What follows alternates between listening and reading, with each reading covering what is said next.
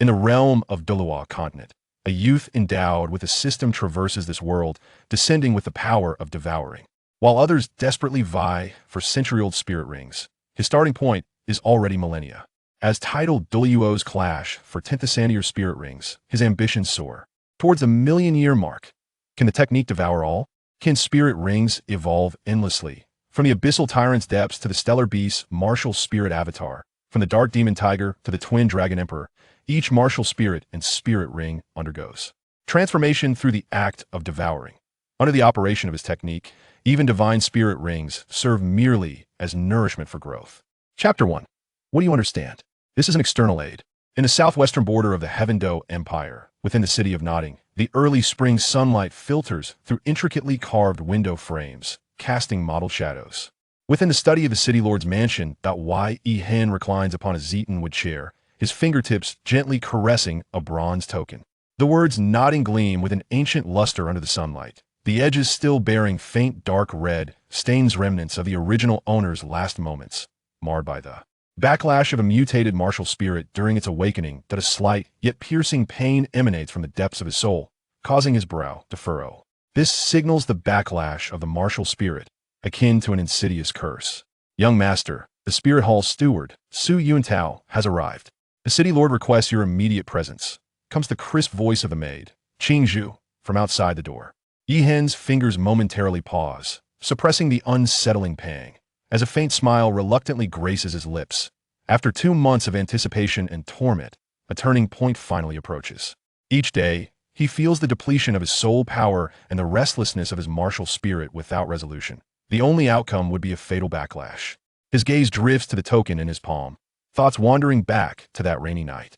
The original owner, in a desperate bid to break through the 10th level bottleneck, experienced a sudden mutation of the martial spirit, the violent surge of soul power instantly rebounded, plunging him into an abyss of excruciating agony. Just as he took his last breath, a soul from Blue Star traversed dimensions, claiming this dying body and inheriting the nearly lethal curse of the martial spirit. System activation condition.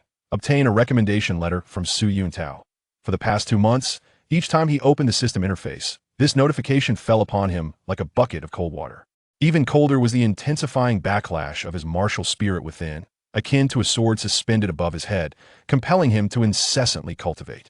The mundane 30 years of existence on Blue Star intertwine with the precarious opportunity of rebirth now at hand. Yi Hen draws a deep breath, tucking the token into his bosom. As he rises, his garments billow, releasing a faint scent reminiscent of dark water.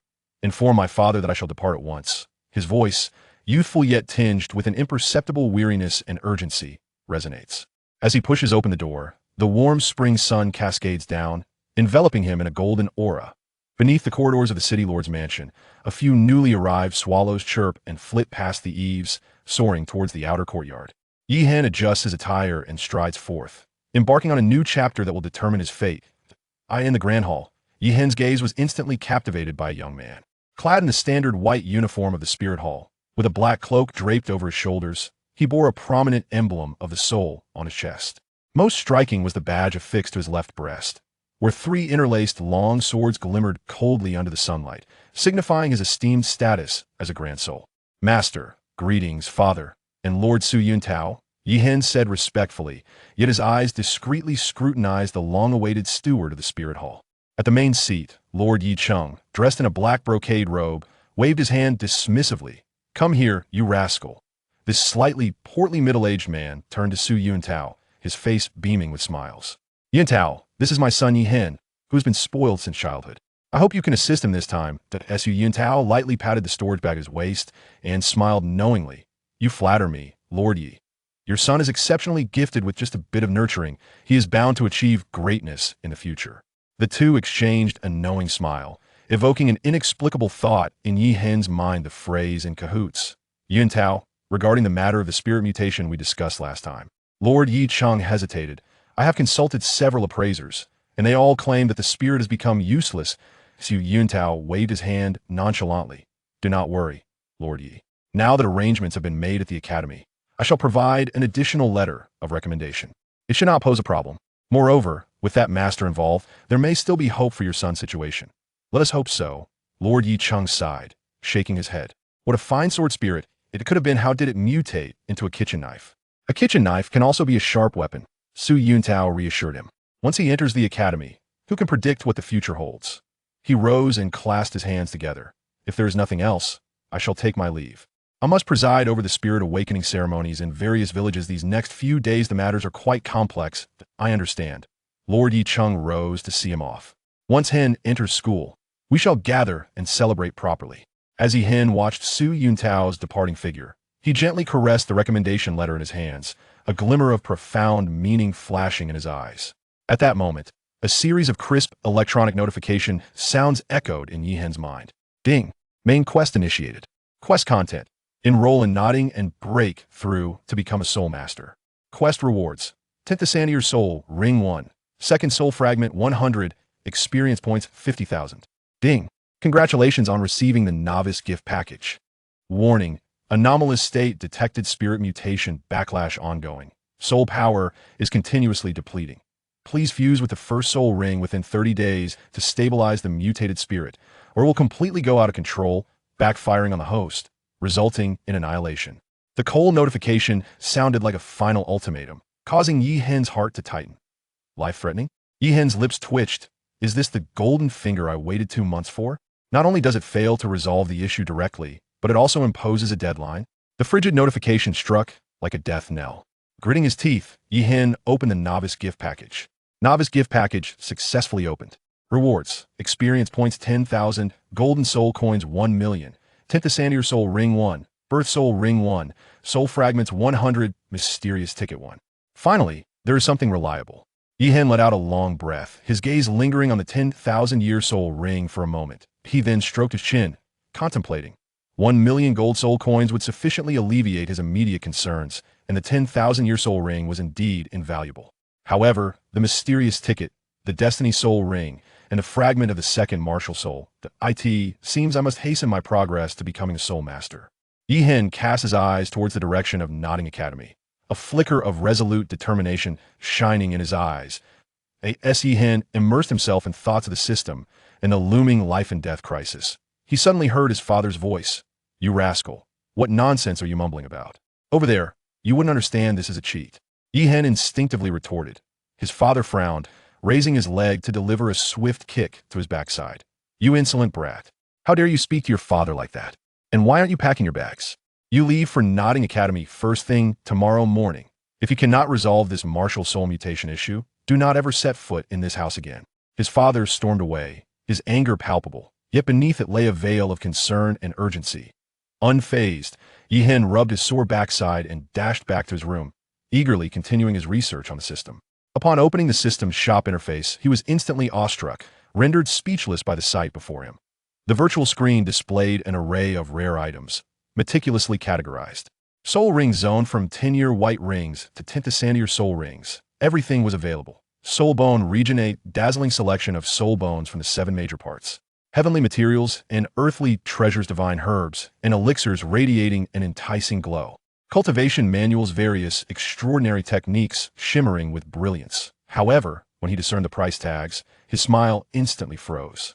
The cheapest white soul ring started at a staggering 10,000 gold soul coins, while the prices for the top-tier items soared into the hundreds of millions. Yihen chuckled wryly, shaking his head. It seems I'll have to try my luck at monster hunting in the next few days to see if I can earn some gold coins. The soul rings gifted by the system were temporarily unabsorbable, but the 1,000 experience points alleviated his immediate concerns, restoring his soul power to level 5. And temporarily stalling the process of backfire that threatened his life, he pondered that upon enrollment, he would undoubtedly gain more experience points, making the breakthrough to become a soul master a feasible endeavor. As for the absorption of the 10,000-year soul ring, since the system dared to offer it, there must be a reason behind it. 30 days. Soul master. Yihen clenched his fists, the pressure of survival transforming into his most primal motivation. He rubbed his hands together and began browsing the shop. Let's see what I can purchase with this 1 million. Chapter 2. Strength through investment. Before Yihen, the interface of the system's store unfolded, revealing a plethora of meticulously categorized and uniformly arranged goods. Having acquired 2 soul rings, he bypassed the soul ring section with ease, as his gaze swept over the soul bone area. The staggering prices starting from millions of gold soul coins caused a slight twitch at the corner of his eye, prompting him to glide past without hesitation. The most pressing matter at hand was to address the latent dangers posed by the backlash of his martial soul. With a deft flick of his fingers, Yi Hen transitioned the interface to the section for medicinal pills and techniques. He urgently sought a miraculous elixir to alleviate the torment of the backlash or a technique to expedite his soul power cultivation. As for the rest, they would have to be set aside for the time being. As his thoughts flowed, the array of colorful medicinal pills in the section shimmered and transformed like a cascading stream. Soon, the page reached its end. Yet he still had not found the elixir capable of resolving the martial soul backlash. A line of cold system text at the bottom noted, "Advanced medicinal pills require system upgrades for unlocking." Yi Hen let out a soft sigh of despondency, redirecting his gaze towards the technique section. In an instant, various tomes of techniques unfurled before him like exquisite scrolls. The ranks varied, and so did their prices. He understood well that a genuinely superior technique was the key to unlocking the pinnacle of a soul master's potential. Having resolved to pursue a technique, he summoned all his concentration, his gaze sharply scanning the introduction and pricing of each technique, filtering for the one most suited to his current predicament. To his dismay, 1,000,000 gold soul coins could only be exchanged for a mid-tier cultivation technique. His eyes lingered on the exorbitantly priced top-tier techniques, some costing tens of millions or even over 100 million, stirring within him a profound sense of frustration and yearning. It seemed that beyond diligent practice, he would need to devise ways to earn more gold soul coins. He muttered in resignation, though a glint of determination flashed in his eyes. This infuriating system, Yi Hen mused, either tormented him with a countdown to death or devised ways to make him toil for profits. Despite his complaints, he was acutely aware that in this realm where strength reigned supreme, without adequate resources to back him, even the greatest talent would amount to mere castles in the air. The system, though demanding, had provided him with a seemingly straightforward path to fortification through investment. Just as Yi Hen resolved to decisively invest that 1,000,000 gold soul coins in a reasonably decent cultivation technique, he found himself unable to suppress a low murmur. If only this wretched system had a credit feature. Dream on. The system does not offer credit. A crisp feminine voice suddenly echoed in his mind. Yi Hen jolted in surprise, quickly scanning his surroundings. Who? Then he realized, tentatively asking, "Are you the system sprite?" Humph. The voice carried a hint of arrogance, declaring itself not as a run-of-the-mill system sprite, but as the magnificent queen's spirit, Winanke's. Stop. Yi Hen interjected impatiently. What queen you I name? Since you are an intelligent assistant, hurry up and procure a set of divine technique manuals for me. You shall not be left without benefit. Yes, Winanke's, not you I name. The voice corrected him with an exasperated tone, then sighed, conceding that given your intellect, it was unlikely you would remember. Henceforth, you may call me Weena. As for the secret arts, Weena's voice suddenly turned playful, revealing that indeed there were 2 sets available, and they were free, though one might fear to practice them. Humph. To be afraid to practice is to be a coward, Jahan blurted out, only to pause in surprise, pondering why his words had suddenly become so unrestrained. Could it be the influence of this youthful body? Whether he was worthy of cultivation was another matter altogether. Jahan hastily sought to restore his image, insisting, "Show me what you have." In an instant, 2 ancient tomes materialized in the air. Weena's voice carried a hint of mockery. "Choose wisely, but do not regret your decision." Jahan focused intently, observing 2 distinctly different texts suspended in the system interface. The tome on the left glowed with a chaotic azure light, its cover inscribed with the archaic words Tianxing Jing, seemingly containing the profound truths of the universe, each stroke appearing to shimmer with the flow of cosmic rivers. The tome on the right was ensnared by purple demonic energy. The words Mojing Shiyu twisted and writhing as if alive, sending shivers through one's very soul at a mere glance. Tianxing Jing.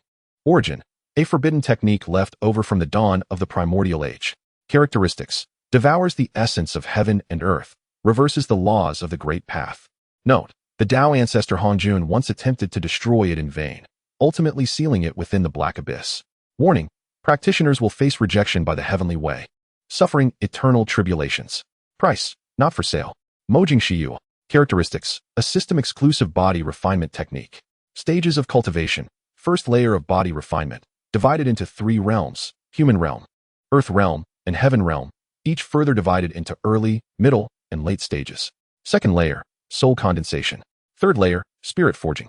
Note. The cultivation process resembles a descent into the abyss of hell. Upon mastery, one may traverse the universe freely. Price. Not for sale. Jahan's fingertips trembled slightly. These 2 techniques were as enticing as they were perilous, akin to Pandora's box. In a daze, flashes of his mundane past life flickered in his mind. The numbing routine of 9 to 5, the solitude of a sparsely decorated apartment, the passage of years filled with regret. Though battered and worn, I shall remain steadfast against the winds of fate, he suddenly declared, his earlier hesitation morphing into a resolute determination. Since he had the chance to live again, why not do so with great fervor? Weena's voice turned serious. Have you truly thought this through? Once chosen, there is no turning back. A defiant smile curled at the corners of Johan's lips as he placed his hands upon both tomes. In this life, I shall defy destiny. With his choice made, two opposing forces surged violently into his being. The azure essence of the Tao intertwined with the purple demonic energy within his meridians. And a vivid crimson warning box suddenly appeared on the system interface. Warning: fusion of forbidden techniques in progress. Heavenly rejection rate, 99. Success rate of cultivation, 100. Confirm? Without hesitation, Johan clicked confirm, his eyes ablaze with an unprecedented fervor. Not bad. You show some courage. Weena's voice conveyed a hint of approval. At that moment, he felt a surge of clarity in his mind, and a complete cultivation method unfolded within his consciousness. Upon careful contemplation, the overwhelming nature of the heavenly scripture left him breathless. For this extraordinary cultivation method was akin to the radiant moon compared to the flickering firefly of traditional meditation practices on the Doloa continent. What astonished him most was the explicit assertion within the scripture. It could devour soul beasts as well as the soul rings and bones of others, thereby not only enhancing one's own soul power, but also prolonging the lifespan of existing soul rings and bones. However, do not rejoice too soon. Weena suddenly doused him with cold water, stating that the heavenly scripture contravened the laws of heaven. While others faced tribulations upon ascension, she deliberately elongated her tone, warning that every 10 levels of breakthrough would entail a strike from lightning. What? Yihen felt as though struck by thunder, his face paling instantly. You wretched you chicken. Why didn't you mention this sooner? In a fit of rage, he stomped his feet, his mind flooded with images of cultivators being charred to a crisp during their tribulations in various novels. Weena calmly added, I suggest you acquire a torso soul bone before breaking through 10 levels. This might grant you approximately a 20% chance of survival. 20%. Yihen felt darkness encroaching upon him, nearly losing consciousness. It was too late for regrets now, Weena laughed maliciously. The fusion of the scripture is irreversible. However, she shifted her tone. If you are too fearful to take this minor risk, how can you speak of dominating the universe? Chapter 3. Entering Doloa, Yihen slumped to the ground, gazing aimlessly at the sky, devoid of hope. Suddenly, he sprang up like a carp, his eyes ablaze with fierce determination. Is it just a lightning tribulation? I shall fight with all I have. The greater the risk accompanying the scripture, the more it attested to its remarkable nature, Weena remarked nonchalantly. Yihen paused momentarily, then a wry smile graced his lips. Taking a deep breath, he suppressed all distractions, focusing intently on comprehending the enigmatic scripture known as the 18 Hells of Magic. As he delved deeper into the scripture, his expression grew increasingly grim. This body-refining method was nothing short of horrifying. Each level of cultivation was akin to enduring the tortures of hell. Each realm felt like a cycle through 18 layers of torment. First layer, body refinement. Through the magical scripture, one continuously tempers the body, cleansing the sinews and marrow. With every 10 levels of breakthrough, one must assimilate at least one part of a soul bone, and then harness the power of thunder for further refinement, achieving a 100% compatibility with the soul bone. Only before reaching level 70, by gathering 7 parts of soul bones with perfect compatibility, can one step into the second layer. Second layer, soul condensation. This realm is even more perilous. The heavenly soul must undergo 100 reincarnations in a virtual realm. The earthly soul must endure the inferno of the 9 underworlds, and the human soul must maintain its essence amidst the illusory void. The 3 souls must break through the shackles of 1,000,000 years of cultivation to have the opportunity to touch the threshold of the third layer. Third layer, body forging. The ultimate cultivation is deemed a defiance of fate, condensing the 7 emotions and 6 desires into tangible essences. Each essence possesses an indestructible quality. Even if but one essence remains, it can be reborn from a single drop of blood. Upon reaching full maturity, the 7 essences transform into a rainbow, truly attaining the realm of immortality.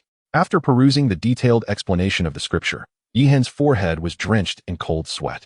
As Yihen chose to embrace his madness, he suddenly burst into laughter, exclaiming, well, if I am to go mad, then let it be to the fullest. His eyes sparkled with a frenzied light, and he was eager to discover whether this art was truly as formidable as it claimed, or if his own will would prove stronger. Yihen settled into a lotus position, his hands forming seals as he simultaneously activated 2 formidable techniques. As the heavenly scriptures commenced its operation, the soul power in the room surged towards him like rivers converging into the ocean, forming a miniature vortex of soul energy at his dantian. Yihan was astonished by the speed of absorption, as if he were plundering the essence of heaven and earth. He could distinctly sense the soul power within a radius of 10 zhong being frantically siphoned away. Were he in a realm rich with soul energy, he could likely break through to the 6th level overnight. However, as the 18 hells of the Demon Codex began to operate, a sudden anomaly occurred. The previously docile soul power turned violently chaotic, transforming into thousands of streams that rampaged through his meridians. Yihan trembled, feeling as though countless steel needles were coursing through his body, each inch of flesh emitting agonizing moans. Beads of sweat the size of soybeans rolled down his forehead, and his youthful visage contorted in pain. His nails dug deeply into his palms, blood trickling through his fingers, blooming into exquisite crimson flowers upon the floor. Yet, Yihan gritted his teeth and persevered through 5 grand cycles. When the first rays of dawn pierced through the window, he finally collapsed, utterly spent. As if he had been pulled from water, his garments drenched in sweat. Breathing heavily, Yihan chuckled wildly, a manic grin spreading across his lips. Relishing the pain and the sensation of burgeoning power, he shakily lifted his hand, discovering faint dark golden patterns swirling beneath his skin. Even more astonishing was the fact that his soul power was nearly 30% denser than it had been the previous night. At this rate, he believed he could eventually manage the risks of soul backlash and energy depletion. Worth it. Wiping the blood from the corner of his mouth, his eyes burned with fierce determination. He swayed slightly as he rose, gazing out at the rising sun. The torment of the night had imparted a vital lesson. To attain strength beyond the ordinary, one must endure suffering beyond imagination. And this was merely the beginning.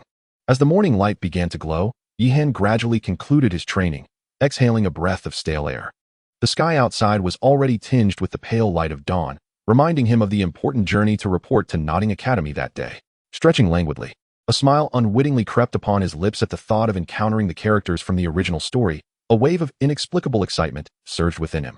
He swiftly donned a fresh set of black attire, brandishing his mutated kitchen knife martial spirit, which, despite its odd appearance, resonated with a unique power he could now sense after a night of cultivation. The city lord's residence was merely a few streets away from Notting Academy. Yihan did not take the time to bid farewell to his father, knowing he could return home at any moment. He casually grabbed a couple of meat buns from a street vendor and waved off his accompanying servant. In Notting City, with his status as the city lord's son, his safety was certainly not a concern. Walking along the cobblestone streets, Yihan took pleasure in observing this charming town imbued with the essence of medieval Europe. The rhythmic sound of metal striking metal emanated from the blacksmith's forge, while vendors along the roadside enthusiastically called out to passers-by. And the air was suffused with the delightful aroma of freshly baked bread. All of this made him acutely aware that he was truly immersed in the world of Doluo continent. Turning the final corner, the iconic arched gate of Notting Academy came into view. Unconsciously quickening his pace, his heart raced in anticipation. He knew that crossing this threshold would mark the official beginning of a new chapter in his life.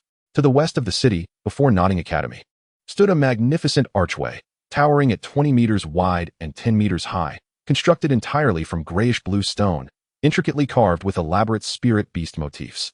The 2 black iron gates gleamed coldly, each iron bar as thick as an adult's arm, with sharpened tips resembling spearheads. Through the gaps in the bars, a straight cobblestone path led deep into the academy, flanked by ancient trees whose branches intertwined overhead to form a natural arch. Several winding pebble paths diverged from the main road, meandering into the shaded depths of the grove. Halt! Who is this little brat?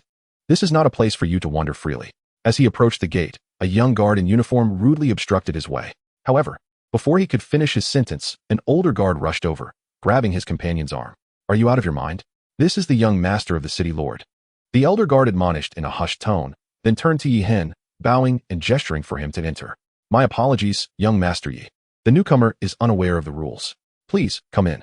The young guard's face turned pale, and cold sweat beaded on his forehead as he stammered an apology. I did not recognize your stature, young Master Yi. Please forgive my ignorance. Yihan, uninterested in quarreling with such sycophants, merely acknowledged him with a faint sound before striding into the courtyard. Crossing the tree-lined Central Avenue, he soon found the Academic Affairs office. Upon entering, he saw a middle-aged man with gold-rimmed glasses busily sorting through documents. Yihan approached respectfully, presenting his letter of recommendation. Good day, Director Su. Here are my enrollment materials. Chapter 4, Notting, the Master. Director Su accepted the letter, a flicker of surprise crossing his eyes behind the lenses. He scrutinized the composed young man before him, struggling to reconcile him with the debauched image of the city lord's son he had heard about. So, it is young Master Yi. Director Su adjusted his glasses, his tone now laced with scrutiny. Master Su Yuntao specifically instructed me to personally arrange your enrollment matters. Yi Hen nodded respectfully, neither overly humble nor arrogant. Thank you for your assistance, Director Su. Outside, a few sparrows perched on the branches, chirping merrily. Meanwhile, in this tranquil office, an encounter that could alter the dynamics of Nodding Academy was quietly unfolding. After perusing the recommendation letter, a warm smile graced Director Su's face.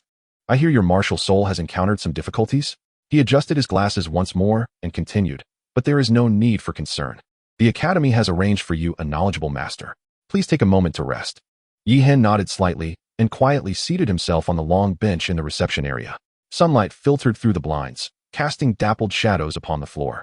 His gaze followed the dancing light spots, yet his thoughts drifted towards the esteemed master he was about to meet.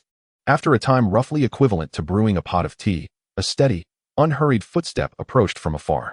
Yi Hen looked up to see a middle-aged man of average height and a somewhat lean physique ambling towards him. The man appeared to be in his 40s or 50s, with neatly styled black hair parted to the side, and an ordinary face that framed a pair of seemingly languid yet perceptive eyes. His hands rested casually behind his back, exuding a unique aura that seemed to set him apart from the mundane world. Master, this is Yi Hen, the son of the city lord. Director Su said with a beaming smile, his tone laced with a hint of ingratiation. The dean has given specific instructions and hopes you can assist with this matter. The academy would be immensely grateful. The master's brow furrowed slightly as his indifferent gaze swept over Yi Hen, his voice calm and devoid of emotion. Release your martial soul. Yi Hen understood immediately. Were it not for his identity as the city lord's son, this theoretical master might not have even deigned to spare him a glance. He inwardly scoffed.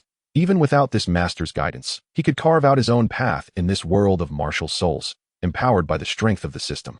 However, since his father had already arranged this meeting, indulging in a mere formality was of little consequence. A low hum resonated, and a cold gleam flashed as Yi Hen manifested an ancient bronze kitchen knife in the palm of his hand. The blade, unadorned yet radiating a chilling luster under the sunlight, drew a stifled laugh from several young teachers in the academic office. Director Su immediately shot them a stern glare, and once silence descended, he forced a smile to smooth over the situation. Though the ancestral sword martial soul of the Yi family has mutated into this form, it may still reach the city lord's realm given the right cultivation. The master regarded the ancient bronze knife, a glimmer of contemplation flickering in his eyes. He spoke slowly, his voice deep and resonant. A piece of jade will shine when polished over time, yet rusted iron must endure countless forges to become steel. He shook his head, a hint of regret in his tone. Innate deficiencies ultimately leave one at a disadvantage. Upon hearing this, Director Su's face was a mask of smiles. So, master means. As long as he can break through the spirit master realm, the master turned away, adding coolly, I can offer guidance on the selection of spirit rings. As for anything else, I am afraid I am powerless. That is quite satisfactory, Director Su responded, though his smile was somewhat strained. He quickly regained his professional demeanor, reassured that with the master's words, the city lord would surely feel at ease. Wiping the cold sweat from his brow, he understood that the dean had originally hoped for the master to personally instruct Yi Hen, but given the master's aloof attitude, further discussion would be futile. Nevertheless, upon reflection, while Yu Xiaojing might have an eccentric personality, he was undeniably an authority in martial soul theory. To agree to provide guidance on spirit ring selection was already a significant concession to the city lord. Yi Hen observed everything with keen eyes, a subtle smile playing at the corners of his lips. He gently caressed the kitchen knife, his martial spirit, a glimmer of amusement dancing in his eyes. He let out a cold laugh. What an intriguing theory of the top 10 core competencies of martial spirits. It appears that the master's teachings only apply to the rough jade in your eyes. Yu Xiaojing paused, turning around with a hint of surprise flashing in his gaze. Instead of becoming angry, he displayed a faint smile of amusement. How interesting. You are correct, indeed. Raw jade requires an exquisite chisel for refinement. With his hands clasped behind his back, he spoke with an air of arrogance, asserting that a true mentor should possess the discernment to recognize talent and teach according to individual aptitude. My time is precious, and I only instruct those deserving of guidance. Oh, Yi Hen raised an eyebrow in response. Is it not a greater testament to a mentor's true skill to cultivate students of mediocre talent? A spark of brilliance flickered in Yu Xiaojing's eyes as he reevaluated the young man before him. It is rare for someone so young to be familiar with my theories. However, he shook his head, declaring, "Your provocations do not affect me. I, Yu Xiaojing, have always preferred quality over quantity in my disciples." Yi Hen nearly laughed in exasperation. This so-called master of theory was, at his core, a man of considerable self-importance. He had no intention of seeking apprenticeship. He merely found the other's lofty demeanor intolerable. "You worry too much," Yi Hen replied, retracting his kitchen knife martial spirit, his tone calm, yet tinged with sharpness. "My path of cultivation is of my own making. To witness your esteemed presence today, indeed, it is as the rumors say." The last 4 words held a profound significance, causing Yu Xiaojing to furrow his brow. The atmosphere in the office became tense as their gazes clashed in the air. Director Su, anxiously rubbing his hands, was about to intervene when he saw Yi Hen turn to face Yu Xiaojing directly. A provocative smile curling at the corners of his mouth. "Since you deem my martial spirit to be worthless, how about we make a wager?" He stepped forward, his eyes glinting with mischief. "Let us bet on whether your future student can defeat me. If I lose, the Yi family shall repay your debts to the academy. If you lose," he deliberately elongated his words, "then let your precious student acknowledge me as their elder brother." Yu Xiaojing's face darkened at the challenge. How could a mere youth dare to provoke him publicly? "I currently have no students," he replied coldly, "but should I find a suitable candidate? What harm is there in accepting your wager?" Just as the two stood at an impasse, a notification chimed. Ding! Permanent achievement task triggered. Defeat the chosen one. Tang-san. Task details. Can be challenged every 10 levels. Success reward. Level 1, 1 lottery box. Failure penalty. Level reset. Yi Hen's pupils contracted, a sense of foreboding washing over him. He had merely intended to temper the master's arrogance. But he had inadvertently stumbled into a trap laid by the system. The benefits of victory were indeed plentiful, yet the consequences of failure. Suddenly, his eyes brightened, and he murmured to himself in excitement. "Wait, defeating Tang-san every 10 levels grants me direct upgrades? Does that mean I can easily advance by challenging him before each breakthrough?" He couldn't help but laugh aloud, but then a thought struck him, and his expression stiffened. "But what if Tang-san dies?" "Rest assured, host," Wu Yaina's voice resonated at an opportune moment. "If Tang-san were to meet his demise, the mission would automatically terminate." "That cannot be," Yi Hen exclaimed, slapping his thigh, a resolute gleam flickering in his eyes. "If I am to be their elder brother, I must certainly protect my younger brethren." Chapter 5, The Soul-Hunting Forest. Yi Hen. Yi Hen. Director Su's call jolted him back to reality. "What are you daydreaming about?" Yu Xiaojing's face darkened. The audacity of this youth to dawdle and grin in his presence was utterly disrespectful. "My apologies," Yi Hen quickly retracted his smile, adopting a serious demeanor. "I just recalled something amusing. Master, our agreement stands as is. You needn't concern yourself with the soul ring matter. I sincerely hope you find your raw gem soon." He paused meaningfully. "At that time, I shall regularly guide him." "Arrogant," Yu Xiaojing bellowed, tossing his sleeve in indignation as he turned to leave, not even bothering to bid farewell. Director Su, unable to intervene, could only watch helplessly as the master stormed away. Sighing, Director Su rubbed his temples in exasperation. Where does this lad derive such confidence to offend the master so thoroughly? How shall I explain this to the dean? With a lackluster demeanor, he gestured towards the dormitory's location before hastily departing to manage the aftermath. Meanwhile, Yi Hen hummed a tune, leisurely making his way to the dormitory, already contemplating his future plans for nurturing his younger brothers. The dormitory building stood solitary in the northwestern corner of the academy, its gray-white facade adorned with creeping ivy. In this secluded little town, individuals capable of awakening soul power were exceedingly rare, rendering the entire dormitory remarkably spacious. The student accommodations were concentrated on the lower 3 floors, comprising merely 7 rooms. Given that the children at the Junior Soul Master Academy were still quite young, the institution adopted a communal lodging management approach, with over 40 students from each grade sharing a single expansive dormitory. As Yi Hen pushed open the door to room 1, he was greeted by an expansive vista.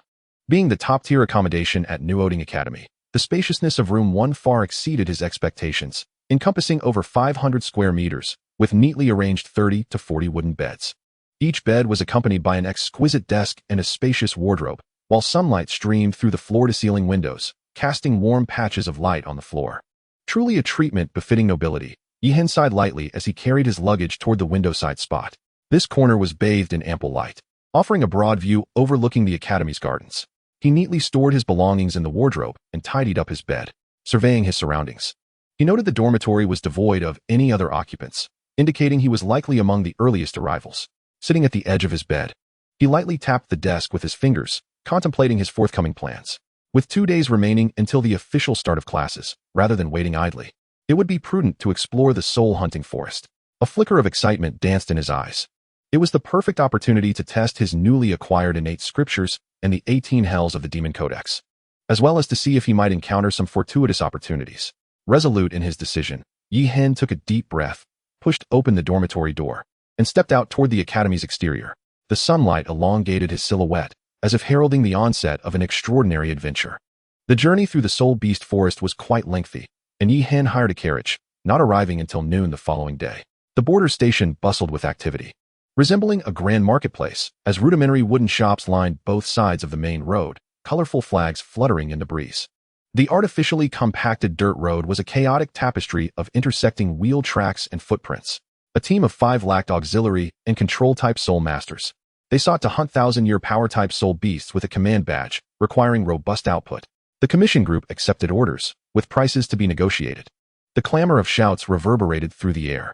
As Yi Hen navigated through the throngs of people, he observed the shops brimming with various gear, gleaming iron weapons, sturdy beast-hide armor, preserved rations using soul guide devices, and even stalls dedicated to selling maps of soul beast distributions.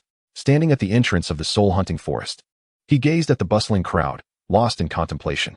From memory, he recalled that entry into this forest, where soul beasts were kept, required a pass issued by the Spirit Hall, compelling him to consider joining a soul-hunting team. In the periphery of this government-sanctioned soul beast forest, interests and desires intertwined into a vast net. As one of the wealthiest groups on the continent, Soul Masters naturally attracted countless speculators eager to partake in the bounty. However, he was not in want of money. The rewards from the single system alone amounted to 1 million gold soul coins, a fortune unimaginable to ordinary folk. Yi Hen surveyed the bustling soul-hunting teams, spotting one that appeared relatively legitimate. Their uniforms bore emblems symbolizing their professions. Composed of 5 distinct roles, the food-type soul master responsible for supplies, the recovery-type soul master tasked with restoring states, the agile battle soul master in charge of reconnaissance, the power-type battle soul master for defense, and the attack-type soul master for extermination. Yi Hen approached the well-equipped hunting team and, addressing the blonde youth who was shouting, stated plainly, "I wish to hire your team. Please quote a price." The blonde youth was momentarily taken aback and had yet to respond when a young woman clad in black attire burst into laughter. "Little brother, by your appearance, it seems you have yet to break through as a soul master, right? The soul beasts in the hunting forest could easily devour you with a single bite." Laughter erupted around them. Yi Hen, uninterested in idle banter, retrieved a heavy coin pouch from his system space and poured out 500 gleaming gold soul coins. "Is this sufficient for a day's commission?" An immediate hush fell over the crowd. The blonde youth, quick on the uptake, seized the pouch, his voice trembling with excitement. "It's enough. Absolutely enough. Rest assured, we can handle soul beasts below 1,000 years with ease, ensuring your journey is comfortable." The 500 gold soul coins represented nearly half a month's earnings for them, and the entire team's demeanor shifted dramatically. The previously mocking black-clad woman hurried forward with a smile. "Young master, please don't take offense. We will arrange the most comfortable journey for you right away." The burly defense-type soul master in the team eagerly brought over a cushioned chair, while the food-type soul master swiftly began preparing various supplies. Yi Hen observed the obsequious demeanor of the group before him, a playful smirk gracing his lips. Indeed, the power of wealth proved equally effective in this realm. "No need to rush," he waved his hand dismissively. "I possess a keen interest in soul beasts and would like to solicit your expertise during our journey." As he spoke, he produced a small pouch, weighing it in his hand, adding, "If you perform admirably, there may be additional rewards." The eyes of the 5 individuals instantly sparkled with enthusiasm, their service becoming even more fervent and attentive. After some discussion, a well-equipped soul-hunting team set forth to escort this lavish young master deeper into the soul-hunting forest. The golden-haired youth retrieved a silver-gray soft armor from his pack, respectfully presenting it to Yi Hen. "Young Master Yi, this armor is crafted from the hide of a century-old iron-armored beast. While it may not be a rare treasure, it will suffice to withstand the attacks of ordinary century-old soul beasts." Yi Hen accepted the armor, feeling its substantial weight and noting its metallic sheen. He silently nodded, recognizing the professionalism of this team, which had even considered such details. As they traversed the bustling market, Yi Hen found himself pausing at the sight before him. An ancient and dense forest stretched out ahead, its towering trees twisted and gnarled, as if narrating the passage of time. Most striking was the steel wall encircling the forest. A 10-meter-high metallic barrier stood resolutely, its side facing the woods adorned with sharp spikes that glinted coldly in the sunlight. Outside the barrier, hundreds of fully armed elite soldiers patrolled, clad in uniform heavy armor and wielding long spears, their clashing armor producing a resonant clang, exuding an air of grim authority. Chapter 6. The Commission Team.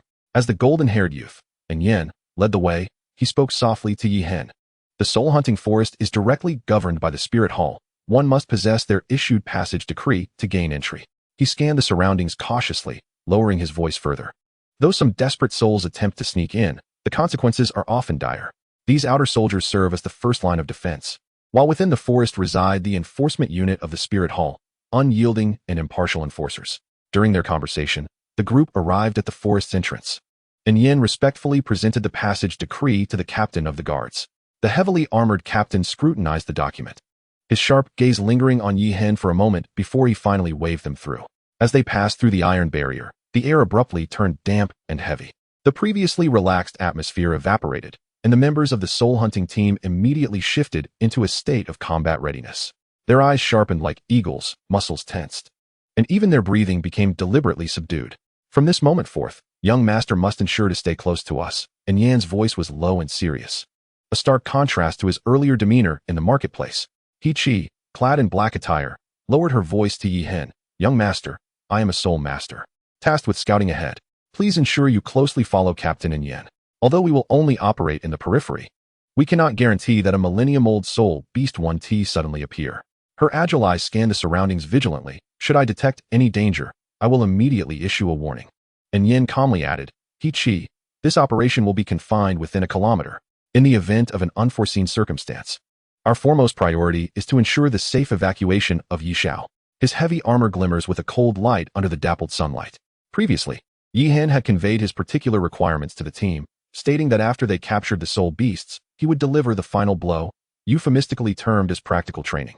Although the quintet found this perplexing, the promise of substantial rewards compelled them to cooperate with professionalism. At this moment, the team advanced in a tightly knit formation. At the forefront was Yen, a defensive specialist, serving as a mobile shield. To the left stood Zhao Hu, an aggressive fighter, his muscular arms poised for action. To the right was Li Wu, the sustenance specialist, his waist laden with supplies. Bringing up the rear was Fong Detong, a healing expert, his staff emanating a faint glow of restorative soul energy. Yi Hen was safeguarded in the center, maintaining an optimal protective distance of approximately 5 meters from the other members. He-Chi's silhouette had long vanished into the thicket ahead, occasionally accompanied by the rustling of leaves that hinted at her whereabouts. The team progressed steadily in a fan-shaped formation, each member wholly focused, their breaths deliberately softened. The avian calls and insect chirps in the forest resonated with heightened clarity at this moment. Towering ancient trees obscured much of the sunlight, allowing only sporadic patches to filter through the layered foliage onto the ground. The air was infused with the rich scent of damp earth and a subtle fragrance of greenery, occasionally punctuated by distant roars of soul beasts. Adding an element of peril to this primordial forest, the 5 figures navigated through the woods with precise spacing, their steps light and cautious, each movement meticulously calculated to avoid disturbing any lurking soul beasts. And Yen led the way, his imposing physique and muscular build grounding each of his steps with unwavering strength. As the team's defensive soul master, he bore the crucial responsibility of safeguarding his companions. His skin bore an unusual earthy hue, a distinctive mark bestowed by his martial soul. The Xuanjia turtle, slightly hunched, he wielded a massive shield, intricately engraved with complex patterns, ever prepared for sudden assaults. Maintain formation, stay vigilant. And Yan's deep voice resonated clearly through the tranquil forest. 5 meters to his left, Zhao Hu resembled a predator poised to pounce. This offensive soul master, though lean, harbored explosive strength within each muscle. His hands had partially manifested his martial soul, sharp tiger claws extending from his fingertips, glinting ominously in the faint light. Zhao Hu's eyes continuously scanned the dense thicket to his left, his nose subtly twitching as he attuned to potential dangers in the air. 5 meters to his right, Li Wu quietly followed the team. The restorative soul master appeared rather unremarkable, average height, serene countenance. Yet the emerald-hued soul staff in his grasp radiated a gentle vitality. With his eyes half closed, Li Wu seemed to be sensing the flow of life energy in the surrounding environment, ever ready to provide healing to any injured allies. At the rear of the team, Fong Detong maintained the same distance as his forward companions. As another restorative soul master, his duties slightly diverged from Li Wu's, focusing on status restoration and energy replenishment. His martial soul manifests as an ancient tome, emanating a faint golden glow, with pages that flutter autonomously, ever poised to unleash auxiliary soul skills. At the heart of the formation, Yihen idly savors the surrounding scenery. A sharp whistle pierces the tranquil atmosphere. And Yin abruptly raises his right hand, and the entire team freezes. The 5 individuals synchronize their breaths, enveloped in absolute silence. Yihen's ears twitch slightly, catching the faint rustle of movement approximately 200 meters ahead, an indication of some large creature snapping branches underfoot.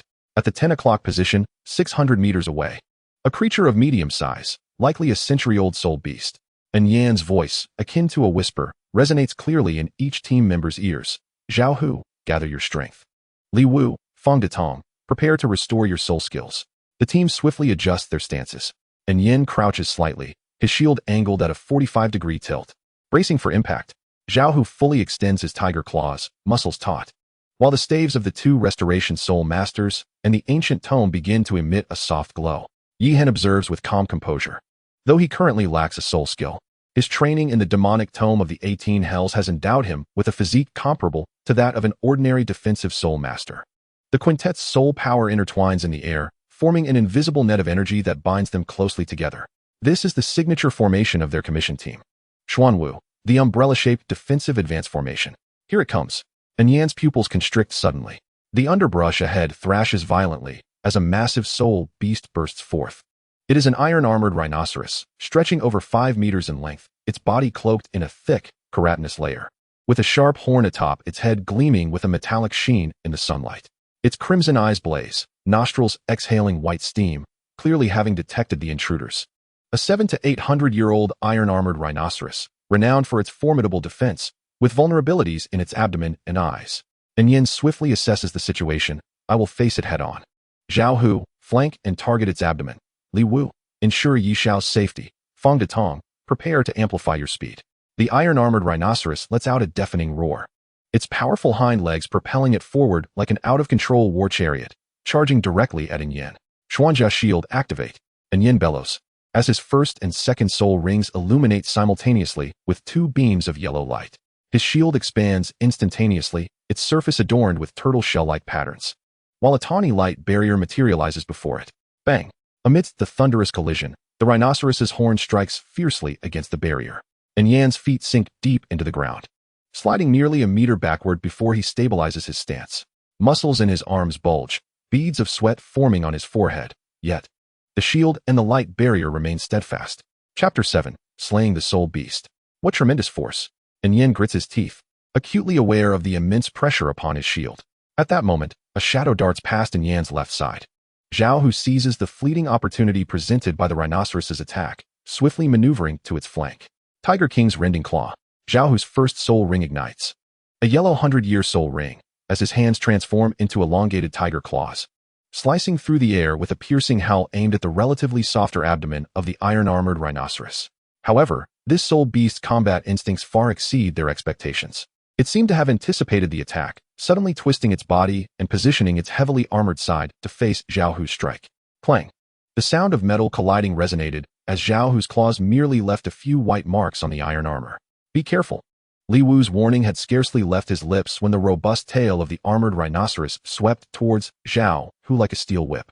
In a critical moment, several strands of energy coiled around Zhao Hu's waist, yanking him back to a safe distance. The gust from the sweeping tail stung Zhao Hu's cheek painfully. Thank you, he said, quickly readjusting his stance upon landing and nodding at Li Wu. Li Wu did not respond. His focus was entirely on the battlefield's dynamics.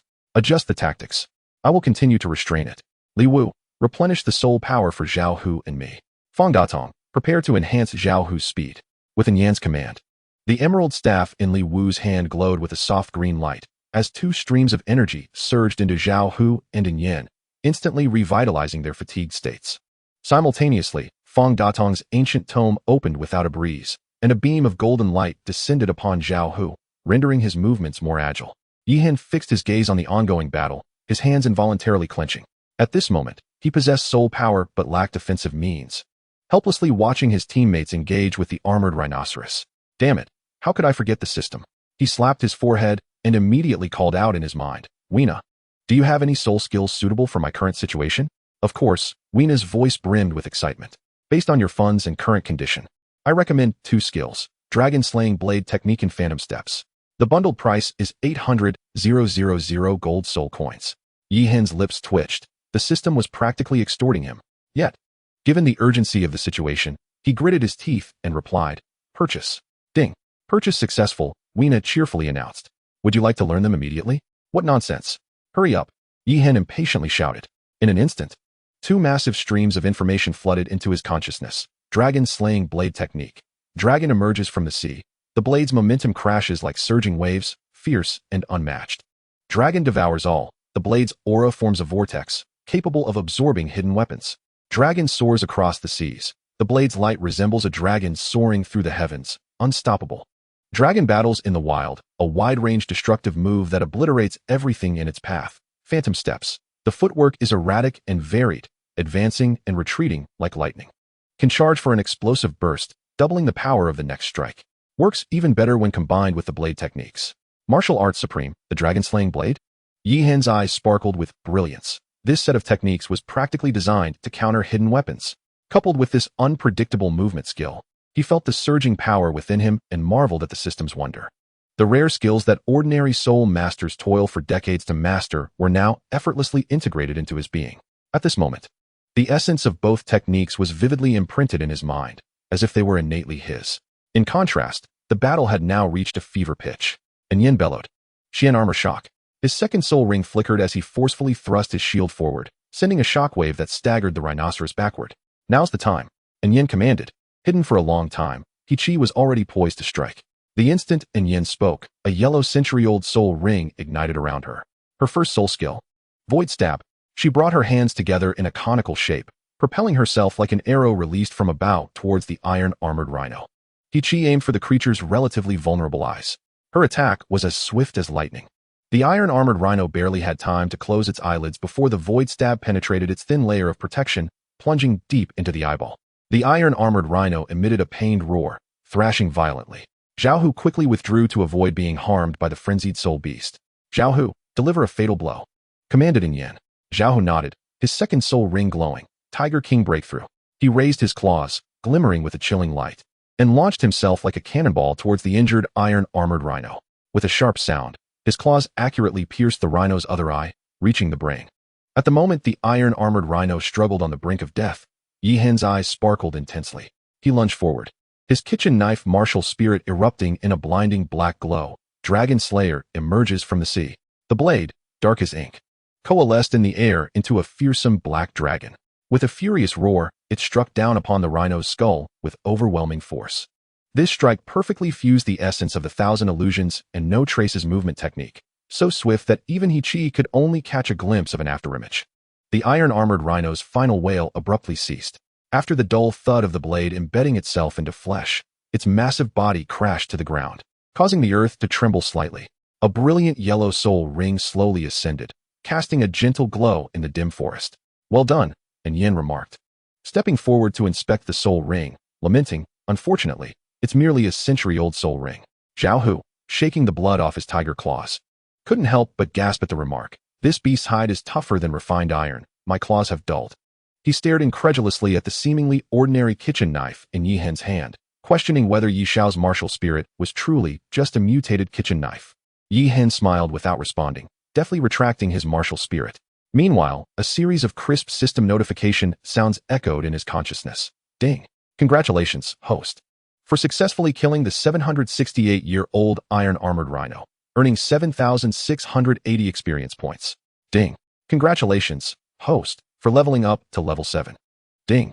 First kill reward. 1 choice soul bone gift box, 1 mysterious blind box. Ding. Detecting recyclable resources, iron-armored rhino soul ring and corpse.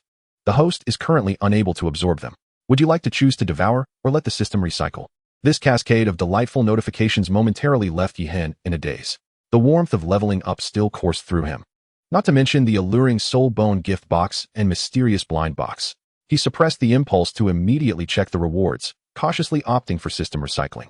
With so many eyes around, his devouring ability must remain concealed. Ding. Recycling successful. Corpse recycling, 768 gold soul coins. Soul ring recycling, 768 gold soul coins. Total, 1,536 gold soul coins. Yi Hen pondered the system's recycling mechanism, gradually grasping its patterns.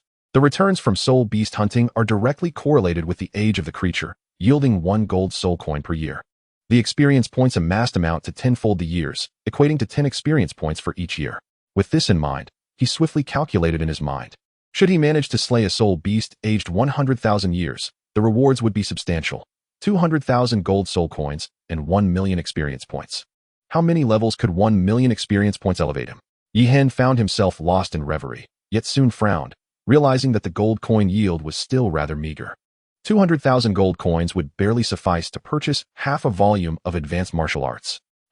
The chilling laughter of Wu Yaina suddenly echoed in his mind. Do you have any idea what 1,536 gold soul coins represent? That's enough for a common family to sustain themselves for over a decade. And you still find it lacking? Her voice rose sharply. 100,000-year soul beast? At your current level, even a century-old soul beast could devour you like a morsel. Chapter 8. Shadows of the Void Wing. Feeling somewhat embarrassed by Wu Yaina's retort, Yi Hen pondered that as a soul master, he should not measure himself by the standards of ordinary people.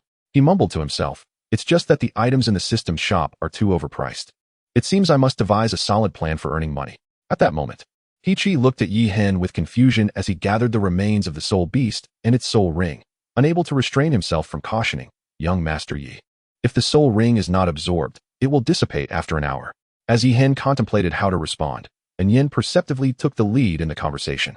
Young Master Yi surely has his own considerations. Let us refrain from probing further. He cast a meaningful glance at Yi Hen. Having witnessed Yi Hen's astonishing display of skill, and Yin felt a tempest of thoughts stirring within him. The ability to execute moves comparable to soul techniques without a soul ring was beyond the capabilities of an ordinary soul master. He speculated that this individual likely hailed from a hidden, prestigious family, and that seemingly ordinary kitchen knife martial spirit might be a clever disguise. Could it be a twin martial spirit? Or perhaps, and Yin shook his head, forcing himself to halt such fanciful musings. In the realm of soul masters, prying into the backgrounds of others is a grave taboo. He turned to his companions and instructed, let us take this opportunity to rest. We shall proceed shortly. Yi Hen expressed gratitude with a glance at Yin, silently admiring the captain's tact. He felt the weight of the storage bag at his waist. Sensing the addition of 1,536 gold soul coins within the system's space, and began to formulate his upcoming plans. Hunting soul beasts not only allowed for leveling up, but also generated income, albeit modestly. It was, indeed, a dual benefit. As night deepened, a thin mist rose within the forest. The soul hunting team set up camp in a relatively open area, the crackling of the campfire resonating in the stillness. Yi Hen found a comparatively safe corner to rest, his consciousness sinking into the system space. Open the mystery box. Ding. Congratulations to the host for obtaining 1. Invincible Sausage. Restores all soul power instantly upon consumption, and grants a 30-second invincibility status. 2. Eagle Eye Technique. Allows probing of target attributes and authentication of item authenticity. 3. Chinese Rural Dog. Yi Hen remarked a dog? His lips twitched. Could this mystery box even yield living creatures? However, now was not the time to dwell on such trivialities. He took a deep breath and clicked on the more significant reward, selectable external soul bone gift box.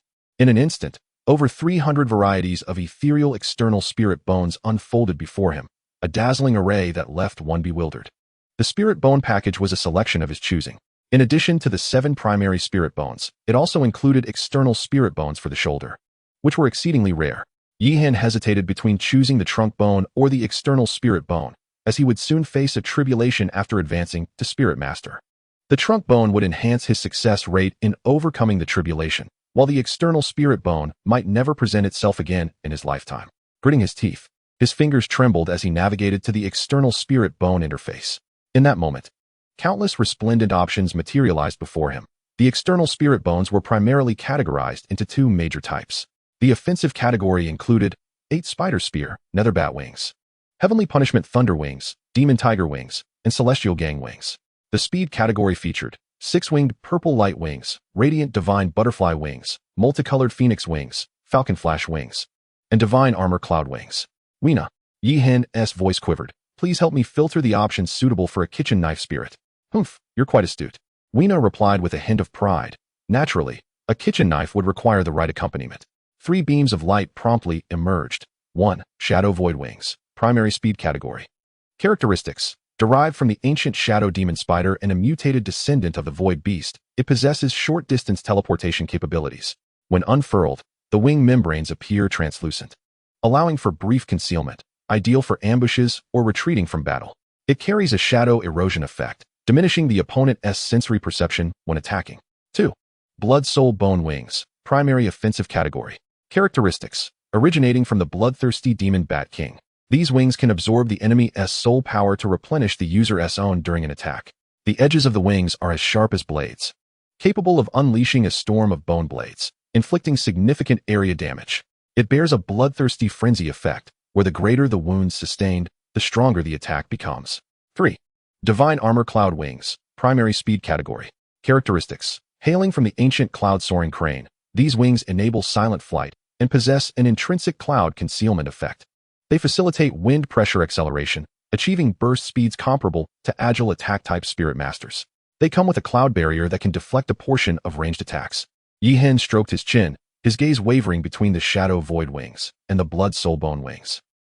This is truly a difficult choice.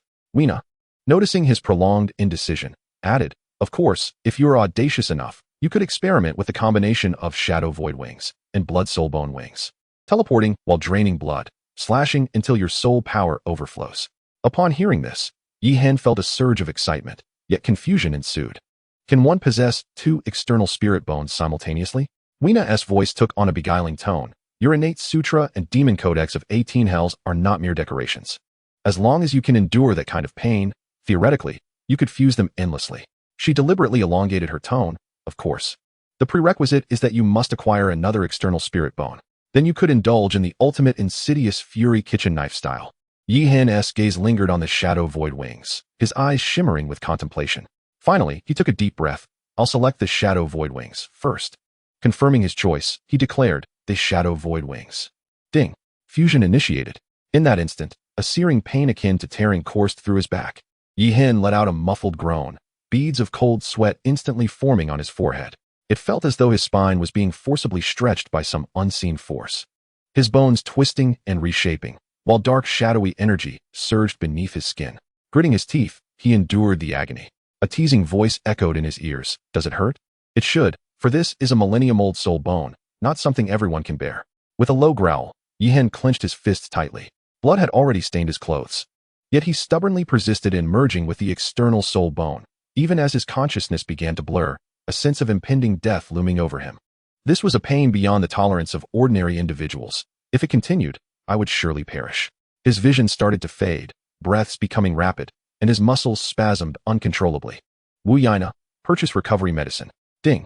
The host spent 50,000 gold soul coins to acquire 5 advanced healing pills. Trembling hands brought the pills to his mouth, which dissolved upon contact, a wave of refreshing energy coursing through him, alleviating the pain at last. He gasped heavily, drenched in cold sweat. Wu Yaina's voice rang out again, this time laced with admiration. Well done, you actually endured. However, the fusion has only just begun. With gritted teeth, Yi Hen pressed on. Time ticked away, each second bringing waves of excruciating pain. He relied solely on the healing pills to barely hold on, his consciousness wavering between clarity and haze. 1 hour passed, then 2. Finally, after enduring a protracted torment, a thunderous roar erupted as a pair of dark bone wings suddenly unfurled from his back. Spanning 3 meters, the spiny wings exuded a menacing aura, dark purple energy flowing through their translucent membranes, seemingly capable of devouring surrounding light. Success! Yi Hen's eyes sparkled with ecstatic joy. With a mere thought, his wings fluttered slightly, and he transformed into a fleeting shadow, vanishing from sight. In the blink of an eye, he reappeared atop a tree 10 meters away, his speed so astounding that even the afterimage blurred. Is this shadow teleportation? Wu Yaina's voice chimed with amusement. Indeed. A short-range flash, combined with your blade, you'll be able to strike without a shadow ever touching you. Chapter 9. The Chinese Rural Dog. Wu Yaina, you nearly caused my demise. Yi Hen growled through clenched teeth, the sharp pain in his back still lingering, cold sweat soaking his garments. He slumped to the ground, breathing heavily, fingers trembling slightly. Were it not for those 5 advanced healing pills, he might have truly met his end. Oh dear, esteemed host. Did you not make it through? Wu Yaina's voice teased in his mind, laced with a hint of frivolity. Besides, is there any fusion of a millennium-old soul bone that isn't painful? Pain is a testament to its power. Yi Hen rolled his eyes, too fatigued to argue. He glanced at his hands, the palms bearing the marks of blood from his clenched grip against the agony. Yet, looking at the dark bone wings shimmering with a cold sheen under the moonlight, He noted his soul power had risen from level 7 to 9, and he could faintly sense a breakthrough to level 10 on the horizon. It was indeed worth it. Woof. Suddenly, a sharp bark interrupted his thoughts. Yihen paused, turning his head to see a golden-coated Chinese rural dog squatting at his feet, tilting its head, with bright black eyes fixed intently upon him. Where did this dog come from? He frowned. A voice chimed in, reminding the host. This is the Chinese rural dog you obtained from the blind box. Yihen responded with a perplexed expression. How did it suddenly appear? And what purpose does this dog serve? He stared at the canine, which returned his gaze, its tail wagging enthusiastically. Woof. Hello, master. Yihen was taken aback. You can talk? The dog grinned widely, revealing a set of neatly aligned teeth. Of course.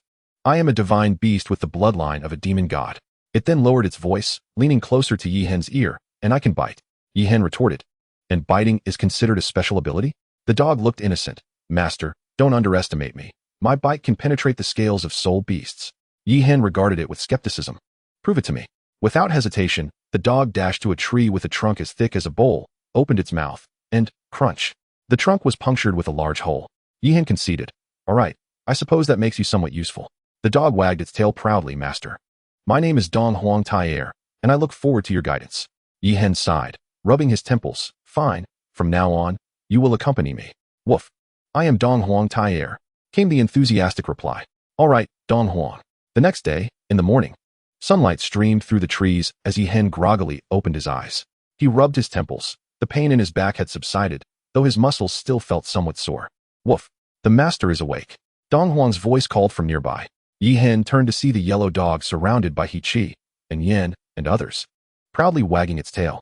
This dog can really talk. He Chi exclaimed, wide-eyed, poking Dong Huang's head. Of course, Dong Huang replied, puffing out its chest. I am a descendant of the demon god. And Yen furrowed his brow, looking at Yihen. Young Master Yi, this dog. It is a special soul beast cultivated by my family, capable of human speech. Yihen fabricated a casual excuse, rising to his feet. All right. Let us not dwell on the dog. Today we continue hunting soul beasts. Though the others remained skeptical, they refrained from further questioning. After all, Yihen harbored many secrets, and the addition of a talking dog hardly seemed significant. Their team ventured deeper into the forest, with Yen leading the way. Master, there is a wind-blade wolf approximately 1,000 meters ahead, around 400 years old. Dong Huang suddenly whispered, its nose twitching slightly. It is swift and possesses decent defense. At that moment, He Chi's whistle sounded. Yihen regarded the dog with newfound respect, a smile forming on his lips as he decided to test his new abilities. He halted the team, whispering, You all stay here, I will deal with it. Young master, the wind-blade wolf is extremely fast. You alone. And Yen began to caution, but saw Yihen's figure already vanish from sight. Whoosh. The shadowy wings of the void unfurled abruptly, transforming Yihen into a black blur as he darted through the thicket. What soul technique is that? The four were simultaneously astonished. No. The voice of Yen suddenly became hoarse, and his pupils constricted sharply. It was the external soul bone. This revelation struck the crowd like a thunderclap, reverberating in their ears. Zhao Hu's mouth gaped wide enough to fit an egg. What a joke. He didn't even possess a soul ring. How could this be? His gaze was fixed intently on the pair of ebony bone wings, rendering him as if frozen in place. He Chi instinctively took a step back, the dagger in his hand clattering to the ground. Under the moonlight, the bone wings, shimmering with spatial ripples, emanated an oppressive aura that was suffocating. And Yen inhaled deeply, his voice lowered to a whisper. Pay close attention. This individual's identity is anything but ordinary. We shall focus solely on completing our commission. Everything else is his responsibility. He made a gesture to seal his lips. Do you understand? The group mechanically nodded. Save for Fong Datong and Li Wu, who exchanged a meaningful glance filled with undeniable greed and excitement. Yihen moved with astonishing speed, closing in on the wind-blade wolf. Sensing danger, the wind-blade wolf abruptly lifted its head and unleashed several gusts of wind blades. Whoosh, whoosh, whoosh. The wind blades tore through the air, yet Yihen's figure flickered mysteriously, slipping through the gaps between the blades. Phantom without a trace. His form suddenly materialized behind the wind-blade wolf, the gleaming kitchen knife flashing. Whoosh. The wind-blade wolf vanished in an instant. In the next moment, 3 wind blades, each half a meter long, appeared from thin air, slashing towards Yihen in a triangular formation. With a powerful beat of the bone wings behind him, he executed a shadowy teleportation. His figure became a blur as the wind blades pierced through his afterimage, cleaving a large tree behind him in half. Boom. As wood chips flew, Yi Hen had already positioned himself to the left of the Wind Blade Wolf, bringing the knife down with force. Clang! The claws of the Wind Blade Wolf collided with the kitchen knife, sparking a shower of metallic brilliance. How tough! Yi Hen's palms tingled as he leapt back, simultaneously flapping his bone wings once more, circling around to the rear of the Wind Blade Wolf. Dragon soars across the seas. For knife glints erupted almost simultaneously, targeting the Wolf King's neck, chest, hind leg, and spine. Roar! The Wind Blade Wolf, infuriated, bristled its fur, unleashing countless tiny wind blades from its body. Ding ding ding ding. Yi Hen's blade was forcefully deflected by the fierce wind blades, causing his hands to go numb. He had no choice but to activate the Shadow Void Wings again, retreating over 10 meters in an instant. Host, with your current strength, you cannot breach its defenses. Wu Yina's voice urgently echoed in his mind. Yi Hen narrowed his eyes, his gaze slicing through his opponent. Then I shall seek its weakness. He took a deep breath, the heavenly-born scripture rapidly circulating within him, enhancing his perception to its utmost. The flow of soul power around his opponent. The subtle shifts in muscle tension, even the rhythm of its breathing became vividly apparent to him. As the Wind Blade Wolf lunged again, Yi Hen adeptly employed the shadowy teleportation to evade while meticulously observing. Eyes, throat, abdomen. Suddenly, he noticed that every time the Wind Blade Wolf unleashed the wind blades, the golden marking on its forehead would faintly glow. Found it. Chapter 10. The Millennium Dragon Turtle. Yi Hen suddenly dove down, and at the moment the Wind Blade Wolf raised its claw, his bone wings flared with full force. Whoosh! He boldly charged straight at the sharp claws of the Wind Blade Wolf. Yi Xiao and Yen and the others exclaimed in shock. The distance of 1,000 meters was not far, and they hurried over, fearing for Yi Hen's safety. Just as the wolf's claws were about to strike Yi Hen's chest, his figure abruptly split into 3 illusory shadows. The Wind Blade Wolf's claws pierced through 2 phantoms, while the real Yi Hen appeared above its head, bringing down his blade with ferocity upon the golden markings. Splat! The sound of the blade embedding into flesh echoed as the Wind Blade Wolf let out a haunting wail. Thrashing wildly in an attempt to shake off Yi Hen gripped the hilt tightly, and his bone wings spread out like blades. Shadow erosion. Swish! The dark wing blades sliced through the wolf's eyes, blood spraying forth. Howl! The Wind Blade Wolf was driven to madness, unleashing a flurry of wind blades that tore the surrounding ground to shreds. Seizing the opportunity, Yi Hen withdrew his blade and landed a distance away, gasping for breath. For the final strike, he inhaled deeply, his bone wings fully unfurling as illusory shadows charged in power. Dragon battle in the wild. Boom! Yi Hen transformed into a streak of black light, instantly piercing through the Wind Blade Wolf's throat. Thud! The massive wolf's body crashed to the ground, and a yellow soul ring slowly ascended. Yi Hen knelt on one knee, his bone wings gradually retracting. His arms were covered in small wounds, inflicted by the residual winds. Yi Xiao and Yen and the others rushed over, faces filled with astonishment. A soul master had single-handedly slain a 400-year-old soul beast. He Chi's voice trembled. Yi Hen waved his hand, glancing at De Huang. Go, see if there's anything good. De Huang scampered over, sniffed, and returned. Master, only the corpse and the soul ring. Yi Hen forced a smile. It was to be expected, and Yen and the others were utterly shocked. How could Yi Xiao's strength and speed be so terrifying? He Chi rubbed his eyes in disbelief. At that instant, it seemed as if he had emerged directly from the shadows. Zhao Hu murmured. De Huang wagged his tail proudly. He, isn't my master amazing? The crowd fell silent. When Yi Hen returned, his bone wings had retracted into his body, and he calmly stated, let us proceed. Today's target is 1,000-year soul beast. 1,000 years. He Chi exclaimed. Yi Xiao, our current strength. Do not worry. Yi Hen tightened his grip on the blade, a glimmer of coldness flashing in his eyes. If we cannot defeat it, we will flee. The Shadow Void Wings are my assurance. As long as the target is around 1,000 years. With illusory shadows and shadow teleportation, along with the 5 of us working together, we should have no trouble slaying it. Yi Hen casually retrieved 5 heavy coin pouches from the system space, the clinking of gold coins catching everyone's attention. 1,000 each. As a reward for today's efforts. He tossed the pouches to the 5, a faint smile playing on his lips. This is too much. He Chi fumbled to catch the pouch, feeling its weight, his voice trembling slightly. 1,000 gold soul coins was equivalent to half a year's income for an ordinary soul master. Zhao Hu eagerly opened the pouch, the golden light illuminating his face. Young Master Yi, how generous. From now on, if you say to head east, I shall never go west. Although Yen remained silent. The grip on the pouch tightened noticeably. Stealthily, he cast a glance behind Yi Hen, internally calculating. This young master can casually produce such a substantial sum. His background must be even more formidable than anticipated. Yi Hen observed the excitement of the 5 men and inwardly chuckled. To him, this amount of money was merely a drop in the bucket. After receiving Yi Hen's generous remuneration, the commission team was invigorated, efficiently sweeping the outskirts of the soul-hunting forest. The century-old soul beasts posed little resistance against their seamless coordination. Whoosh! A void strike pierced a dozing baboon, and He-Chi sheathed his dagger with a smile. Done. Zhao Hu strode forward, delivering a punch that rendered another red-patterned leopard unconscious. Grinning widely, these little creatures don't even count as warm-ups. Of course, they reserved the final blow for Yi Hen. And Yin took on the role of lookout, calmly directing, do not let your guard down. Unexpected dangers may lurk in the forest at any moment. Yi Hen nodded, casually waving his hand to retrieve the corpses of the soul beasts and their soul rings back to the system. Ding. Recovery successful, gaining 1246 gold soul coins. Continue. To the next one. By the end of the day, the team had hunted over a dozen century-level soul beasts, adding more than 6,000 gold soul coins to Yi Hen's system account. His experience points were nearing full capacity. De Huang yawned lazily. Master, are we refreshing the novice village? This is too easy, isn't it? Yi Hen chuckled. As long as it's efficient, it's all extra profit. It was a pity about the soul rings and corpses of these soul beasts. If devoured, they should yield a wealth of experience. Once you break through to become a soul master, the system will unlock more features, including an upgrade to storage space, which can hold soul rings and soul beast corpses. Wu Yaina said slowly. Yi Hen's eyes brightened at her words, envisioning something delightful.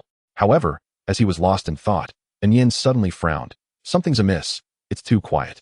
Yi Hen snapped back to reality, also sensing the abnormality. The chirping of insects and the songs of birds had vanished, replaced by a stifling atmosphere.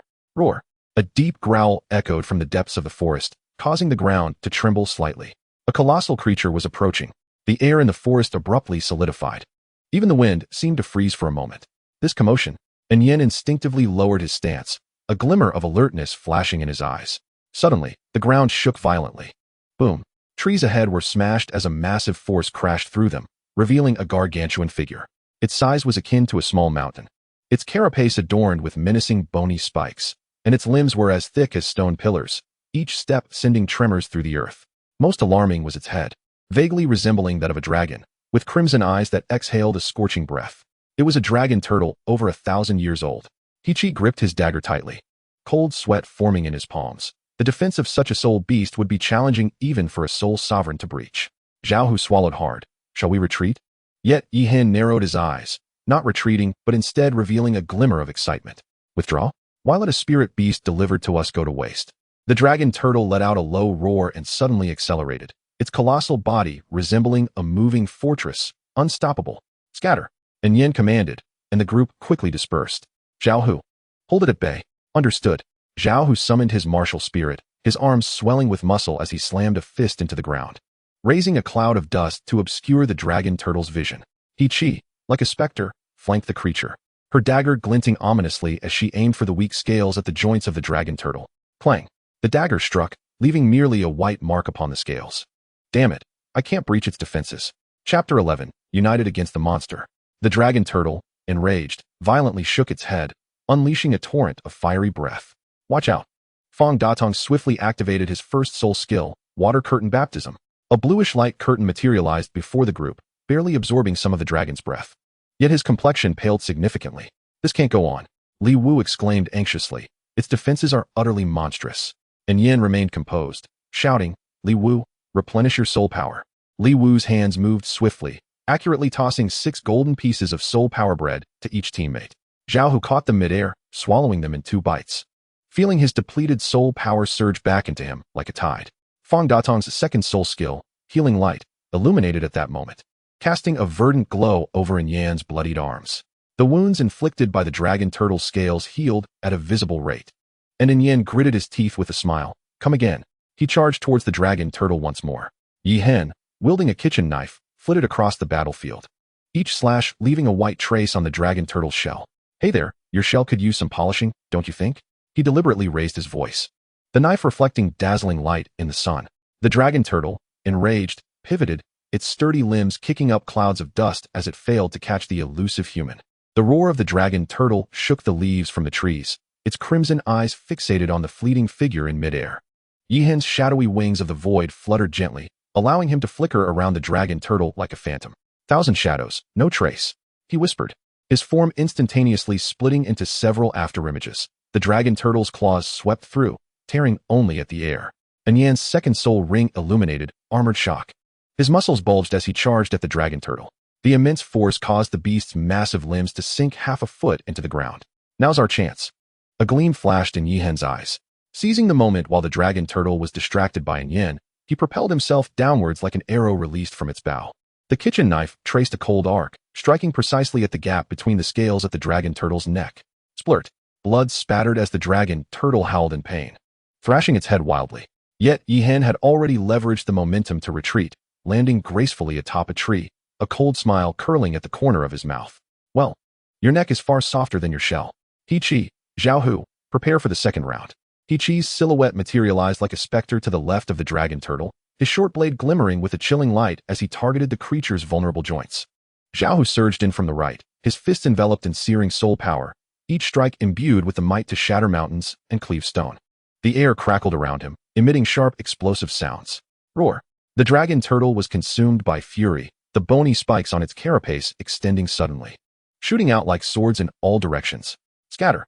Yihen bellowed, prompting the group to retreat swiftly.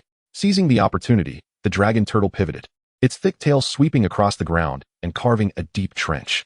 Now, Yihen's eyes glinted with cold determination. Zhao-Hu, strike its jaw. He-Chi, aim for its eyes.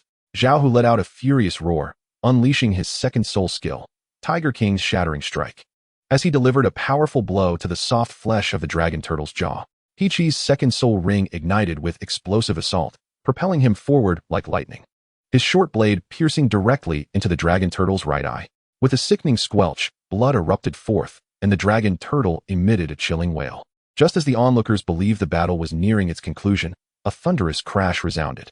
The dying creature's body convulsed violently, its once dull eyes igniting with a blinding crimson light. The menacing spikes on its carapace surged uncontrollably, stabbing outward in all directions, tearing the ground apart with countless fissures. This is bad. It's going berserk. And Yan's complexion paled as he immediately stepped in front of his companions, deploying mysterious armor shield with all his might. Roar. The berserk dragon turtle's size swelled dramatically, its scales shimmering with an eerie dark red hue, and the temperature of its fiery breath surged, warping the very air around it. Everyone, retreat immediately, Yihen commanded sternly, while his shadowy wings unfurled behind him, allowing him to dart above the dragon turtle's head like a phantom. Thousand illusions, no trace. His form fragmented into numerous afterimages, each one slicing toward the dragon turtle's eyes with deadly precision. With a precise strike, a cleaver-like blade found its mark in the dragon turtle's left eye, blood splattering forth. Yet, the creature, now in a frenzied state, seemed impervious to pain, thrashing its head and clawing wildly, forcing Yihen to retreat hastily. Zhao-Hu, keep attacking its jaw. He-Chi, restrain its movements. Zhao-Hu roared once more, unleashing his entire soul power as his fists, like meteors, pummeled the dragon turtle's soft underbelly. He-Chi, akin to a wraith, flitted around the dragon turtle, relentlessly stabbing at its joints in an effort to hinder its movement. Li Wu, Fang Datong, provide full support. Li Wu swiftly deployed soul power bread and stamina jerky to replenish his teammates' energy, while Fang Datong's healing light activated to stabilize their injuries. Roar. The rampaging dragon turtle went completely berserk, the spikes on its back erupting outward like a torrential downpour, engulfing the battlefield. Dodge. Yihen's pupils constricted as he transformed into a mere afterimage, yet several spikes grazed his shoulder, leaving a trail of blood. And Yin grunted in pain as a spike pierced his shoulder, instantly staining his garment with crimson. And Yin, He-Chi cried out in alarm. Don't worry about me. Keep attacking. And Yin gritted his teeth and forcibly extracted the bone spur, sealing the wound with his soul power, once again standing protectively before the group. The shell is too thick. Yihen's gaze was frigid as he turned to Wu Yaina. How can we break through its defenses? You can exchange for a piercing armor pill, just one for 10,000 gold soul coins, Wu Yaina replied with a playful smile. Yihen realized that her attitude shifted dramatically the moment he was willing to spend money. She was undoubtedly a little money grubber. After venturing out for training, his purse was nearly empty. However, he could earn more money, but this dragon tortoise had to perish. It was crucial for his ascension to the 10th level. Buy. Ding. Consumed 10,000 gold soul coins. Exchange successful. In an instant, the kitchen knife in Yihen's hand was enveloped in a shadowy energy. Intricate runes shimmering along the blade, as if it could sever anything. The final strike. Yihen leaped into the air, unleashing the full power of his shadow void wings. plummeting towards the ground like a shooting star. Die! With the piercing armor pill attached to his kitchen knife martial spirit, he struck fiercely into the wound on the dragon tortoise's neck with an overwhelming force that seemed to rend space itself. Thud! Blood gushed forth like a fountain, and the dragon tortoise let out one last heart-wrenching wail before its massive body collapsed to the ground. A deep purple soul ring slowly ascended, the frenzied crimson gradually fading away. Is it over? Zhao Hu slumped to the ground, panting heavily. Yi Hen sheathed the kitchen knife and wiped the sweat from his brow, coldly stating, "So what if it was frenzied? It still had to die." The others exchanged glances, simultaneously thinking, this lad is no mere mortal. Chapter 12. The Fate of the Traitor. Just as everyone sighed in relief, Da Huang suddenly burst forth from the underbrush, its tail spinning like a propeller as it scampered to the dragon tortoise's carcass to sniff around. Master! Master! It excitedly bounced back, its eyes gleaming. A soul bone has dropped. Da Huang proudly clutched the dark golden external soul bone of the dragon tortoise, trotting back to Yi Hen's feet, its eyes twinkling, tail wagging joyously. What? The crowd, upon hearing this, turned in shock to Yi Hen. The piece resembled a turtle shell, entirely dark gold, with profound patterns swirling across its surface, emanating an unsettling wave of soul power. Yi Hen accepted the soul bone, feeling the surging energy within, a faint smile gracing his lips. Yet, before he could speak, the atmosphere shifted dramatically. An external soul bone, the dragon tortoise's carapace? And Yen gasped, his voice trembling. Zhao Hu's eyes widened, stammering, "How much can this be sold for?" He Chi slapped him on the back of the head. "Sell it. External soul bones are priceless. Only a fool would sell such a treasure." Yi Xiao, Li Wu gazed intently at the soul bone, his eyes flickering. "How shall we distribute this soul bone?" Humph. And Yen suddenly sneered, his towering figure blocking Yi Hen's path. "Let us not forget, we are a commission team. All spoils from this expedition belong to the employer." The air became thick with tension. Fong Datong's healing staff faintly glowed, and his gentle smile gradually faded. "Captain, let us not speak too rigidly. An external soul bone is not an ordinary trophy." Li Wu leisurely broke a piece of bread, yet his gaze was chillingly ominous. "Indeed, Yi Sha seldom eats meat. Surely we should be allowed a sip of soup?" Zhao Hu and He Chi instinctively took a half step back, warily regarding their suddenly hostile comrade. Da Huang's fur bristled as he bared his teeth and emitted a low growl. Yet Yi Hen merely smiled. He toyed with the soul bone in his hand, the dark golden light casting eerie shadows on his seemingly amused face. "Interesting. So you intend to resort to outright theft?" Yi Sha was indeed astute. Fong Datong's staff began to coalesce with an eerie green soul power. The tip trembled slightly as it pointed towards Yi Hen. Li Wu coldly chuckled, tossing Fong Datong a piece of dark red soul power bread. "Have you not realized that the current soul power is barely 1/10 of what it once was?" He licked his lips, adding, "Aside from the dragon turtle shell, we shall certainly claim those shadowy bone wings." And Yen abruptly raised his head, fixing a piercing gaze on Li Wu. "What you just fed us was the negative bread from the third soul technique." Zhao Hu, upon hearing this, immediately activated his soul power, his face paling. "Damn it, I can't even muster 1/10 of my soul power." He Chi gritted his teeth, trying to channel her soul power. But only a faint glow flickered at her fingertips. Despicable. Though the negative bread could rapidly restore soul power, the ensuing soul power depletion was hardly pleasant. Was it? Li Wu laughed triumphantly, his expression growing even more sinister. Yet Yi Hen remained calm, his gaze shifting between the two. "I am quite curious. How do two support-type soul masters intend to eliminate us battle soul masters?" Just then, Fong Datong suddenly erupted, his body radiating a blinding purple light. "I am also a grand soul master. The third soul technique, Extreme Ice Abyss." In an instant, a terrifying force of ice surged from Fong Datong, freezing the ground beneath into a thick layer of ice, while moisture in the air crystallized into fine shards, as if the entire area had been plunged into a frigid hell. Crack, crack. Li Hen and Yen, Zhao Hu, and He Chi found their feet ensnared by the ice, their movements rendered agonizingly slow. Extreme Ice Hurricane. Fong Datong cackled as he waved his hand, a tempest laced with sharp ice blades swiftly forming and sweeping towards them. "What?" Zhao Hu roared. "You scoundrel, you've concealed this well." He attempted to break free from the icy prison, but found his movements slowed to a crawl. He Chi gritted her teeth and swung her dagger, trying to shatter the ice beneath her, but the layer was as tough as iron, leaving only shallow scratches. And Yan's expression turned grave as he immediately activated his defensive soul technique, but with so little soul power remaining, he could not summon it. "Huh? Did you not expect this?" Li Wu sneered, drawing a poisoned dagger from his soul tool. "We have long grown weary of being your lackeys. Those two soul bones will be ours." Yi Hen glanced down at his frozen feet, a sudden smile breaking across his face. A Grand Soul Master? 1,000-year soul technique? He slowly raised his head, his gaze icy enough to chill the heart. Is that all? Fong Datong was momentarily taken aback, then snarled. Still defiant at death's door. Extreme Ice Hurricane, shred them to pieces. The furious blizzard of ice blades howled towards them, seemingly ready to engulf them all. Snap. Yi Hen snapped his fingers. Boom. As the sound of Yi Hen's snap echoed, a profound and ancient aura suddenly erupted from within him. The innate ability, Devour. In an instant, countless dark vortices manifested around him, gaping like the maw of an abyss. Fong Datong's proud ice cave soul technique was drawn in like rivers converging into the sea, frantically flowing into those black whirlpools. What? Fong Datong and Li Wu's expressions changed drastically. Yi Hen flexed his wrist, and the shadowy wings behind him slowly unfurled, the obsidian feathers shimmering with a violet glow. He stepped forward, instantly appearing before Fong Datong. No, impossible. How could my ice cave be broken? Fong Datong retreated in terror. Yi Hen grasped his neck, lifting him off the ground, his gaze as indifferent as that of a spectator observing a corpse. Because my soul technique is exceedingly precious. Devour. In an instant, Fong Datong's body shriveled at a visible rate, and in the blink of an eye, only an empty set of clothes remained on the ground, accompanied by a spatial pouch.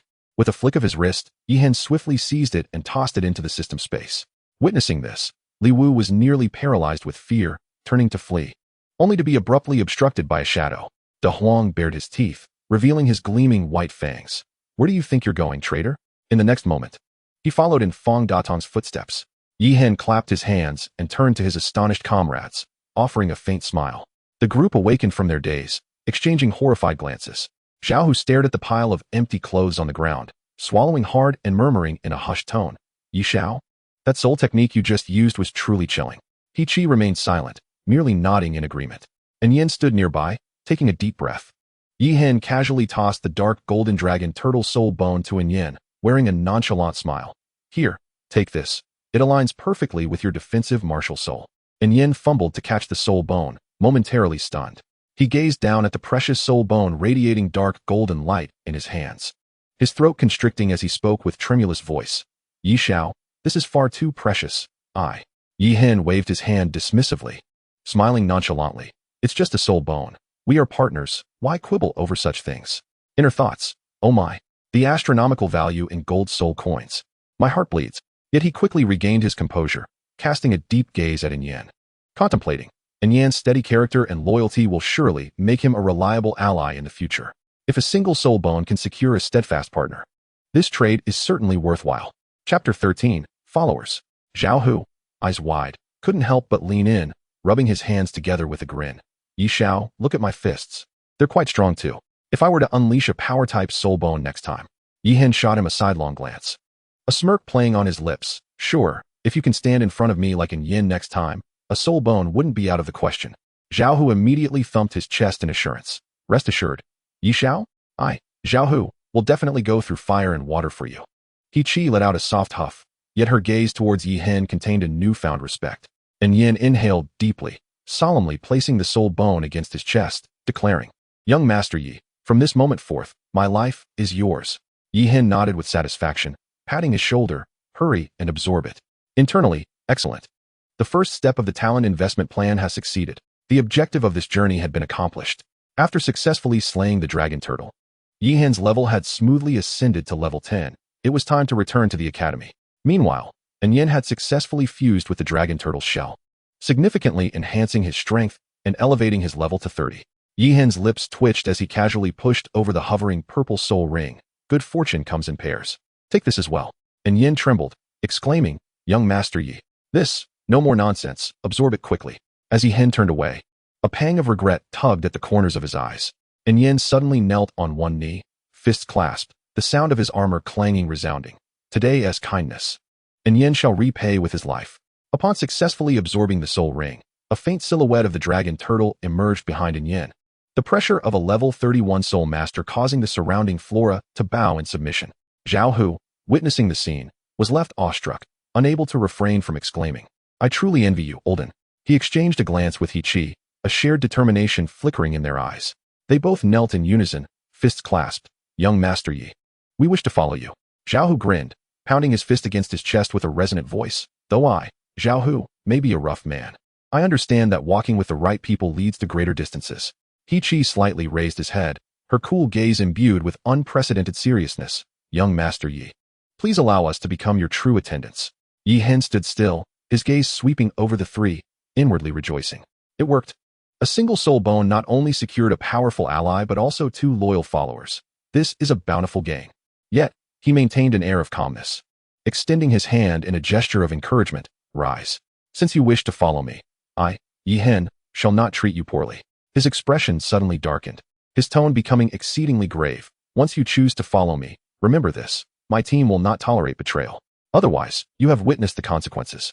Yi Hen pointed to the remnants on the ground, emanating an intangible pressure that was even more disquieting than in Yen's soul master aura. The three felt a shiver run down their spines, responding in unison, we vow loyalty unto death. After concluding their expedition in the soul-hunting forest, Yi Hen leaned against the intricately carved window of the Zuaxian building's private chamber. His long fingers softly tapped on the jade porcelain cup. Outside, the setting sun bathed Nodding City in a golden glow, the distant mountains undulating like a great dragon. The items in the system shop are indeed exorbitantly priced, he murmured, unconsciously stroking his chin. The gold soul coins harvested from soul beast hunts were but a drop in the bucket compared to the exorbitant costs of those martial arts soul bones. Behind him, soft footsteps approached, and Yin and the others stood respectfully, their demeanor transformed by the shared life and death experience, now replaced by genuine reverence. Just as Yin was about to speak, Yi Hen raised his hand to halt him. As dusk deepens outside, the last rays of the setting sun ignite 2 golden glimmers in his obsidian eyes. The amber liquid in the wine glass sways gently, reflecting the faint smile that dances at the corners of his lips. Yi Hen lightly taps the window frame with his fingertips and suddenly speaks. And Yin, young Master Yi, please give your instructions. And Yin steps forward, the heavy dark armor clanking with a dull metallic sound. You 3, there is no need to follow me any longer. Yi Hen's voice is calm, devoid of emotion. The air in the room instantly solidifies. Young Master, is this Zhao whose voice trembling? Yi Hen turns around, the afterglow of the sunset outlining a dazzling golden edge behind him. A slight smile graces his lips. Do not rush. I do not wish to send you away. He strides toward the three, each step seemingly echoing on their hearts. I was born extraordinary, destined to stir up great waves in this Doloa continent. His slender fingers gently graze the celadone vase by the window, petals falling in response. But to achieve greatness, I require your sincere assistance. I assure you. Yi Hen's gaze sweeps over the three like a sharp sword. Follow me, and you shall become wealthier than nations, wielding immense power. And Yan's pupils constrict slightly as he perceives the dark golden patterns swirling in Yi Hen's eyes, a force more mysterious than soul rings. Tiando City. Yi Hen lightly taps the table, leaving a charred mark. It begins there. He turns to Yin. You are meticulous. You can bear great responsibilities. His gaze shifts to Zhao Hu and the others. You will assist with all your strength. Outside, the last ray of sunlight vanishes beneath the horizon. The candlelight in the room flickers abruptly, dancing in the absence of wind, casting a swaying shadow behind Yi Hen, resembling outstretched wings. Yi Hen flips his wrist, revealing a delicate storage bag in his palm. He tosses it gently, and it lands on the table with a dull thud. Yi Hen taps the bag's opening, and amidst the flowing golden light, a heavy pouch of gold soul coins and 3 ancient tomes materialize. 100,000 gold soul coins, to facilitate officials and acquire land. His tone is calm, yet carries an undeniable authority. I will procure the construction funds as soon as possible. Yi Hen's gaze sweeps across the individuals before him, his voice suddenly deepening. I need you to establish a large commercial firm in Tiando City.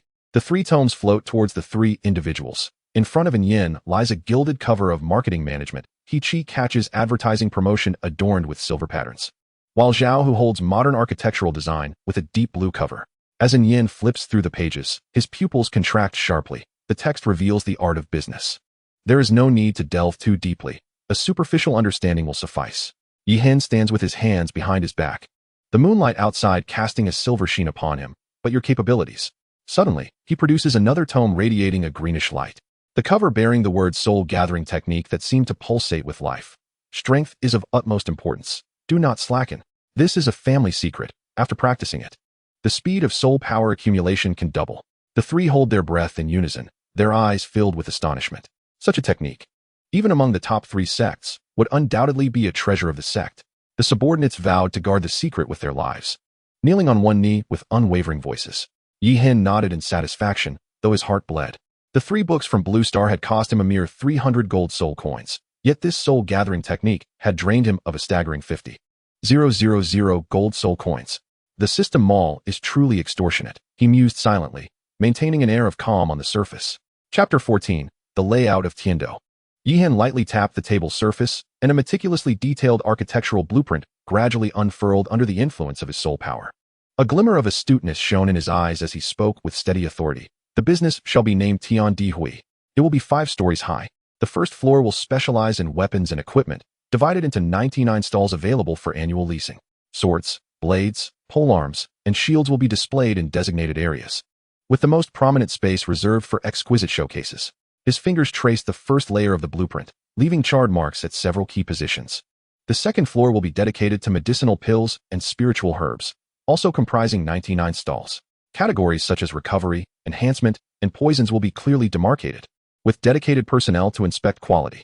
The second layer glowed green, as if already filled with herbs. On the third floor, Yihan's lips curled into a slight smile, as it will operate on a daily rental basis, specializing in soul beast commerce. Live specimens, carcasses, and materials will be sectioned off, with high prices offered for premium soul beast corpses. At this point, he emphasized the phrase high prices with particular weight. A flicker of golden light from the heavenly born classic flashing momentarily in his eyes. The fourth floor will host a premier auction house. Yihan's fingers tapped lightly, conjuring the shimmering silhouette of a golden auction hammer on the blueprint. There will be 3 auctions each month, a premium auction on the 1st, a rare treasures auction on the 15th, and a grand finale auction on the 30th. Each event must feature 3 exceptional treasures. Finally, he pressed down firmly on the top layer. The 5th floor will be a forbidden zone, secured by 3 layers of protection. The outer layer will be a maze. The middle will contain traps, and the inner sanctum will house formidable guardians. Only our core members may enter. A dark gleam erupted from his fingertips, staining the top layer of the blueprint in inky black. Intruders shall face death. The 3 subordinates involuntarily swallowed hard. Yihan stood with his hands clasped behind his back and continued, "Once Tian Di Hui is established, notify me immediately. As for the treasures that will attract soul masters, only I can provide them." With that, he turned to gaze in the direction of Tiendo City, waving his sleeve. "Go, and complete the task swiftly." And Yen solemnly secured the storage bag containing 100,000 gold soul coins close to his person, meticulously rubbing his fingers along the bag's opening to ensure the drawstring was tightly secured. Under the moonlight, his silhouette appeared particularly solitary and proud, and Yen and his companions exchanged glances, each reflecting disbelief. How could this seemingly 7- or 8-year-old child possess such profound commercial acumen? The unheard-of business strategies and avant-garde architectural concepts seemed to belong only to a sage weathered by the trials of time. Zhao opened his mouth, struggling to articulate the shock within.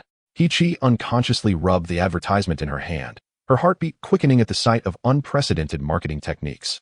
And Yen, meanwhile, gripped the marketing management text tightly, his knuckles whitening from the pressure. The night breeze stirred, lifting a few fallen leaves. Under the serene moonlight, they understood that their lives would irrevocably alter after this night, as they followed the enigmatic youth down an unprecedented path.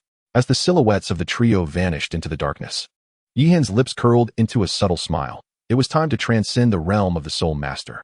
The impending tribulation of thunder accompanying this breakthrough compelled Yihan to meticulously select a location for his ascension. He had previously suppressed the urge to break through within the soul-hunting forest, should he provoke the heavenly thunder in that domain teeming with soul beasts. He would likely be torn to shreds by the high-ranking soul beasts drawn by the commotion before the tribulation even concluded. The sheer cliff behind Nodding City emerged as the optimal choice. Its treacherous terrain, rarely traversed by humans, was devoid of even the most basic soul beasts. Standing atop the precipice, Yihan gazed down into the mist-shrouded abyss, reflecting that this indeed was an exceptional sight for undergoing tribulation. Lowering his gaze to the 2 distinctly different soul rings in his hand, he furrowed his brow. The translucent soul ring shimmered as clear as water, while the black, 10,000-year soul ring emanated a disquieting energy. "Weena," he called softly, "explain this to me?" The system spirit's languid voice resonated in his mind. "Oh, come on. If I say you're clever, you still can't grasp this? If I say you're dull? Yet you come to ask me?" Yihan's lips twitched. "Get to the point. This transparent soul ring is termed a life soul ring precisely because its soul skill is compatible with your martial soul." Weena continued. "Although it currently lacks an age, have you considered this? As long as you continuously devour and absorb the energy from other soul rings, it can evolve into 10,000 years, 100,000 years, or even 1,000,000 years. Yi Hen peered intently at the crystalline soul ring in his palm, its surface shimmering with an ethereal glow, seemingly responding to Weena's words. He instinctively held his breath. As his fingertips brushed the soul ring, he felt a peculiar pulse, akin to the rhythm of life itself. While ordinary soul masters spend their entire lives in pursuit of a 100,000-year soul ring, the ambition glimmering in Yi Hen's eyes reflected the extraordinary potential of this life soul ring, destined to defy conventions and forge unprecedented miracles. Weena's voice carried a playful tone. This 10,000-year soul ring has been custom-tailored by the system for your life soul ring, by merely consuming a portion of its essence. You can acquire a soul skill. Yi Hen narrowed his eyes. What should I do? How foolish. Weena huffed. The life soul ring has no age, so you can easily absorb it. Just operate the heavenly born sutra to channel the 10,000-year essence. She suddenly grew serious. But remember, given your current physique, you can only withstand about 700 to 800 years at most. Any more could lead to catastrophic consequences. A glimmer of realization flashed in Yi Hen's eyes. I see. No longer hesitating, Yi Hen promptly sat cross-legged and began to absorb the translucent soul ring. As the soul power flowed, the transparent soul ring seamlessly integrated into his being. The entire process surprisingly smooth. So fast. Just as he opened his eyes, a low rumble of thunder echoed from the heavens. Looking up, he saw the clouds roiling like ink, electric serpents dancing among them, as if brewing a lethal strike. Fool, why are you still dawdling? Weena's urgent voice reverberated within his consciousness, urging him to swiftly utilize the natural scripture to devour the essence of the Millennium Soul Ring before the impending tribulation descended. The greater the absorption, the more assured one would be in overcoming the trial. Yi Hen's pupils constricted sharply as he immediately channeled all his energy into his cultivation method. Suddenly, the transparent soul ring within him rippled, entwining itself like tendrils around the pitch-black soul ring suspended before him. As the two forces intertwined, they formed a swirling vortex of black and white in the void, emitting a disconcerting sizzle. The violent surge of soul power flooded into his meridians, and cold sweat instantly beaded on Yi Hen's forehead. The immense energy contained within the Millennium Soul Ring, even after being filtered through the transparent ring, scorched his entire being as if engulfed in searing flames. Hold on. Weena's voice was uncharacteristically grave. The tribulation was upon them. As if to affirm her words, a blinding bolt of lightning cleaved the sky, illuminating the entire cliff in a ghastly white. Yi Hen bit his tongue to maintain clarity and unleashed his soul power fully, bracing himself against the onslaught of energy. Fool, quickly withdraw your soul power. Do not resist the heavenly lightning. Not a shred of this thunderous energy should be wasted. Weena's voice rose sharply, tinged with urgency. Release the shadow void wings. Utilize the power of the tribulation to achieve complete fusion with the soul bone. Chapter 15, The Tribulation. Yi Hen's body trembled. He bit his tongue fiercely, relinquishing all resistance against the soul power amidst the metallic sweetness of his blood. The fabric of his back tore apart, and the dark shadow bone wings fully unfurled, each bony spike gleaming with a covetous ethereal light. Come forth, he roared at the heavens, the spatial ripples on his bone wings twisting violently. Boom. The first bolt of heavenly lightning descended like a silver dragon, striking the unfurled bone wings with precision. Amidst the disconcerting sizzle, the obsidian wings were suffused with an enchanting purple-black hue. Yi Hen's body convulsed, yet he distinctly felt the barrier between the soul bone and his flesh dissolving in the lightning's embrace. Just like that, Weena's voice trembled with excitement. Endure 5 more bolts of tribulation, and the compatibility will reach perfection. Blood trickled from the corner of Yi Hen's mouth, yet within the blinding lightning, a frenzied smile broke forth. His dark bone wings fully extended, each spike greedily reaching for the firmament. The second bolt of tribulation brewed within the clouds, purple lightning weaving like a dragon through the darkened sky. Continue. Yi Hen bellowed to the heavens, his voice nearly drowned out by the thunderous roar. He completely relinquished his body's defenses, allowing the ferocious power of the lightning to rampage within him. Boom. The second bolt of lightning was several times thicker than the first, enveloping Yi Hen's form in an instant with its purple-black glow. His skin cracked under the lightning's caress, yet rapidly healed under the devouring power of the natural scripture. The darkness of his bone wings gradually faded, replaced by a dark purple adorned with flowing lightning patterns. Yi Hen tilted his head towards the lightning, his blood-stained pupils reflecting the third bolt of tribulation taking shape in the sky. Within the thunder, a spectral dragon of lightning, fierce and clawed, faintly emerged. Weena's voice echoed in his mind. Be cautious. The third bolt is the lightning dragon tribulation. This surpasses the realm of ordinary tribulations. Yi Hen clenched his teeth, maintaining an extraordinary clarity amidst the excruciating pain. His entire body convulsed with excruciating muscle spasms, each inch of his skin seemingly pierced repeatedly by countless steel needles, while waves of searing pain radiated even from the depths of his marrow. He clenched his fists tightly, his nails digging deeply into his palms, blood trickling through his fingers, only to be evaporated into a mist of crimson upon contact with the flashes of lightning. Enduring the unbearable agony coursing through his body, he exerted every ounce of strength to channel the power of the heavenly scripture, precisely directing every stray bolt of thunder towards the shadowy bone wings behind him. Amidst the crackling sound of electricity, the errant arcs of lightning danced as if manipulated by an unseen force, tracing enigmatic runes of thunder upon the surface of the wings. Each rune materialized accompanied by the unsettling sound of bones realigning. Suddenly, a deafening roar echoed from the clouds. The third thunderstorm transformed into a vividly lifelike silver thunder dragon, its scales illuminated by blinding arcs of electricity, and its eyes glimmering with the might of the cosmos as it lunged ferociously towards Yi Hen. What a splendid arrival! Rather than being startled, Yi Hen felt a surge of joy as he fully extended his bone wings to their utmost. In the instant the thunder dragon approached, he boldly flapped his wings forward, allowing the entirety of the wings to be engulfed within the dragon's maw. With a thunderous explosion, the thunder dragon and the wings erupted in a dazzling display of silver and violet light. Blood streamed from Yi Hen's orifices, yet he acutely sensed the metamorphosis occurring within the shadowy void wings. The newly formed runes of thunder interwove into an ancient totem of a dragon, with each feather beginning to reveal intricate patterns reminiscent of dragon scales. Soon, the fourth thunderstorm began to brew ominously within the clouds. This time, the lightning was no longer a simple silver but shimmered with a haunting dark red hue, as if frozen blood rolled ominously across the horizon. The sounds emanating from the thunderclouds morphed into a strange, low hum, reminiscent of a million venomous bees taking flight simultaneously. Is this the bloodthirsty thunderstorm? A rare hint of panic laced Weena's voice. How could it manifest in a low-tier thunderstorm? Yi Hen's pupils constricted sharply as he beheld the dark red lightning twisting and contorting in midair, instantaneously splitting into thousands of blood-red lightning serpents.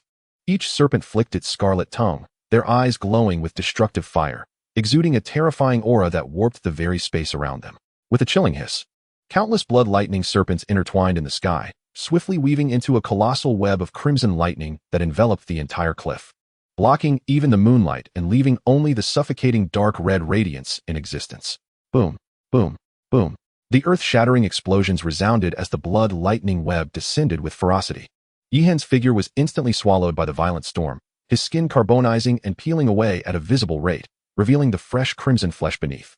Yet, more horrifying was the strange toxin contained within the blood lightning, which furiously corroded his very soul through his veins. Yi Hen's agonized screams echoed across the cliffs as the black blood seeping from his orifices evaporated into mist amidst the lightning, just as consciousness threatened to shatter. The heavenly scripture autonomously surged to its zenith, the vortex of devouring energy generated by the technique ravenously tearing through the rampant blood lightning malevolence within him. Amidst the chilling sound of corrosion, the blood-red lightning poison that had invaded his veins was forcefully extracted, transforming into wisps of black smoke that escaped through the pores of Yi Hen's body. Beneath his charred skin, bizarre dark golden patterns emerged. As new flesh enveloped him at a visibly rapid pace, each inch of fresh skin imprinted with dragon scale patterns derived from his bone wings. With a thunderous crack, before Yi Hen could catch his breath, the fifth bolt of heavenly thunder tore through the sky. This lightning manifested an eerie dark blue hue, causing the entire cliff to tremble violently upon its descent. The thunder twisted and morphed in midair, forming a grotesque spear of divine punishment that aimed directly at Yi Hen's brow. Divine punishment thunder spear. Wu Yaina's exclamation reverberated in his mind. This was a high-level tribulation. Quickly, shield yourself with soul power. Otherwise, you shall be reduced to ashes in an instant. Before the thunder spear reached him, the terrifying pressure caused Yi Hen's bones to crack ominously. At the brink of life and death, a glimmer of madness flickered in his bloodied eyes. No, I can endure. Yi Hen forced out those words through clenched teeth, a grim smile twisting his lips. Instead of retreating, he flung his arms wide, fully extending his wings behind him, boldly confronting the annihilating thunder spear. Are you insane? Wu Yaina's voice was now high-pitched. Yi Hen, deaf to her cries, pushed the heavenly meridian to its utmost limits.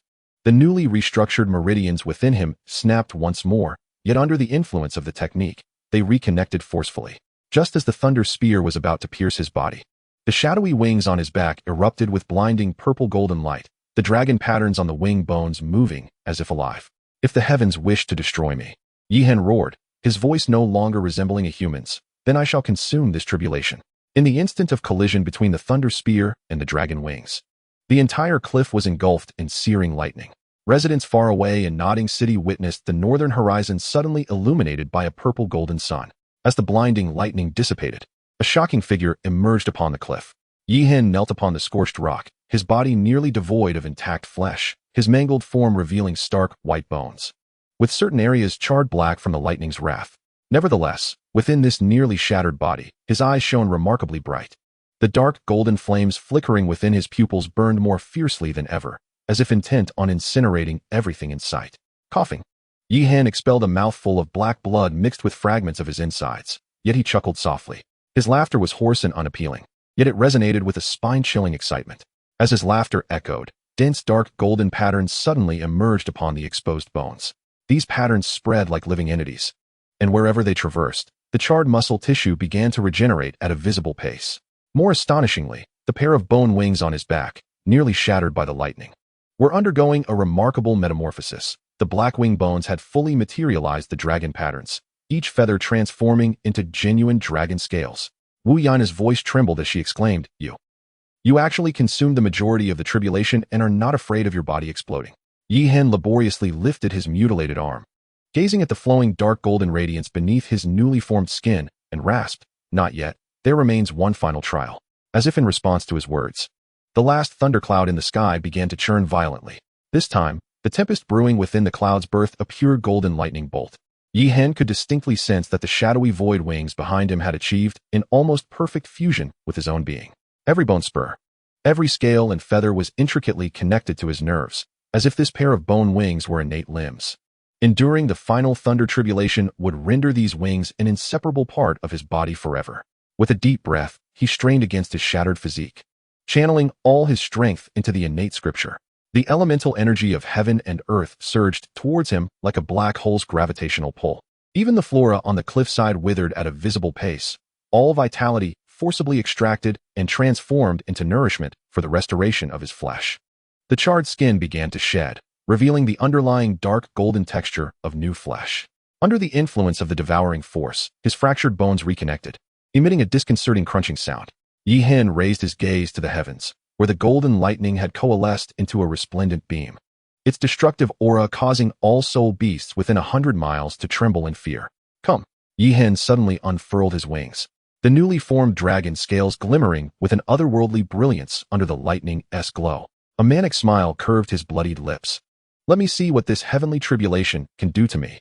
The moment the golden lightning bolt struck down, the entire cliff was obliterated in a blinding flash. Yet, amidst the most intense radiance of the lightning, a dark golden figure remained steadfast, its wings transforming under the tribulation into a dazzling purple gold. As Yihen's consciousness blurred amid excruciating pain, the world around him began to spin uncontrollably. Just as he teetered on the brink of darkness, he suddenly felt a peculiar pulse emanating from behind him. The void wings had finally completed their final metamorphosis, establishing an unprecedented connection with the depths of his soul. Now, in a moment of dire urgency, Yihen summoned the last vestige of clarity, simultaneously activating the grimoire of the 18 hells and the innate scripture. Two drastically different forces formed a perfect cycle within him. The innate scripture ravenously absorbed the residual power of the thunder tribulation, while the grimoire transformed this tumultuous energy into the essence for body refinement. Despite evading devastating harm, the agony of the refining process elicited a primal roar from Yihen. Every nerve cried out in anguish. Every inch of his bones was being restructured. Within his newly formed meridians flowed not merely soul power, but dark golden energy imbued with the might of the thunder tribulation. Amidst the chilling cracking sounds, the pair of bone wings behind him completed their evolution, spanning more than 3 meters, radiating a dark golden metallic sheen, with each feather marked by intricate dragon patterns. Weena's voice resonated with unprecedented astonishment. You truly succeeded. Ding. Congratulations, host. You have transcended to the level 11 Soul Master. Ding. The main quest has commenced. Slay 100 Millennium Soul Beasts. Rewards. 100 fragments of the second Martial Soul, a 1-day Super Daw summoning card, 500,000 experience points, and 1,000,000 gold soul coins. A reminder, please complete this task before breaking through to the Great Soul Master level. Failure will result in a penalty of resetting your level to 0. The sudden system notification rendered Yi Hen's complexion increasingly pallid. 100 Millennium Soul Beasts? This was tantamount to a death sentence. Even a Soul Zune might not accomplish such a feat. What was more terrifying was the failure penalty. Being reset to 0 implied starting afresh. Setting these thoughts aside, Yi Hen focused on sensing the changes within his body. Meanwhile, beneath the depths of the hunting soul forest, 10,000 meters down, a pair of enormous crimson vertical pupils slowly opened in the darkness, glimmering with a gluttonous light. A heavy, oppressive breath reverberated through the layers of rock, and a sinister laugh echoed through the cavern. Someone was undergoing a thunder tribulation. A massive, scaled tail inadvertently swept through, causing the entire underground palace to tremble. Within the spirit hall, Bibi Dong struck the ground with her staff, the resounding impact prompting every cardinal in red robes to hold their breath. A peculiar expression flickered in her purple eyes as she immediately set off for the Fasno province. Near Nodding City, the gemstone atop her staff projected a blurred energy map. This fluctuation could not be generated by an ordinary creature. At the Seven Treasures glazed tile school, Ning Fengji furrowed his brow. "Sword uncle, bone uncle," he said, gazing toward the northern horizon. "I fear I must trouble you to make a journey." The sword in Chun Xian's hand hummed of its own accord, while the bone dragon phantom behind Gu Yong stirred restlessly. In the core area of the Stardoe forest, a pool of emerald water suddenly began to boil. A gigantic ox head emerged from the depths, its crimson eyes reflecting distant thunderclouds. A melodious voice floated from the lakeside. "Have you sensed it too?" The deep roar of the sky blue bull python shook the leaves from the trees. "Sister Xiao Wu, does this aura resemble a thunder tribulation?" In the far north, within a palace blanketed in ice and snow, a slender figure pushed open an icy window. Her ice blue hair fluttered in the cold wind, and the ice crystals forming at her fingertips refracted the lightning from miles away. "Humans?" she murmured, her lips parting slightly. The breath she exhaled instantly froze into icy needles. What tempest was about to arise? In that moment, the entire continent was engulfed in turmoil. Scouts and powerful beings from all sides converged toward Nodding City. Chapter 17. A world-shattering event amidst the ruins of the cliff, obliterated by the thunder tribulation. Yi Hen sat cross-legged, surrounded by the lingering resonance of the thunder. His eyes were gently closed, his complexion as pale as paper, yet an undeniable excitement shone through his brow. As Yi Hen slowly opened his eyes, silver and purple hues flickered in the depths of his pupils. He attempted to move the shadowy bone wings at his back, now transformed from pitch black to a dark purple, with each feather imprinted with intricate dragon scale patterns. With a gentle tremor, the surrounding space rippled like water, twisting eerily as if sliced by a sharp blade. Was this the sensation of perfect synergy? Yi Hen felt a transformative change within. The width and resilience of his meridians had expanded nearly twofold. What astonishes most is the violet soul ring hovering beside him, its surface no longer a monotonous halo, but rather a dance of countless delicate silver dragon shadows, each one vivid and lifelike, as if encapsulating the entirety of the previous thunder dragon tribulation. Yi Hen surveyed the violet soul ring with satisfaction, feeling the surging power contained within as his fingertips brushed against it. He had already absorbed 1/10 of the primordial force from this millennium-old soul ring. Wu Yan's voice trembled with undeniable shock. "You have absorbed over 1,000 years' worth of essence and integrated the tribulation's power into the soul ring. This is utterly insane." Yi Hen chuckled softly, his fingers caressing the small dragons dancing upon the surface of the soul ring. The silver dragons joyfully entwined around his fingertips, emitting faint dragon roars. Insanity. He lifted his gaze towards the horizon, where the remnants of thunderclouds still lingered. "From the day I acquired the heavenly birth scripture, I was destined to tread a path unlike any other." Rising to his feet, the bones in his body emitted a crisp cracking sound. Though his soul power was completely depleted, the sensation of rebirth invigorated Yi Hen immensely. What kind of ghostly soul technique is this? Yi Hen suddenly froze in place, his lips twitching uncontrollably. After a full 2 minutes, he finally let out a long sigh. He stood at the pinnacle of the cliff, his robe billowing in the fierce mountain wind. As far as the eye could see, the desolate landscape bore the scars of the ravaging thunder tribulation. The charred rock walls were riddled with cracks, and the air still vibrated with a chilling aura of destruction. Yi Hen pointed his fingers like a sword, the dormant, thunderous power within the soul ring flickering at his fingertips. With a gentle twist of his wrist, he inscribed 6 bold characters upon the smooth rock face. "Heaven and earth unite, Chun Jinan." Each stroke resonated with the rhythm of thunder, and within the depths of the characters, faint electric currents pulsed. As the final stroke was completed, a subtle bluish-purple glow enveloped the entire rock face, rendering it especially mysterious in the twilight. His skeletal wings unfurled, reflecting a cold, eerie light beneath the moon. With a soft sound, his figure transformed into a streak of light, vanishing into the vast night, leaving behind those 6 characters shimmering with lightning. In the bustling corner of Notting City's market, a faded canvas awning sheltered an unassuming noodle stand. Yihan sat on a greasy wooden stool, voraciously devouring a bowl of plain noodles. The rim of the coarse porcelain bowl still bore remnants of broth, which he wiped away with his sleeve. Listening to the lively discussions of the patrons around him. Did you hear? Last night, the mountains to the north were struck by thunder all night. The roof of my house nearly collapsed. I thought the heavens were about to split. The guard team went to check this morning. They said the entire cliff has turned to ash. Yihan lowered his head to sip the broth, a smile involuntarily curling at the corners of his mouth. The shadowy skeletal wings behind him had long since receded into invisibility, and even the fluctuations of his soul power were perfectly concealed by the heavenly birth scripture. At this moment, he appeared to be just an utterly ordinary youth. Boss, another bowl, please. Yihan lightly tapped the rim of his bowl. Coming right up.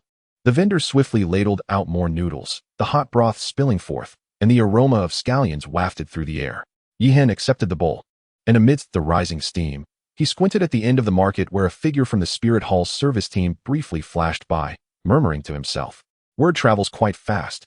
3 bowls of steaming Yanchun noodles had been consumed, and Yihan's pale visage finally regained a semblance of vitality. As the morning light began to break, the Gothic spires of Notting College shone resplendently in the dawn sun. The entrance was abuzz with chatter. As fresh-faced freshmen stood in long lines, some brimming with excitement, others tinged with apprehension. Yihan lingered at the fringes of the crowd, his gaze flitting like a dragonfly skimming the water over the exuberant faces. Suddenly, his attention fixed upon a blue-clad youth who was bent over, organizing his belongings. Beneath his dark, cropped hair lay a pair of remarkably serene eyes. With a gentle smile gracing his lips, Yihan approached the boy. Hello, I am Yihan. He spoke clearly, instinctively helping to steady the youth's belongings that threatened to tumble. I am well acquainted with this place. Do you require assistance? Tangsen looked up, a hint of surprise flickering across his features as he met Yihan's earnest gaze. Thank you for your kindness, he replied, inclining his head slightly, his tone polite yet distant. However, I am fine. Unfazed, Yihan shrugged nonchalantly, his eyes sweeping over the calluses on Tang San's fingers. The registration area is located in the eastern corridor. It is less crowded there, so you won't have to wait in line. With that, he waved his hand in a casual farewell and turned, blending seamlessly into the throng of students in front of the academy. Tang San watched the retreating figure thoughtfully, a lingering impression of Yihan's meaningful glance seeming to pierce through his defenses. Meanwhile, at the other end of the crowd, Yihan toyed with a slender silver needle, as fine as a hair, that had inexplicably appeared between his fingers, a hint of amusement dancing in his eyes. As expected, he is as cautious as in the original narrative, he mused, twirling the needle before it vanished silently from his grasp. Why that everlasting achievement task has no time constraints, does it? He pondered internally, but the surrounding silence was met with an uncharacteristic lack of response from the system spirit. Yihan raised an eyebrow. Is this fellow perhaps asleep? He shook his head, dismissing the thought, having completed his enrollment procedures days prior. Today entailed merely collecting his school uniform and enduring the lengthy opening ceremony. Yihan was in no hurry to confront Tang San. He had already devised a plan, intending to act only upon reaching level 19, at which point he could leverage that momentum to break through to the great soul master realm. The curriculum at Notting College suited him perfectly, theoretical studies on martial souls in the morning, followed by self-directed cultivation in the afternoon. This balanced rhythm provided him with an exceptional environment for practice. After the opening ceremony concluded, Yihan returned to his dormitory, fatigue weighing heavily upon him. As he pushed open the door, his steps halted abruptly.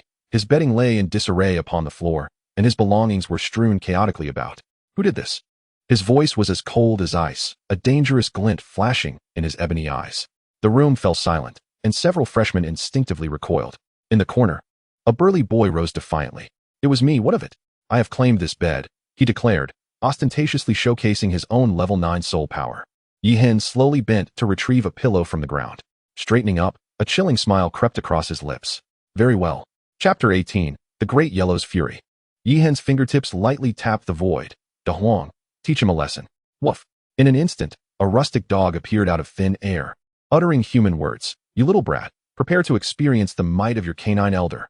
The robust boy had not yet comprehended the situation when Da Huang transformed into a streak of yellow, swiftly positioning itself behind him, its gleaming white fangs reflecting a chilling light. Just a mere talking mutt. The boy scoffed disdainfully as a grayish aura suddenly enveloped him. his physique inflated as if inflated by a gust of wind, his limbs bulging with muscle. Fists the size of cooking pots whipping up a fierce gale as they lunged toward De Huang's gaping maw.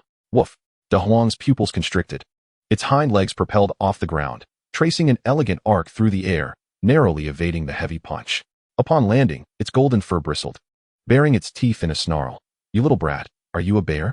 No martial ethics, huh? The boy laughed wickedly, pounding his chest, his gray-black fur now covering his entire form. Now you're scared? Too late. With a thunderous charge, he barreled toward De Huang, each step shaking the floor beneath him. How dare you treat me like this? De Huang's fur suddenly bristled, its eyes ablaze with a menacing golden light. A faint golden aura enveloped its form, as it propelled itself off the ground, shooting forward. In a flash, the spectators perceived a blur, and De Huang had already materialized behind the bear-like boy, its sharp fangs glinting ominously as they sunk precisely into the soft flesh of the boy's rear. A piercing scream reverberated throughout the dormitory. The boy clutched his backside and fled in panic, but De Huang clung to him like a persistent shadow. Together, they carved 3 complete circular paths through the dormitory, leaving a trail of overturned desks and disheveled beds in their wake. Let me teach you a lesson. Let you know your place. De Huang growled, gnashing its teeth, expressing its disdain for hybrids. You mongrels are so arrogant without even being purebred. Yi Hen leaned against the window, arms crossed, observing the chaotic scene with a knowing smile. Perhaps nurturing this dog would prove quite entertaining.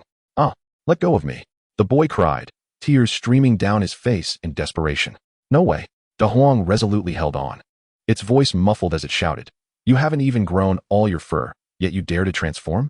Hand over the coins in your pocket. Yi Hen sighed, shaking his head as he watched the dog fight, while simultaneously rummaging through the boy's pockets, abandoning any thoughts of nurturing it. Amid this farcical scene, a cold voice suddenly pierced through the clamor. Yi Hen, pets are not allowed in the dormitory. Release Wu Lei. The crowd parted, revealing a boy with hair as white as snow. His complexion was almost translucent, radiating an aura of bone-chilling cold. Beside him stood a blue-haired youth, dramatically covering his mouth. Oh, isn't this the young master of our city lord? I heard he awakened a kitchen knife martial spirit. He elongated his tone mockingly, questioning if such a waste was worthy of entering the academy. Yi Hen's gaze sharpened, as memories of the two flashed rapidly through his mind. Finally, a sly smile danced upon Yi Hen's lips. It seems your albinism has worsened in the months we've been apart. His gaze drifted lazily over the blue-haired youth, pondering which unrestrained mutt had come to challenge him. Are you attempting to compare your dog with my De Huang in terms of ferocity? The blue-haired boy's expression stiffened, instinctively taking a step back. He feigned calmness as he retorted, if you have the guts, face us in a fair fight. Using a dog to intimidate is hardly impressive. Yi Hen shrugged. If you can't even defeat my dog, what gives you the right to challenge me? Relying on a wild dog. Is that all you can do? Before he could finish, an unexpected flash of yellow appeared before him. De Huang had silently closed the distance, its crimson eyes fixated on the boy. Who did you just call a wild dog? The chilling tone sent shivers down the spine of the blue-haired youth. In a panic, he retreated swiftly, moving with the grace of a leopard. Yet, De Huang, in a fit of rage, transformed into a golden blur, relentlessly pursuing him, each bite aimed at his vitals, forcing the blue-haired youth to flee in desperation. Damn it! Gritting his teeth, the blue-haired youth summoned his soul power, the yellow soul ring flaring to life. His form expanded, revealing azure leopard patterns on his skin. He was a battle soul master.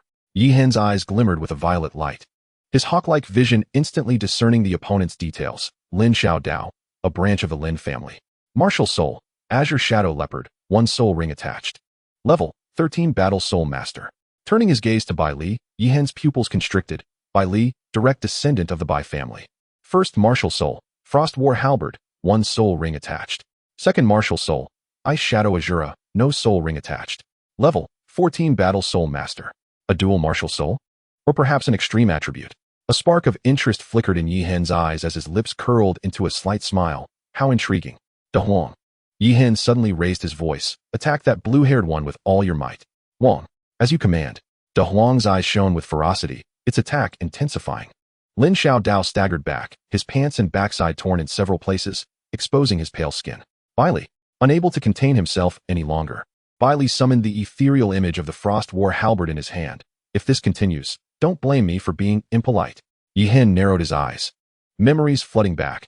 How they used to frolic in the icy lake of the Bai family's backyard during their childhood. Bai Li had been a jovial chubby boy back then, always trailing behind him, calling out Yi Go. But everything changed after he awakened his kitchen knife martial soul. Impolite. Yi Hen chuckled lightly. an ethereal image of a kitchen knife materializing at his fingertips. When have you ever been polite to me, by Pongzi? This long-forgotten nickname caused a crack in by Li's icy demeanor. Seizing the moment, De Huang lunged once more, and Lin Xiaodao yelped in agony. Clutching his backside and leaping up, "By Gu, save me!" Yi Hen tilted his chin upward, a glimmer of mockery in his eyes. "De Huang. Make him kneel and call you grandpa. And tonight, you shall have an extra chicken leg. Wong. Rest assured, master." De Huang's eyes sparkled with excitement as its assault grew fiercer. Humph.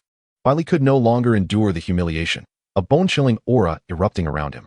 A wave of icy blue soul energy spread outward, momentarily stalling the movement of the large yellow dog, frost forming instantly on its fur.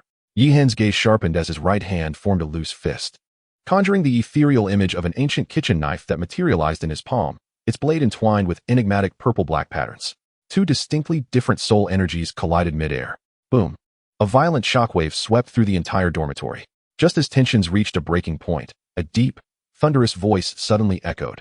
"Cease this." The sound wave, infused with potent soul energy, caused the doors and windows of the dormitory to vibrate. The crowd turned to see a brawny man with black hair standing at the entrance. His face adorned with a thick beard, and his teacher's uniform from Notting Academy stretched taut over his muscular frame, his tiger-like eyes ablaze with fury. "Who gave you the audacity to engage in combat within the dormitory?" He strode in with purpose, each step sending tremors through the ground. Chapter 19. The amateur Yi Hen and Bai Li's soul energies were instantly suppressed within their bodies. The large yellow dog let out a whimper, tucking its tail and retreating behind Yi Hen's legs. The bearded teacher's gaze darted like lightning, taking in the disarray of the dormitory. Upon seeing Lin Xiaodao and Wu Lei clutching their backsides, his thick brows knitted together. What is happening here? Suddenly, Lin Xiaodao limped forward, pointing at his tattered pants with tears streaming down his face. "Teacher, look." Yi Hen brought a wild dog into the dormitory. We tried to dissuade him, but he unleashed the beast on us. He deliberately exposed his bruised backside. While he furrowed his brow, his lips moving as if to speak. But he ultimately turned away in silence. Exactly.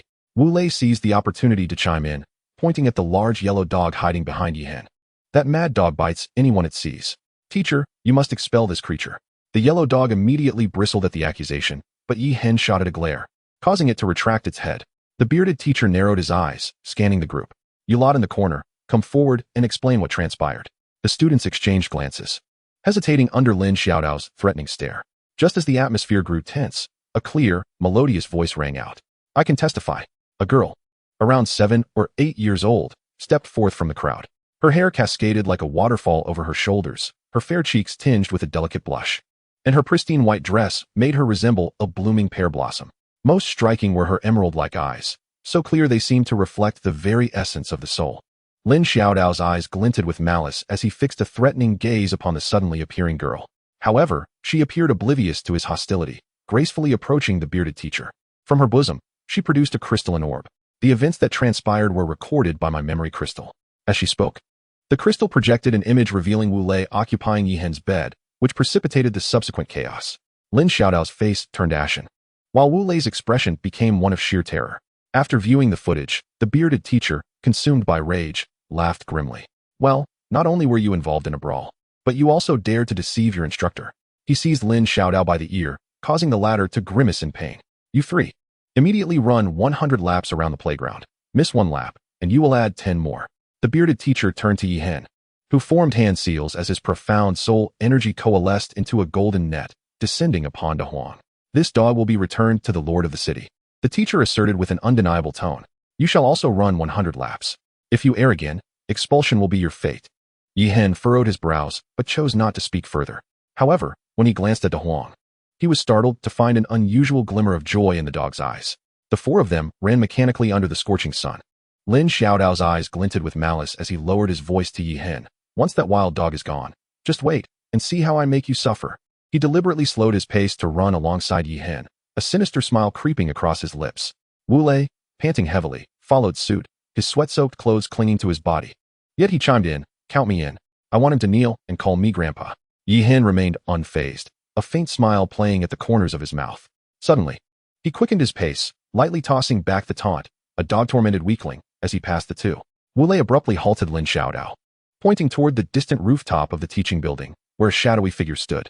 Lin Xiaodao's fury froze in an instant, his fists clenched tightly. Yet he dared not unleash his wrath. Gritting his teeth, he muttered, Consider yourself fortunate. Enjoy your arrogance for another 2 days. With that, he forcefully shrugged off Wu Lei's grip and sped away. As the sun dipped below the horizon, the final lap was completed. Yihen leaned on his knee, panting heavily, his shirt thoroughly drenched. Fortunately, his physique had advanced to the mid-stage of human realm, surpassing that of ordinary individuals. Despite this, after 100 laps, his legs felt weak, barely able to support him. Behind him, the sound of heavy thuds echoed as Lin Xiaodao collapsed like a lifeless fish on the track. His face pale with a tinge of purple, froth gathering at his mouth. Wu Lei fared no better, rolling his eyes back and fainting. The only one still conscious. Bai Li knelt on one knee, his silvery hair matted with sweat against his face. His ice-blue eyes remained sharp, though his breathing was rapid, as if it might tear through his chest. Noticing Yihen's gaze, he mustered his strength to rise, maintaining a proud posture with the last vestiges of his energy. While he scrutinized Yihen, a hint of confusion flickering in his ice-blue eyes. In his memory, Yihen could not possibly possess such extraordinary endurance. In just a few short months, the man before him seemed reborn, even his aura now unfathomable. "You two are commendable," a deep voice suddenly resonated. The bearded teacher appeared at their side, his keen gaze assessing Yihen and Bai Li. He lingered his gaze on Yihen for a moment longer before continuing. "I am Engel, and from this day forth, I shall be your homeroom teacher." With a glance at the unconscious Wu Lei and the barely alive Lin Xiaodao, he frowned. "Carry them back to the dormitory." Before turning away, he added, "Tomorrow, in the first period, whoever dares to be late will hear the sound of fists cracking." A warning that surpasses 1,000 words. Once Engel had walked away, Bai Li suddenly spoke up. "You've changed." His voice remained cold, yet the previous hostility had diminished. Yihen brushed off the dust from his sleeves, a smile that was neither a smile nor a frown gracing his lips. People inevitably change. He bent down to grasp Lin Xiaodao by the collar, dragging him forward as one might a lifeless dog, reminiscent of certain individuals who, in their youth, were once known to weep easily. Bai Li's expression shifted slightly, emotions flickering in his eyes before disappearing. Silently, he hoisted Wu Lei onto his shoulder and followed in Yihen's footsteps. Under the moonlight, their shadows stretched long, as if they had returned to the days of walking side by side in childhood. The dormitory was enveloped in tranquility, with only the faint sound of breathing echoing in the stillness. Moonlight filtered through the gaps in the curtains, illuminating the figures of the students seated in meditation. Yihen tidied his bed before sitting cross-legged, his consciousness sinking into the sea of awareness. The system interface slowly unfolded in the darkness, glowing with an ethereal blue light. At last, he had time to inspect the rewards that had quietly rested in his inventory since the conclusion of the enrollment ceremony. At this moment, the radiant icons awaited his scrutiny. 3 lines of prominent reward information flickered on the system interface. 1. 10,000-year soul ring X12. 2nd martial soul fragment X103. Experience points X50,000. Without hesitation, Yihen utilized the experience gift pack. Feeling a surge of soul power wash over him like a tide, he distinctly sensed a significant advancement in his cultivation. Realizing he still required approximately 70,000 experience points to achieve the next breakthrough. As his gaze fell upon the 10,000-year soul ring, Yihen fell into contemplation. Currently, only about 1/10 or 1/12 of the 10,000-year soul ring in his first soul ring had been absorbed. He stroked his chin, suddenly struck by inspiration. What if he were to auction this soul ring? Chapter 20. Mentor Engel. With this thought, Yihen swiftly extracted the soul ring from the system. However, at the moment the soul ring materialized, a scarlet countdown abruptly appeared on its surface. 059, 58. Indeed, there were limitations. Yihen shook his head in resignation. He stared intently at the pulsing numbers, compelled to abandon the notion of auctioning it. Just as Yihen was lost in thought, a sweet and melodious voice suddenly chimed in. "Master has encountered a dilemma again?" Accompanying this delightful voice, a flash of pink light appeared.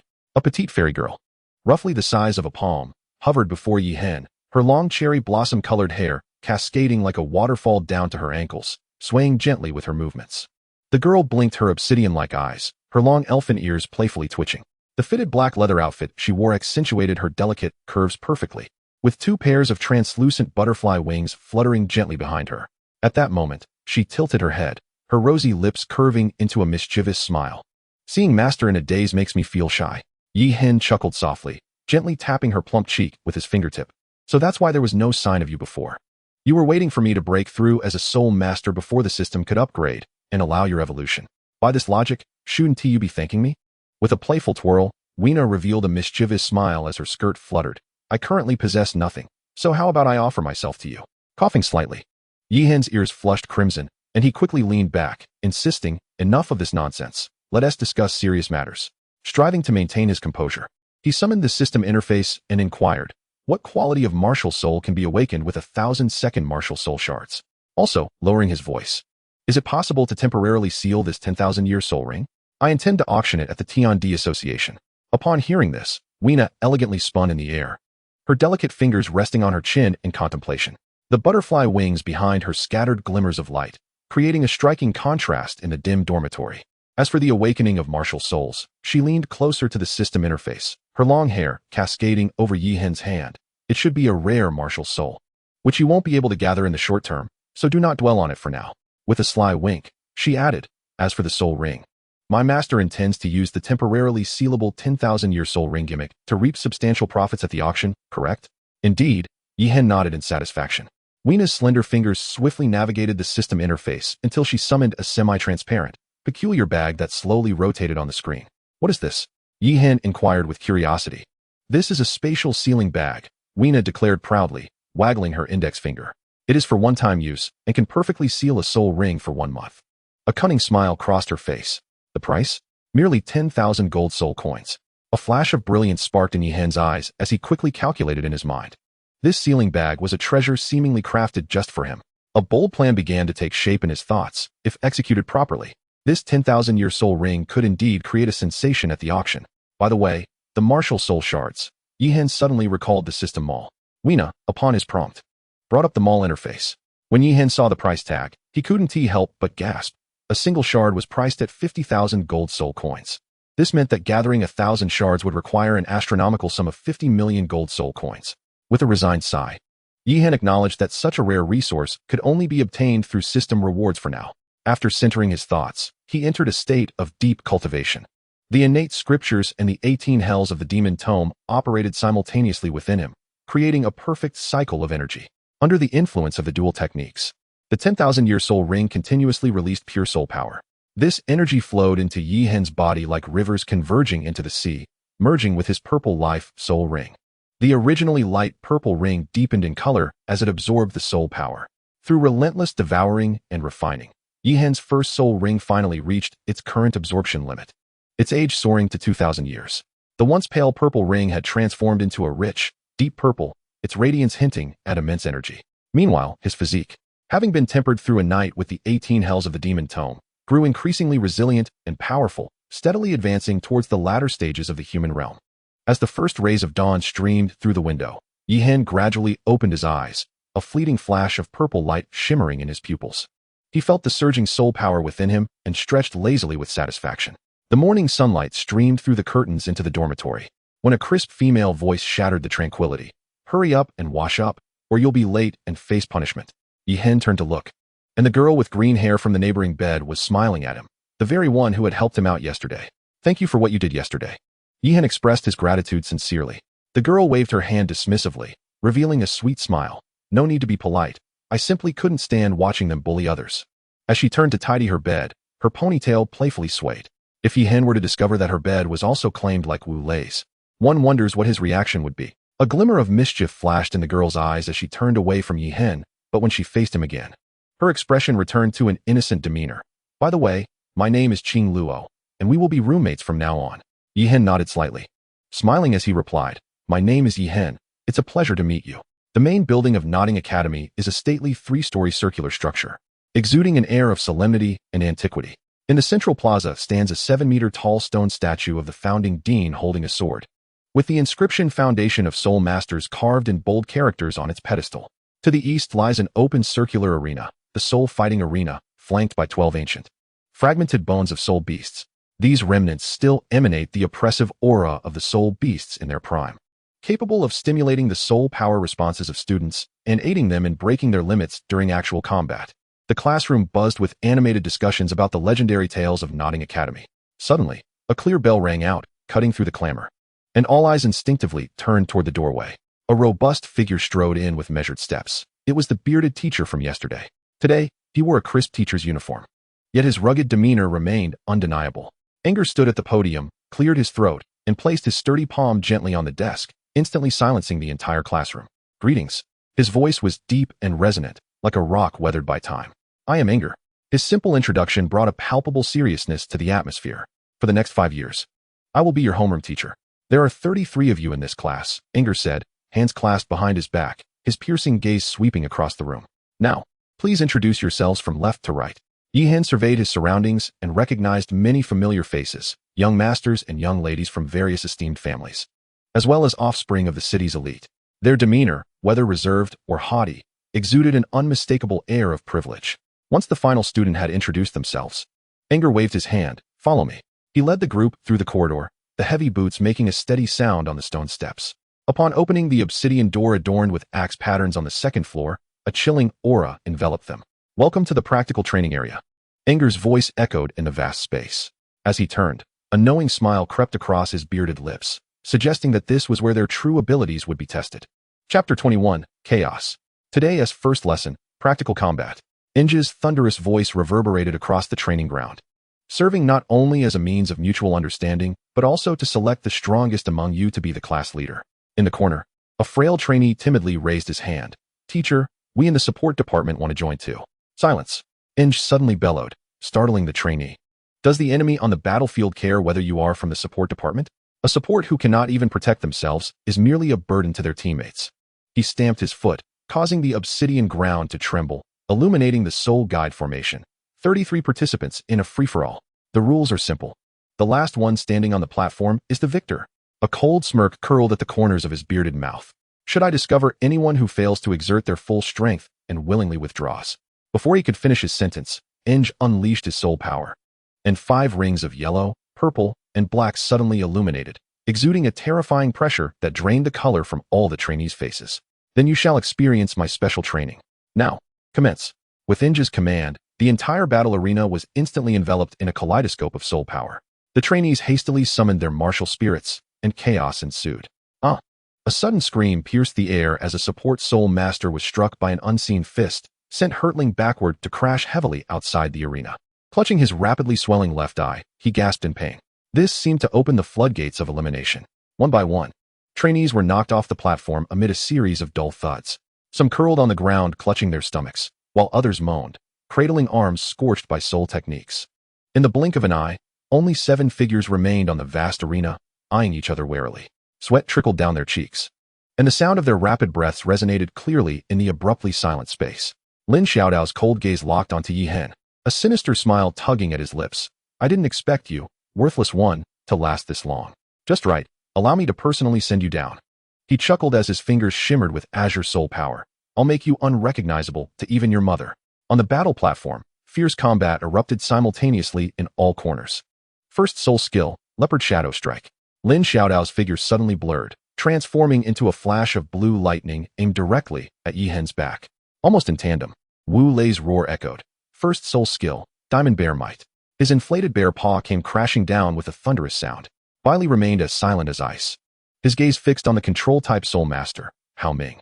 The Frost War spear traced several icy blue arcs in the air, clashing violently with the opponent's entwining vines, sending ice crystals and poisonous mists scattering in the fray. On the other side, the battle unfolded in a dazzling display. Qing Luo's 7-colored flower martial spirit radiated an enchanting glow as she gracefully evaded Chen Yuanyuan's attack, her skirt drawing elegant arcs in the air. Chen Yuanyuan, you hefty one. You hold on quite well, Qing Luo said, her fingertips caressing the petals as the 7-colored light surged dramatically. Chen Yuanyuan nimbly retreated, stuffing a recovery mushroom into her mouth, her visible bruises fading at an astonishing rate.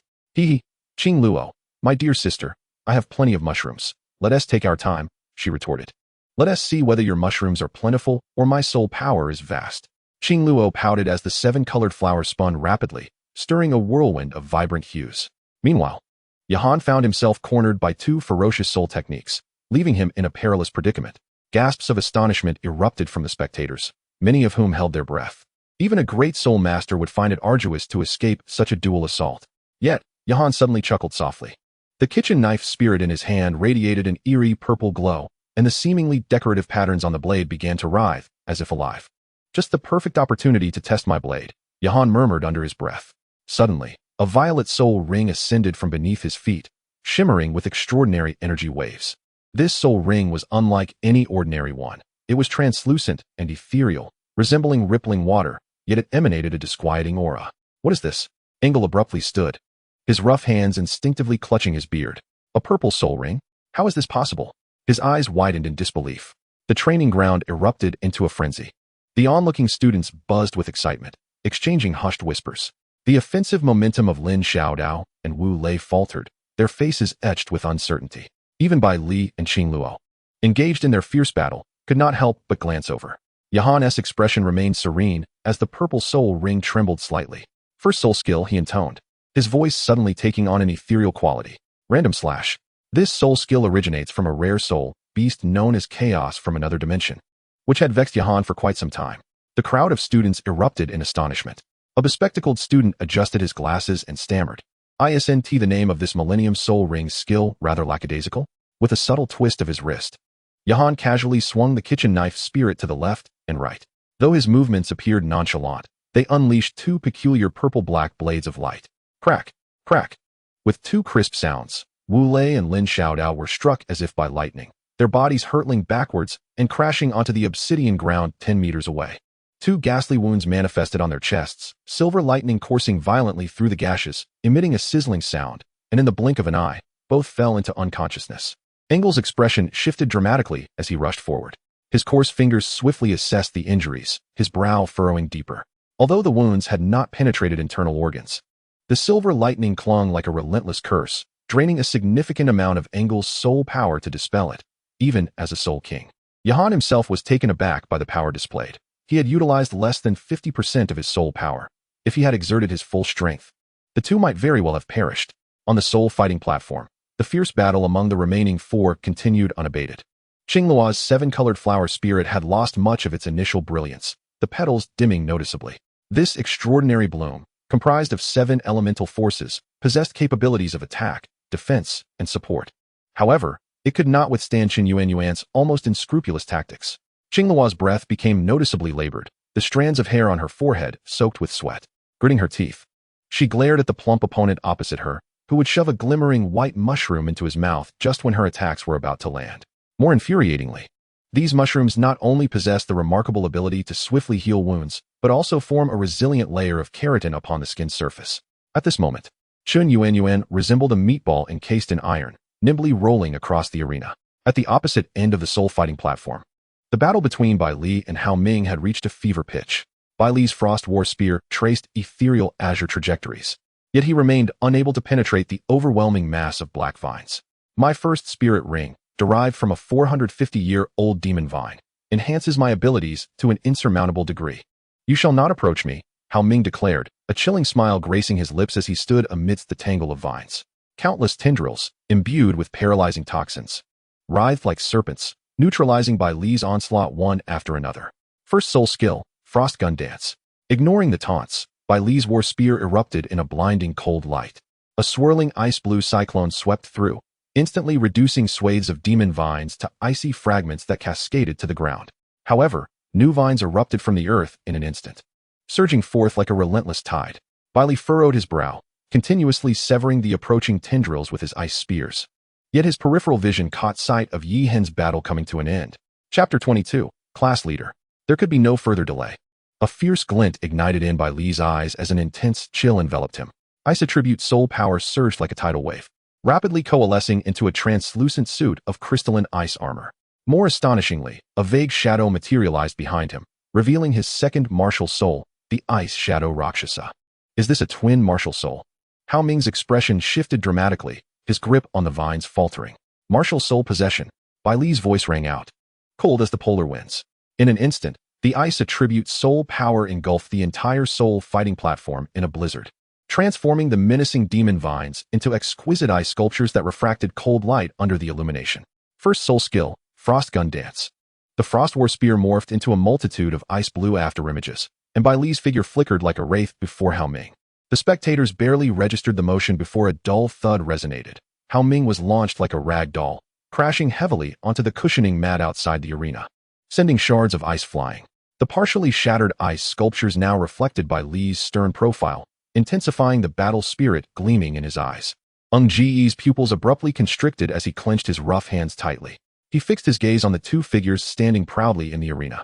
Yi Hen was surrounded by an eerie purple soul ring, while Bai Li's elusive ice shadow Rakshasa specter evoked a sense of dread. The usually stern class instructor involuntarily inhaled sharply, yet a joyous smile crept onto his bearded face. He suddenly recalled the dean's profound prophecy. This cohort of youngsters will make the name of Nodding Academy resound throughout the entire empire. The observing students had long since fallen silent, all holding their breath as they witnessed this genius duel destined to be etched into the annals of Academy history. Prepare yourself. Bai Li shouted coldly, an icy aura erupting around him as his potent ice attribute soul power surged like a tidal wave. Instantly, a thick layer of frost crystallized across the entire soul fighting platform, and delicate ice shards drifted through the air. In his grasp, the war spear trembled violently, emanating a brilliant icy blue radiance. The first soul skill, Frostlance Dance. The spear transformed into a myriad of chilling shadows, sweeping forth like a polar blizzard. Each strike imbued with the frigid essence that seemed capable of freezing the very air itself. Yi Hen's gaze sharpened, and he boldly countered with his long knife. The first soul skill, Chaotic Slashes. Clang, clang. The two figures intertwined, their blades and spear clashing fiercely. Sparks flying as countless shards of ice erupted into the air. Both retreated a few steps, achieving a stalemate. A faint smile graced Yi Hen's lips. Indeed, the dual martial souls were formidable, but suddenly, his long knife quaked, the momentum surging with a lethal intensity. You possess but one soul skill. Whereas I wield the Dragon Slayer technique, dragon emerges from the sea. The blade's light surged like a tempestuous ocean wave, rushing towards Bai Li's face with devastating force. Bai Li's pupils constricted as he hastily erected several ice walls with his spear, shock evident in his eyes. Is this not a soul skill? He strained to channel all his soul power, barely managing to block the onslaught. Yi Hen pressed on relentlessly, the blade twisting, all-devouring dragon. The blade's light morphed into a ferocious dragon's head, voraciously consuming the solid ice walls.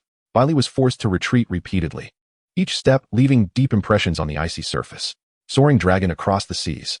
Yi Hen's form danced like a dragon in flight, the blade's light scattering into countless afterimages.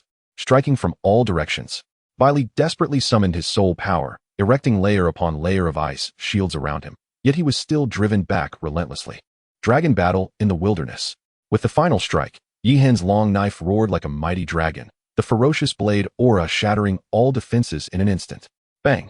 Bai Li was sent flying several meters, kneeling on one knee with blood seeping from the corner of his mouth. He looked up at Yi Hen, his fighting spirit undiminished, yet unable to continue the battle. Yi Hen sheathed his knife, speaking coolly. I concede. Bai Li, you have lost. This is not akin to a soul skill. Bai Li struggled to rise, disbelief lacing his voice. Yi Hen chuckled lightly. Indeed, this is a martial skill. He paused as he turned. Would you like to learn? I could teach you. I have lost, Bai Li replied calmly, his icy blue eyes devoid of despair, instead shimmering with a glimmer of relief. He gazed at Yi Hen's retreating figure, a slight smile gracing his lips. Father, he is no fool. The words were soft yet resolute, deserving of being my friend. Images from memory flashed in his mind. That boy with the kitchen knife martial soul, once ridiculed by all, now proved his worth through undeniable strength. Bai Li suddenly felt that perhaps this was the true path of a formidable warrior. Meanwhile, the other battle approached its conclusion. Qing Luo and Qin Yuan Yuan had exhausted their soul power, yet Qing Luo was no mere support-type soul master. Gritting her teeth, she infused her final remnants of soul power into the seven-colored flower, its petals instantly transforming into a profound black, embodying an attack form infused with dark attributes. Allow me to serve you mushrooms. Qing Luo, venting her frustration, swung her fists like a torrential downpour upon Qin Yuan Yuan.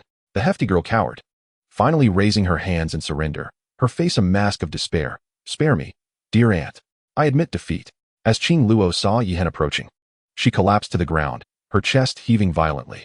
Sweat-soaked strands of hair clung to her cheeks, and with a resigned smile, she admitted, I have exhausted my soul power. Raising her hand in surrender, the training ground fell into an eerie silence, the students still lost in the reverberating aftermath of the astonishing battle they had just witnessed. Moments earlier, they had mercilessly ridiculed Yi Hen's seemingly trivial kitchen knife soul. Yet, at this moment, the boy they had underestimated not only triumphed over two opponents, Lin Xiaodao and Wu Lei, but also bested Bai Li, who wielded dual soul powers. How could this be possible? One student murmured, his voice trembling. Even though Yi Hen possessed the first Millennium Soul Ring, it was still a dual soul, after all. None could fathom how a seemingly ordinary kitchen knife could unleash such terrifying power. Could there be something extraordinary about his kitchen knife soul? Someone speculated quietly. Standing at the edge of the field, anger gazed intently at Yi Hen. As the class instructor, he understood better than anyone that this young man likely harbored even deeper secrets. Applause rang out crisply across the training ground as Inger clapped appreciatively. Gradually, the students, as if awakening from a dream, joined in the applause. Suddenly, someone shouted, "Class leader." This exclamation ignited a spark, and the entire training area erupted in cheers. With all the students chanting in unison, Inger raised his hand for silence, and once the clamor subsided, he spoke solemnly. "From this day forth, Yi Hen shall be your class leader, until someone manages to defeat him. Bai Li, you will serve as the deputy class leader." He glanced at the time and continued. "Today's lesson concludes here. Remember, practical experience is the fastest path for soul masters to grow. Reflect on the insights you gained today. Yi Hen will remain. The rest of you may leave," Inger stated gravely. Chapter 23, The Mysterious Ticket. As the last student's footsteps faded down the corridor, the training ground was enveloped in silence. Inger turned, his sharp gaze fixed on Yi Hen. "I am well acquainted with your father." He spoke slowly, though he is strong. "He could never have cultivated you to this level." Just as Yi Hen was about to respond, Inger raised a hand to interrupt him, a knowing smile gracing his lips. "After today, your name will echo throughout the entire realm of soul masters. The first soul ring being a millennium breaks the ironclad rules that have governed this world for 1,000 years. His tone grew serious. "Various factions will swarm like sharks sensing blood. Some will seek to recruit you, but many will desire to dissect you. I have but one question." Inger stepped forward. "Do you possess the means to protect yourself?" Yi Hen bowed slightly in gratitude. "Thank you for your concern, teacher." He raised his head, a gleam of determination in his eyes. "The master behind me is a super Delaw, along with the powerful faction he belongs to, the Heavenly Society." Inger's pupils constricted. Super Delaw? Heavenly Society? Suddenly, an epiphany struck him, and his voice involuntarily rose. "The inscriptions containing the essence of the thunder path on the rock face of the back mountain a few days ago. Chun Jinan, that was you." "No." Yi Hen interjected with an air of composure, a subtle smile gracing his lips. "He is merely a branch master." After a brief pause, he added, "My mentor is the Grand Master." Engel inhaled deeply, his chest rising and falling with intensity. The mere existence of such formidable power in a branch master rendered the Grand Master's attainment of the Super Dao realm unsurprising. What divine entity could this mysterious organization, the Heavenly Society, possibly be? Why had there been no whispers of its existence within the realm of soul masters? Countless thoughts raced through his mind. The first soul ring of a millennium, a clandestine organization, Super Dao. If this information were to leak, it could send shockwaves throughout the entire soul master community. He steadied himself and looked earnestly at Yi Hen. "Thank you for your candor, Yi Hen. This matter is of utmost importance, and I must report it to the Academy immediately." Engel hesitated, his tone growing increasingly complex. "Although the forces behind you are unfathomably deep, the allure of the Millennium's first soul ring is simply too great. You must understand, once this news spreads." He paused, then reassured, "But rest assured, as long as you remain a student of Nodding Academy, the institution will do everything in its power to ensure your safety. Now, you should return and rest." With that, Engel hurriedly exited, his footsteps echoing down the corridor. Yi Hen stood in place, a profound smile slowly curving his lips. His long fingers gently caressed the jade pendant at his waist, a glimmer of brilliance flashing in his eyes. The first move of the chess game had been set. It was time to prepare for the second. As Yi Hen pushed open the door to his dormitory, he was immediately surrounded by a throng of eager students. "Class leader." A red-haired youth squeezed to the front, his eyes sparkling with admiration. "How could your first soul ring possibly be a millennium old? Can you share with us the secret to absorbing it?" A warm smile lingered on Yi Hen's lips as he raised a hand to signal for silence. "This is due to my unique physique, coupled with the exclusive techniques imparted by my teacher." His voice, measured and calm, captured the attention of all present. "The techniques of the Heavenly Society?" Someone gasped softly. Yi Hen seized the opportunity to elaborate on the Heavenly Society. As he mentioned the Super Dao, many students' eyes gleamed with excitement. "May I join?" A small, timid student inquired, his face brimming with longing. Yi Hen regretfully shook his head. "The Heavenly Society only recruits those with exceptional physiques." As he spoke, his gaze subtly drifted toward Bai Li, who stood in the corner. Bai Li, keenly aware of the attention, quickly averted his gaze, feigning indifference as he fiddled with the ice crystal in his hand. Yet, the faint flush of his ears betrayed the turmoil within. Yi Hen surveyed the crowd, a mysterious smile gracing his lips. "In a month or two, the Heavenly Society's first commercial establishment will open in Tiando City." He deliberately paused, ensuring all attention was captured, before continuing. "At that time, rare treasures seldom seen in the marketplace will be available, including..." He lowered his voice conspiratorially, "some unique technique manuals. The dormitory fell into a silence so profound that one could hear a pin drop, and the breaths of the students quickened involuntarily. Even Wu Lei and Lin Xiaodao, who had recovered from their injuries in the corner, perked up their ears. Since witnessing Yi Hen's formidable strength, the once arrogant students had noticeably tempered their demeanor. If they could successfully bid for these items, Yi Hen's voice, imbued with an alluring charm, promised that their abilities would be elevated to at least a new tier. He glanced at the eager expressions of the crowd, a sly smile creeping into his heart. These well-connected students would soon become the finest advocates for the Tiandi society. As the dormitory gradually quieted down, the students retreated to their beds to commence their cultivation. Yi Hen retrieved a mysterious ticket glimmering with a silvery metallic sheen from the system space, scrutinizing it under the moonlight. "Weena, what purpose does this ticket serve?" he inquired softly. A ripple coursed through the air, and Weena's languid figure slowly materialized. Stretching her limbs, she sleepily replied, "This is a random teleportation ticket. It could lead to a secret realm adventure or perhaps the lair itself. It might even transport you directly to a treasure vault." She floated to Yi Hen's shoulder. Lowering her voice conspiratorially, "Opportunities and dangers coexist. It all hinges on the owner's luck," she added playfully, winking mischievously. Yi Hen traced the peculiar patterns along the edge of the ticket, a flicker of eager anticipation igniting in his eyes. Such an unknown adventure sent a thrilling pulse through him. As the dormitory lights extinguished, he could hardly contain himself and promptly crushed the mysterious ticket. Instantly, he felt a dizzying whirl, the surroundings morphing like stirred paint. When his vision refocused, he found himself standing on an immense, boundless platform.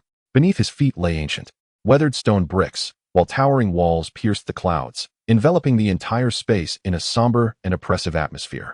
Just as he voiced his bewilderment, a thunderous voice resonated throughout the realm. "Welcome to the ancient beast arena." The voice seemed to emanate from the very fabric of time, causing Yi Hen's eardrums to throb painfully. "Challenge rules. Within 3 days, slay 1,000-year soul beasts. Those who succeed shall receive divine rewards. Failure." The voice turned icy. "Results in death." The final word echoed throughout the vast arena, while distant roars of soul beasts reverberated ominously. Yi Hen felt a bittersweet smile tug at his lips. His luck was astonishingly dire. With his current abilities, even facing a single 1,000-year soul beast was a daunting task, let alone 1,000 of them. This was practically a death sentence. "Well, let's give it a try. It conveniently aligns with the main quest," Yi Hen murmured, massaging his temples in a bid for self-comfort. Before he could wallow in despair, countless beams of energy surged from the arena. As he surveyed the scene, a horde of soul beasts materialized, each varying in size and type, their eyes glinting with a bloodthirsty gleam. Rarely one to curse, Yi Hen suddenly leapt up, exclaiming, "What the hell? This is a full-on brawl." Chapter 24, The Ancient Beast Arena. The pitch-black shadows of the void suddenly unfurled, and Yi Hen soared into the sky. Fortunately, the arena's vast expanse allowed him to maneuver against the oncoming throng of beasts for the time being. However, the 3 airborne spirit beasts were closely pursuing, followed by 5 or 6 terrestrial spirit beasts relentlessly chasing after. The immediate priority was to neutralize these 3 flying foes. A glint of cold light flashed in Yi Hen's eyes as he abruptly halted and turned around. Escaping was ultimately not a viable solution. Only by adopting an offensive stance could he defend himself. With a graceful flutter of his wings, he traced an elegant arc in the air while secretly gathering his strength. His inner spirit powers surged wildly, coalescing entirely in his right arm. The first to strike was a blue-winged crimson serpent, its gaping maw wide open, darting towards him like an arrow released from a bowstring. Now was the moment. Yi Hen's eyes sparkled with intensity as the long-prepared dragon-slaying blade technique erupted with ferocity. The blade surged forth, transforming into a menacing dragon shape in the air, advancing towards the blue-winged crimson serpent with an unstoppable force. The air itself split apart with a thunderous roar wherever the blade passed. The serpent's crimson vertical pupils contracted in shock, clearly unprepared for such a terrifying assault from a human. Its massive body hesitated in midair, a flicker of human-like terror flashing in its eyes.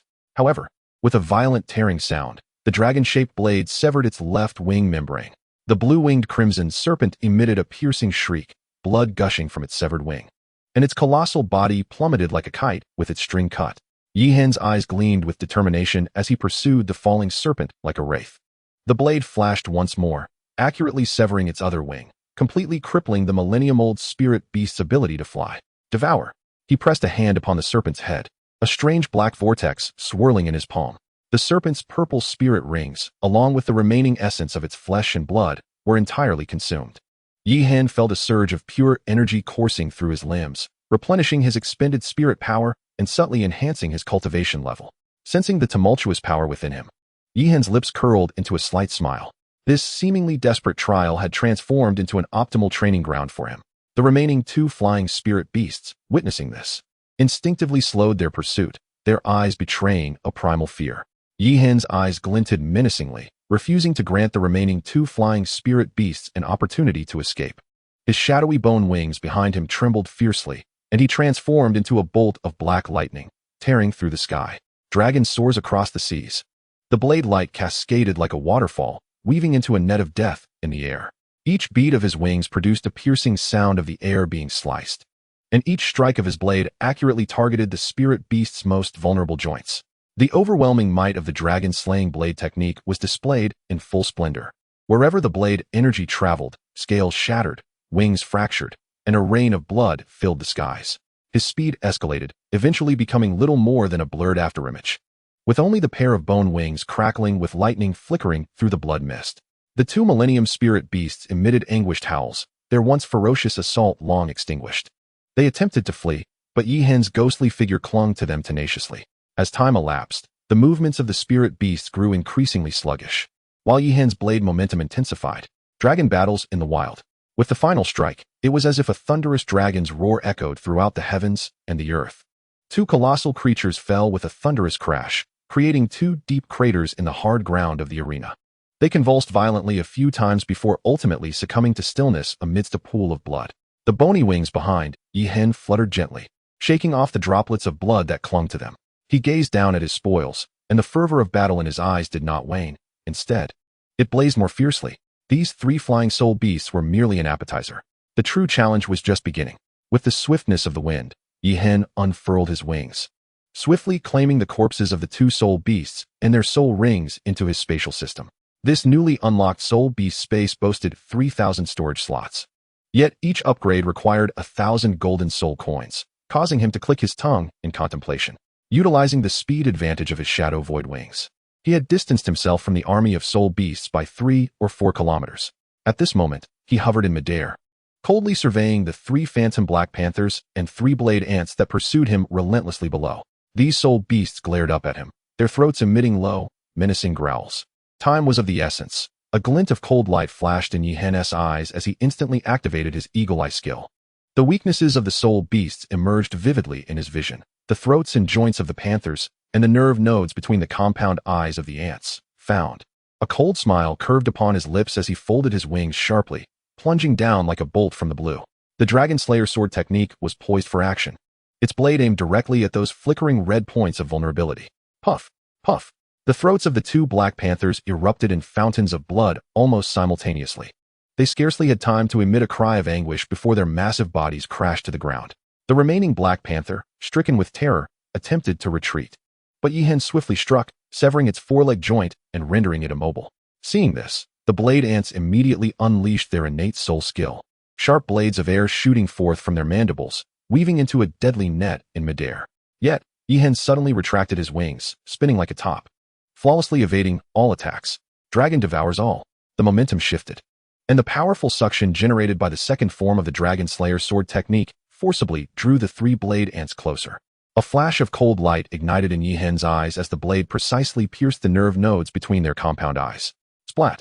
The green bodily fluid erupted forth, and in the blink of an eye, all 6,000-year soul beasts lay dead.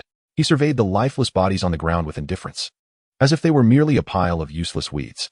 Without a moment's pause, Yihen stored his spoils in the spatial system and shot skyward with a powerful flap of his wings.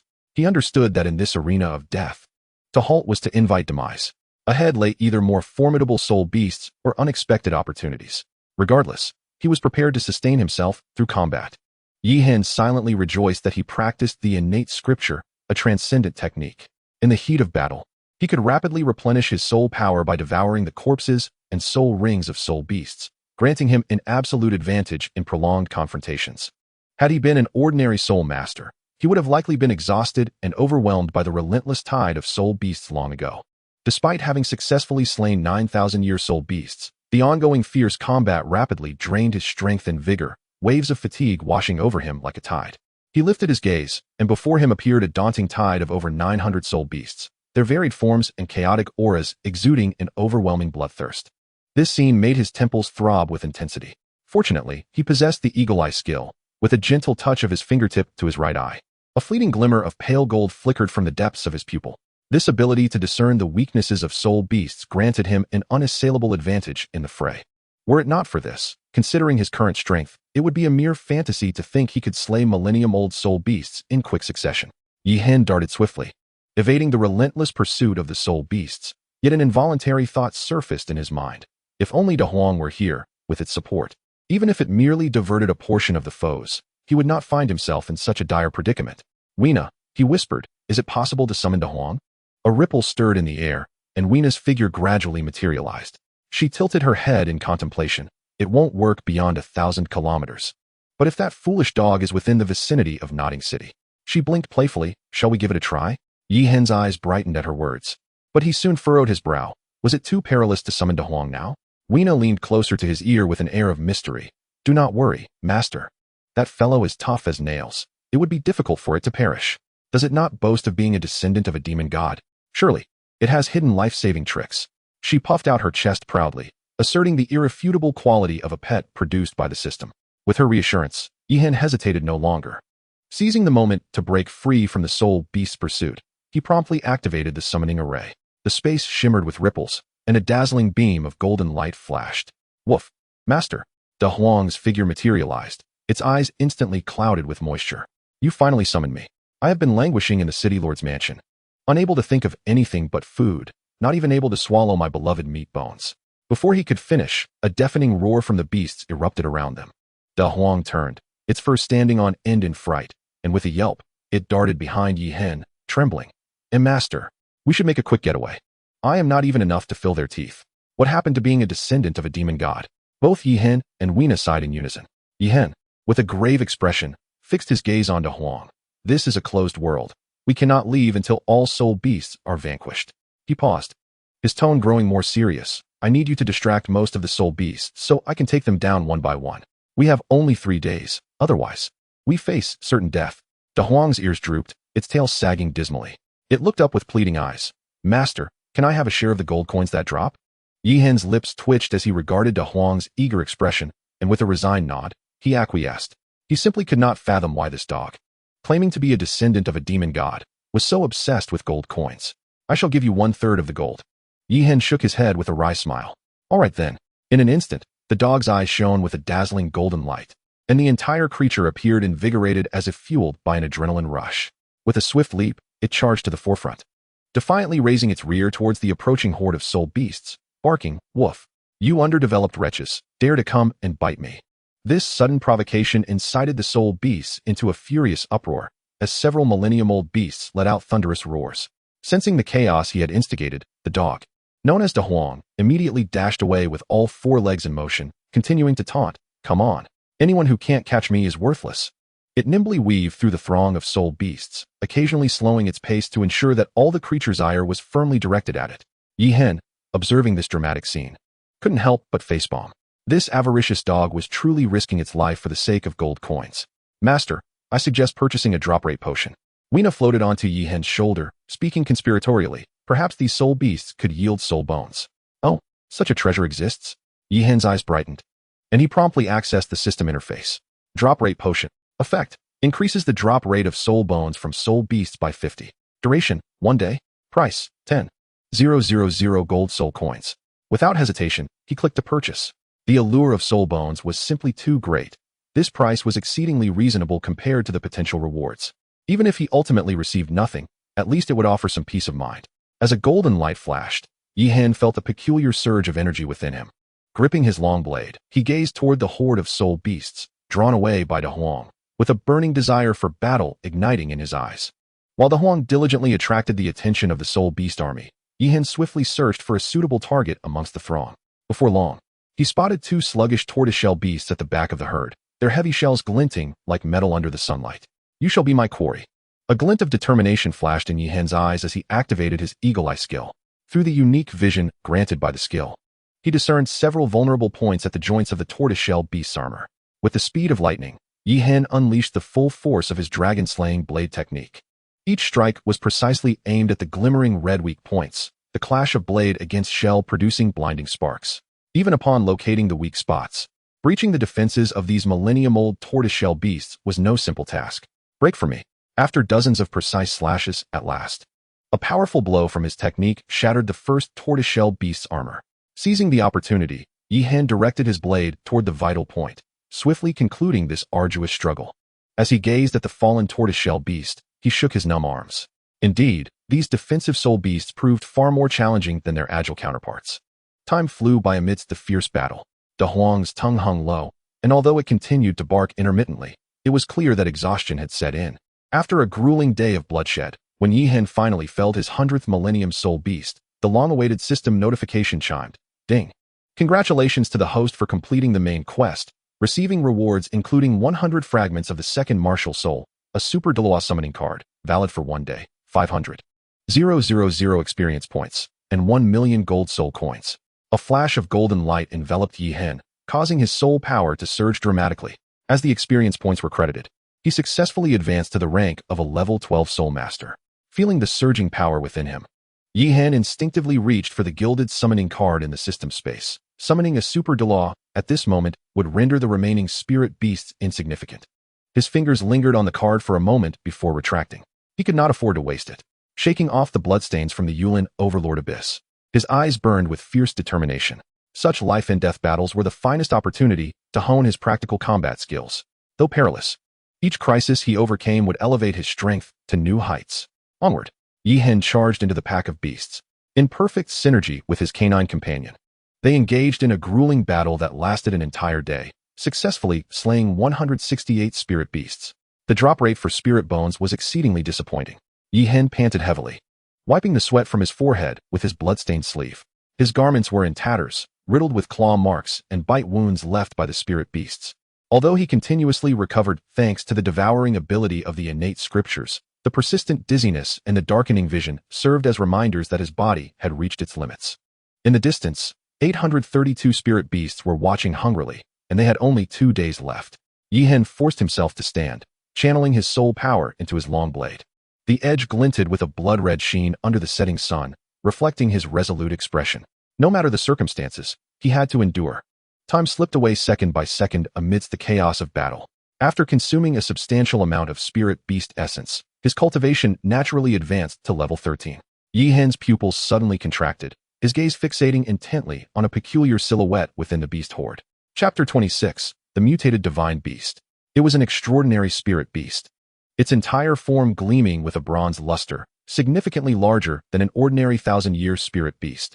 It resembled a qilin, yet its body was adorned with sharp angles. The most terrifying feature being its exaggerated colossal horns that extended like 2 massive axes, their blades reflecting a chilling light in the sunset. Even more bizarre was its tail, composed of segmented, angular blades, from which dripped a corrosive liquid that sizzled into wisps of green smoke upon contact with the ground. Each step the beast took left deep gouges in the earth, causing other spirit beasts to instinctively keep their distance. Weena. Yi Hen's voice tightened. What breed is this? The system sprite remained unusually silent for a few seconds. There is no record in the database, but based on its characteristics, it is highly likely to be a mutated divine beast, the axe blade qilin. Yi Hen's throat tightened as his eagle-eyed skill activated automatically. However, to his astonishment, this creature exhibited no visible weak points. As the axe blade qilin approached, Yi Hen's martial soul trembled uncontrollably within him. It was an unprecedented sensation, as if a long-hungry beast had caught the scent of blood. Yi Hen was astounded to discover that his kitchen knife soul was tumultuously thrashing within the sea of souls, emanating an insatiable hunger for devouring. This sensation was profoundly bizarre. It was not his desire for combat that stirred, but rather his soul yearned to consume the axeblade qilin. Was this a resonance of souls? Weena's voice was laden with disbelief. Master, it seems your soul regards this mutated soul beast as a delicacy. The axeblade qilin appeared to sense something amiss as its metallic-hued eyes suddenly constricted, its forehooves anxiously scraping the ground. Rather than retreating, it let out a roar brimming with combat fervor, and the massive axeblade horns atop its head radiated a blinding light. Suddenly, the axeblade qilin surged forth, its dual horns unleashing a dazzling glare, countless sharp blades hurtling towards Yi Hen like a torrential downpour. The shadows of the void wings behind Yi Hen flapped rapidly, tracing a peculiar zigzag trajectory in the air as he narrowly evaded this lethal onslaught. First soul skill, Chaotic Slash. Yi Hen seized the moment to dive down. His kitchen knife soul enveloped in a fierce blade aura, striking fiercely against the back of the axe blade Kirin. However, the sound of metal clashing rang out, and on the bronze-scaled hide of the Kirin, only 2 shallow white marks were left. The mutated soul beast even disdainfully flicked its tail, as if mocking the feeble attack as mere tickling. Cold sweat beaded on Yi Hen's forehead as he swiftly activated the corrosion effect of the void wings. Dark mist erupted from his bone wings, wrapping around the axe blade Kirin's form. Yet, the noxious fumes potent enough to corrode thousand-year-old soul beasts emitted a sizzling sound upon contact with the bronze scales, neutralized and dissipated by some mysterious force. Damn it! Yi Hen gritted his teeth and retreated. The defensive prowess of this mutated soul beast was utterly despondent. His mind raced as he grappled with the predicament, his brow furrowed. The Kirin's formidable defense rendered all his attacks akin to mere tickling. If this stalemate continued, not only would he fail his mission, but he might also be dragged to his demise. Breaking armor pill. He cast a glance at the system's marketplace, wincing at the price of 10,000 gold soul coins for the breaking armor pill. Although he had some savings, this price felt excessively extravagant. Without a moment's hesitation, he decisively purchased it. Instantly, his strength surged, a torrent of power flooding his being. 1,000 illusions, no trace. His figure flitted like a specter around the axe blade Kirin, leveraging his exquisite agility to maintain a temporary advantage. Were he outside, he might slowly seek opportunities. Yet, in this cursed arena, every moment was a countdown. The 3-day deadline loomed like a sword above him. Damn it! Yi Hen clenched his teeth and roared, the dragon-slaying blade technique erupting with increasing ferocity. Though he knew the breaking armor pill's effects were minimal, he could not afford to halt. To stop equated to death. Dragon fights in the wild. Dragon devours all. With each strike of the dragon-slaying blade technique pouring forth like a torrent, the blade light wove a deadly net around the axe blade Kirin. Yi Hen's eyes were bloodshot, and he was gambling that this mutated soul beast's defenses were not without flaws. Yi Hen's right hand trembled uncontrollably, the kitchen knife martial spirit resembling a ravenous beast eager to devour. I am devising a plan. You must maintain your composure, Yi Hen growled through clenched teeth, striving to suppress the restlessness of his martial spirit. Yet, the kitchen knife spirit did not relent. Instead, it intensified in its fervor. An unprecedented hunger surged from the depths of the spirit, engulfing his entire being. To make matters worse, the heavenly scripture inexplicably began to operate at that moment. Before Yi Hen could react, the kitchen knife spirit had already seized control of his body, propelling him towards the axe blade Qilin. Yi Hen's words were cut short as countless axe blades sliced through the air. In a moment of desperation, he was forced to activate his teleportation soul skill. Clang! The sharp sound of metal colliding echoed through the beast arena. When Yi Hen regained his senses, he found himself standing atop the axe blade Qilin. The kitchen knife spirit embedded deep within its bronze-scaled armor. It was over. A chill gripped Yi Hen's heart. Having relied on aerial superiority until now, he was unexpectedly dragged into close combat by his martial spirit. This was tantamount to courting death. A flicker of human-like derision flashed in the beast's eyes, and its tail, lined with axe blades, lifted ominously high. Just as the situation seemed dire, the kitchen knife spirit suddenly unleashed an astonishing devouring power. Both Yi Hen and the axe blade Qilin were momentarily taken aback. Yi Hen's expression shifted from shock to ecstasy. He distinctly felt an incredibly pure soul power being drawn continuously from the axe blade Qilin, rapidly replenishing his depleted energy while simultaneously augmenting the foundational strength of the kitchen knife spirit. For the first time, genuine fear glimmered in the Qilin's basketball-sized eyes. It thrashed wildly, its bronze body radiating blinding light, yet it was as if it were pinned in place, unable to move. In a fit of desperation, the axe blade Qilin unleashed its innate soul skill. Countless axe blades shot forth like a torrential downpour, instantly enveloping Yi Hen in a deadly net of blades. This is bad. Yi Hen's expression changed drastically. At that moment, he felt as though he were glued to the axe blade Qilin, utterly incapable of evading the onslaught. In a panic, he could only tightly wrap his shadow void wings around himself, bracing for the lethal attack. Clang, clang, clang. The sound of metal clashing was relentless. Initially, the bony wings managed to withstand the assault, but as the Qilin thrashed more violently, the blades became denser and sharper. Crack! With a sharp sound, the shadow void wings finally succumbed, shattering into countless fragments. Immediately after, thrusts of light blades mercilessly pierced through Yi Hen's body, blood spraying forth like a fountain. His skin and muscle were shredded piece by piece, even exposing his stark white bones. Yi Hen let out a heart-wrenching scream. his entire form resembling a ragged doll subjected to 1,000 cuts. Yet, strangely, despite sustaining such grievous injuries, his right hand remained firmly clasped around the kitchen knife spirit, unwaveringly pinned atop the Cheelant's head. In this life-and-death moment, the operation speed of the heavenly scripture suddenly surged, and the severed flesh began to regenerate at a visibly rapid pace. Not bad. Yihen gritted his teeth, a cold smirk curling at the corner of his mouth. Having endured the agony of thunder tribulation to temper his body, the rain of axe blades, though excruciating, remained within his capacity to bear. The form of the axe blade Cheelan was visibly shrinking, its bronze scales gradually losing their luster, while Yihen's gaze grew increasingly keen.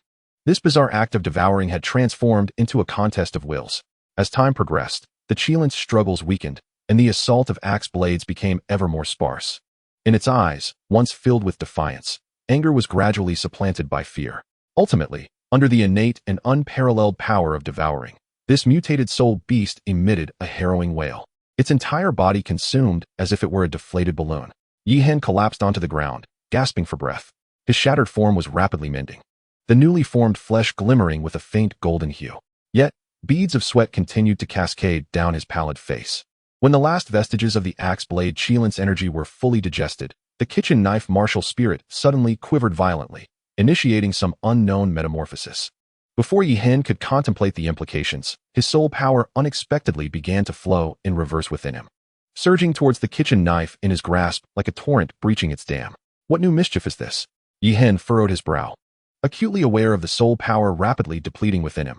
At that moment, the kitchen knife martial spirit resembled an insatiable abyss, draining more than 80% of his soul power in the blink of an eye. At this rate, he would soon be completely exhausted. Resolutely, Yihen sat cross-legged and swiftly retrieved the corpses of the soul beasts he had previously hunted from the soul beast space. Casting a glance at the distance, where the loyal De Huang was still diligently luring enemies and confirmed its safety, he immediately activated the heavenly born scripture, Devour.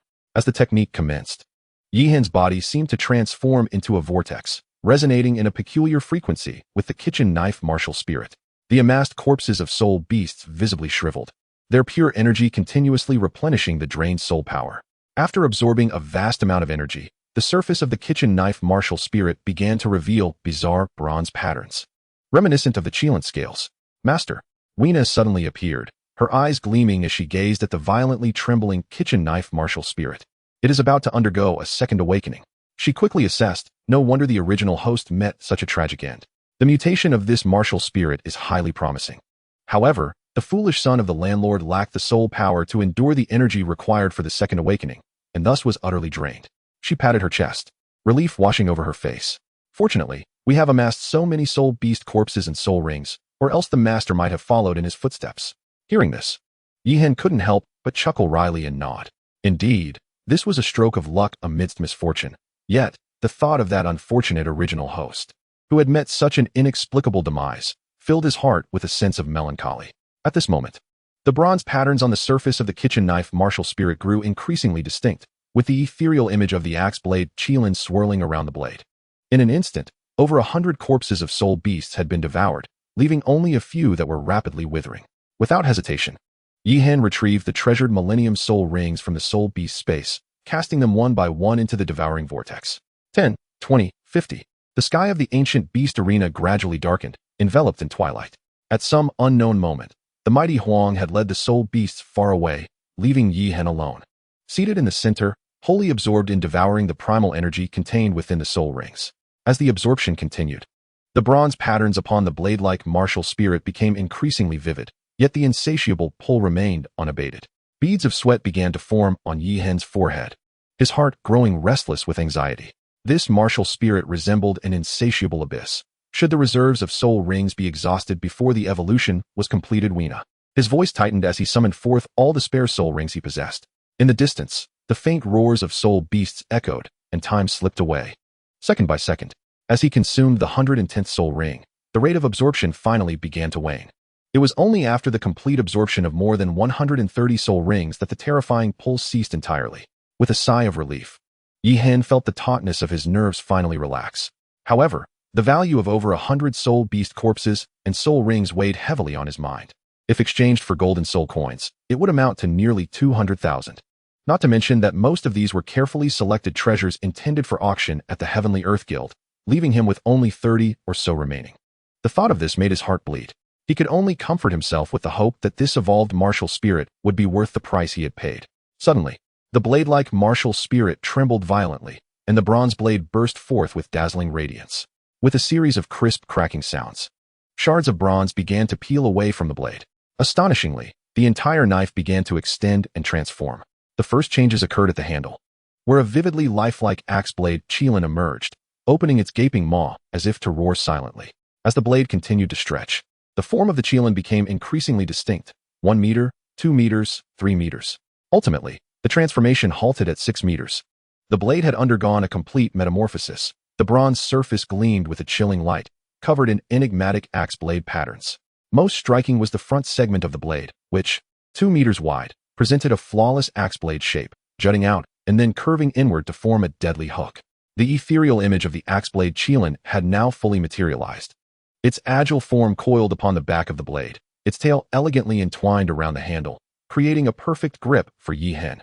The entire weapon exuded a suffocating pressure, as if poised to unleash world-shattering power at any moment. Is this truly possible? Yi Hen murmured to himself, feeling the pulse of a bloodline connection from the martial spirit. Just as he held his breath in awe, the martial spirit trembled violently once more, and an ancient, majestic consciousness surged into his mind. This was the awakening of the legendary true name of the martial spirit, In Qilin, Overlord Abyss.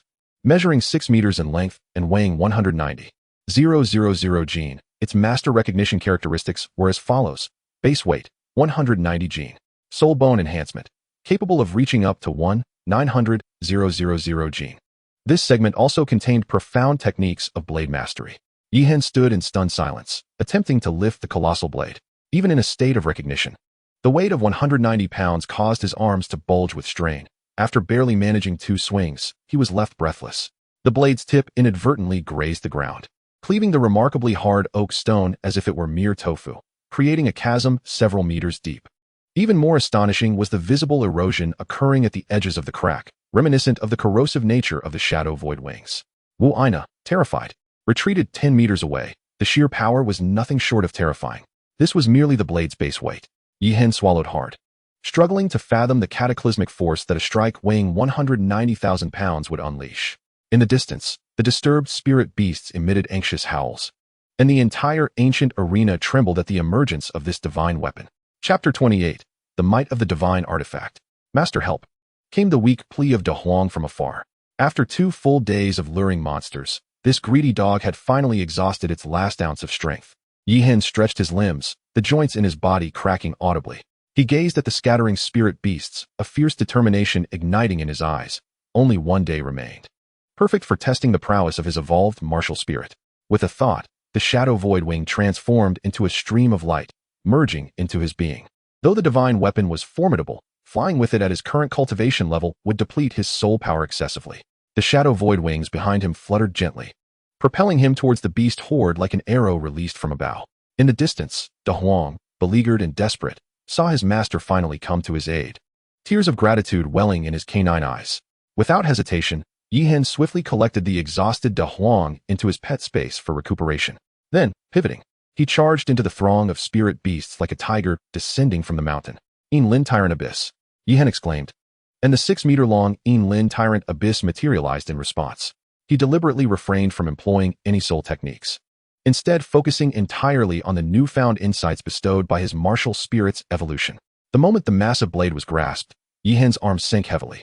Even with his current cultivation, wielding this 190-pound behemoth proved quite challenging.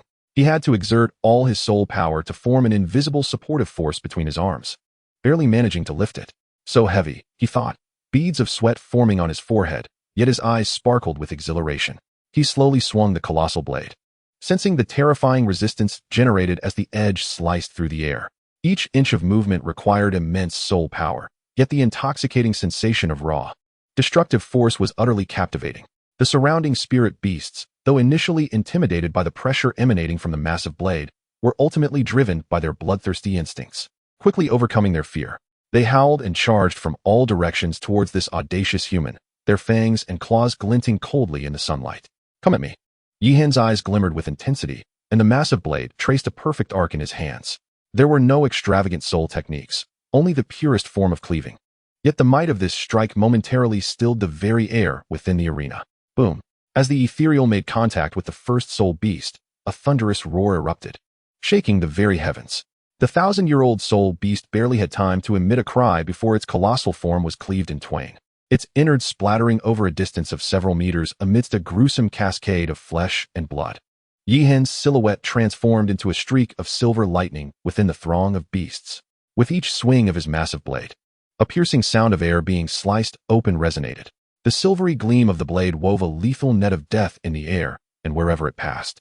Soul beasts fell like wheat under the scythe. His movements flowed with the grace of a river, each strike landing with precision upon the most vulnerable points of the soul beasts, devoid of any superfluous action. Amidst the rising chorus of anguished howls, the once dense congregation of soul beasts began to thin out at a visible pace. Blood stained the entirety of the arena, severed limbs and dismembered bodies littered the ground, and the acrid scent of blood was nauseating. Yet, Yihen's countenance remained terrifyingly serene. His gaze was focused and frigid, as if he were not engaged in a massacre, but rather partaking in a sacred rite. With every swing of his blade, he could feel the battle intent emanating from the ethereal, this visceral connection enhancing his prowess even further. Once more, suddenly, Yihen let out a piercing howl. He soared into the air, his shadowy wings unfurling in their entirety. As he plunged into the heart of the most concentrated throng of beasts, resembling a deity of destruction, the massive blade in his grasp seemed to come alive, the axe-like markings upon its surface glowing ominously with bloodlight, each strike infused with the might to shatter mountains and split stones. This slaughter had transformed into a magnificent dance of death. Out of the corner of his eye, Yihen caught sight of a soul beast carcass glowing with an eerie red light not far off. With lightning reflexes, he summoned his soul power and whisked the entire corpse into his storage space. At the moment of its disappearance, a flash of sanguine soul bone glimmered dimly within the confines of the storage. Alas, it was a control-type soul bone, and Yihen shook his head in mild regret as he swiftly scanned the system's notification in his mind. Yihen suddenly reined in his thoughts, refocusing all his attention on the remaining soul beasts before him. On the battlefield, wherever his blade swept, blood cascaded like a waterfall. Within the vast arena, less than 100 soul beasts remained, stubbornly resisting. Yihen had now transformed into a harbinger of blood. His eyes were bloodshot, and a tangible aura of murderous intent surrounded him, warping the very air.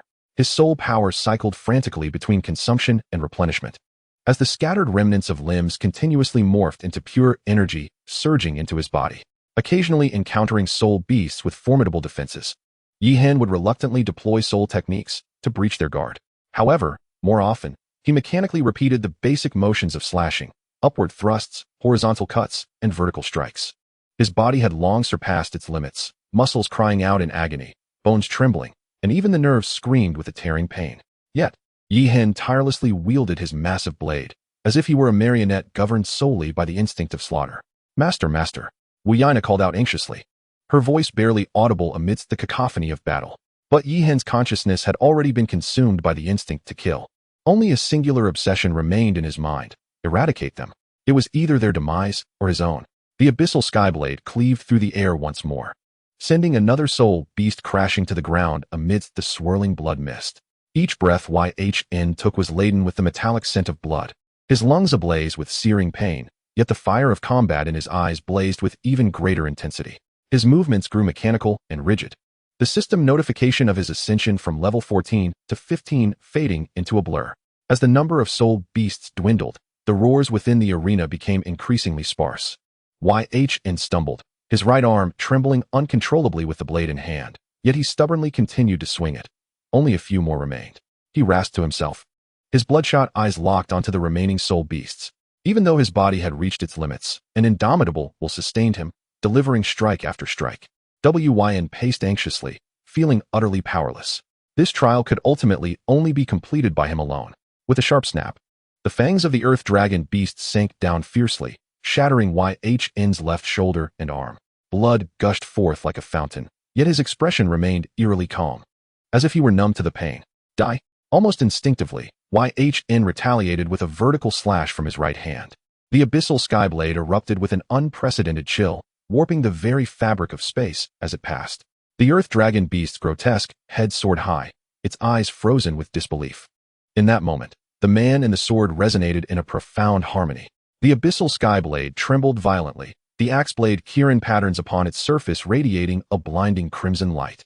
Had YHN been fully conscious, he would have been astonished to realize that he and his blade had entered the legendary realm of unity. Chapter 29.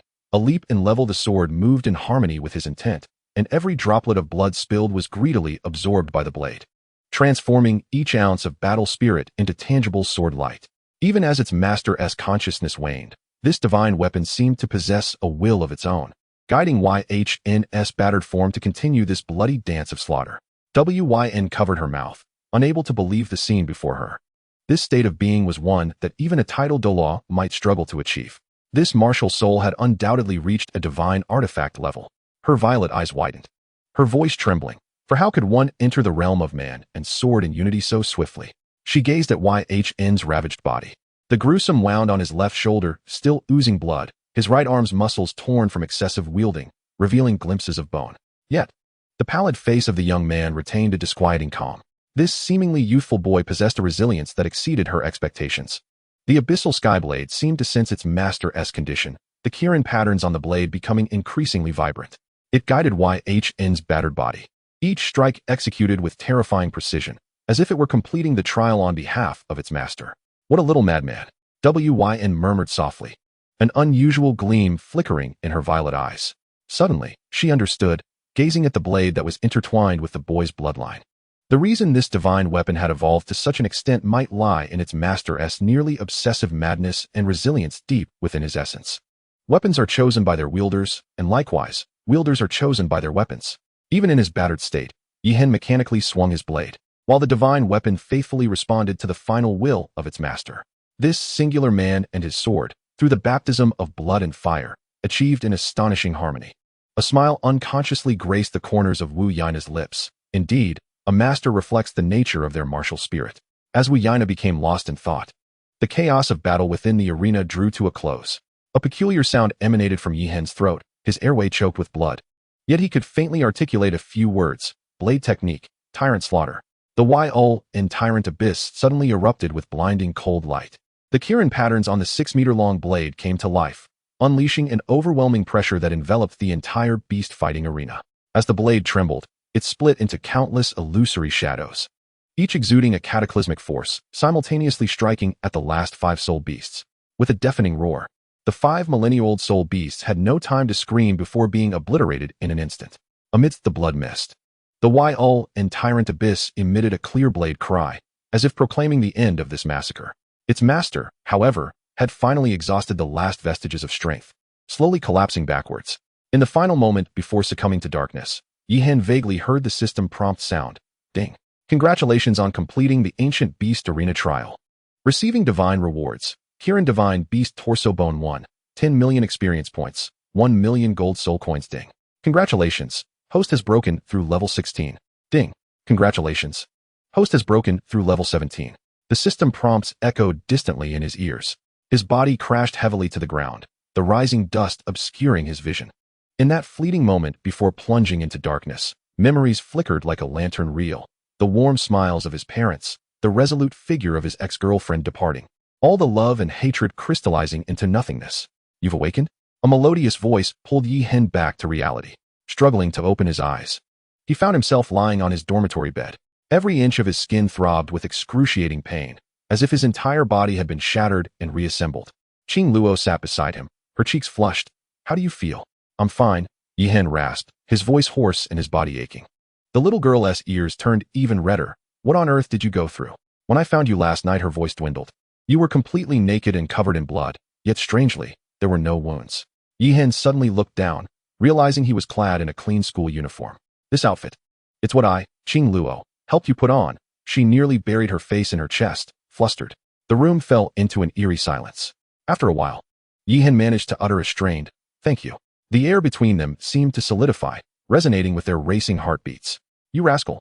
A booming voice suddenly erupted as Minter Engel's imposing figure appeared in the doorway, his brow furrowed, his bronze face etched with fury. 3 whole days without a trace. And you didn't even request a day off. As his gaze swept over Yihen's pallid complexion, the anger in Engel's eyes softened slightly. Qing Luo, you may go to your class, Engel said to the young girl, his tone noticeably gentler. After Qing Luo departed, Engel let out a heavy sigh. Yi Hen noticed the concern hidden within his mentor's eyes and offered a wry smile, explaining, "I apologize, Mentor Engel, but I encountered some unusual circumstances that made communication impossible." Enough of that for now. Engel waved his hand to interrupt him, stating, "There is a girl from the Tian-D Society seeking you. She claims it is urgent." He paused before adding, "Furthermore, the Dean wishes to see you about an important matter." After saying this, Engel cast a meaningful glance at Yi Hen. The tall mentor said no more and turned to leave the dormitory, his footsteps gradually fading away. Yi Hen looked at the closed door, rubbing his temples in resignation. It appeared he would be quite busy in the coming days. Within the modest reception area of Nodding Academy, Yi Hen pushed the door open and saw He Chi sitting stiffly on a small wooden chair. "Young Master Yi," He Chi exclaimed upon seeing him. Rising to perform a respectful bow, her movements graceful yet dignified. Yi Hen waved his hand casually and took a seat across from her. "No need for excessive formalities. Please share the situation," he instructed, lightly tapping his fingers on the table, his tone calm, yet imbued with undeniable authority. He Chi felt a jolt of surprise. In the short time since their last meeting, the young man's aura had become increasingly enigmatic. She steadied herself and reported, "Young Master Yi, the Tian-D Society has successfully established a presence in Tiando City. The land purchase and royal contracts have been finalized, and we are merely awaiting commencement of construction." As she spoke, she produced a scroll of parchment. "This is the layout design for the society, as per your specifications." Yi Hen took the scroll, a glimmer of approval flashing in his eyes. "To achieve such progress in just a week, you have indeed put in considerable effort." After a moment's hesitation, He Chi couldn't help but lower her voice to inquire about the matter concerning the rear mountains of Nodding City. At her words, Yi Hen chuckled lightly, a cryptic smile playing on his lips. Indeed, that incident in the rear mountains of Nodding City was orchestrated by our Tian-D Society. He Chi's heart raced. Although she had suspected as much, confirmation still left her momentarily breathless, though she had not witnessed the scene firsthand. The officials of Tiando City spoke of those 6 characters with a mixture of reverence and fear, a sentiment that remained vividly etched in her memory. It was said that the characters were carved 3 inches deep into the stone, their strokes sharp as blades. Furthermore, the mountains had been reduced to powder over several miles, leaving only a desolate wasteland in their wake. Such prowess could only be attributed to a being of at least Super Dolo level. Chapter 30. Fusion of the Kirin Divine Beast's skeletal frame. She cautiously raised her eyes to the increasingly inscrutable youth before her, her awe deepening further. "You will have the opportunity to meet them in the future," Yi Hen spoke with sudden gravity. "Remember, our Tian-D Society aims to be a leader in the industry, and we must possess ample strength behind us." He stood and approached the window, gazing in the direction of Tiando City. "When encountering promising soul masters, we may consider their inclusion, but I must emphasize, better to have fewer than to have the wrong ones." He Chi respectfully bowed and continued her report. "The Spirit Hall recently dispatched 2 stewards to negotiate, proposing a deep cooperation with us." She carefully extracted the gilded document and placed it gently on the table. "They promised to provide various rare resources for our exclusive auction, charging only a standard handling fee, and would also dispatch at least 2 titled Doluos for security." The 6-winged angel emblem of the Spirit Hall shimmered coldly in the candlelight. The terms were indeed favorable. Yi Hen lightly tapped the document with his fingertip, suddenly emitting a cold chuckle. However, this preferential purchasing right, when he raised his gaze, a glint of frost appeared in his eyes. "Reply to them that ordinary auction items may be supplied at a preferential rate of 20, but rare items must be auctioned publicly." His tone abruptly turned frigid. "If they truly wish to cooperate, let the Tiando auction house withdraw from Tiando City." He Chi was taken aback by his words. This was evidently a challenge to the Spirit Hall. "Understood," she replied, suppressing her shock. Yi Hen added, "Remember to remind them that our auction house does not require outsiders to provide security." With a flick of his wrist, a brocade pouch landed on the table with a dull thud. "Here is 1 million gold soul coins. Proceed as you see fit." He tapped the table with his fingertip, indicating that she should report any difficult matters at any time. Before He Chi could fully register this, a purple glow suddenly emanated from Yi Hen's palm, and a deep purple soul ring gradually materialized. "You have broken through to the Great Soul Master, haven't you?" The soul ring spun slowly in his palm, and a faint illusion of a spirit cat flickered within, an 1800-year-old swift shadow spirit cat, perfectly suited for your use. This, He Chi was shaken to her core. The soul power emanating from the soul ring resonated perfectly with her martial spirit, as if it were custom-made. With trembling hands, she received the soul ring, tears of excitement welling in her eyes. "Thank you for your guidance, young Master Yi." "Absorb it now," Yi Hen said, brushing his sleeves as he turned to gaze out at the dimming twilight. "I shall protect you." He Chi took a deep breath and sat cross-legged. The purple soul ring spun slowly above her head, casting a reflection of her resolute profile. Approximately half an hour later, He-Chi's soul power surged dramatically, and a purple soul ring rose slowly beneath her feet. She opened her eyes, brilliance swirling within, as her soul power directly broke through to level 31. The young girl reveled in the tumultuous strength within her, unconsciously gathering a wisp of ethereal purple soul power at her fingertips. It appears to be a resounding success. Yihan nodded in satisfaction and then produced another deep purple soul ring adorned with peculiar patterns. Xiaohu should be on the verge of a breakthrough as well. The surface of the soul ring was enveloped in a transparent membrane, gently floating in the air. This soul ring has been processed with the secret methods of the Heaven and Earth Society and can be preserved for a month. With a flick of his fingertip, the soul ring hovered in midair. You shall pass it on to him. This. He-Chi's pupils contracted sharply. She had never heard of a soul ring being preserved for such an extended period. If this secret method were to spread, it would undoubtedly upheave the entire spirit master world. With both hands, she respectfully accepted the soul ring, feeling the shock of soul power resonating in her palms. Defying all reason, I shall ensure it is properly delivered. The soul ring, glimmering with a purple hue, delicately hovered at the tip of Yn's finger. A subtle smile graced his lips as he contemplated the potential it held. He-Chi, momentarily taken aback, soon felt a spark ignite in her eyes. I understand, she exclaimed, bowing deeply, her voice quivering with excitement. We shall surely showcase our prowess to every soul master in the city. Yn waved his hand dismissively and turned to gaze out at the deepening twilight. Go ahead, he instructed, with great care. He-Chi stowed away the peculiar purple soul ring, securing her coin pouch closely to her side. Her fingertips trembled with exhilaration, her cheeks flushed with fervor.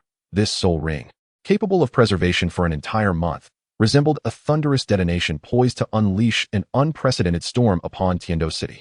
She could almost envision the various factions mobilizing, scrambling to curry favor. Once He-Chi departed, Yn summoned the system interface. The soft blue screen displayed a staggering balance of 168 gold soul coins. A sum comprising the 1 million reward from the ancient beast arena, over 140,000 from the slaughter of 1,000 soul beasts, and another million from a main quest. Despite its seemingly vast magnitude, this figure furrowed his brow in concern. As his fingers navigated the system's marketplace, he found himself momentarily breathless at the sight of rare items priced in the millions. The series of zeros following the 10,000-year soul bone particularly stung his eyes. It simply was not enough. Rubbing his temples, his gaze fell upon the Kirin trunk soul bone. Outside, the dusk deepened, casting shadows that danced across his profile. He scrutinized the bronze gloss soul bone in his hand and inquired solemnly, Wayina, given my current constitution, can I directly merge with this soul bone? The surface of the soul bone, adorned with swirling Kirin patterns, emanated a daunting pressure. The sprite flitted around the soul bone, her wings fluttering playfully.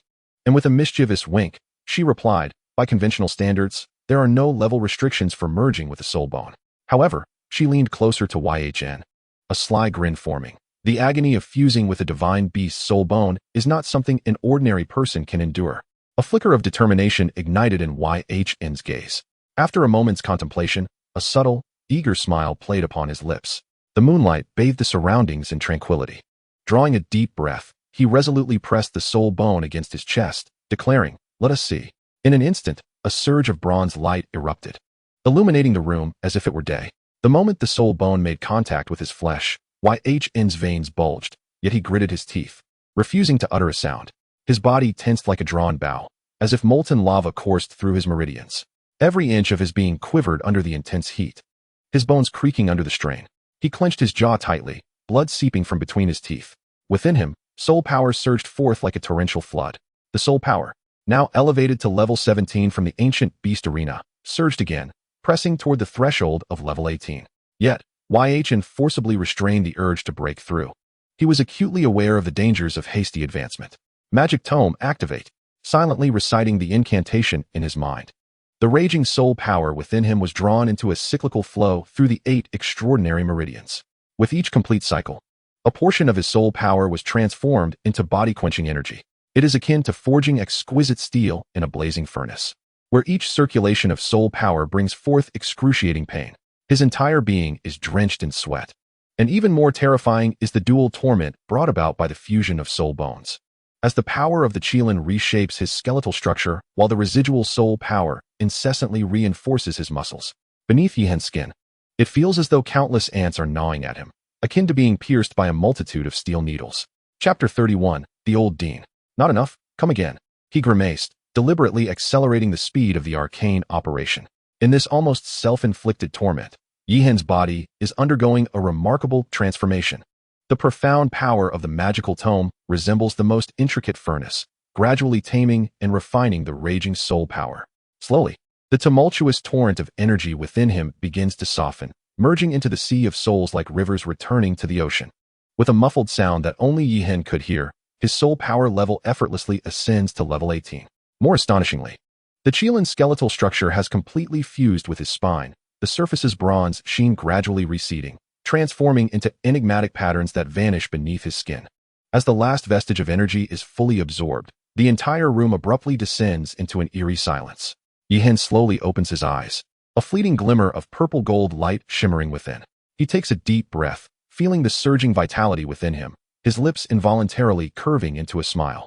This sensation of rebirth is simply ineffable.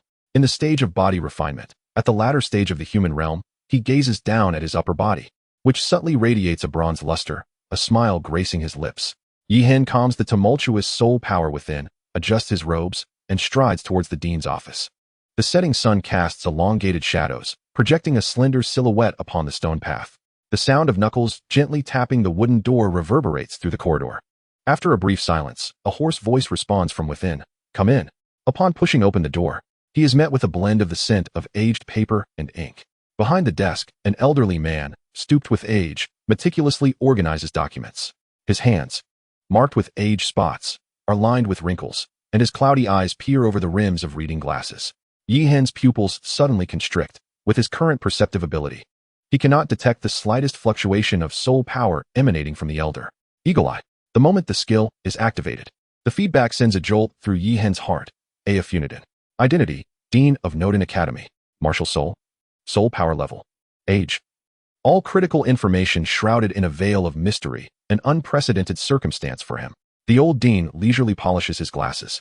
The cold light reflecting off the lenses dances among his wrinkles. A level 18 soul master under 8 years old. He suddenly raises his gaze. A flicker of brilliance flashing within his murky pupils. In the entirety of the continent, such a rarity is indeed exceptional. The Dean's praise is unwarranted. Yihen bows respectfully, his attire remaining perfectly still. The elderly director suddenly chuckled softly, his hoarse voice resembling the rasp of sandpaper. In his lifetime, he raised 3 gnarled fingers, declaring that he had encountered 327 so-called geniuses, of whom 320 had succumbed to the earth. The director's gaze shifted to Yihen, his words cloaked in ambiguity, as he subtly elongated his tone. "Is this a pathway being laid out for you?" Yihen trembled violently, as if an electric current surged up his spine. For the first time before this seemingly ordinary elder, he experienced an unprecedented sense of oppression. "Do not be anxious," the director said with a benevolent smile, trembling as he retrieved a portrait from the drawer. "My late wife also bore the surname Yi." Upon the yellowed canvas, a gentle woman bore a striking resemblance to Yihen. The director caressed the portrait, his voice suddenly calm as he stated, "By lineage, you should address me as great-grandfather." Yihen stood frozen, his mind blank from this unexpected turn. Just as Yihen's thoughts were reeling, a familiar voice suddenly emerged from behind the bookshelf. "You little rascal." Startled, Yihen turned to see a portly middle-aged man stepping forth. Lord Yi of Nodding City wore a mischievous grin as he strode forward and embraced his son's shoulders. "What's this? Have you forgotten your manners in front of your elders?" He playfully tousled Yihen's hair, adding, "Aren't you usually quite eloquent?" The familiar teasing slightly eased Yihen's taut nerves. He glanced once more at the elderly director, noticing a glimmer of tears in his murky eyes. The profound bond of blood spanning 4 generations stirred an inexplicable warmth within Yihen's heart. "Great-grandfather," he finally called softly, his voice tinged with a hint of awkwardness. "Good. Good child," the director replied, trembling as he removed his glasses to wipe his eyes. "Indeed, the Yi lineage has produced exceptional talents through the ages." Slowly rising, his frail fingers quivered, the setting sun elongated his shadow dramatically. "In recent years, I have accumulated numerous enemies." As he turned, a glint of fierce determination flashed in his eyes. "To preserve our bloodline, I have divided it into 2 branches." The dusk outside suddenly grew somber, as if affirming this weighty history. Regrettably, the voice of the nodding branch elder became hoarse. "There are but a few of us left." He trembled as he produced an ancient jade token from his bosom. "Now, this secret has only been passed down to your generation." Yihen received the jade token. Its touch icy, adorned with etchings of swords and emblems. There are more secrets. The elderly director pressed his hand firmly on Yi Hen's shoulder, his frail palm feeling as heavy as lead. When you possess sufficient strength, I shall reveal them to you. Lord Yi remained silent, his head bowed, tears glistening in his eyes. A man typically known for his irreverence, now filled with emotion. The elderly director gradually settled back into his wicker chair, a grave expression etched upon his aged face. Originally, these secrets were not meant to be shared with you at this moment, his gaze piercing, fixated on Yi Hen. But the organization you have joined is exceedingly mysterious, and we must gain a deeper understanding of it. Outside, the wind fell silent, leaving only the ticking of the old clock within the room. Your soul power has surged remarkably. The murky eyes of the elderly soul technique master suddenly sparkled with brilliance.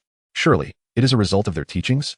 A sense of apprehension gripped Yi Hen's heart as his fingertips absently stroked the jade token. Just as he pondered how to respond, the old dean abruptly stood up.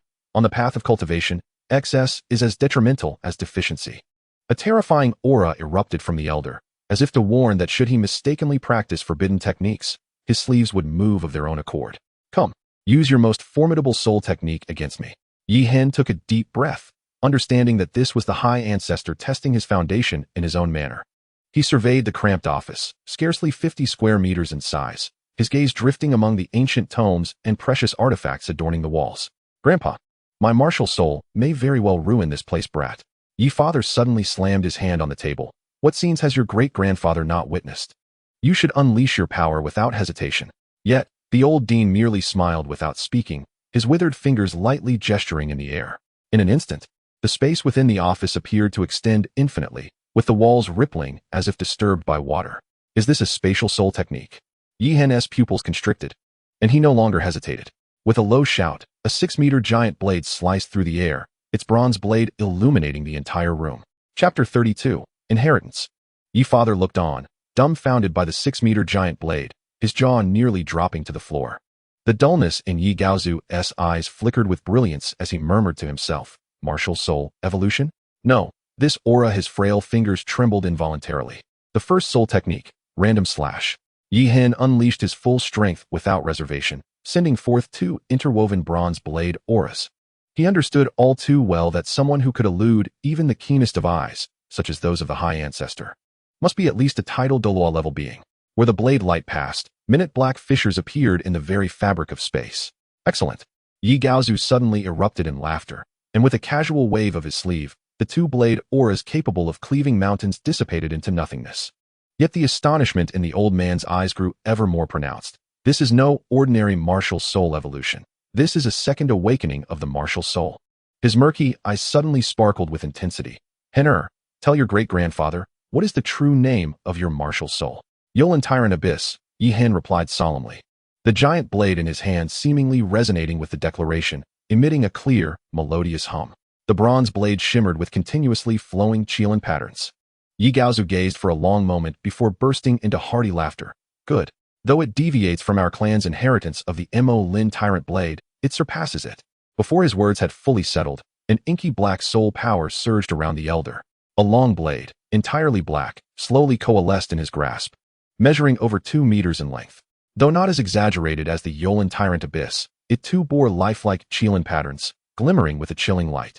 At the moment the 2 divine weapons met, they resonated with a sound akin to a dragon's roar. Look closely. This is the inherited martial soul of my Tyrant Blade lineage, the Mo Lin Tyrant Blade. The aged director's wrist trembled slightly, and as the obsidian blade sliced through the air, it gave rise to ripples akin to water, though it could not compare to your formidable Yinlin Overlord Abyss. Before his words could fully escape his lips, the elder suddenly lunged forward, brandishing his knife. Wherever the dark blade passed, the very fabric of space was violently torn, creating a 3-meter-long rift. Yet, when Yi Gaozu sheathed his sword, the fissure gradually mended, revealing the true essence of overwhelming power.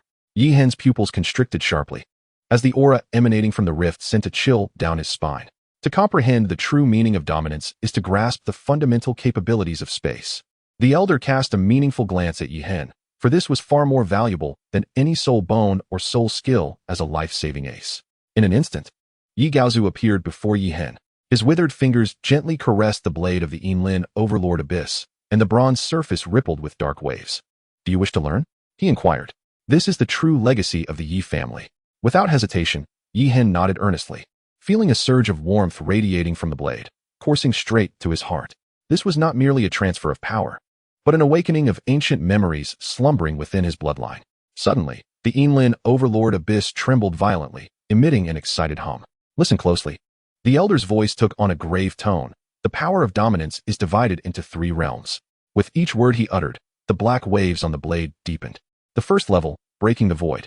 As the explanation unfolded, Yi Hen realized that his martial spirit was autonomously evolving techniques, as if they were already inscribed in his bloodline. Yet, just as he was lost in this revelation, the elder suddenly barked, "Remember, as your cultivation advances, this power will become increasingly difficult to control." The old man's emaciated hands suddenly swelled with veins, and a flicker of pain flashed in his eyes. If he were to be consumed by the backlash, he would become nothing more than a mindless killing machine. Startled, Yi Hen regained his senses, realizing he was enveloped in a crimson aura of murderous intent, his eyes transforming into eerie, red vertical slits. "Do not panic," the elder said, a hint of nostalgia gleaming in his weathered eyes. "If that day truly comes," he murmured, stroking an ancient jade pendant at his waist, "I will risk my life to ensure your survival." The pendant bore the inscription Yi Ming, a relic from a kin who had fallen into the path of slaughter. With a low command, Yi Gaozu's dark soul power suddenly contracted, his aura instantly suppressing to that of a great soul master. In that moment, his frail form stood tall like a pine tree, and the ink-black blade in his hand trembled with excitement. "Unleash your attack." Yi Hen inhaled deeply, and the massive blade in his hand erupted with dazzling bronze light. He moved like lightning, his strike as fierce as a rainbow. Dragon-slaying blade technique. Dragon-slaying ascends. The 6-meter blade transformed into a furious bronze dragon, charging at the elder with the might to rend space itself. The essence of dominance was now embodied within his strike. A look of satisfaction appeared on Yi Gaozu's wrinkled face as he merely flicked his wrist with the Yinlin Overlord Abyss, effortlessly neutralizing Yi Hen's assault. That seemingly casual defense concealed the profound truths of the blade's essence. Dragon-slaying blade technique. Dragon soars across the seas. Seeing this, Yi Hen's competitive spirit intensified, and the 6-meter blade suddenly split into 4 bronze blade phantoms, converging from all directions to strike. "Excellent." The elderly dean erupted into hearty laughter, as the machine dominator blade carved a flawless arc before him. His technique was steadfast, and the solidified soul power dissipated any lingering doubts in his eyes. It seemed he had been overly concerned, for this heaven and earth society was not akin to that wicked cult. In the midst of his speech, for sword shadows were entirely devoured by the black arc. The old man's murky eyes suddenly sparkled with vigor. However, his voice became grave as he continued. "The corrosive power inherent in your soul skill, along with that faint yet palpable aura of thunder." Upon hearing this, Yi Hen sheathed his blade and stood still, a pair of shadowy, ethereal wings shimmering with a ghostly light unfurling behind him. The corrosive power emanates from this external soul bone. The dark purple patterns on the wing bones radiated a dangerous glow. Yi Hen lightly touched his chest with his fingertips, as bronze lightning swirled within his palm. "As for the thunderous power," he said, his gaze lowering slightly, "it originates from this Kirin trunk bone." This half-truth elicited an involuntary tightening of his fingers. "What?" The simultaneous exclamations echoed loudly. Ye's father staggered back 2 steps, colliding with the bookshelf. The study fell into a profound silence. A soul master of over level 10 possessed not 1, but 2 soul bones. More alarmingly, the external soul bone was extraordinarily rare, and that trunk bone was said to be from the legendary Kirin beast. This was not merely the cultivation of a soul master. It was the crafting of a humanoid monstrosity. The two exchanged astonished glances, each reading the same shock in the other's eyes. What manner of divine entity is this heaven and earth society? Yi Gaozu stroked his long beard, breaking the silence. It seems someone possesses the discernment to recognize Henner's potential. A glimmer of brilliance flickered in his murky eyes. I must personally meet this esteemed individual. Yi Hen's heart raced. Henner, when might the master find the time? Yi Gaozu adjusted his reading glasses, his gaze piercing through the lenses. I wish to pay a visit. A cold sweat instantly broke out on Yi Hen's back. How could he maintain the facade of this fictitious master? In a moment of desperation, he feigned helplessness, spreading his hands. High Ancestor, you may not be aware, but the young man's face displayed the perfect hint of distress.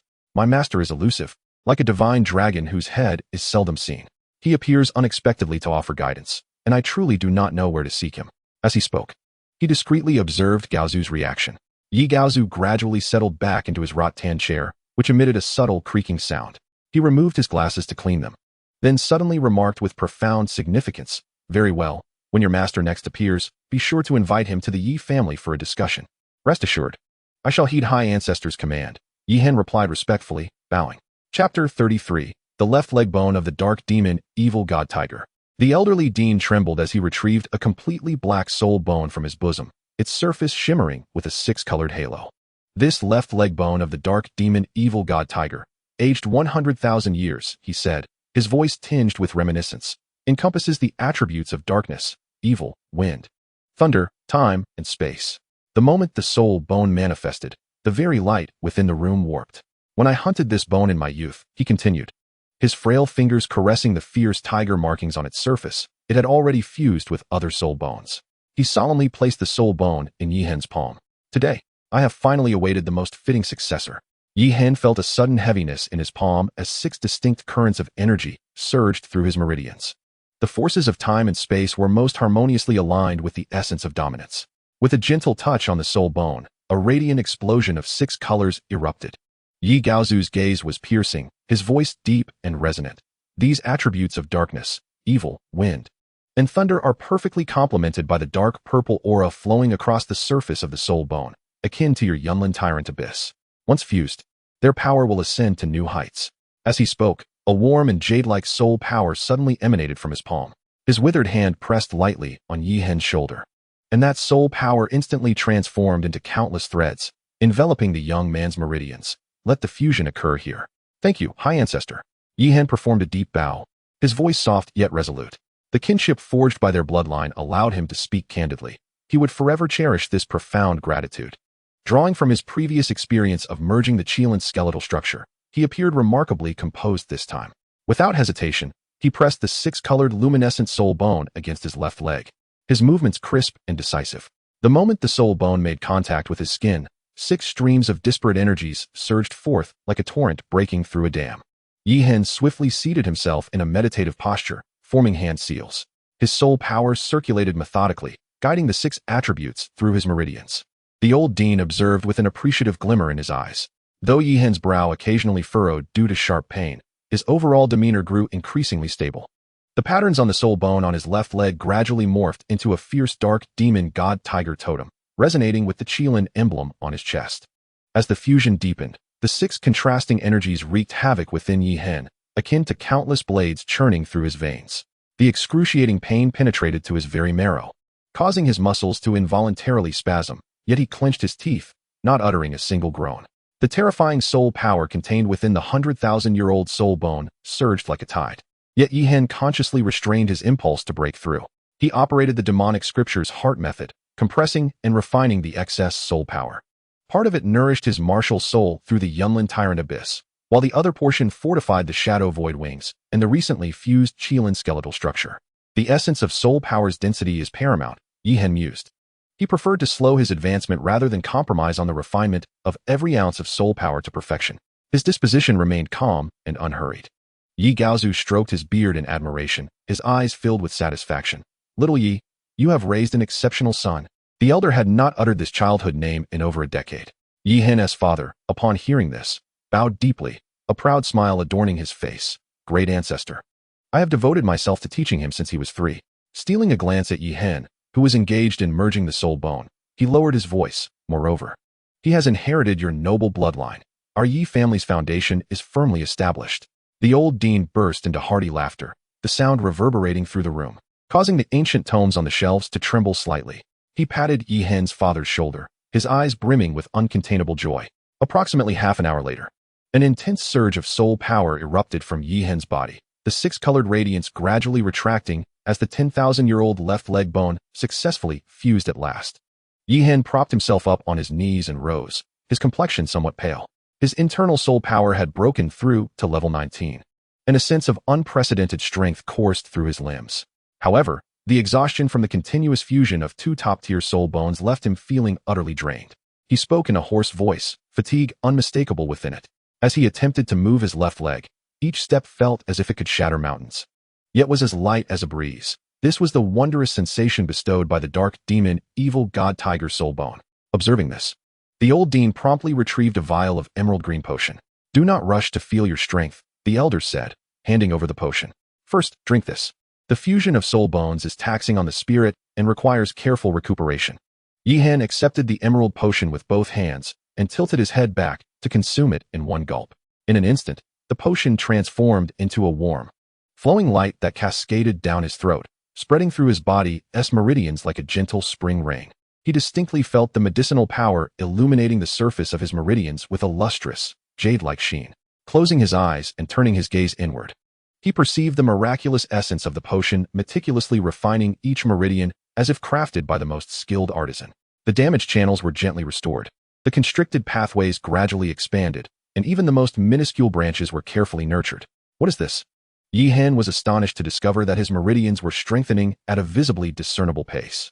The once slender channels were becoming robust and broad, their inner walls adorned with a faint jade glow, as if cloaked in a layer of mysterious protection. The old dean stroked his beard and smiled. This is the essence of meridian refinement, derived from a 10,000-year-old celestial herb, a treasure I have cherished for 60 years. For me, it holds little effect now. He gently set the empty vial down on the table, producing a crisp sound. Yet today, it has served its purpose splendidly on your behalf. Upon hearing this, Yihan shuddered, realizing that he had just ingested such a rare elixir. He felt compelled to express his gratitude, but the old dean gently waved his hand. No need for excessive courtesy. A tender light flowed like water in the elder's murky eyes, and his frail hand patted Yihan's shoulder. The bloodline of the Yi family ought to be treated in such a manner. This simple statement stirred within Yihan an indescribable warmth. At that moment, he felt as light as a feather, and the flow of soul power within him was smoother than ever before. With a slight exertion, the soul power surged like a rushing river, its circulation speed exceeding that of previous times by over 30%. The residual jade glow within his meridians further refined his soul power with each cycle. How does it feel? Yihan's father leaned closer, eyes filled with anticipation. Yihan took a deep breath, suddenly forming his fingers into a blade.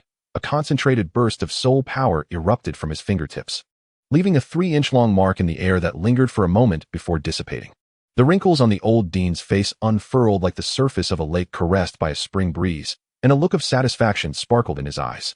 The path of blade martial arts, the elder's aged voice resonated with wisdom accrued through the passage of time, places utmost importance on the foundation of the body. Strength must be as steadfast as a mountain, while flexibility should resemble the willow branches swaying in the wind. His emaciated fingers gently glided over the left leg where the soul bone had just fused, and now your soul power has crystallized like quicksilver. Flowing with a swiftness akin to lightning, your understanding of the path of the dominant blade will surely ascend to new heights. Suddenly, his tone shifted, and his murky eyes deepened. Yet remember, no matter how formidable the martial soul, he pointed to his heart, it ultimately requires this to master it. He then tapped his temple, indicating that it also needs this for guidance.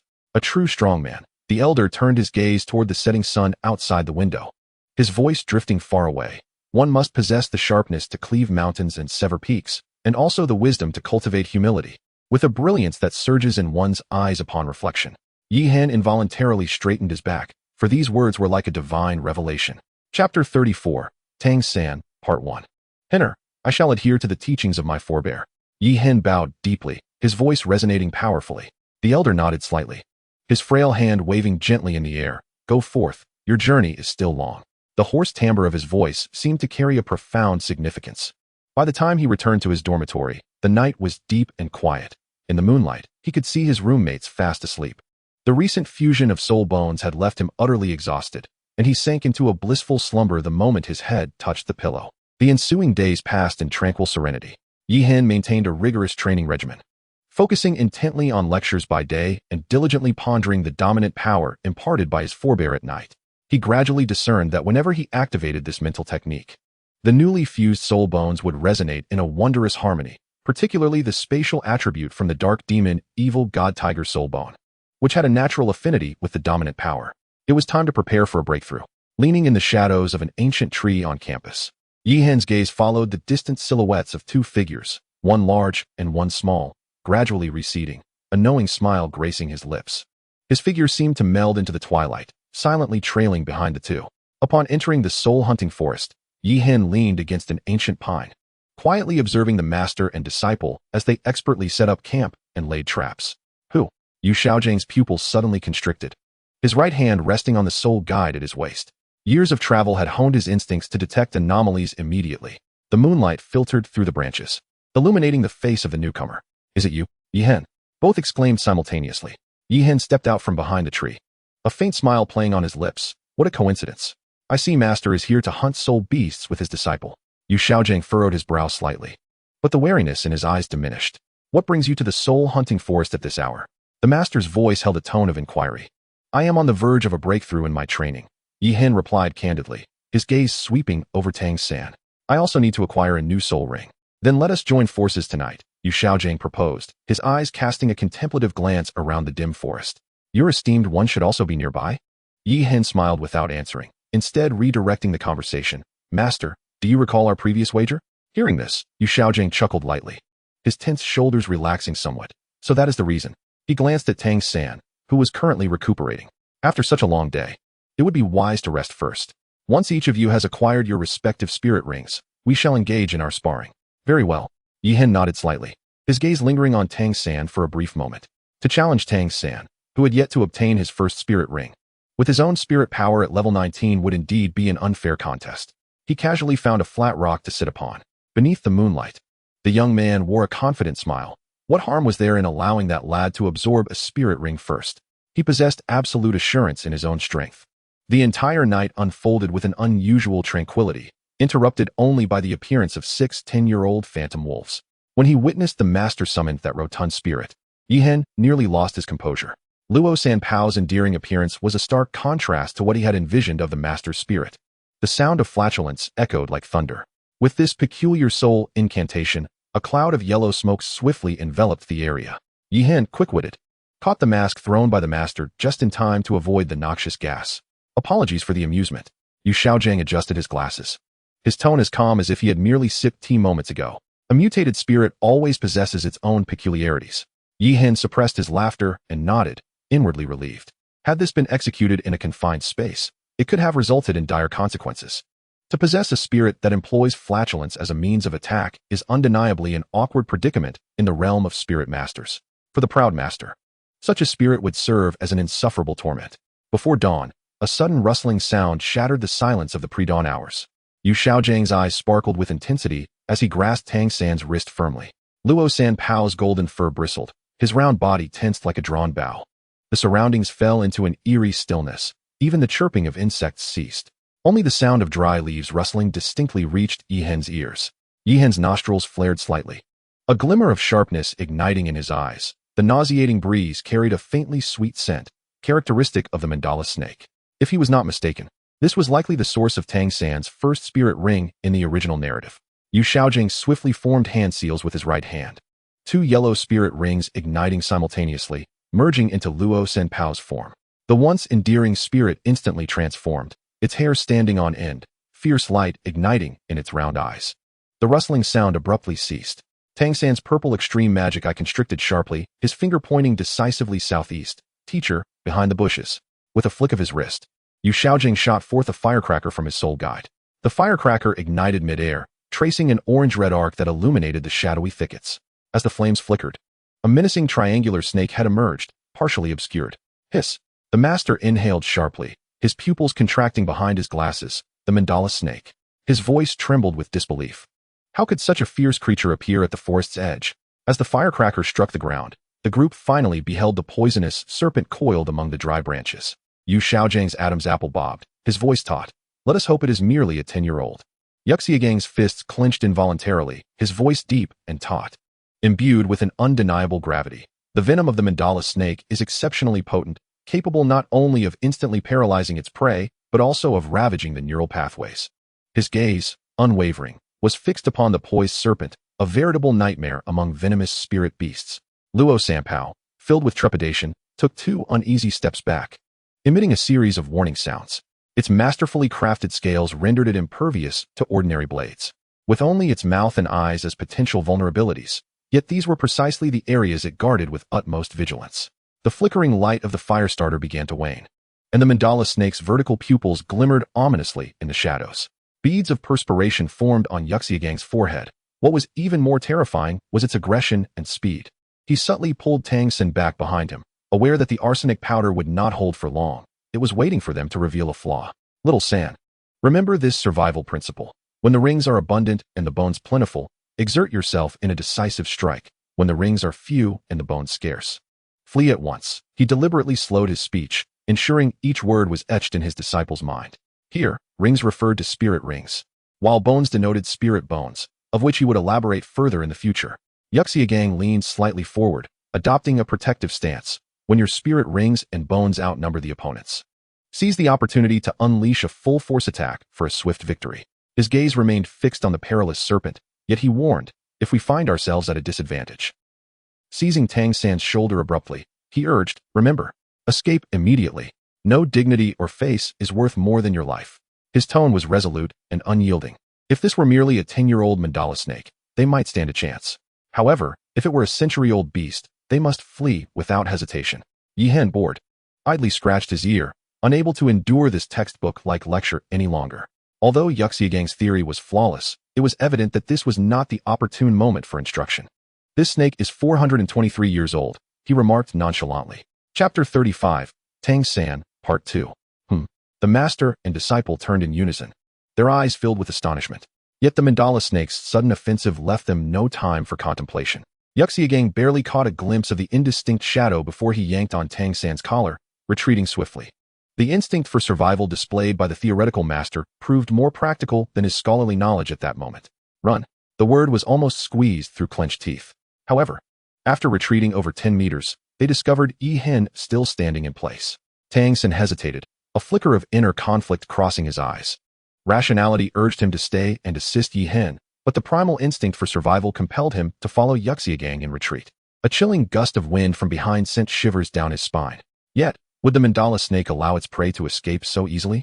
Its robust body lashed against the ground like a whip, each impact producing astonishing force, moving even faster than the two could flee.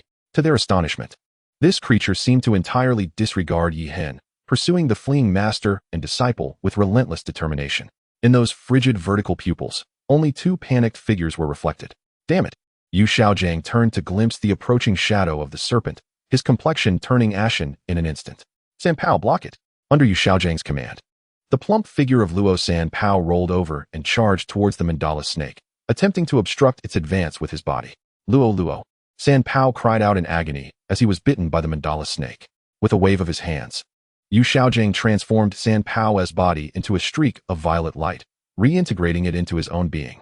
A chill enveloped Yu Xiaojang's heart as he sensed the icy venom seeping from the snake's fangs. At this critical juncture, he suddenly felt Tang San's arm, which he was holding, jerk away. A flash of white light darted from Tang San's waist. Master turned in astonishment, only to see Tang San lightly sweep his left hand across the 24 bridges on a moonlit night, flinging a white shadow behind him without a glance back. A robust white radish shot forth, striking the mandala snake squarely on its triangular head. Thud! The dull sound of impact momentarily halted the beast's pursuit. The serpent's raised upper body swayed, and its crimson tongue flicked rapidly. This brief delay allowed the master and disciple to widen the distance between themselves and the creature once more. Yu Xiaojang's eyes gleamed with disbelief. This seemingly simple obstruction was a marvel of timing and precision. What was even more astonishing was that Tang San had not once looked back. This seemingly straightforward maneuver caused Yi Hen's pupils to constrict, while discerning sound and position was merely an introductory skill in the Tang sect. For Tang San, who had lived 2 lives, it was already ingrained in his very marrow. The ensuing scene even stirred Yi Hen's emotions. Tang San's left hand flitted at his waist like a butterfly among flowers, unleashing one white radish after another with pinpoint accuracy.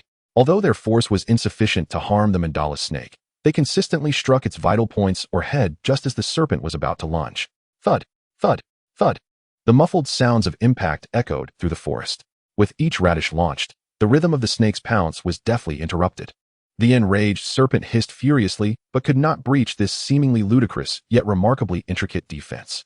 A flick shot? Leaning against an ancient tree, Yi Hen's eyes glinted with amusement. This technique appeared simple, yet concealed profound intricacies. Suddenly, a sharp metallic clang resonated. Tang San's sleeve arrow struck the mandala snake's vital point with precision, yet merely sparked against its hardened scales. The excruciating pain elicited a piercing shriek from the serpent. The malevolent glint in its eyes intensified. In the next moment, the scales of the mandala snake shimmered brilliantly. An eerie yellow light emerged from its dark green body, and its speed surged dramatically. In the blink of an eye, its gaping maw was lunging towards Tang San. At this life and death moment, Tang Sen entered a peculiar state of tranquility. The Shantian skill operated swiftly, and the profound Taoist heart method rendered his mind as calm as still water. Facing the serpent's kiss, mere inches away, he deftly turned his right hand, a glimmering short sword slipping silently into his palm. The mandala snake's strike was as swift as lightning, its speed and strength far beyond what Tang San could currently withstand. As the venomous fangs loomed perilously close, Tang San's feet suddenly activated the ghost shadow displacement technique, allowing him to glide 3 feet sideways like smoke and mist. The opportunity was fleeting. A peculiar blue light suddenly emanated from Tang San's palm, and with a swift motion of his left hand at his waist, he redirected his course. Leveraging the residual momentum of ghost shadow displacement, the mandala snake sensed an inexplicable force pulling it from the side, causing its massive head to uncontrollably veer. In the instant its mouth gaped wide, the venomous liquid on its fangs became distinctly visible. At that electrifying moment, a brilliant blue glimmer appeared as if it had been lying in wait, silently poised along the trajectory of the snake's head. As the mandala snake's head turned 90 degrees, and just as its jaws were about to snap shut, the short sword accurately pierced the upper jaw, the blue light instantly merging with flesh and blood. The snake's vertical pupils abruptly constricted, and its entire body convulsed violently, as if struck by lightning. The nearly 4-meter-long serpent stiffened suddenly, the short sword wholly embedded deep within its mouth. In the next instant, the mandala snake erupted into a frenzy of desperate thrashing, its robust body rolling violently across the ground, kicking up clouds of dust, as its gaping maw continued to open and close erratically, vowing to drag Tang San down with it in death. The cold gleam on its fangs shimmered under the moonlight. Just at this critical juncture, a loud crash resounded. Yi Hen's figure appeared like a specter, delivering a powerful punch imbued with overwhelming force to the snake's neck. Having already been pushed to its limits, the mandala snake finally succumbed, twitching a few times before crashing to the ground. The vicious glint in its eyes gradually faded. Tang Sen staggered back 2 steps, beads of cold sweat dotting his forehead. He cast a glance at Yi Hen, who had intervened unexpectedly, a flicker of complexity passing through his eyes. Yi Hen merely shrugged off the exertion, a subtle smile gracing his lips. Not bad, but your strength was a bit lacking. Tang San's pupils constricted slightly. The Tang Sek's ultimate technique he had just unleashed was now fully exposed before Yi Hen and the master. As a soul from another realm, these martial arts, which should not exist in this world, were his deepest secret. Yi Hen keenly observed the fleeting glimmer of murderous intent in Tang San's eyes. He considered that if he were in Tang San's position, harboring a secret that should not see the light of day and having it exposed, he would likely feel the same. Maintaining his usual demeanor, he stood calmly, watching Tang San with a steady gaze. The trembling voice of Yu Xiaojiang shattered the silence. "Xiao San, are you all right?" He stumbled forward, his eyes behind his glasses still reflecting lingering shock. This concerned inquiry caused the murderous intent in Tang San's eyes to recede like the tide. Tang San instantly regained his usual gentle demeanor, even exhibiting a hint of fear. "Teacher, I'm fine." He lowered his head to straighten his disheveled sleeves, perfectly concealing the calculation in his eyes. Yi Hen took all of this in, a playful smile curving his lips. What a masterful performance of restraint. Had he not witnessed it himself? Who could have imagined that this seemingly obedient youth had just been weighing the feasibility of committing regicide? Chapter 36, Tang San, Part 3. Tang San calmly assessed the situation. He had a 70% certainty that a silent sleeve arrow could take down the master. But this enigmatic youth before him caused his clenched fist to relax slightly. The fact that the other could independently enter the soul hunting forest suggested either considerable strength or a hidden powerful protector. Acting rashly would entail too great a risk. "Thank you for your assistance, young Master Yi." Tang San suddenly clasped his hands together, his voice imbued with an earnestness that could not be faulted. This kindness, he noted, would not be forgotten. Yi Hen smiled faintly, aware that this test was merely at its inception. Beneath the sanguine moonlight, 2 youths, each harboring their own intentions, engaged in a silent contest. What had transpired moments ago? Yu Xiaojiang adjusted his slipping glasses, gazing in confusion at the now stiffened corpse of the serpent on the ground. The dim light before dawn severely hampered his vision. Lacking Tang San's purple extreme magic eyes and Yi Hen's hawk-like vision, he could only vaguely discern a few indistinct fragments. From Yu Xiaojiang's perspective, he saw only the staggering silhouette of Tang San retreating, along with the fleeting glint of a blue short sword. The sound of the sleeve arrow slicing through the air and the exquisite footwork of the ghostly shadow were swallowed by the encroaching darkness. A look of fortunate survival graced Tang San's face, his voice quivering slightly. "Teacher, I was merely fortunate." He glanced at the short sword in his hand, adding, "The snake lunged at me and impaled itself on the blade." Turning to Yi Hen, he cast a grateful look. Thanks to Yi Xiao's timely intervention, otherwise. He pretended to cough a couple of times, perfectly embodying the persona of a youth startled beyond measure. Yu Xiaojing, somewhat skeptical, adjusted his glasses. The dimness before dawn obscured the finer details. Yet, observing the calm demeanor of the two youths, he ultimately exhaled in relief. In any case, as long as you are unharmed.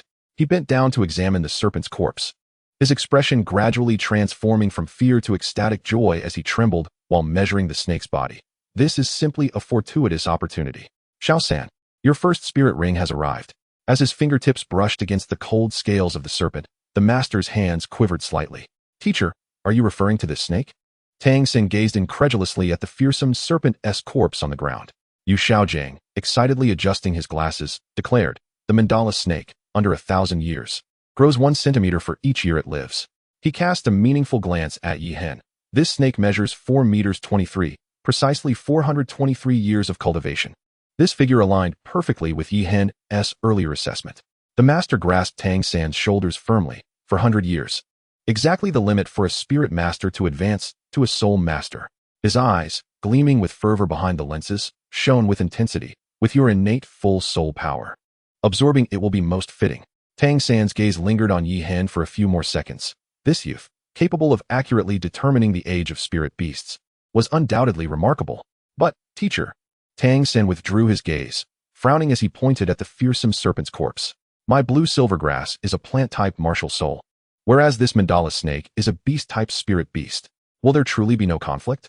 At this moment, Yu Xiaojing had fully regained the composure of a scholar, his eyes sparkling with wisdom. This is precisely the martial soul mimicry theory I proposed. Plant martial souls need not exclusively absorb plant spirit rings.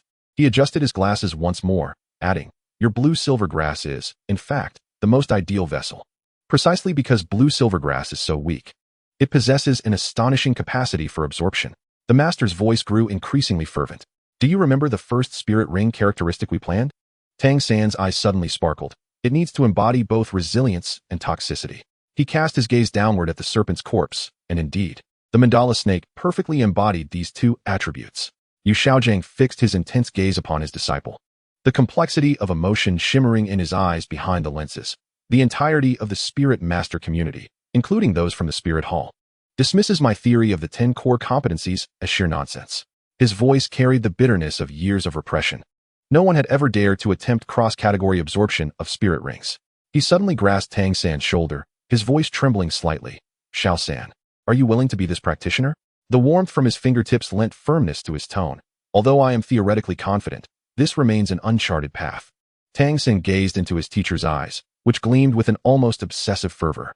This man, destined to be unable to become a powerful figure due to his martial spirit mutation, had devoted his entire life to the study of martial souls. That fervent dedication resonated deeply within Tang San, who had once been a disciple of the Tang sect in his past life. Teacher, Tang San declared without hesitation, kneeling on one knee and placing his right hand over his heart. I am willing. Those simple 5 words sent a tremor through Yu Xiaojing. The path of true knowledge would now be forged together with his disciple. Hey, I did contribute. After all, Yi Hen interjected playfully, arms crossed. Yu Xiaojing did not lift his head, focused intently on examining the serpent's corpse. The attributes of this snake are incompatible with your blade martial spirit. His tone was decisive, leaving no room for discussion. Yi Hen shrugged helplessly, yet a playful smile curled at the corners of his mouth. This master-disciple duo, a man obsessively devoted to theory and a concealed visitor from another realm, truly appeared to be a match made in heaven. He leaned casually against a tree trunk, observing as Tang San began to prepare for the absorption of the spirit ring. The morning light filtered through the leaves, casting dappled shadows upon the ground. Pale yellow motes of light gradually rose from the mandala snake's corpse, coalescing into a brilliant yellow halo in midair.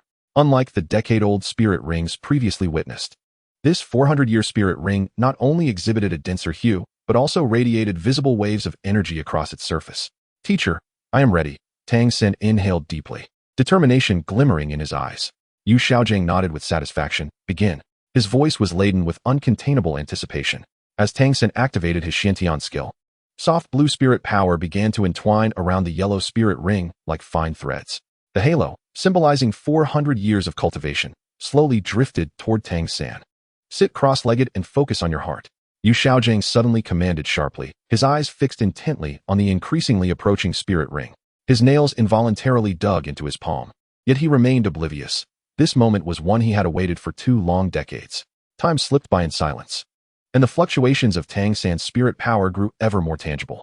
Occasional wisps of pale blue light emanated from within him, appearing particularly mysterious beneath the illumination of the yellow spirit ring. A glimmer of understanding flickered in Yi Hen's eyes. This is far from a mere fluctuation of soul power. The profound and lingering aura distinctly emanates from an inner strength originating from another world, intertwining with soul power. 2 utterly disparate energy systems have seamlessly merged within the youth's body, unleashing astonishing potential. It is no wonder that Yi Hen murmured to himself. This unique path of inner and outer cultivation is precisely the key to Tang San's eventual ascendance to the pinnacle of the continent. At this moment, within the soul-hunting forest, a future legend is quietly taking shape. However, Yu Xiaojing mistakenly interprets the blue light as a manifestation of the martial soul's mutation, causing his excitement to render his breathing rapid. Trembling, he pulls out his notebook and hastily jots down every detail. This unprecedented soul ring absorption experiment is validating his lifelong theory. Chapter 37, Tang San, Part 4. As Tang San slowly opens his eyes, the morning light has already flooded the forest. He lowers his gaze to examine himself, discovering subtle changes in his physique due to the fusion with the soul ring. His originally slender frame has gained height, his shoulders have broadened, and a layer of lustrous sheen dances across his skin.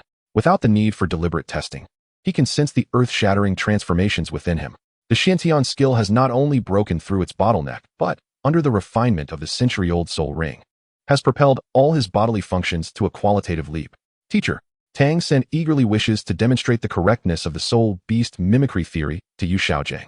Although the entire fusion process was painful, it surprisingly proceeded smoothly, with no signs of rejection. However, as he surveys his surroundings, his heart suddenly constricts. Yu Xiaojing lies rigidly on the ground, his complexion as pale as parchment.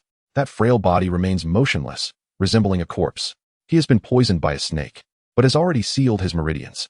Yi Hen leans against a tree, speaking calmly, stating that a few days of rest will suffice for recovery. Tang San solemnly clasps his fists. Thank you, Yi Xiao, for your care. His gaze sweeps over his teacher's bluish lips, and a lingering dread remains in his heart. Yi Hen casually waves his hand. It was a trifling matter. Suddenly, he shifts the topic, stating that since Tang San has recovered, he should fulfill the wager with his teacher. Tang San's pupils constrict. This seemingly indifferent youth has been keeping track of this matter all along. Please, a simple word, and both prepare for the confrontation. The morning mist in the forest is stirred by the suddenly erupting soul power, startling a flock of birds into flight. Yi Hen stands at ease, his gaze upon Tang San, as if he were observing an experience package in motion. Release your martial soul. Tang San commands in a deep voice, the blue-silver grass martial soul already manifesting in his palm, the light yellow soul ring slowly rotating beneath his feet, and a cold glimmer flickering in his purple extreme magic eyes. Perhaps he could take the opportunity to eliminate him. Yet Yi Hen merely smiles faintly. If you use your martial soul, he casually rotates his wrist, you won't last a single move. This statement, delivered with a casual tone, carries an undeniable certainty. Anger flares in Tang San's eyes. His previous admiration for Yi Hen transforms entirely into a sense of absurdity. This youth is undeniably too arrogant. Then let us see. Before the words have left his lips, the ghost shadow misty steps have already been activated, his form approaching like smoke and mist. The first soul skill, Bind, is poised and ready. He intends to make this arrogant individual personally experience the resilience of the blue-silver grass. First soul skill, Bind. Tang San took the initiative, harnessing the innate combat instincts of a control-type soul master to strike first. The blue-silver grass vines surged forth like ethereal serpents, immediately ensnaring Yi Hen's limbs.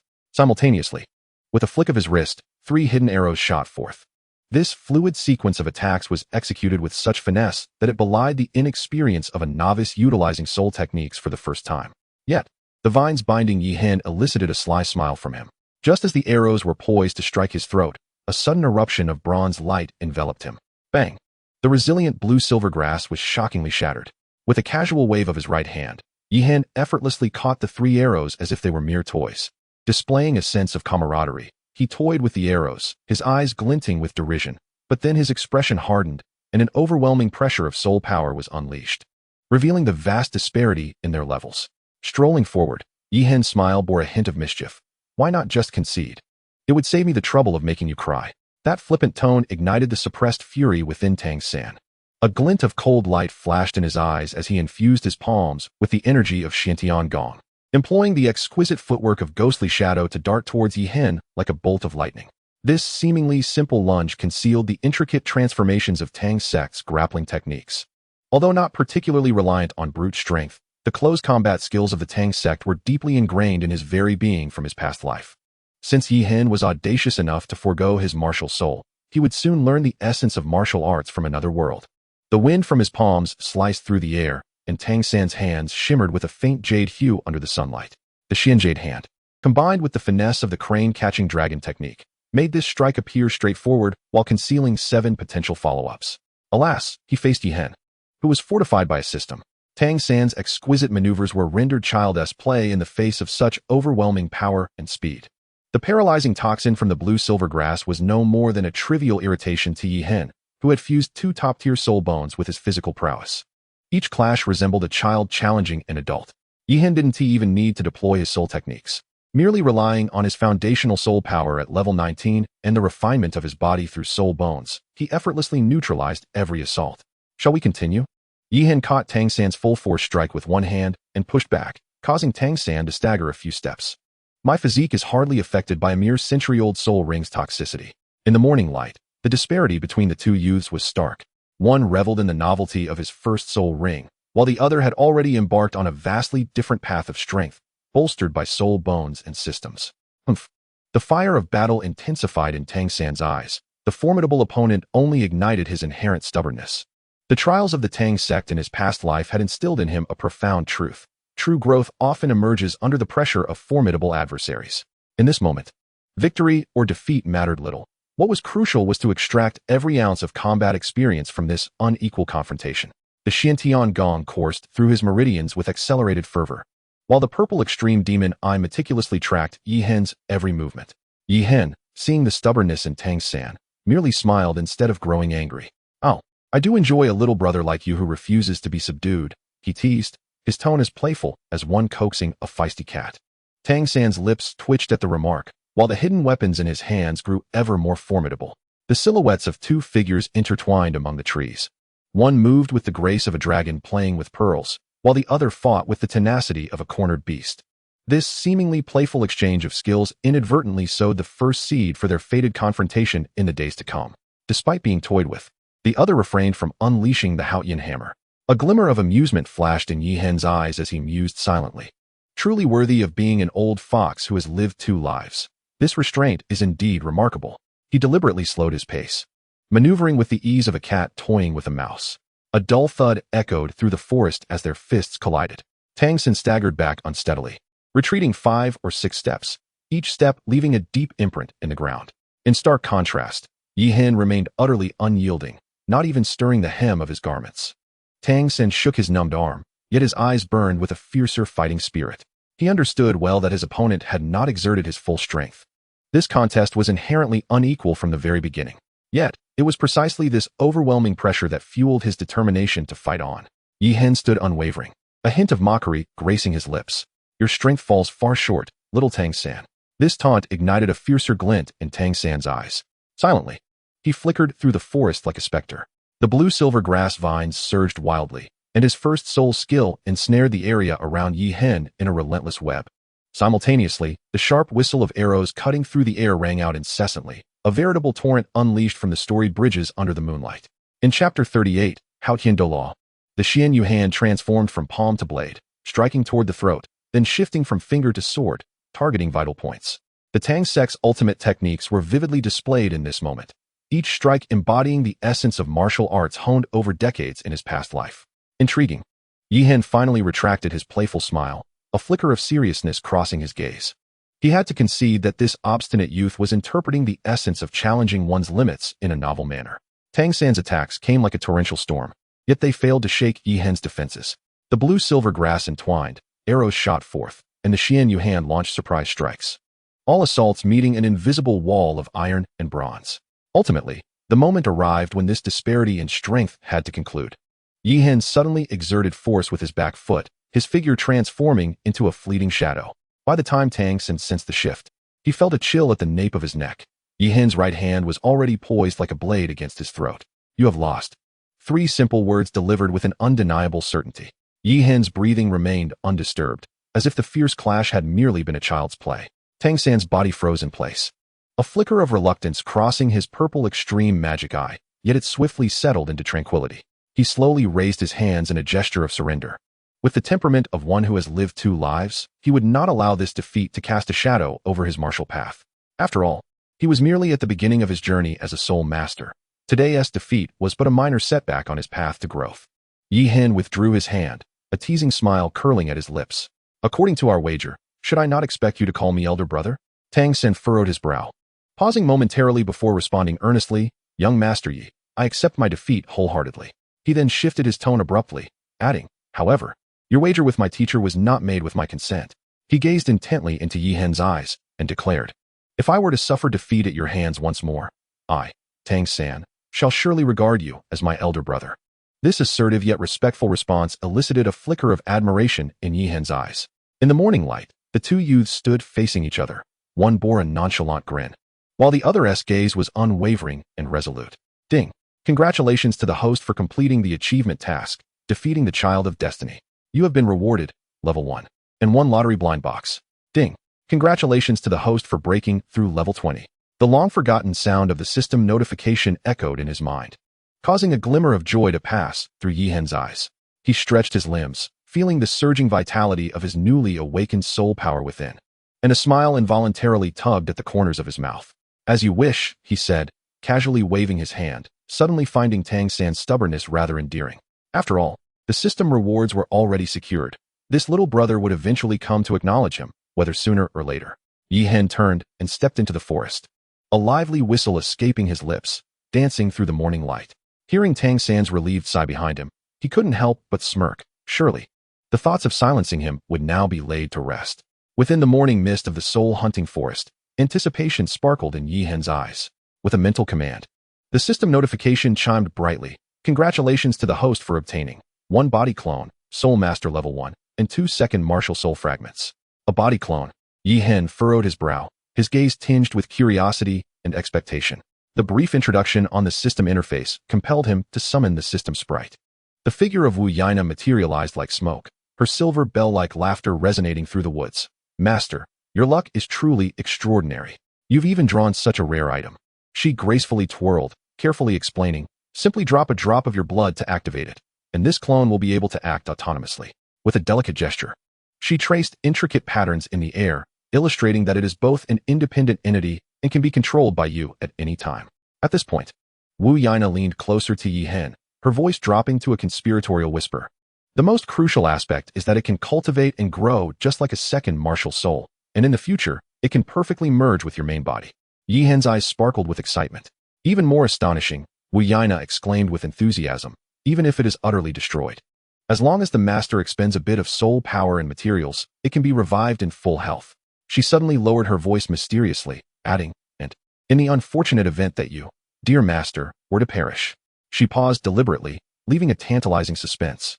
You can be reborn in this clone. Wu Yaina blinked her large eyes. It's like having an extra life. Of course, the original soul rings and bones will disappear. Hee. Yi Hen chuckled sheepishly, overwhelmed by the sudden wave of happiness. The morning light filtered through the leaves, casting mottled shadows on his beaming face. Just as he was reveling in the joy of acquiring the clone, a sudden chill ran down his spine, as an almost imperceptible killing intent slithered up his back like a venomous snake. His expression turned icy in an instant. Senior, I wonder what wisdom you may impart, having followed me all this way. Amidst the swaying shadows of the trees, a formidable figure stepped forth with deliberate slowness. The coarse linen robe cannot conceal the mountain-like aura exuding from him, and his countenance beneath the bushy beard is terrifyingly calm. What astonishes Yi Hen the most is that this seemingly ordinary man strides, as if treading upon the very nodes of space itself. The little child possesses an acute sense of perception. The man's voice rolls forth like thunder, and beneath the gray sleeves, a pair of calloused hands dangles carelessly. Yet, Yi Hen understands that these hands harbor explosive energy. Are you perhaps an elder of Tang San? Yi Hen forces himself to straighten his back, a bitter smile tugging at his lips. Perhaps I should address you as Hao Yin Doluo? No sooner had the words escaped his lips than the heavens and earth seemed to undergo an abrupt transformation. A terrible oppressive force crashed down, causing Yi Hen to feel as though his bones were cracking under the weight of 1,000 mountains. Cold sweat instantly drenched his back. Yet he stubbornly held his head high, locking his gaze onto those eyes radiating murderous intent. You know too much. Tang Hao's voice was as frigid as the depths of the abyss, and the faint illusion of 9 soul rings began to materialize around him. Are you not afraid that I might silence you forever? The phantom of the Haotian hammer flickered in the air, and merely the weight of his presence began to warp the surrounding space. Yi Hen's knees trembled uncontrollably, but he clenched his teeth and refused to kneel. This defiant posture eliciting a glimmer of surprise in Tang Hao's eyes. You will not kill me. Yi Hen stared directly into Tang Hao's eyes, his voice remarkably calm. Even should you strike, you cannot end my life. Upon hearing this, Tang Hao was taken aback for a moment before erupting into a thunderous laugh. Ha! I have every reason to kill you. Why would I refrain? Amidst his laughter, the phantom of the Haotian hammer grew increasingly solid. Firstly, I am not an enemy of Tang San. Yi Hen raised a finger, followed swiftly by a second. Secondly, the power behind me is not one you can afford to offend. As he spoke, his peripheral vision remained fixed on the Super Doa summoning card within his system's backpack. The Deus service from the Super Doa was his greatest assurance. This was also the reason he had dared to refuse the title de sent by the Spirit Hall for security, with such a golden finger. Why should he bow to others? Tang Hao's laughter abruptly ceased, and a glimmer of sharpness ignited in his murky eyes. He keenly sensed that this youth spoke without a hint of fear. I do not regard the Spirit Hall, so what is the power behind you worth? A chilling glint flickered in Tang Hao's gaze, and the murderous aura of the Haotian hammer seemed to solidify. Even if you are not an enemy of Xiao San, should he wish to kill you, I will assuredly do so. Chapter 39, Clones. Yi Hen took a deep breath, and suddenly, an otherworldly purple light radiated from his being. When the Millennium Soul Ring fully manifested, Tang Hao's pupils constricted sharply. This is impossible. The former Haotian Doloa's voice quavered with rare uncertainty. The secret I share with your son originates from the same source. Yi Hen met Tang Hao's gaze, enunciating each word deliberately. Had I wished to kill him, he would have long since been a corpse. Yi Hen suddenly spread his arms wide, presenting an unguarded stance. Believe it or not, if you wish to strike. A provocative curve appeared at the corner of his mouth. Please, do so. In that moment, Tang Hao indeed hesitated. The Millennium Soul Ring displayed by the youth, along with his unyielding confidence, left him in doubt. Tang Hao's thoughts raced swiftly. In the earlier spar, Yi Hen's seemingly casual footwork and techniques now echoed the martial arts of Tang San in an uncanny manner. This revelation caused his grip on the hammer to loosen involuntarily. Ancient forces? Hidden clans? A myriad of speculations flashed through Tang Hao's mind. His murky eyes fixated intently on Yi Hen, attempting to discern any flaw in the young man's calm demeanor. Yi Hen merely stood with his hands behind his back, allowing the scrutiny. The morning breeze stirred the corners of his garments, and his composed demeanor only deepened Tang Hao's uncertainty. At times, silence proves more persuasive than any explanation. Suddenly, Tang Hao retracted his soul power, catching Yi Hen off guard, causing him to stagger and nearly fall. He quickly steadied himself, only to see Tang Hao's figure blur momentarily. I believe what you say, but you claim I cannot kill you? Accompanied by a cold snort, the Haotian hammer descended with the force of a mountain. Yi Hen's pupils constricted, internally cursing. Why does this brute not follow the rules? That remark about not being able to kill him was merely bravado for show. In a moment of crisis, Yi Hen swiftly consumed an invincible sausage from his system's backpack. A blinding golden light erupted as the Haotian hammer, imbued with the might to shatter mountains and split the earth, struck fiercely against Yi Hen's chest. Amidst the deafening roar, a violent shockwave uprooted trees and vegetation within a 10-zhang radius, and the ground cracked like a spider's web. As the dust settled, Yi Hen appeared unscathed. Not even a wrinkle in his clothing. He casually dusted off the non-existent dirt from his chest, maintaining the perfect curvature of his hairstyle. Senior Yi Hen. He tilted his head, revealing an innocuous smile. Have you thought this through? Tang Hao's gaze fell upon the golden light enveloping Yi Hen, and a serious expression finally emerged in his eyes. The secrets held by this young man seemed even more profound than he had anticipated. He withdrew the Haotian hammer, a hint of embarrassment flickering in his eyes. The previous full-force strike had failed to land, making him realize that the young man before him indeed possessed a remarkable sense of security. Should the confrontation continue, there was a risk that this lad might escape, potentially bringing calamity upon Tang San. Humph! Tang Hao scoffed, his coarse linen garments billowing in the morning breeze like the wings of a soaring eagle. Remember, Tang San is my son. No sooner had the words left his lips than his imposing figure vanished like a specter into the misty forest, leaving only a few swirling fallen leaves as evidence that the Haotian Doloa had once lingered here.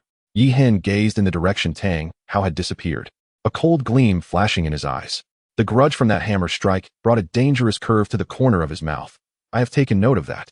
He had long suspected that Tang Hao was secretly protecting Tang San. However, to break through the Great Soul Master realm, he had no choice but to take risks.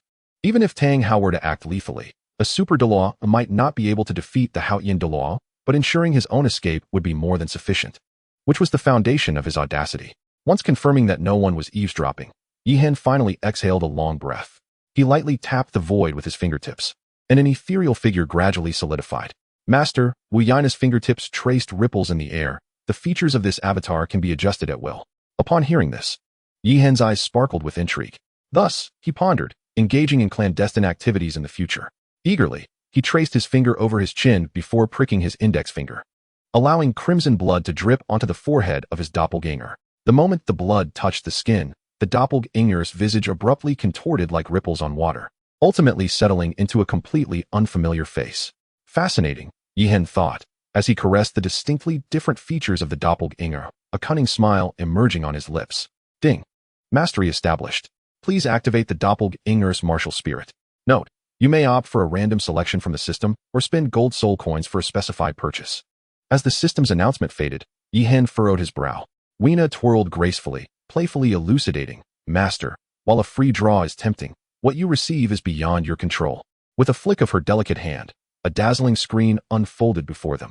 Why not first peruse these purchasable martial spirits? The screen displayed a mesmerizing array of martial spirits.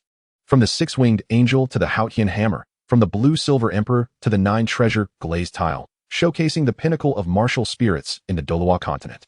Each legendary martial spirit bore a clear price tag, ranging from 1 million to 2 million. Following were those priced from 100,000 to 1 million, sequentially organized, all within Yi Hen's acceptable range.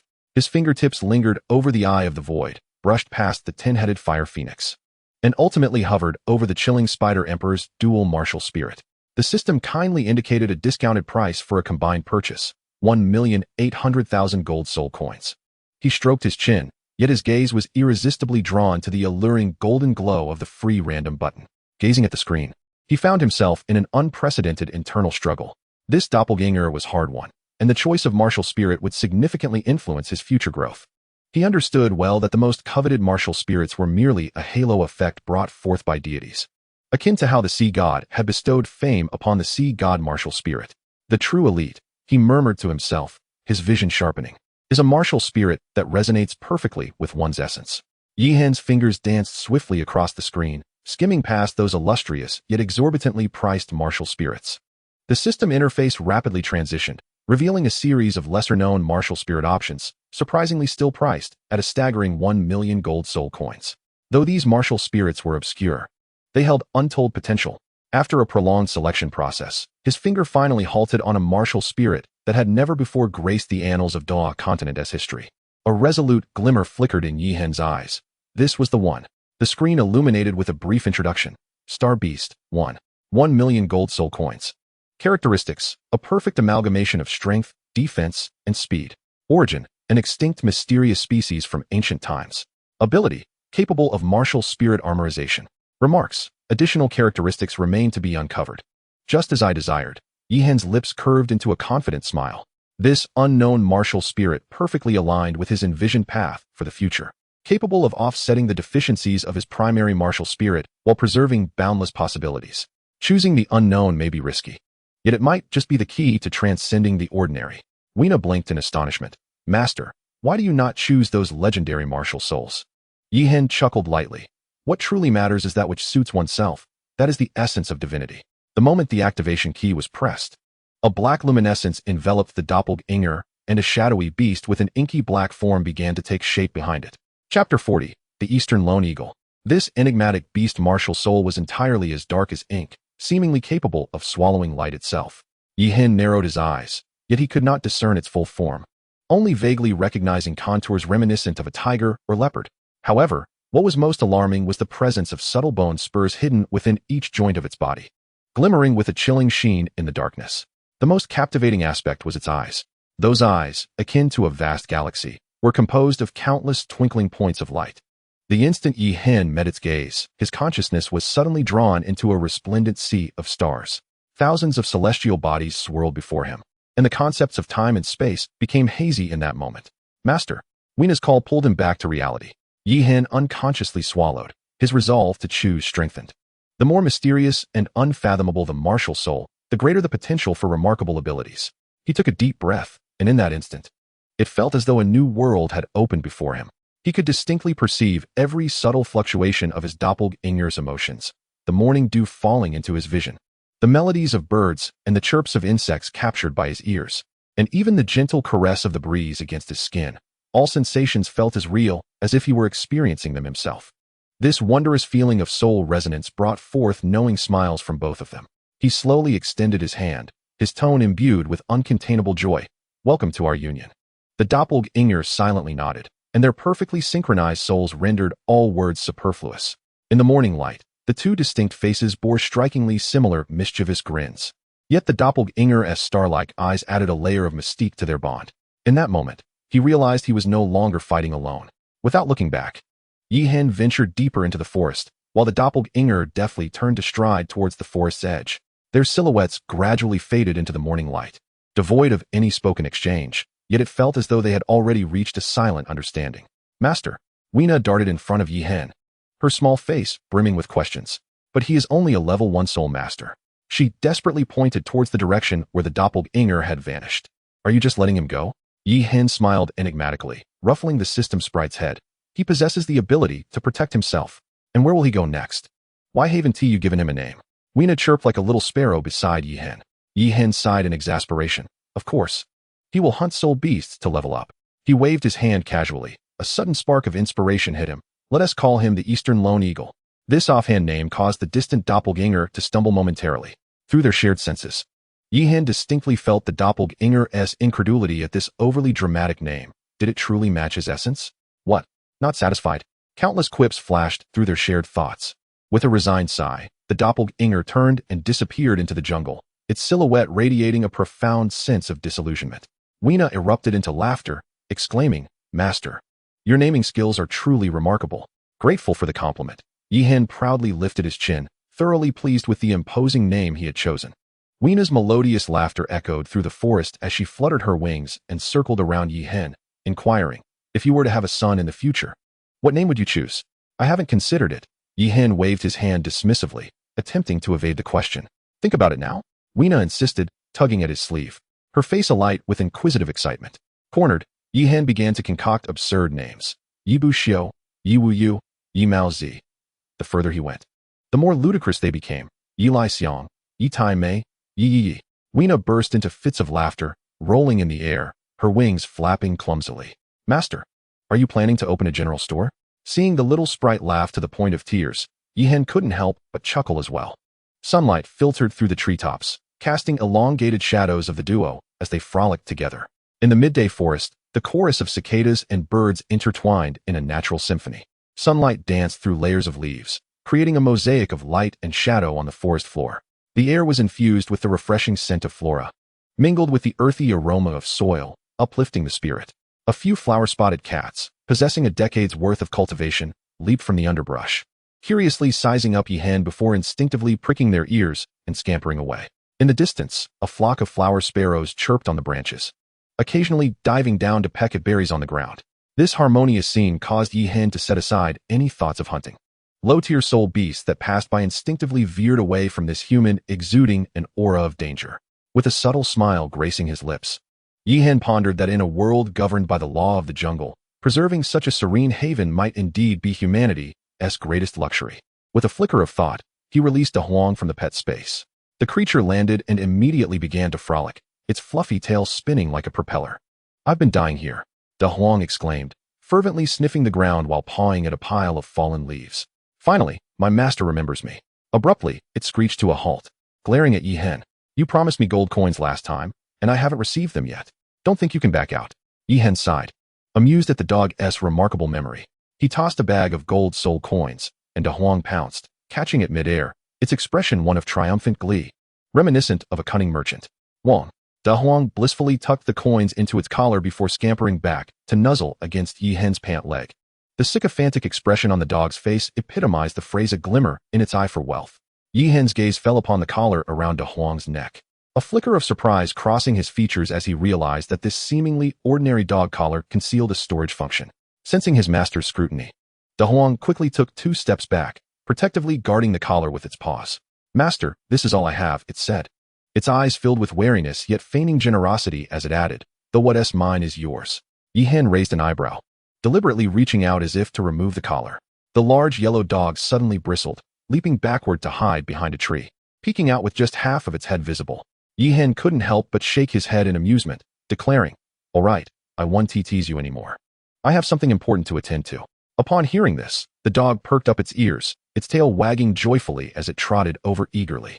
Having witnessed the dog's remarkable escape abilities, Yi Hen held a considerable trust in its scouting skills. He crouched down, meticulously outlining the objectives of their mission and the characteristics of the sole beast they were to hunt. Woof! The dog's eyes suddenly sparkled with excitement. "Master, I'm so hungry I could devour a mammoth." It pawed at Yi Hen's pant leg, insisting that only a full belly would give it the strength to work.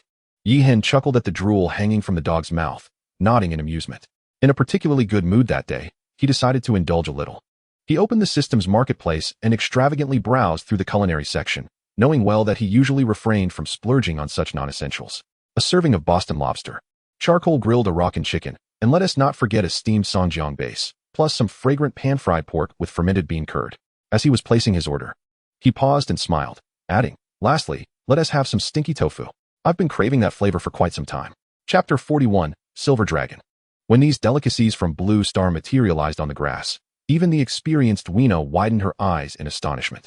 Yi Hen couldn't wait to grab a piece of stinky tofu, its unique aroma instantly making the dog wag its tail even faster.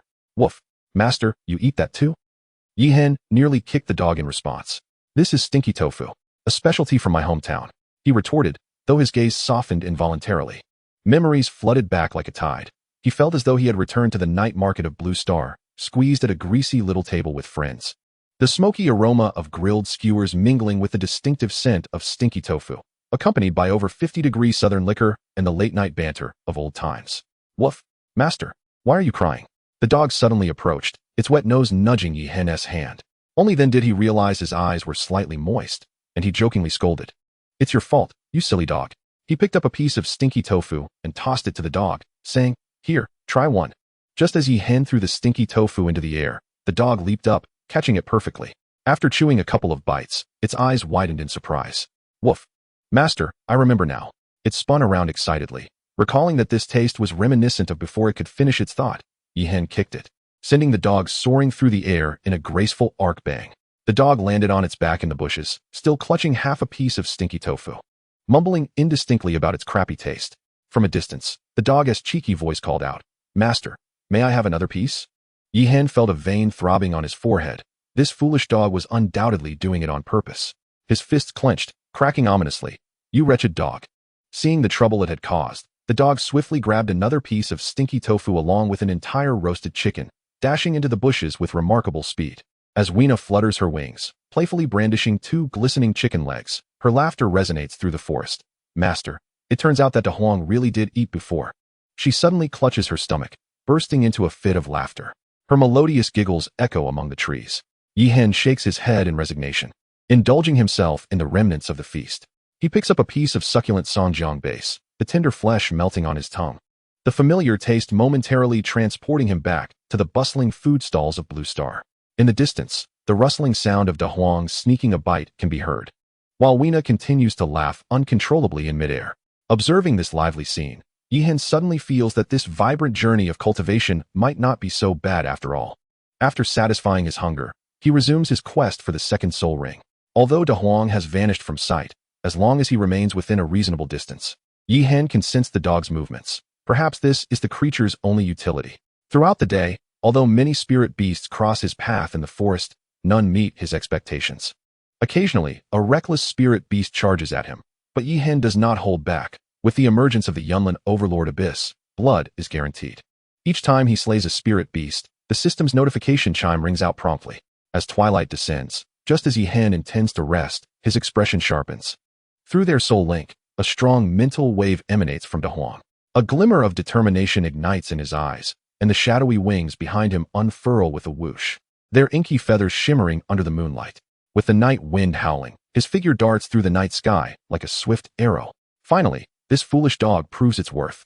A smile of excitement curls at Yihen's lips as he flaps his wings, watching the sea of trees recede like a tide below.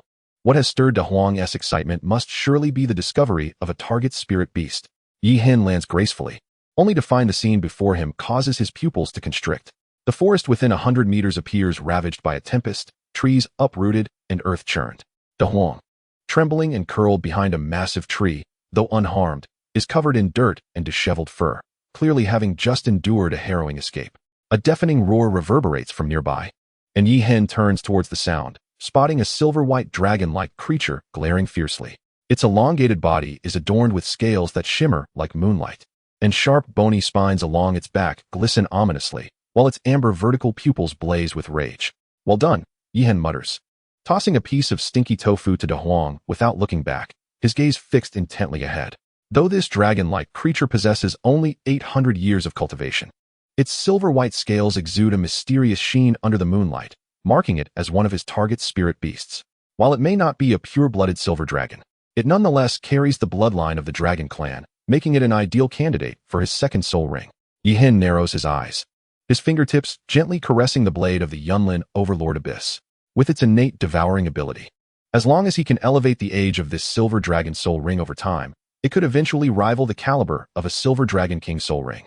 This thought sends a surge of exhilaration coursing through his veins. Under the moonlight, a fervent glow ignites in his eyes. The Yunlin Overlord Abyss seems to sense its master's battle intent, emitting a low hum that expresses its eagerness for combat. Yihen's figure flickered as he executed the elusive 1,000 phantom steps, transforming into a fleeting shadow that lunged toward the silver dragon. The Yul and Tyrant Abyss had amassed soul power during its charge, and the blade radiated a brilliant bronze glow. Dragon Slayer, set forth. With a thunderous roar, a fierce dragon's head formed from the blade's energy, soaring through the air with immense force to strike the silver dragon's forehead. The metallic clash resonated like a deafening bell, causing the surrounding trees to tremble. The silver dragon staggered back from the sudden blow, a stark white mark appearing on its scaled forehead. In a fit of rage, the silver dragon roared, its amber vertical pupils flooding with fury. It locked its gaze on the audacious human, its tail whipping around and cleaving several ancient trees in half. The dragon's claws struck the ground heavily, stirring up clouds of dust. This armor is remarkably tough, Yihen thought, a flicker of surprise crossing his eyes. As the silver dragon unleashed its wrath, its assault came like a tempest. Each swipe of its gleaming silver claws sliced through the air with a piercing sound, while its powerful tail shattered the earth, sending gravel flying. Yihen exerted all his strength in executing the 1,000 phantom steps, flickering rapidly through the forest. Yet he was still caught by a sweeping tail strike. Bang, bang, bang. After breaking 3 ancient trees in succession, Yihen barely stabilized himself. Wiping the blood from the corner of his mouth, he fixed his gaze on the charging silver dragon. This power was certainly beyond 8 centuries of cultivation. The dragon's might bore down upon him, yet Yihen suddenly smiled. The stronger the prey, the more it ignited his fighting spirit. Dragon soaring across the seas, he roared, channeling the tyrannical energy of the Yul and Tyrant Abyss, transforming it into a bolt of bronze lightning aimed directly at the dragon's gaping maw. As the blade sliced through the air, it tore the atmosphere, leaving behind intricate black fissures. This strike, infused with spatial power, evoked an instinctive sense of lethal threat in the silver dragon. Although devoid of wisdom, its survival instinct compelled it to abruptly tilt its head, bracing the strike with its silver-scaled shoulder. Boom! The tremendous impact drove the dragon's legs 2 feet deep into the ground, and dragon blood gushed from the shattered scales. Yet, its ferocity intensified. The dragon's tail whipped like a steel whip, obliterating everything in its path. Chapter 42, Golden Dragon. Yihen's onslaught did not wane. As the Yul and Tyrant Abyss unleashed another fierce arc of blade light, 2 chaotic slashes. The jarring sound of metal clashing echoed through the forest, provoking the silver dragon into a complete frenzy, its scales glowing with an eerie crimson hue. A sense of alarm surged within Yihen, prompting him to retreat hastily. This beast had begun to go berserk.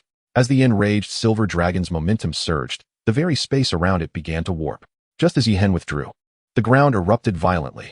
Countless sharp wooden spikes surged from all directions, one as thick as an arm piercing through his left leg. The excruciating pain momentarily darkened Yihen's vision, yet he gritted his teeth and ascended into the air.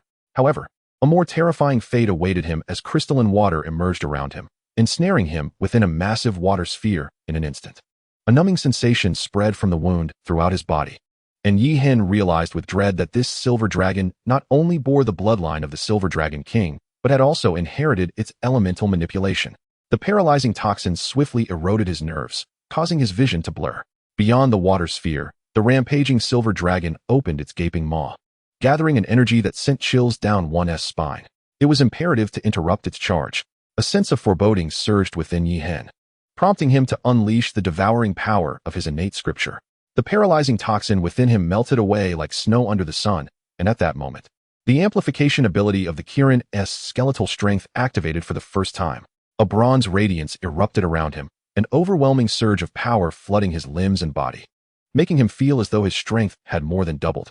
Without hesitation, he swung his formidable blade, the dark Kirin Tyrant Abyss. 2 wild slashes. The blade's glow sliced through the air, creating a gash in the water sphere. Just as he broke free, the silver dragon had completed its charge. With a thunderous roar, a torrent of fire descended from the heavens, the searing heat igniting nearby trees in an instant. In that critical moment, Yi Hen's massive blade spun violently, devour all. The vortex formed by his strike ravenously consumed the incoming flames. Amidst the sizzling sound of water and fire colliding, the veins on Yi Hen's forehead bulged. This strike nearly drained him of all his soul power. This beast was indeed a formidable adversary. Yi Hen gritted his teeth. He had slain countless thousand-year soul beasts, yet never had he felt so beleaguered. This silver dragon, over 800 years old, had forced him to reveal all his cards. His robe had long since turned to ash in the flames, his bare torso marred with burn marks, though he had barely mitigated the dragon's lethal strike. The dire situation ignited a furious wrath within him. A murderous intent surged like a tidal wave, and his eyes gradually glowed with a terrifying crimson light. Once more, the silver dragon lunged at him, but Yi Hen suddenly grinned maliciously. He ceased to evade, with a fierce sweep of his right hand. Several soul beast corpses stored within the system's space materialized before him. The devouring power coiled around them like a dark mist, and the corpses withered at a visible pace. While Yi Hen's soul power surged dramatically, this spectacle caused the dragon's vertical pupils to constrict in alarm, as the dragon's claws tore through space with devastating force. Yi Hen erupted with an overwhelming energy wave, Tyrant's Annihilation. The convergence of 3 powerful skills, breaking through the void, strength amplification, and domineering force, occurred for the first time simultaneously. The dark Kirin Tyrant Abyss transformed into a destructive black golden stream of light, colliding thunderously with the silver dragon's claws. The earth-shattering sound echoed as a horrific energy shockwave exploded outward, reducing trees within 100 meters to dust. The silver dragon emitted a mournful wail as its seemingly indestructible claw was severed. Blood gushed from the severed limb like rain. Yi Hen was propelled several meters back by the recoil, yet the crimson hue in his eyes deepened. This strike had finally exacted a heavy toll upon the tenacious silver dragon. Blood poured from the dragon's severed claw, yet within its vertical pupils, there was no sign of fear, only a chilling glint that sent shivers down the spine. Yi Hen's pupils dilated in shock as the beast's form began to swell unnaturally, its silver scales gaining a golden sheen at an alarming rate. The dragon's might surged exponentially, causing the very air around to feel as though it was solidifying. The Silver Dragon King. A wave of dread washed over Yi Hen. An ancient dragon lore flashed through his mind. Could it be that this creature harbored the bloodlines of 2 royal progenitors, the fabled twins born from the dragon goddess division? The golden dragon scales have covered most of its body. The silver dragon, no. At this moment it should be referred to as the golden dragon, raises its head and emits a roar that is distinctly different. The pressure contained within that sound causes Yi Hen's entire skeletal structure to creak ominously. This is becoming entertaining. Yi Hen licks his cracked lips, his eyes growing increasingly blood red. Faced with this unexpected formidable foe, he not only does not retreat, but instead ignites a fiercer battle spirit. Your soul ring. It shall be mine. Yi Hen grins wickedly, wiping the blood from the corner of his mouth, his eyes glinting with avarice. No wonder this beast is so tenacious. The dual existence of the silver and golden dragons not only elevates its actual cultivation to over 1,600 years, but also bequeaths it the terrifying talents inherited from the dragon god bloodline. The thought of the immense power leap that would accompany the absorption of such a bloodline sends Yi Hen's blood boiling. He can almost taste the sweetness of victory. What of the scion of the dragon god? Today, you shall serve as the stepping stone to my ascension. The overwhelming power surges through his meridians, his soul bone skills simultaneously gathering strength. The Y-O-N tyrant abyss in Yi Hen's hand trembles violently, its blade enveloped entirely by the pitch-black force of dominance. Although this form consumes an extraordinary amount of soul power, he has no alternative at this juncture. Tyranness slash. He bellows, the colossal blade cleaving down toward the golden dragon's neck with the force of creation itself. The thunderous sound of metal clashing echoes through the heavens. However, this strike merely causes the golden dragon to lower its head slightly. A faint white mark is left on the golden scales, and those icy dragon eyes remain fixed on Yi Hen, reflecting the astonished visage of the young man. Roar! The golden dragon suddenly opens its cavernous maw, a blinding golden light coalescing in its throat. Yi Hen's pupils constrict sharply. The might of this strike far exceeds the total of all previous attacks. Yi Hen's figure flickers as he activates his teleportation skill, narrowly evading that devastating dragon breath. The searing golden light grazes his afterimage, melting a massive hole in the mountain wall behind him. Cold sweat instantly drenches his back. Weina, armor-piercing pill, strength pill. He shouts fiercely, no longer daring to hold back in the slightest. A purple and a red pill materialize out of thin air, which Yi Hen swallows whole. In an instant, the violent potency of the medicine explodes within him, his muscles swelling, veins bulging, and his surrounding soul power surging by 50%. The Y-O-N tyrant abyss senses its master's transformation, the black aura surrounding the blade becoming increasingly solid. Again, the ferocity in Yi Hen's eyes surges as he grips the sword and lunges forward once more. The Y-O-N tyrant abyss slices through the air, its blade aimed directly at the golden dragon's eyes. The golden dragon emits a thunderous roar, its massive body suddenly twisting, the powerful tail tearing through the air with a deafening crack as it sweeps toward him. Yi Hen's eyes blaze with bloodlust, daring to charge upward against this cataclysmic strike. The power gained from the pills surges through his meridians like molten lava. Flash! The Y-O-N tyrant abyss, enveloped in a palpable force of dominance, collides with the dragon's tail. In that instant, the earth-shattering impact explodes outward, a shockwave expanding spherically, causing the ground within a 100-foot radius to collapse instantaneously. Amidst the flying sand and stones, it is vaguely visible that Yi Hen's arm muscles are tearing apart inch by inch. Yet he still holds firm against the mountain-like dragon tail, the golden dragon scales shattering, and golden blood raining down like a storm. Thanks to the tempering of the demonic tome and the enhancement of the 3 great soul bones, Yi Hen's physique has long surpassed that of his peers. Just now, that sweeping blow of the dragon's tail would surely shatter the bones of any soul master who dared to withstand it. The blood dripping from his bronze skin was particularly striking. Yi Hen casually moved his right arm, his eyes glinting with a cold light. The gaping wounds on his body seemed to him mere trivial embellishments. The demonic tome forged not only a body of steel, but also a will tempered in the fires of hell. Exhilarating. Yi Hen grinned wickedly, wiping the blood from the corner of his mouth. The shadowy blade, the dark, sensed its master's battle intent, and the black aura of the blade surged ominously. With each step he took, the ground beneath him cracked, not from injury but from the poised stance of a beast ready to pounce. In the distance, De Huang observed this scene, his eyes wide with astonishment. My master is truly risking it all. The golden dragon roared skyward, its body enveloped in a brilliant golden light, the draconic airflow surging forth like a raging tide. Yi Hen's gaze sharpened, and the shadowy wings of void unfurled behind him, transforming his form into a streak of black lightning. Where the dragon's breath passed, the ground was carved into deep ravines. Whoosh, whoosh, whoosh.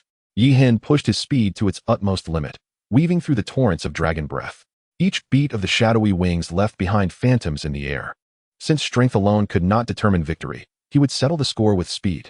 The dark trailed a black light tail, as Yi Hen's eyes sparkled with intent, searching for the fatal flaw in the golden dragon's defenses. He found it. A cold light flickered in Yi Hen's eyes as the dark, infused with overwhelming power, targeted the vulnerable area beneath the golden dragon's neck, the spot where the dragon clan's weakest scales lay. Slaying the dragon at sea. Clang. The piercing sound of metal grinding echoed through the skies. The golden dragon's reaction was astonishingly swift, its robust tail intercepting like a steel whip, forcefully blocking this lethal strike. Amidst the sparks, Yi Hen's heart sank. This beast's defenses were even more formidable than before. He retreated, narrowing his eyes to scrutinize the golden aura enveloping the dragon. The golden light flowing over its scales clearly indicated a natural amplification of its defenses. Intriguing.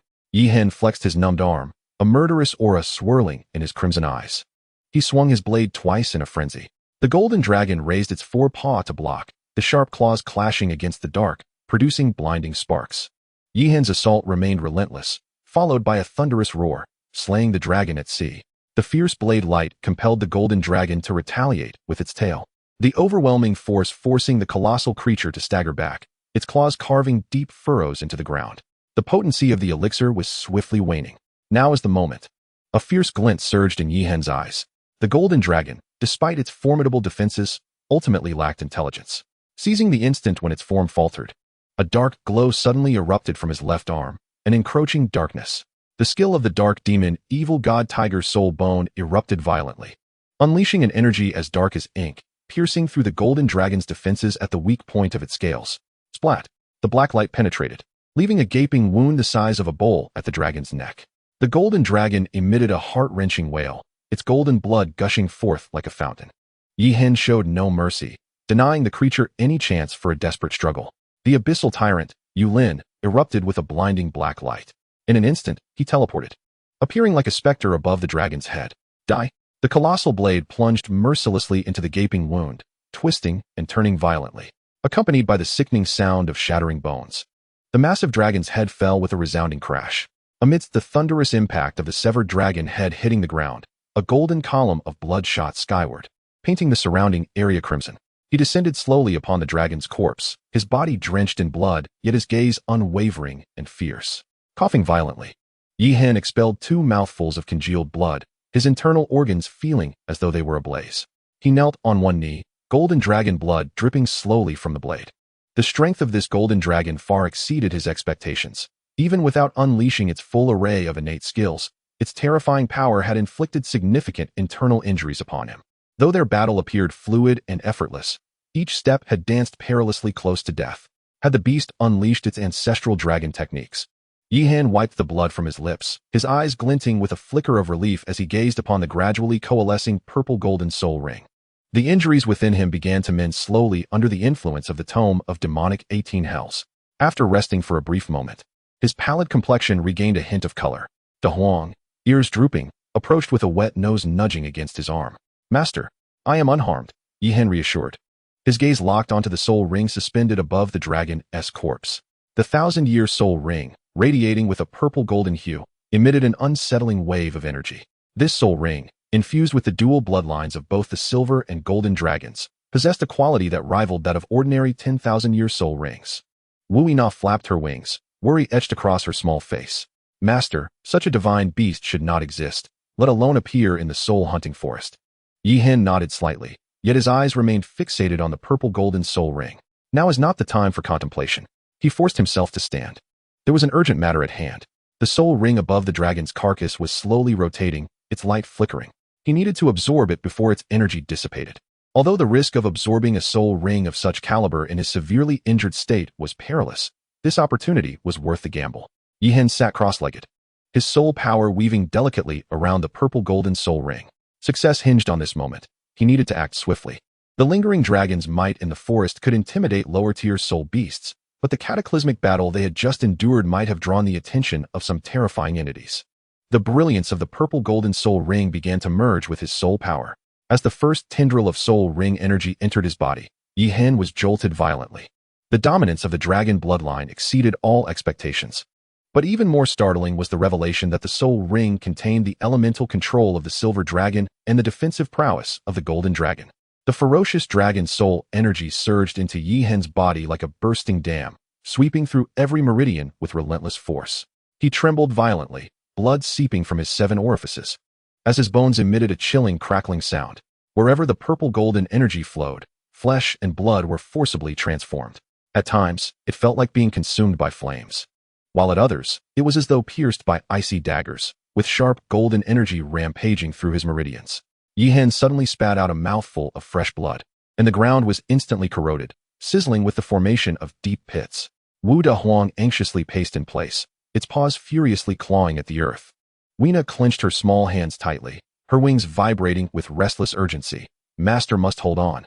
Above the dragon's corpse, the purple-gold soul ring was visibly shrinking at an alarming rate. The most arduous moments were only just beginning. Yet, Weena understood better than anyone that this boy, who had wrought countless miracles, would never falter on the path to greatness. Chapter 44. the soul rings of the golden and silver dragon. Deep within the azure caverns, 10,000 meters beneath the soul-hunting forest, stalactites glistened like suspended swords, emanating a cold light. Countless soul power crystals floated in midair, resembling a galaxy composed of myriad fireflies. A faint, intermittent whimper echoed through the darkness, reminiscent of dreams spanning countless eras. Suddenly, a pair of vertical pupils, comparable in size to a house, slowly opened, reflecting Yi Hen, who was absorbing the soul ring above ground, in their golden depths. Are you satisfied with this gift? A deep, resonant laughter reverberated through the cavern, causing numerous stalactites to shatter and fall. The colossal beast gradually unfurled its massive frame, revealing dragon wings pierced by 9 divine pattern chains. The dark golden chains were deeply embedded in its flesh, producing a jarring friction sound with each movement. Within those moon-like vertical pupils, the image of Yi Hen absorbing the soul ring was reflected. I yearn to witness the moment the colossal beast unveils its tooth-filled maw, unleashing a foul wind in the cavern, and the expression on your face when you awaken, my dear dragon god Alrogas. Amidst the bizarre laughter, the soul power crystals that had crystallized over millennia on the cave walls abruptly turned, as if paying homage to a supreme being on the verge of awakening. Meanwhile, the dragon claws, bound by chains, etched deep, unfathomable scars into the ground. Yi Hen's form was entirely enveloped by a cocoon of golden and silver energy, leaving only a vague silhouette discernible from the outside. His consciousness had drifted to the brink of life and death, and he had even lost the ability to summon the system. In the depths of his chaotic awareness, Yi Hen found himself in an extraordinary 9-colored space. 9 spheres of varying hues floated within, radiating an unsettling energy. When he tentatively touched one, an explosive sound erupted, and his consciousness was instantaneously drawn into an endless sensation of falling. After an indeterminate period, clarity washed over him. Amidst verdant mountains and rivers, various unheard-of soul beasts roamed freely. Majestic birds with wingspans that obscured the sun circled overhead, while fish-dragon hybrids in the lakes churned titanic waves. More astonishingly, in this realm, the 9 elemental energies had fully materialized, intertwining in a dance of 9-colored radiance, coalescing into tangible form. If one could cultivate here, their power would surely advance by leaps and bounds. Just as Yi Hen was lost in wonder, the entire space suddenly trembled violently, the sky and earth beginning to fracture. From countless rifts in space, a swarm of shadowy figures surged forth like a tide. The soul beasts among the mountains emitted haunting wails, their vibrant soul rings forcibly leaving their bodies, suspended in midair. Those shadows, resembling famished locusts, ravenously devoured the soul rings. Yi Hen's consciousness was stunned as he beheld this scene. In the blink of an eye, the once vibrant mountains had transformed into a desolate wasteland. In the distance, the shadow of a dragon surged forward in an instant. Upon discerning its true form, Yi Hen felt a profound shock. It was none other than a magnificent dragon deity, resplendent in golden hues with silver-white whiskers. Within the dual-colored dragon eyes lay a reflection of a shattered world. More terrifyingly, Yi Hen perceived in the gaze of this dragon deity an identical astonishment and bewilderment, as if they were sharing a fragment of a forgotten memory. The golden and silver dragon deity unleashed a thunderous roar, its colossal form crashing into the throngs of dark shadows. Its razor-sharp claws tore through the humanoid silhouettes, while its brilliant golden breath swept through the ranks of the enemy. Yet, the adversaries were far too numerous. In the blink of an eye, its body was riven with countless wounds, and the radiant dragon blood cascaded like rain, igniting the earth with countless golden fire pits. The roar of the dragon resonated throughout the universe, and various cataclysmic dragon techniques erupted with reckless abandon. The very fabric of space trembled, mountains crumbled, and molten lava surged forth from the depths of the earth, while thunderbolts rained down with wild fury. The entire realm lay in tatters under the wrath of the dragon deity, as if the apocalypse had descended. The overwhelming shadows did not diminish. Instead, they surged forth like a tidal wave. The souls of the mountain beasts had long been slaughtered. Yet these shadows seemed only capable of inflicting superficial wounds upon the dragon deity, failing to deliver a fatal blow. Suddenly, the myriad shadows surged as though summoned, viciously gnawing and devouring one another, producing a chilling cacophony of chewing sounds. In the blink of an eye, countless shadows coalesced into a blurred humanoid outline.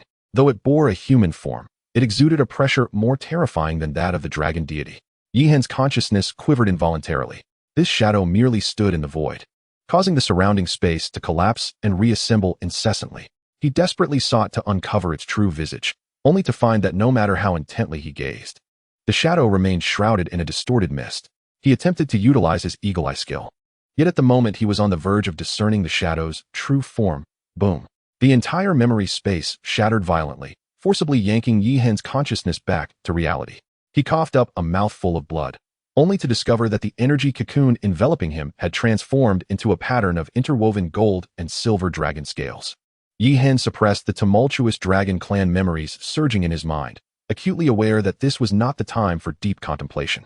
The pressing urgency lay in enduring this perilous phase of soul ring absorption. His internal condition had deteriorated to its utmost limit. His meridians were fracturing inch by inch, and his internal organs were being violently displaced by the ferocious dragon soul energy. Each inch traversed by the tyrannical soul power brought excruciating agony. Yi Hen gritted his teeth, blood continuously oozing from the corners of his mouth. The demonic tome of the 18 prisons operated frantically, refining his body while simultaneously mending his internal organs and damaged meridians. This was a moment of transformation critical to life and death. He must either conquer this unruly dragon clan soul ring or be obliterated by it. Submit to me. Yi Hen's eyes blazed crimson as he suddenly intensified his absorption power. The colossal cocoon of gold and silver quivered violently, emitting a resonant hum under the unbearable strain. Such an extreme absorption of a soul ring would have caused any ordinary person to explode and perish. Even a four-ring soul master, confronted with this overwhelming energy imbued with the dual dragon souls, would likely have their meridians shattered in an instant. Yet Yi Hen's physique, having endured the trials of the demonic tome and the 18 hells, has been tempered through countless tribulations, and his will is as unyielding as steel. With a thunderous roar, as the last vestige of resistance was obliterated, the golden and silver cocoon collapsed in a magnificent explosion. The pure essence of dragon soul energy surged into Yi Hen's body like rivers flowing into the sea. The damaged meridians rejuvenated under this energy, while his bones resonated with a sound akin to rebirth. Slowly, Yi Hen opened his eyes, and a fleeting shimmer of gold and silver flickered within them. A deep purple soul ring unfurled beneath his feet, with ethereal twin dragon phantoms spiraling above it. This extraordinary soul ring had finally been completely conquered by him. Noticing Yi Hen's stabilizing aura, De Huang immediately bounded over joyfully, his eyes sparkling. Master, quick, tell me what incredible soul skill you acquired. Can you slap a tidal Dolua to death with it? His paws exaggeratedly gestured in the air. Meanwhile, Wu Yana flitted around Yi Hen, her little face brimming with confusion. Master seems different? She poked at Yi Hen's metallic lost arm, but could not articulate her thoughts further. A subtle smile played upon Yi Hen's lips as he summoned the Yulin Tyrant Abyss in an instant. With a firm voice, he proclaimed, Silver Dragon Guardian. Suddenly, fine silver scales emerged around him, enveloping him in a radiant dragon scale armor. Before Wu Yana could express her amazement, he bellowed, Golden Dragon Annihilation Slash. His right arm was instantly coated in a lustrous golden sheen, and with a swift motion, the ground erupted into a Tinzhong deep chasm. This was the duality of attack and defense embodied in the twin dragon souls. He sheathed the blade within himself, and the distinctive gold and silver hues in his eyes gradually faded, as Yi Hen retracted his soul power, preparing to store the dragon corpse within the system space. A brilliant golden light abruptly captured his attention. His heart skipped a beat. It was the right arm's soul bone. Wu Yana gasped, momentarily forgetting her wings in awe. Chapter 45, Elemental Mastery. Woof. De Huang propelled himself forward like an arrow released from a bow. He skillfully caught the soul bone in his mouth and scampered back, his tail whirling like a propeller. Master, treat me to some stinky tofu. Yi Hen accepted the soul bone, feeling the energy pulsations in his palm quicken his breath. This soul bone, entirely glistening with gold and adorned with dragon patterns, was the essence of the golden and silver dragon. Good dog, he murmured, ruffling De Huang's head, his eyes glinting with ambition. This soul bone would complement the twin dragon soul ring. Once fused, his power would undoubtedly ascend to new heights. Yi Hen swiftly stored the golden soul bone in the system space, his expression suddenly sharpening as he sensed several formidable waves of soul power approaching from the distance. At least the presence of 10,000-year-old beings was drawing near. Since they have come to him so willingly, he thought, I shall not hold back. With a cold smirk, Yi Hen retracted De Huang into the system space. Suddenly, the ancient trees around him began to collapse in droves as four colossal 10,000-year soul beasts emerged from the forest, their ferocious eyes fixated on Yi Hen. Simultaneously, the sky darkened ominously, with flashes of lightning illuminating the swirling storm clouds. This was the harbinger of a tribulation for those advancing in soul mastery. Hoping for an easy gain, Yi Hen gazed up at the roiling thunderclouds and surveyed the menacing soul beasts surrounding him. a dangerous smile curling at the corners of his mouth. Then let us all savor the taste of this tribulation together. The Yulin tyrant abyss sensed its master's battle intent, and its blade erupted with blinding black radiance. Yi Hen did not retreat. Instead, he charged boldly into the beast horde, with the thunderclouds trailing closely behind him. This calamity was destined to become the requiem for these avaricious soul beasts. A thunderous roar erupted as the first bolt of heavenly tribulation descended like a furious dragon. Only then did the four ancient soul beasts realize the impending doom, but they were already ensnared within the confines of the thunderstorm. The blinding lightning instantaneously engulfed a radius of 10 miles, turning towering ancient trees into dust and creating numerous charred craters in the ground. Yi Hen's bare form stiffened amidst the lightning, his skin marred by spiderweb-like bloodstains. The plight of the four soul beasts was even more tragic. The foremost giant beast had its horn violently severed, leaving a fragment dangling precariously, while another beast's scales were shattered, exposing charred flesh beneath. The remaining two huddled on the ground, their bodies emitting wisps of smoke. What is the taste of despair? Yi Hen wiped the blood from the corner of his mouth, revealing a chilling smile amidst the lightning. He did not retreat. Instead, he actively provoked the second heavenly tribulation. This was merely the beginning. Thunder rumbled again as the second bolt of heavenly lightning followed in quick succession, illuminating the entire forest as if it were midday. The four ancient soul beasts had long lost their earlier ferocity, their eyes now filled with profound terror. They writhed in a frenzy, desperately attempting to flee from this zone of death. Now you wish to escape? Yi Hen scoffed coldly amidst the lightning. As the heavenly thunder refined his body and locked onto them, not a single one of you shall survive. The largest of the soul beasts had barely sprinted 100 meters when a forked bolt of lightning struck its back, sending it crashing to the ground.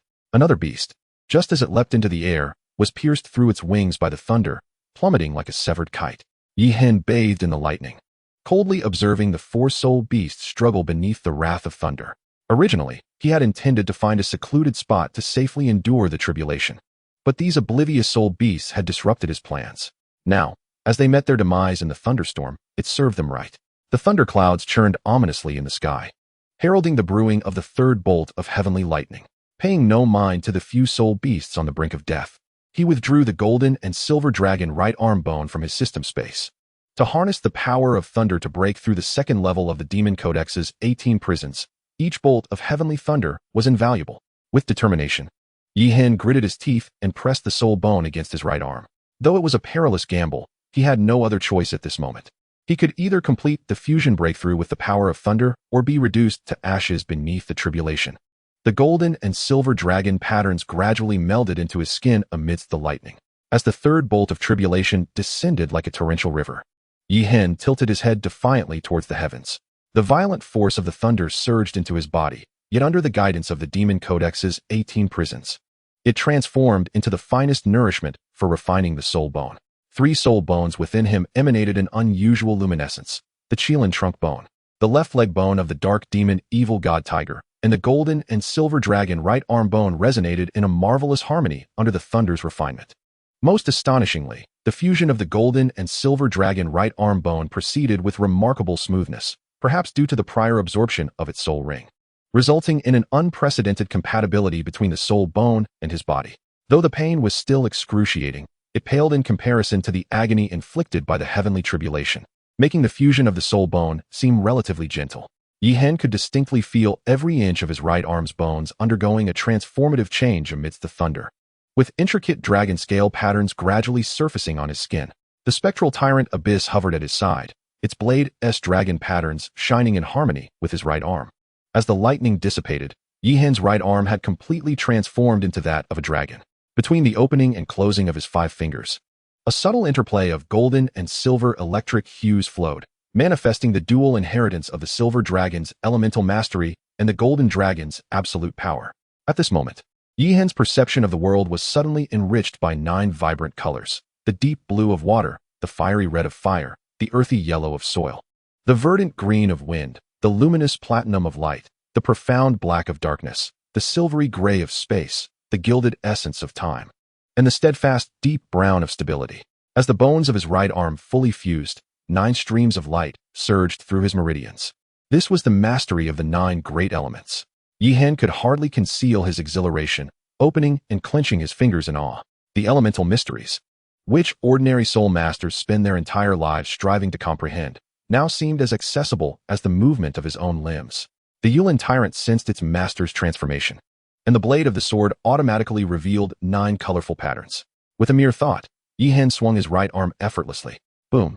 The intertwining streams of 9 colors formed a cataclysmic storm, creating a perfectly circular hole 10 meters in diameter in the distant cliff. The might of this strike had already surpassed the limits of an ordinary soul master. Yi Hen gazed at his right arm, his eyes sparkling with brilliance.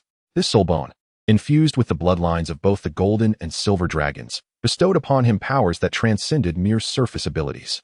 The most enigmatic elements of time and stability likely concealed even deeper mysteries. The thunderous roar of the fourth tribulation jolted Yi Hen back to reality. Above, the thunder clouds churned ominously, brewing a force far beyond what had come before. He immediately focused his mind, fully aware that even the slightest misstep could lead to his utter annihilation. Crack! This bolt of tribulation fell like a sword of divine retribution, a blinding beam piercing the heavens and the earth. Yi Hen's muscles tensed, his breath held as he braced himself against this devastating strike. As the lightning struck him, his skin cracked inch by inch. The blood yet to seep out was evaporated instantaneously. His bones creaked under the unbearable weight of the lightning, and his internal organs felt as though pierced by 1,000 steel needles. Yi Hen gritted his teeth, blood oozing from his gums, yet he uttered not a sound. His eyes, still bright as stars amidst the lightning, defiantly fixed upon the heavens, as if proclaiming to the celestial order, "This tribulation shall not force him to bow." As the lightning gradually receded, only a solitary figure remained, kneeling on one knee upon the scorched earth. Though his body was a grotesque mess of blood and flesh, his straightened spine stood more resolutely than any mountain. While he could summon the silver dragon's protection to withstand the tribulation, and even utilize his innate meridians to forcibly absorb the thunder, these cunning methods would only leave hidden dangers until the soul, bone, and body achieved perfect fusion. Chapter 46. The Ninefold Thunder Tribulation.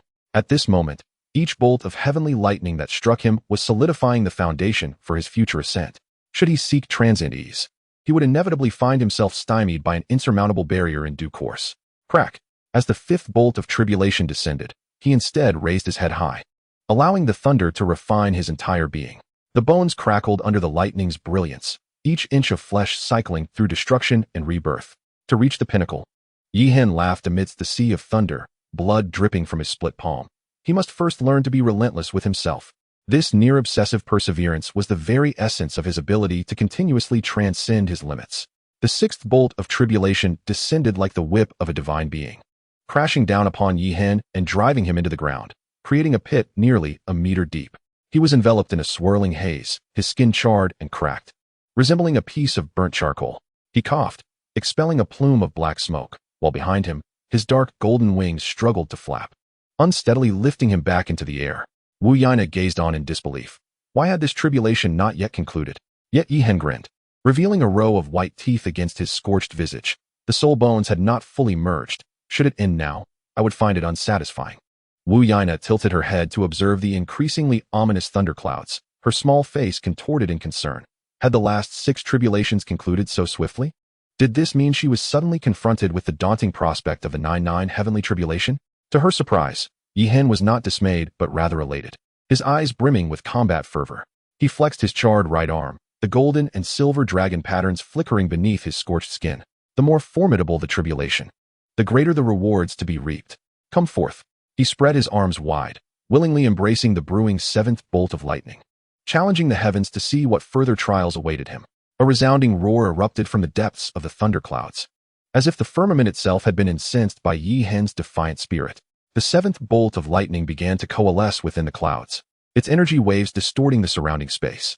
Yi Hen's pupils contracted. He could distinctly sense that this lightning had ascended to an entirely new echelon of power. The blinding lightning was no longer merely silver-white but shimmered with a disquieting purplish-red hue. This was undoubtedly a high-order heavenly tribulation infused with the laws of the universe. Excellent. He not only felt no fear, but instead laughed heartily. The dragon patterns on his right arm blazed to life, and his shadowy wings unfurled fully, as he boldly advanced toward the thundercloud, akin to a moth drawn to the flame, recklessly charging into the cataclysmic purplish-red lightning. Under the onslaught of the purplish-red thunder, his flesh was instantaneously vaporized, leaving only the stark bones of his wings. Yi Hen's body was a gruesome sight, vast swathes of flesh and blood disintegrating, exposing his charred skeleton and internal organs. A pained roar echoed through the valley. As the lightning dissipated, he plummeted from the sky like a broken puppet, crashing into the mountainside and creating a deep crater. The eighth bolt of lightning was now brewing within the clouds, its formidable might surpassing all previous challenges. Yihen, despite his grievous injuries, strained to channel his innate energy. The corpses of the soul beasts within the system space were swiftly extracted, rapidly shriveling under the devouring force. The essence of the surrounding flora, the primal energy of the earth, and even the residual power of the thunder were greedily absorbed into his being. Crack, crack. The grating sounds of bones healing echoed, as flesh rapidly regenerated before the naked eye. The newly formed skin gleamed with a metallic luster, faintly adorned with flowing golden and silver dragon patterns. As Yihen shakily stood, the eighth bolt of lightning struck. His not yet fully restored wing bones suddenly unfurled, and Yihen surged upward once more to meet the tribulation. The bronze radiance of the Qilint's torso bone burst forth. The left leg bone of the dark demonic tiger shimmered with shadowy patterns, and the right arm bone of the golden silver dragon king glimmered with a nine-colored brilliance. Under the refining power of the heavenly tribulation, the fusion of his three soul bones approached perfection. With each bolt of heavenly lightning endured, the bond between his soul bones and physical form deepened further. Standing bloodied in the scorched earth, Yihen could distinctly feel his constitution undergoing a significant transformation. The density of his bones continued to rise, while his meridians expanded through destruction and rebirth, enveloping his body in a lustrous metallic sheen. With a powerful roar directed towards the heavens, he unleashed a cry that could shatter the very soul of a soul king. The once formidable purple-gold thunder now served as the finest elixir for his transformation. The three soul bones resonated in perfect harmony amidst the flashes of lightning, akin to the roars of dragons and tigers. At the moment of their complete fusion, Yihen's physical form erupted in radiant brilliance, transcending to an entirely new realm. There was no time for contemplation as the ninth cataclysmic thunderbolt crashed down upon him. Faced with this golden lightning capable of obliterating mountains, Yihen revealed a long-lost smile. Previously, he had passively endured the 8 preceding tribulations like a mere punching bag. But now, the time had come for him to take action. Yihen leaped into the air, simultaneously activating the Demon Codex's 18 prisons and the innate scriptures to their utmost limits. Instead of retreating from this final, earth-shattering tribulation, he opened his arms wide and prepared to devour it. At the moment the purple-gold thunder struck, a consuming force erupted explosively. That bolt of lightning, potent enough to demolish cities, was drawn into his being as if all rivers were returning to the sea. A vacuum formed within a 100-foot radius, and the tumultuous power of thunder surged through his meridians, rumbling like distant thunder. Brilliant lightning erupted from his 7 orifices. Yet this time, it was not a struggle of agony, but rather a metamorphosis akin to being reborn. As the last vestige of lightning entered his body, Yihen's charred form began to peel away like a clay statue. Beneath the newly formed skin, the intricate patterns of the 3 soul bones were perfectly intertwined. When he casually clenched his fist, the space around him emitted a resonant hum, for this mortal vessel had transcended the mundane. This near-suicidal tribulation ultimately led to his rebirth. The enhancement from the perfect fusion of the 3 soul bones far surpassed his expectations. He was now capable of confronting a soul sect head-on. Ding! Congratulations to the host for breaking through to Great Soul Master, current level, 21. Ding! Main quest initiated. Defeat any Soul King level opponent. Rewards: 1,000,000 experience points, 2,000,000 gold coins, and 200 soul fragments. Ding! Side quest triggered. Complete the grand opening ceremony of the Celestial Guild. Reward: 1 lottery blind box. The series of system notifications momentarily stunned Yihen, causing his brow to furrow slightly. However, he soon wore a proud smirk. A Soul King, you say? He flexed his newly reborn right arm, the golden and silver dragon patterns shimmering in the sunlight, perfectly poised to test the limits of his body. Wu Yaina peeked out from the system, her chubby little hand swiping at the virtual screen. Master, according to data analysis, your current odds of defeating a Soul King are less than 9. Perhaps you should wait. What is there to fear? Yihen suddenly grinned, his right arm instantly transforming into a dragon's claw. With a mere flick of his golden and silver dual-colored talon, the boulders nearby crumbled like tofu. We still have many strategies at our disposal, he said, narrowing his eyes with a cunning smile reminiscent of a fox. Wu Yaina was taken aback for a moment, before comprehending and covering her mouth in surprise. Meanwhile, Yihen hummed a tune as he ventured beyond the forest. As he walked under the moonlight, the surroundings were surprisingly tranquil. The numbers of gold soul coins in the system backpack flicker intermittently. 56, 128, 88. Although the increments are modest, they are consistent. Chapter 47. The Spirit Connection. This is evidently the fruit of the diligent efforts of the Avatar in the soul-hunting forest. TSK, such free labor. Yi Hen stroked his chin, his eyes sparkling with shrewdness, watching the steadily increasing digits in his gold coin column. A whimsical thought suddenly crossed his mind. If only he could replicate an avatar like this 1,000 or 18,000 times, who would need to run a trading company? He could not help but chuckle, pondering the idea of simply purchasing an island and reigning as a local emperor. Weena, peering out half her body from the system, remarked that just acquiring one avatar was already an immense stroke of luck, let alone 1,000 or 18,000. She rolled her eyes, exasperated. As for the current avatar, if it didn't tone it down, it would inevitably become the #1 wanted criminal of the Martial Soul Hall. Yi Hen wiped away the non-existent drool, his expression one of righteous indignation. Who is being hunted? What is that to me?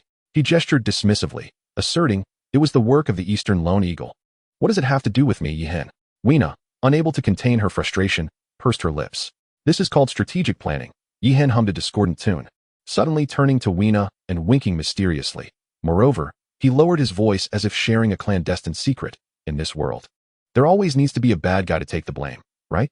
As he spoke, he mischievously pointed at the image of the Eastern Lone Eagle on the system panel. Suddenly, the system screen flickered. The image of the Eastern Lone Eagle unexpectedly manifested an expression of fury, accompanied by a speech bubble. You bastard. Weena burst into laughter, pointing at the screen, trembling with mirth. Master, look, even the Avatar despises you. For the sake of our grand enterprise, you must be resolute, comrade. Yi Hen earnestly addressed the Avatar's image, even making a fist-pumping gesture of encouragement. Huh, why isn't it speaking? Yi Hen poked at the screen and turned to Weena with a shrug. It seems my profound sense of righteousness has left it speechless. Weena sighed, exasperated. Master, it's clear that it simply doesn't want to engage with you anymore. Yi Hen waved his hand dismissively. The shadow void wing sliced through the night sky as Yi Hen did not return to the academy, but instead flew straight to the Yi family estate. Upon his quiet descent into the courtyard, the night watch servants were initially startled, but soon they joyfully surrounded him. Young master has returned. You've been gone for over a month. How have you lost so much weight? The servants chattered in concern, with a few elderly ones even shedding tears. Yi Hen felt warmth in his heart and smiled. The cafeteria at the academy tends to be a bit sparse. I've been missing Aunt Mu's cooking dearly. I must indulge in a couple of extra bowls of rice tonight. Laughter filled the courtyard. After the pleasantries, Yi Hen adjusted his robe. Uncle Gutai, please take me to see father. The old steward Gutai nodded in understanding, holding up a lantern to lead the way. As they traversed the familiar, intricately carved corridor, Yi Hen instinctively slowed his pace. The moonlight filtered through the eaves, casting mottled shadows on the ground, much like the chaotic thoughts swirling in his mind at that moment. Memories surged forth like a tide. At the tender age of 1, I took my first unsteady steps down this corridor. At 3, I surreptitiously etched marks of a sword on the column. At 6, I awakened to my martial soul for the first time. These images are as vivid as if they occurred yesterday. Yi Hen's fingers gently caressed the shallow engravings on the column, and a smile unconsciously graced his lips. What does it matter if my soul hails from Blue Star? At this moment, I have seamlessly intertwined the memories of 2 lifetimes. The technological civilization of Blue Star and the martial path of Doa are now as inseparable as the 2-tone patterns on my right arm. The confusion in his eyes has dissipated. Whether it is the individual who toiled late into the night on Blue Star or the one endowed with a system in this moment, both are manifestations of his true self. Just as the golden and silver dragon souls can coexist, these 2 lives have long since fused into one. Realizing this, the soul power within him surged forth like a raging river, flowing more smoothly than ever. His body suddenly felt lighter, as though he had shed invisible shackles. A crack resonated in his mind, akin to the sound of glass shattering, and the world before him sharpened into clarity. The hushed whispers of the servants in the distance, the paths of ants traversing the courtyard, and even the dance of dust motes illuminated by moonlight became distinctly visible. This profound sensation filled him with both astonishment and delight. Yuina, what is this? The system sprite appeared with a cheerful grin. Congratulations, master. Your mental strength has broken through. It circled around Yi Hen, exclaiming, You've ascended from the spirit origin realm to the spirit communication realm. Yi Hen realized, to his surprise, that the complete merging of 2 souls had indeed become the catalyst for this breakthrough in mental strength. As he surveyed the world anew, it was as if he had entered a different realm altogether. This sudden mental breakthrough expanded his perception threefold. allowing him to keenly detect even the rustling of leaves 100 meters away. In the heat of life and death battles, such insight often determines victory or defeat. Young master? Gutai gently reminded him from ahead. Yi Hen shook off his drifting thoughts and quickened his pace to catch up with the steward. After traversing several courtyards, the two arrived at a serene side room. The warm glow of candlelight spilled through the window panes. Gutai gently knocked on the intricately carved wooden door. His voice respectful. Master, the young master has returned. Come in quickly. The voice of Lord Yi resonated with joy from within, accompanied by the soft clink of a teacup being set down. Yi Hen straightened his robe and pushed the door open. Before him stood his father, whose face barely concealed his excitement, while unfinished city governance documents lay spread across the desk. What brings you back? Have you gotten into trouble again? Lord Ye's stern expression belied the amusement in his eyes. Yi Hen raised his hands in exasperation. Father, I am no longer a child. He paused, his demeanor turning serious. I have come to bid you farewell. I plan to travel to Tiando City in a few days. No trouble, you say? Lord Ye's words were abruptly cut off as his eyes widened in disbelief. What? Tiando City? Why are you going there? He sprang from the armchair, his voice rising sharply, causing the candle flames in the study to flicker. Yi Hen, unfazed, stepped forward and poured a cup of tea, offering it to his father. The Heaven and Earth Society is holding an opening ceremony. Anticipating further inquiries from his father, he preemptively revealed his soul ring. Look, I have already become a great soul master. The purple golden soul ring shimmered brilliantly in the study. Ye's father was momentarily taken aback by the unexpected display. His hand holding the teacup frozen in midair. He stared at the soul ring beneath his son's feet, which was evidently extraordinary, before managing to utter, You, my child. The concern in his tone was ultimately overshadowed by pride. You may proceed, but you must take Uncle Liao Nan and Qingzhu along, he stated with unwavering resolve, his tone leaving no room for dissent. After a brief contemplation, Yi Hen recognized that Uncle Liao Nan, as a titled Delaw and a family guardian, could indeed provide substantial assistance. However, while Qingzhu had cared for him since childhood, she would be venturing into the perilous Tiando City. Father, Qingzhu. He hesitated. That girl is far from ordinary, Ye's father remarked, sipping his tea with significance. Do you think she is merely a maid? Yi Hen was taken aback by these words. Upon reflection, he realized that each time he had been injured, the medicine Qingzhu prepared had proven remarkably effective. And she had always been elusive. Was it possible that a master had been concealed at his side all along? I understand, Father, Yi Hen replied earnestly, a sly smile curling at the corners of his mouth, just as someone approached to offer a shoulder massage. Ye's father chuckled playfully, tossing a teacup lid at him, which Yi Hen caught with a grin. The two exchanged smiles, their shadows dancing upon the window pane, radiating warmth and tranquility. Chapter 48, Murder and Plunder. The following morning. The morning mist had yet to dissipate. Yi Hen bid farewell to his father and set off, stepping onto the dew-kissed ground.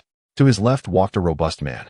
If not for his graying temples and meticulously trimmed beard, one would hardly guess he had surpassed 50, none other than the titled Dalal Yao Nan. Each step he took was steady as a mountain, the bronze wine flask at his waist swaying gently with his movements. To his right stood a girl who appeared to be around 14 or 15, her light blue hair cascading like a waterfall over her shoulders. She possessed eyes as blue as the sea, and her rosy cheeks bore a gentle smile. Delicate fingers brushed away the strands of hair tousled by the morning breeze. She was none other than the maid Qingzhu. Young master, the journey to Tiando City is long, and we may encounter some unusual circumstances. This time, you must be obedient, Qingzhu said, her large blue eyes blinking with a hint of maturity beyond her years. Liaonan laughed heartily, patting the bronze flask at his waist. Boy, don't begrudge the old man his chatter along the way. Yi Hen could not help but smile as he led the two to Nodding Academy. After explaining the purpose of their journey to Teacher Anger, the three officially embarked on their adventure. A smile adorned his lips, and his eyes sparkled with anticipation. I have longed to encounter Tiando City. As the morning light fell, the silhouettes of the trio gradually elongated along the official road, ultimately merging with the rising sun. The winding path led them eastward.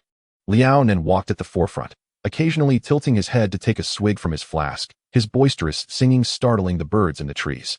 Qingzhu quietly followed beside Yi Hen, occasionally offering him the water pouch, while he familiarized himself with his newly acquired powers as they traveled. At noon, they arrived at a fork in the road.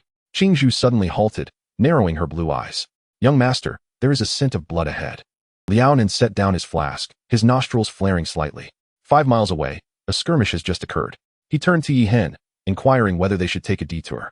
Yi Hen smirked. Let us take a look. Perhaps we might find an opportunity. 3 individuals followed the scent of blood, and soon stumbled upon a gruesome scene in a clearing within the woods. Numerous corpses lay sprawled in disarray, and at the center stood a figure clad in a blood-soaked black robe. Upon hearing their approach, the figure abruptly turned, revealing a face concealed behind a metallic mask. A law enforcer of the spirit hall, Liao Nan narrowed his eyes, surveying the bodies scattered around him. Each corpse was adorned in uniform scarlet armor, emblazoned with the emblem of the Heavendo Empire. The still fresh blood upon the insignia gleamed ominously in the sunlight. Since they had been witnessed, they must all perish. The eyes of the figure under the mask suddenly ignited with a crimson glow. 7 soul rings began to rise beneath him. Yellow, yellow, purple, purple, black, black, black. The overwhelming surge of soul power caused the surrounding leaves to tremble and fall. Soul Sage. Qingzhu instinctively drew closer to Yi Hen, a faint azure light swirling between her delicate fingers. Liao Nan let out a cold chuckle, fastening his bronze wine flask at his waist. The veins in his robust arms bulged. Is he intent on silencing us? As he spoke, 9 soul rings, yellow, yellow, purple, purple, black, black, black, black, black, slowly ascended from his feet, the terrifying aura causing the air around them to momentarily stagnate. The black-robed figure visibly faltered, the crimson glow beneath the mask flickering uncertainly. Clearly, he had not anticipated that among these seemingly ordinary 3, there lay a title de law. Realizing the peril, he decisively turned and transformed into a streak of black light, dashing deeper into the forest. You think I would allow you to escape so easily? Liao Nan bellowed, his feet pounding the ground as he launched forward, his speed exceeding that of the black-robed figure by more than double. Uncle Liao, Qingzhu glanced anxiously at Yi Hen, her blue eyes filled with apprehension. Her slender fingers glimmered with azure light, evidently concerned that the black-robed figure might have accomplices. Yet Yi Hen raised his hand to halt her. There was no cause for alarm. Moments later, a piercing scream echoed from afar, soon fading into silence. Liao Nan returned, dragging the unconscious black-robed figure behind him, unceremoniously casting him onto the ground like a discarded sack. This fellow can run quite well. It took 1/10 of my soul power to capture him. Yi Hen's eyes sparkled as he stared intently at the black-robed figure, perceiving not an adversary, but a trove of gleaming golden soul coins. Without hesitation, he crouched down, deftly searching the figure's person, leaving no corner unexamined. Young master, you. Qingzhu's azure eyes widened in astonishment, her mouth agape. Liao Nan's beard quivered with amusement. Boy, your technique is remarkably proficient. I assent it? Yi Hen's face flushed crimson, yet his hands continued their diligent work. Ahem. Funds are a bit tight lately.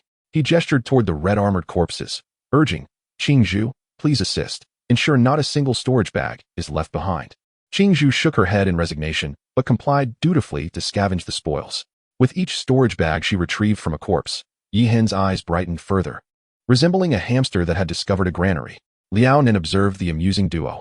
Tilting back his head to take a swig from his flask, the spoils belong to the one who captured him. We shall split them evenly. 3 parts. Yi Hen continued bargaining without lifting his gaze. You are merely drinking, which costs little. Liao Nan chuckled, shaking his head at Yi Hen's avaricious demeanor. Given his status as a title de law, he certainly did not concern himself with such trifling gains. The clever Qingzhu dutifully presented all the gathered storage bags to Yi Hen. Pleased, Yi Hen affectionately tousled her light blue hair, remarking, well done, there will be a reward for you later. The young girl's ears subtly flushed with crimson. Yet, before her words could fully escape, Yi Hen's expression suddenly sharpened. The ominous presence of the Yulin overlord emerged without warning, and in the astonished gazes of Liao Nan and Qingzhu, a blade gleamed like lightning. With a swift motion, the sharp edge effortlessly severed the throat of the cloaked figure. A soul sage without protective soul power was as vulnerable as an ordinary human against such a divine weapon. Blood gushed forth, staining the fallen leaves below. The entire event unfolded with breathtaking rapidity. Young master? Qingzhu gasped in shock. Yi Hen calmly sheathed his blade, gazing into the fading pupils of the fallen figure. Only the dead can keep secrets, he explained to Liao Nan. This person cannot be left alive. There must be hidden truths behind him. Rather than carrying a burden, it is better to. Suddenly, a notification echoed in his mind. Ding. Task to defeat the Soul King exceeded expectations. Rewards doubled. Gained 2 million experience points. 4 million gold coins, and 400 soul fragments. Yi Hen's pupils dilated slightly. This unexpected bounty felt like a stroke of fortune from the heavens. He stifled a grin, feigning composure as he cleared his throat. Liao Nan regarded Yi Hen with a deep gaze before bursting into laughter. Good lad. Swift in your decisions. Just like I was in my youth. He slapped his wine flask, declaring, This trip to Tiando City promises to be anything but dull. Qingzhu observed Yi Hen's profile, a complex emotion flickering in her azure eyes. The young master she had cared for since childhood seemed to be undergoing a remarkable transformation at an astonishing pace. Yi Hen turned his back, stealing a glance at the system interface. The long string of zeros in the gold coin column nearly made him laugh aloud.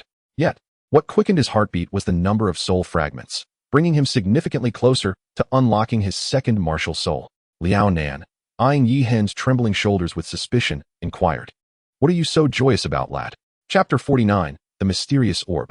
When Yi Hen turned around, he had regained his serious demeanor, though the glint of golden light in his eyes was impossible to conceal. "Let us go. Tonight, we shall stay at the finest inn. It is my treat." Liao Nan laughed heartily, wrapping an arm around Yi Hen's shoulders. "Now that sounds like the young master I know." However, he suddenly lowered his voice, a sly grin forming beneath his beard. "Is there treasure hidden in those storage bags? You'd best not try to renege on our agreement." Yi Hen blinked and replied in a hushed tone, "This place is not suitable for lingering. We will sort through it later." Qingzhu watched the duo conspiring, glancing at the lifeless cloaked figure on the ground, and sighed gently. "Young master, you were not like this before." Her light blue hair danced in the wind. Her blue eyes filled with resignation. Yi Hen affectionately ruffled her hair, saying, "This is called growth." Then he turned to Liao Nan, giving him a knowing look. "Right, Uncle Liao?" "Ha." Liao Nan raised his flask to drink, the bronze vessel glimmering in the sunlight. "Indeed, our young master has finally matured." Before they departed, Yi Hen took advantage of Liao Nan's distraction as he drank, and Qingzhu busied herself with packing. With a gentle swipe of his fingers, the body of the cloaked soul sage vanished, silently absorbed into the system's space. Yi Hen's lips curled imperceptibly. Even the tiniest of mosquito legs still constituted meat. Moreover, this was a genuine soul saint. As the trio continued their journey, none noticed the absence of a corpse in the woods. The picturesque scenery along the way offered no further impediments. Seizing a moment to assess his spoils, Yi Hen discovered a total of merely 300,000 gold soul coins. Among the more than a dozen red-armored guards, only 7 bore storage bags, and their combined wealth scarcely amounted to half that of the black-robed soul saint. TSK, a bunch of paupers. Yi Hen smirked, deftly dividing 2 bags of 100,000 gold soul coins each, tossing them to his companions. Liao Nan caught them without hesitation, promptly stowing them in his belt, enough for 2 fine jugs of wine.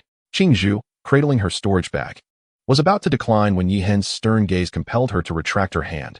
"Thank you, young master," she murmured softly, her ears blushing faintly beneath her light azure locks. When Yi Hen tossed her some unremarkable herbs, Qingzhu's blue eyes sparkled with delight.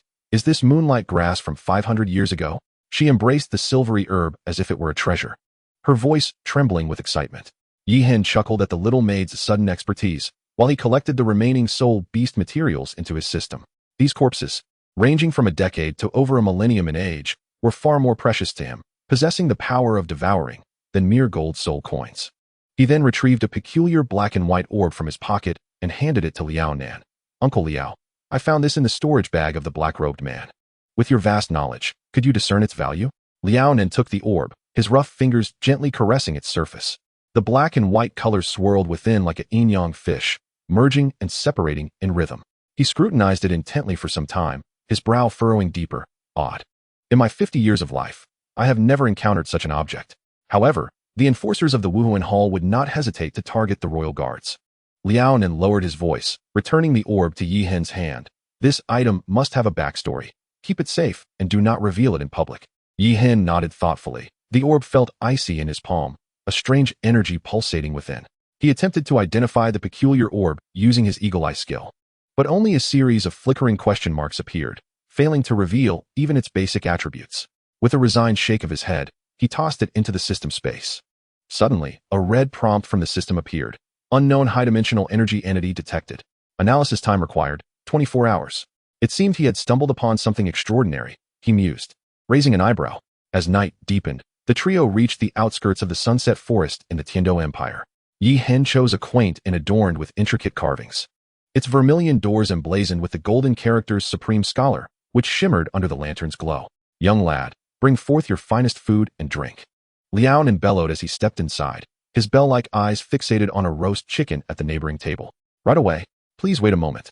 The innkeeper briskly wiped the table, his peripheral vision continually darting towards Qingzhu, who was a rare beauty in this remote town. The bustling hall was alive with laughter and lively conversation among various travelers. 3 individuals ascended to the elegantly adorned second-floor room, pulling open the intricately carved wooden window, revealing a panoramic view of the vibrant street below. The thoroughfare was bustling with pedestrians, their movements a veritable dance of jostling bodies, while the cacophony of vendors' calls echoed, surpassing even the lively night market of Notting City.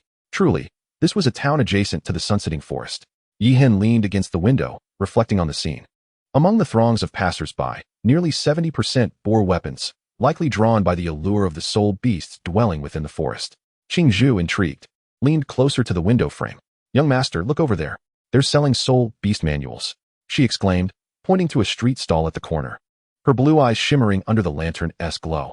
Meanwhile, Liao Nin remained fixated on the staircase, spinning the wine jug deftly between his fingers. "Where's the food?" he grumbled.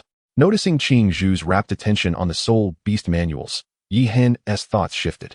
A system interface materialized before him, swiftly generating a 7-inch thick tome titled Complete Manual of Soul Beasts and a compendium named Complete Guide to Deloa Spirit Herbs.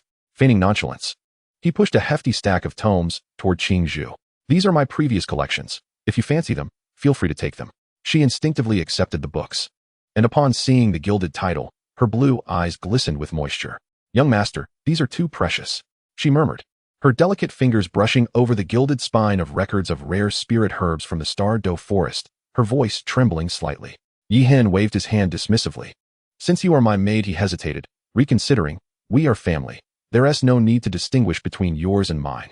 Qingzhu's expression transformed from sorrow to joy as she clutched the books tightly to her chest. Her pale blue hair cascaded down, perfectly concealing her flushed ears and slightly warm cheeks. "We are family." Yi Hen's words echoed in her mind, sweetly melting in her heart like honey. Stealing a glance at Yi Hen, she met his smiling gaze and quickly lowered her head, burying her flushed face in the pile of books. "Here comes the food." The loud voice of the innkeeper interrupted the tender moment. Liao Nan, unable to contain his excitement, tore into a chicken leg, mumbling, "Girl, eat up. You need strength to read." Oblivious to the subtle undertones in his own words, Yi Hen happily savored a piece of braised pork. Liao Nan, gnawing on chicken bones, shifted his gaze between the two, while Qingzhu, blushing, focused intently on her rice, her pale strands nearly dipping into her bowl. Yi Hen, however, was engrossed in wrestling with a lobster, entirely unaware of the young girl's peculiar demeanor. "How wonderful it is to be young." Liao Nan suddenly erupted into laughter, the sound causing the dishes to clatter. He exaggeratedly elongated his tone, reminiscing about his youthful days. "Back in the day, I was just like you, Uncle Liao," Qingzhu exclaimed, her foot tapping anxiously, nearly toppling her soup bowl. Stealing a glance at Yi Hen, still absorbed in peeling shrimp, she felt a mix of relief and inexplicable loss. Only then did Yi Hen look up, a trace of sauce on his lips. "What's wrong?" He casually placed the peeled shrimp into Qingzhu's bowl. "Hurry and eat, it will spoil if it cools." This natural gesture sent Qingzhu's already racing heart into a flurry once more. She gazed at the translucent shrimp in her bowl, suddenly feeling as though the inn's lanterns were too bright. Chapter 50, The Winds of Change. Qingzhu hurriedly lowered her head, her heart pounding like a drum. She secretly pinched her palm. Am I going mad? How young could the young master be? Yet that phrase "we are family" lingers on, refusing to fade away. "Girl, why are you in a daze?" Liao Nin suddenly tapped the edge of Qingzhu's bowl with a leftover chicken bone, producing a crisp sound. "If you don't eat, the dishes will grow cold." Noticing that Qingzhu was so flustered she could hardly steady her chopsticks, Liao Nin chuckled and decided to shift the topic. "Yi, your martial soul appears to have undergone significant transformation." He took a sip of wine, his gaze sharp. "Tell me, how did it evolve?"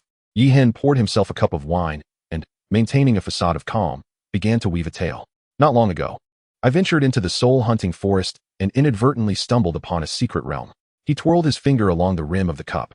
Inside, there were peculiar ores everywhere. After my kitchen knife, the soul-devouring tyrant abyss, absorbed them, it suddenly evolved. He downed the contents of his cup, thinking this narrative should suffice to divert their suspicions. Though the two before him were indeed family, he was determined to safeguard his secrets until he possessed sufficient means of self-defense. "A secret realm?" Liao Nin squinted, remnants of wine clinging to his beard. "You certainly have good fortune." Although he found it strange, the evolution of martial souls was inherently enigmatic, and thus he refrained from further inquiry. Qingzhu quietly breathed a sigh of relief, finally daring to lower her head and pick at her food. Stealing a glance at Yi Hen's profile, she couldn't help but be momentarily taken aback. She was astonished to realize that the young master's once boyish face had taken on distinct, defined features, his jawline sharp and resolute. If not for her years of service, who would suspect that this boy exuding such a fierce aura was merely 8 years old? Yi Hen's hand holding the chopsticks hesitated slightly as the conversation from the neighboring table clearly drifted into his ears. Have you heard? A heaven and earth trading company has recently emerged in Tiando City. A burly man lowered his voice. They say it is backed by an ancient hidden family, shrouded in mystery. Another person took a hearty swig of wine and, with an air of secrecy, whispered, not only that, the mountain behind Nodding City was leveled overnight. He glanced around nervously. It is said that a powerful figure from their organization, named Chunji Nan, was responsible, with strength at least at the super Delaw level. The table gasped collectively. Even diners at the neighboring table perked up their ears. The man continued, now, the Spirit Hall and the two great empires are secretly investigating this heaven and earth trading company, but they have yet to find a single clue. The most astonishing part. He slammed the table. The trading company seems to have employed some secret method that allows soul rings to remain intact for an entire month. The two empires and the Spirit Hall are clamoring to offer over 100 billion gold soul coins to acquire this technology, only to be outright rejected by the overseers of Tiando City. A murmur of disbelief swept across the room. Another person trembled as he asked, aren't they afraid of being exterminated? You know nothing, scoffed the first man.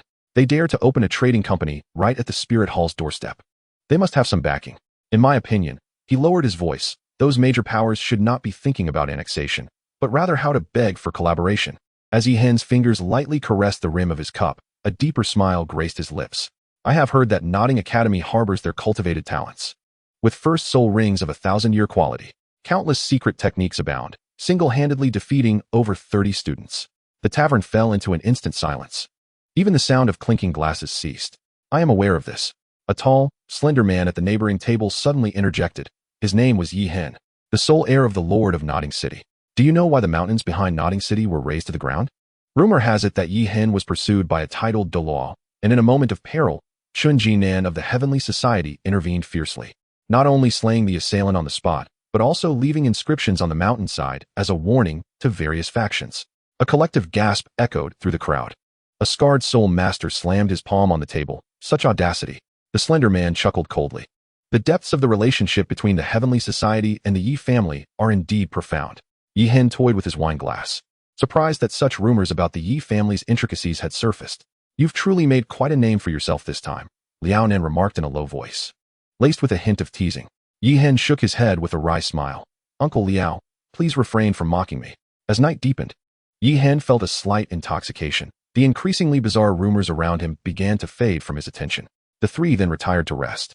At dawn the next morning, before the light broke, the three had already departed the small town in a horse-drawn carriage. The wheels clattered over the cobblestone road, and Liao Nan, gazing at the receding scenery outside, suddenly spoke in a grave tone. Now, the Yi family and the Heavenly Society are bound together by public opinion like grasshoppers on a single rope. He rubbed the wine flask at his waist, recalling that not long ago, your father had been invited to a banquet, ostensibly a reception from the Martial Soul Palace S branch in Nodding City, but in truth, it was to glean intelligence about the Heavenly Society. Not only the Martial Soul Palace, Liao Nan's voice grew increasingly solemn, but also emissaries from the Tiando Empire and the Sun Moon Empire have secretly made contact with the Yi family. Your father has kept this from you, fearing it would disturb your cultivation. He suddenly turned to meet Yi Hen's gaze. Yet I believe, young man, you are astute enough to be aware of these matters. Qing Zhu clenched the medicine pouch tightly, her light green hair fluttering gently in the morning breeze. Yi Hen watched the startled birds outside the carriage window, a fleeting glimmer of purple-gold light flashing in his pupils. Uncle Liao, Yi Hen suddenly chuckled softly. Do you think they will take significant action? Liao Nan stroked his beard. Until the depths of the Heavenly Society are uncovered, no faction dares to make the first move. He lowered his voice. However, if the clash of interests reaches a certain threshold, Liao Nan took a sip from the flask, which gleamed copper in the morning light. The Martial Soul Palace seeks power. The two great empires desire wealth, and your Heavenly Society, he cast a meaningful glance at Yi Hen, is precisely the one to disturb their equilibrium. Yi Hen summoned a surge of black soul power at his fingertips. Let them investigate. By the time they ascertained the truth, the soul power swiftly morphed into a colossal blade shadow. Our game shall have reached its conclusion. Liao Nan gazed at the lingering essence of dragon soul energy and suddenly burst into hearty laughter. Good lad. This time, I shall indulge in your madness. The carriage broke through the morning mist, leaving heavy conspiracies behind. Meanwhile, towards the direction of Tiando City, the rising sun tore through the clouds, casting down rays of golden light. Tiando City, the grand capital nestled in the northern expanse of the continent, was constructed against the mountains, ascending progressively from south to north. The outermost layer consisted of humble gray-tiled homes, while the structures grew increasingly magnificent as one ascended. The main thoroughfare of the city is paved with blue stone slabs, flanked by a multitude of shops, where colorful banners flutter in the morning breeze. At the heart of the city stand 7 towering spires, arranged in the formation of the Northern Dipper. The tallest among them, the celestial pivot tower, reaches a height of 100 meters, its pinnacle piercing the heavens, glimmering with a faint golden hue under the rising sun. This is the seat of power for the Tiando Empire, where emperors of bygone eras have managed state affairs. To the north, the terrain ascends abruptly, with the imperial palace situated atop this elevated ground. The vermilion palace walls stretch for miles, and the glazed tiles shimmer brilliantly in the sunlight. Meanwhile, atop the observation platform of the celestial pivot tower, an elderly man with white hair suddenly opens his eyes. As the astrolabe in his hands emits a rapid buzzing sound, he gazes towards the gathering storm clouds in the north, his brow furrowed. A tempest approaches. He murmurs to himself, his fingers deftly calculating in his sleeves, his expression growing increasingly grave. Chapter 51, The Awakened Dragon. Yi Hen and his companions enter the city and, after a brief inquiry, ascertain the location of the Heavenly Earth Society. Traversing several bustling streets, they soon catch sight of a colossal construction site. As they draw nearer, they observe scaffolding rising all around, with craftsmen industriously at work. The main structure has begun to take shape, its magnificent dome dazzling in the sunlight. Although incomplete, its grandeur is already apparent. Upon entering the makeshift reception hall, 2 golden-haired maidens stand at the front desk. Their features are exquisitely delicate, with their light golden tresses reflecting a gentle sheen in the light, and their faces adorned with perfectly warm smiles. "Welcome, esteemed guests," one of the maidens says with a slight bow, her voice melodious and pleasing. "May I inquire if you are here to discuss shop rental matters?" She pauses, displaying a hint of apology. "I regret to inform you that all the commercial spaces in the Heavenly Earth Society have already been reserved." Her tone is gentle and courteous, each word imbued with a professional warmth that makes it difficult to feel discontent, even upon receiving disappointing news. "I see Yen. Might he be available at the moment?" Yi Hen inquires softly. A welcoming maiden bows slightly, her tone respectful. "Manager and is currently attending to esteemed guests, and it may be difficult for him to attend to you right away." Before she can finish, the other maiden gently interrupts. She keenly observes Yi Hen's composure when mentioning the manager's name, a flicker of understanding crossing her eyes, and she immediately adopts a more solemn demeanor. "May I ask how I should address you, esteemed guest?" "I shall inform him at once." "Yi Hen," he replies, a subtle smile gracing his lips. The moment his name is spoken, the expressions of the 2 maidens shift dramatically. They both bow deeply, their skirts swaying slightly in a flurry of surprise, their voices laced with reverence. "This servant, Xiao Qing, pays respects to the young master." "This servant, Xiao Lan, pays respects to the young master." No need for such formality. Yi Hen gently waves his hand. "Please summon in Yen." Xiao Lan bows once more, hurrying down the corridor with quick, delicate steps. Soon, the sound of hurried footsteps grows nearer. Before the person arrives, a booming voice resonates. "Xiao Lan, where is young Master Yi?" The voice belongs to Zhao Hu, who appears even more robust than before, his face rounder than it once was. Beside him, Yen appeared outwardly composed, yet the glimmer of anticipation in his eyes revealed the excitement that lay beneath the surface. Upon spotting Yi Hen, both men hastily advanced, kneeling on one knee in greeting. "Your subordinate pays respects to young Master Yi." Yi Hen's soul power stirred gently as he lifted them with a light gesture, indicating that there was no need for such mundane formalities. After a brief exchange of pleasantries, Yen guided the group to a side chamber. His gaze fell upon the 2 individuals accompanying Yi Hen. Understanding the unspoken cue, Yi Hen smiled slightly and introduced, "This is Uncle Liao, a venerable member of the Yi family, and this is Qing Zhu, my devoted maid. We are all allies here, so there is no need for formality." Yen inclined his head slightly in acknowledgement to the 2, then turned to Yi Hen, respectfully stating, "Young Master Yi, may I present my report on recent matters?" Yi Hen nodded in agreement, and Yen proceeded with his report, the contents largely echoing what Yi Hen had already gleaned along his journey. The 2 great empires, upon learning of our possession of a soul ring that can be preserved for a month and our undisclosed secret techniques, have expressed a desire for collaboration. However, I have yet to provide a definitive response. The Martial Soul Hall's previous proposal for deep cooperation was graciously declined by us, and they have not made any further overtures since. But as far as I know, given their typical modus operandi, should they fail to achieve their objectives, they may resort to some extreme measures. The martial soul hall, Yi Hen mused, lightly tapping his fingers on the table, his violet golden pupils gleaming with a cold light. Since they are eager for a deep collaboration, it would be remiss not to extract some advantage from this goodwill. Tomorrow at noon, you shall personally handle the meeting with their representatives. And Yi Hen's eyes sparkled with determination, his tone resolute. With limited funds at his disposal, he must strategize in advance before the official launch of the trading firm to seize the initiative. Qing Zhu and Liao Nen remained silent throughout the discussion. As the candlelight flickered, they observed the blazing ambition igniting in Yi Hen's eyes, a fierce brilliance that was almost alien. In this moment, the youth seemed to shed all pretenses, revealing the fangs that lay dormant beneath his gentle facade. Liao Nan's fingers whitened as they gripped the wine jug, and he suddenly recalled the child from Nodding City, charmingly seeking sweets.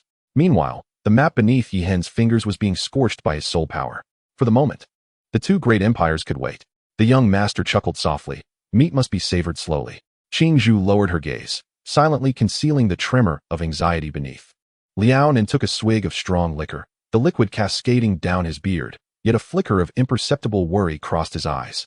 The pace of this transformation was alarmingly swift.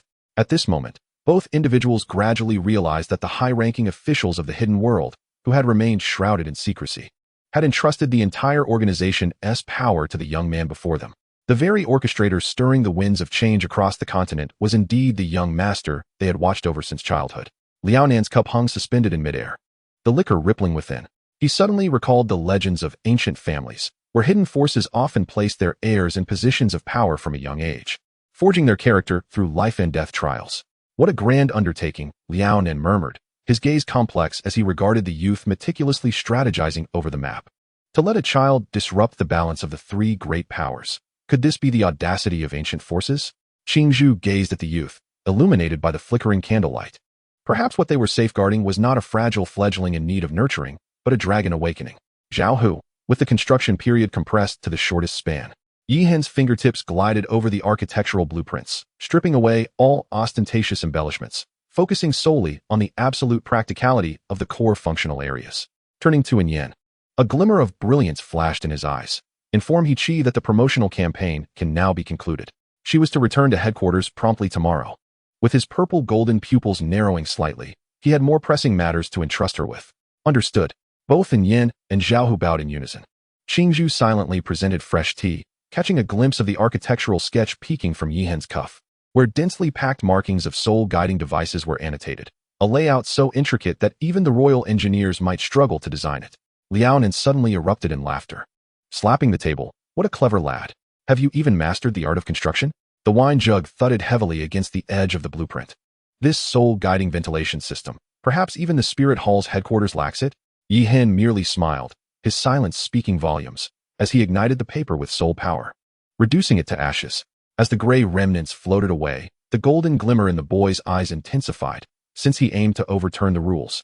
He turned his gaze towards the direction of Tiando City, where everything must be encompassed. Within the system space lay an array of modern firearms, and if melded with soul-guiding devices. Yi Hen's fingers unknowingly tapped the table. Visions of Tang Sek's hidden weapons being utterly crushed filled his mind. Contemplating the imminent demise of the yet-to-rise dynasty of concealed weapon masters, he couldn't help but chuckle softly. My apologies, Tang-san. Yi Hen caressed the suddenly materialized golden desert eagle, a dangerous smile curling at the corners of his mouth. Thunder rumbled outside, lightning illuminating the boy's smiling lips. Chapter 52, The Madman. Once all matters were arranged, and Yen prepared a sumptuous banquet, Yi Hen casually sampled some food before excusing himself to his room. The forthcoming situation would only grow increasingly complex.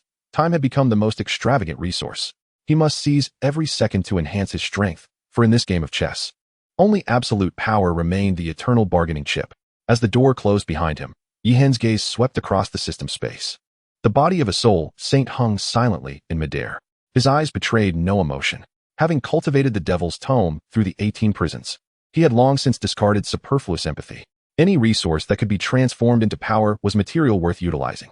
Soul power, like black tendrils, extended forth, slowly coiling around the corpse. As the first wave of life energy surged into his veins, Yi Hen closed his eyes, a chilling arc gracing his lips. An overwhelming force of soul power surged through his meridians like molten lava, fervently refining every inch of flesh. This night, he must shatter the barrier of the late human realm. Only by elevating his physical form to the earth realm could the soul rings endure greater soul power, thus transcending the limits of age. The familiar agony struck anew, time dragging on in torment. Yihan gritted his teeth, veins bulging at his temples. The golden and silver dragon patterns on his right arm manifested autonomously, voraciously devouring the dissipating soul power. The body of the soul sage withered at a visibly rapid pace, yet his aura surged with increasing intensity. As the last vestige of energy was completely drained, Yihan abruptly opened his eyes. The soul power surrounding him extinguishing the flickering candlelight, marking his ascension to the early stage of the earth realm. Meanwhile, within the confines of the system space, the remains of the soul sage had transformed into ash and dispersed.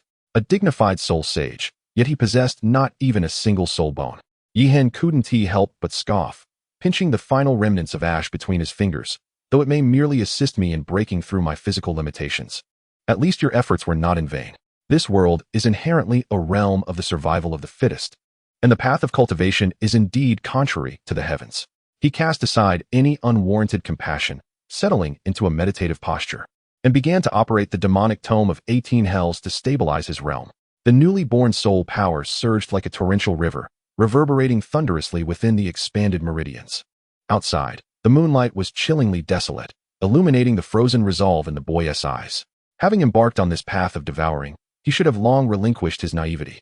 Whether it be soul beasts, soul masters, or the so-called heavenly laws, they were merely stepping stones to the pinnacle. With his physical form having transcended its limits, Yihan promptly retrieved the Millennium Soul Ring bestowed by the system. The once black ring had now transformed into a shade of purple-black, having absorbed only 20% of its energy, leaving 8,000 years of power awaiting consumption. The innate scriptures operated at full throttle, the devouring force akin to a famished beast, lunging ferociously at the soul ring. The purple-black energy was torn into slender streams, continuously flowing into the first soul ring that had already been externalized. Unlike the previous tumultuous breakthrough, this absorption of energy flowed gently, akin to a stream merging with the sea, yet it was relentless. Yihan closed his eyes in introspection, perceiving that his entire soul power seemed to be coated with a layer of dark golden sheen.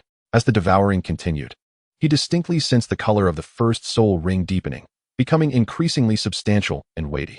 3,000 years, 5,000 years, 7,000 years. When the first soul ring absorbed 8,000 years, Yihan's body trembled violently. The ease of the prior moments vanished entirely, and he felt as though a mountain had descended upon him, every inch of flesh emitting a piercing lament. Is this the limit? Yihan spat out blood foam, his eyes filled with reluctance. The demonic tome of 18 hells operated frantically, the powers of restoration and destruction clashing violently within him. If it does not take my life, then it cannot be deemed a limit. His obstinacy flared as spiderweb-like blood fissures appeared on the surface of his skin, only to be rapidly mended and reborn. The system incessantly issued red warnings of physical overload. Continue.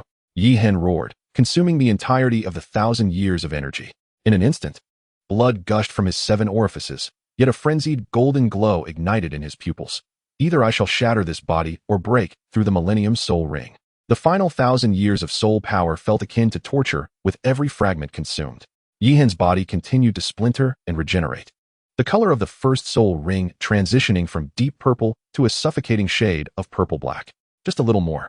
His teeth ground together audibly, blood oozing from the corners of his lips. 500 years, 300 years, 100 years.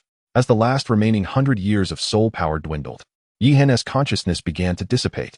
The world around him was shrouded in a crimson mist. You madman, must you persist in this struggle against a mere century?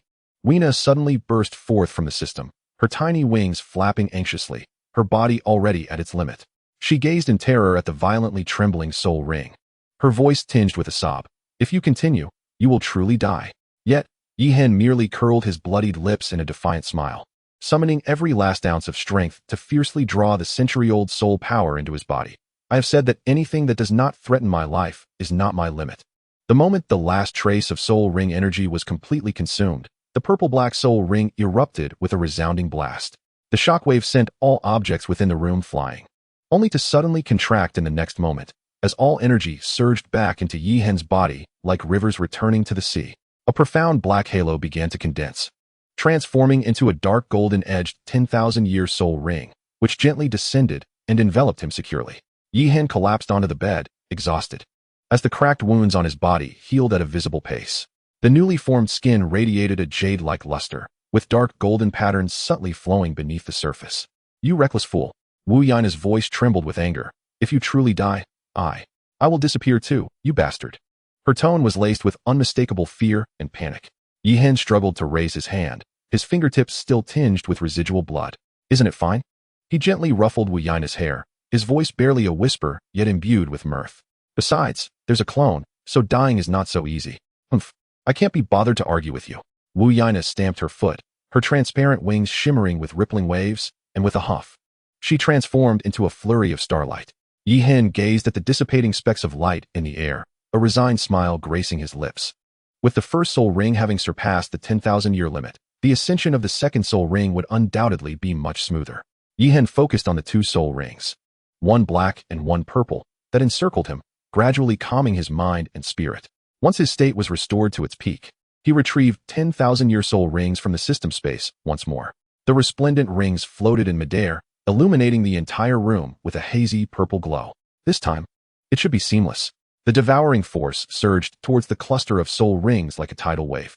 Time slipped by quietly amidst the flowing soul power. The color of the second soul ring shifted from purple to deep, gradually rippling with inky waves, like dark tides surging, its aura steadily escalating. When the final 1,000-year soul ring was entirely consumed, the second soul ring suddenly solidified, emerging as a pitch-black 10,000-year ring. The two black rings intersected in midair, their overwhelming pressure resonating throughout the room, causing the window frames to vibrate. Yihan stretched his body, the bones within emitting a series of clear, melodious sounds, akin to jade chimes being struck. At that moment, the morning light pierced through the window paper, casting a golden glow into the room, illuminating the youthful arc of his slightly raised lips, a sharp yet confident curve. Chapter 53, A Meeting of Two Factions. After an entire night of arduous cultivation, Yihan now felt as light as a swallow. All fatigue had vanished, and the soul power surged through his meridians with vigor, while his physical strength had nearly doubled. The most prominent change was in his stature. He stood tall and straight like a pine tree, his height having increased significantly, and his flowing black hair cascaded down his back like a waterfall of ink. Two dark soul rings rotated slowly around him, accentuating his fair complexion to an even more translucent brilliance. His once youthful features had fully matured, with thick eyebrows arching sharply into his temples, a prominent nose, and thin lips outlining a striking profile. His eyes held a profound depth, and a fierce smile danced upon his face. The sinister aura that enveloped him starkly contrasted with the gentle and obedient young master from Nodding City, marking a transformation beyond recognition. After surpassing the limits of the soul ring, Yihan noted with intrigue that the soul abilities in the system interface had quietly updated. The first soul skill had evolved from the rudimentary 2 erratic strikes to the formidable 9 chaotic blades, with the force of the blades akin to a tempest, 9 streaks of light ripping through the heavens. The second skill transitioned from Golden Annihilation Slash to Dragon King's Obliteration Slash, unleashing a dragon-shaped blade that roared forth, embodying the majesty of annihilation. The former Silver Dragon Guardian had transformed into the Dragon King's Guardian, with dark golden dragon scales manifesting around him, reminiscent of an ancient dragon deity protecting its bearer. Though such changes were unexpected, they were not entirely surprising. The significant enhancement of his power elicited a glimmer of satisfaction in his gaze. Upon entering the council chamber, all eyes converged upon him. The young man's inky black hair cascaded down to his waist, and his dark golden irises shimmered with an otherworldly light, exuding an air of authority that belied his age. "Young master, what has happened?" Qing Zhu exclaimed, rising abruptly, astonishment etched across his face. As though he had grown significantly taller, the entirety of him transformed from the past. Yihan casually brushed aside the stray strands of hair from his forehead, a languid smile gracing his lips. "I had a breakthrough in my training last night. Perhaps it is the effect of refining my soul power?" He playfully winked, adding, "Or perhaps it is due to the fortifying liquor that Uncle Liao brought me." Liao and sputtered, wine spewing forth, splashing onto his beard. "Nonsense. I have been drinking for decades and have never transformed into a monster like you." With an air of calm assurance, Yihan approached the main seat. "And Yin, how have the arrangements progressed?" And Yin hastily bowed, reporting, "Young master, the invitation from the Spirit Hall has been arranged as you instructed. The meeting will take place at the Drunken Immortal Pavilion in the west of the city." He paused briefly before continuing. "Additionally, urgent missives from the envoys of the two empires arrived simultaneously this morning." Yi glanced over the documents, a soft chuckle escaping his lips. They certainly know how to choose their moments. He tossed the gilded letter onto the table, a flicker of dark golden light flashing in his eyes. Inform them that if they wish to negotiate, they must come with ample sincerity to meet me at the headquarters of the Heavenly Earth Society. Young master, there are also matters concerning the major families, and Yin began, but Yi waved his hand dismissively. Decide those affairs of the hereditary nobility at your discretion. He rubbed his temples, his tone indifferent. My time should not be squandered on such trivialities. Were it not for the urgent need for substantial funds, I would have no desire to become ensnared in the web of political machinations. Once the dynamics among the three major forces stabilize, I intend to take a step back from these affairs. The subsequent matters will be entrusted entirely to you. Yi rose with elegance, his robes billowing slightly with the breeze. Come, it is time to pay a visit to the spirit hall. As the sun reached its zenith, the bustling streets of Tiando City were alive with the sounds of conversation, throngs of pedestrians creating a tapestry of vitality amidst the grandeur of the imperial capital. Yi and his companions traveled leisurely in an opulent carriage drawn by 4 pristine unicorns, gliding along the official road. This luxurious conveyance, embedded with soul guide crystal stones, had been specially prepared by Zhao Hu, who had remarked, how could the young master of such esteemed stature ride in a commonplace carriage? Yi shook his head, chuckling lightly. This ostentation seems to have been prepared for your own sake, does it not? Zhao Hu felt an immediate sense of embarrassment, scratching his head awkwardly and stammering for a considerable time without managing to articulate a coherent argument. Yet, Yi remained unconcerned. To him, these matters were mere trifles. The loyalty of his subordinates was what truly mattered. Soon, the 5 arrived at the Zue Xianju, located in the heart of the western part of the city. The sight before them left them breathless, for the opulence was unparalleled in their experience. Pavilions and towers were arranged with a harmonious grace, surrounded by jadestone hills. While a shimmering lake lay at the center, its shores adorned with delicate silks dancing in the breeze, and exotic birds gliding gracefully, reminiscent of a celestial realm. Guided by a server, the 5 entered the ascending pavilion in the middle of the lake. The glazed tiles reflected the sparkling waves, and outside the intricately carved window frames, lotus leaves reached toward the sky. Inside, the air was infused with the refined aroma of agarwood. Where are those rascals from the Martial Soul Hall? Is this their notion of sincerity? Zhao Hu exclaimed, slamming his palm on the rosewood table, causing the teacups to clatter noisily. Calm down, and Yin interjected, placing a hand gently on his arm. Despite having waited nearly a quarter of an hour, Yi remained composed and unperturbed. Prompting Yin to suppress his own agitation and murmur, the young master has yet to speak. Why should we be in such a rush? Qingzhu, seemingly oblivious, gracefully poured fresh tea. The elegant fragrance of the aged tea enveloped the room, and she silently positioned herself behind Yi, her fingertips expertly kneading the slightly tense muscles of his shoulders, her movements as fluid as flowing water. Liaonan leaned against the window, indulging in solitary libations while gazing at the lake. Suddenly, his eyes narrowed. They're here. He flicked his finger, sending a drop of wine precisely to land between Zhao Hu's brows, adopting a stance that was poised and dignified, lest he lose face. A small boat, adorned with lotus leaves, approached across the lake, its bow bearing 4 figures emblazoned with the emblem of the Martial Soul Hall. As the boat gently docked, the 4 disembarked first, followed by an elderly man and a young one emerging from the cabin, bringing the total number of visitors from the Martial Soul Hall to 6.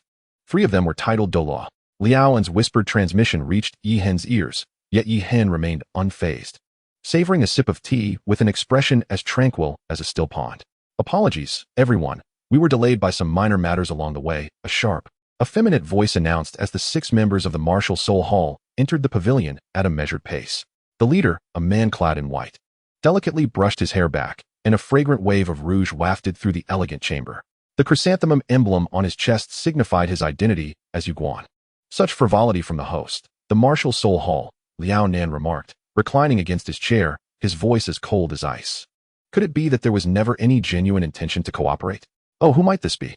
Yuguan feigned surprise, eyes widening dramatically. Why, it's my dear brother Liao Nan. It has been quite some time, hasn't he? I heard your wife and child. Oh dear, seeing you so carefree now. Could it be mere rumors?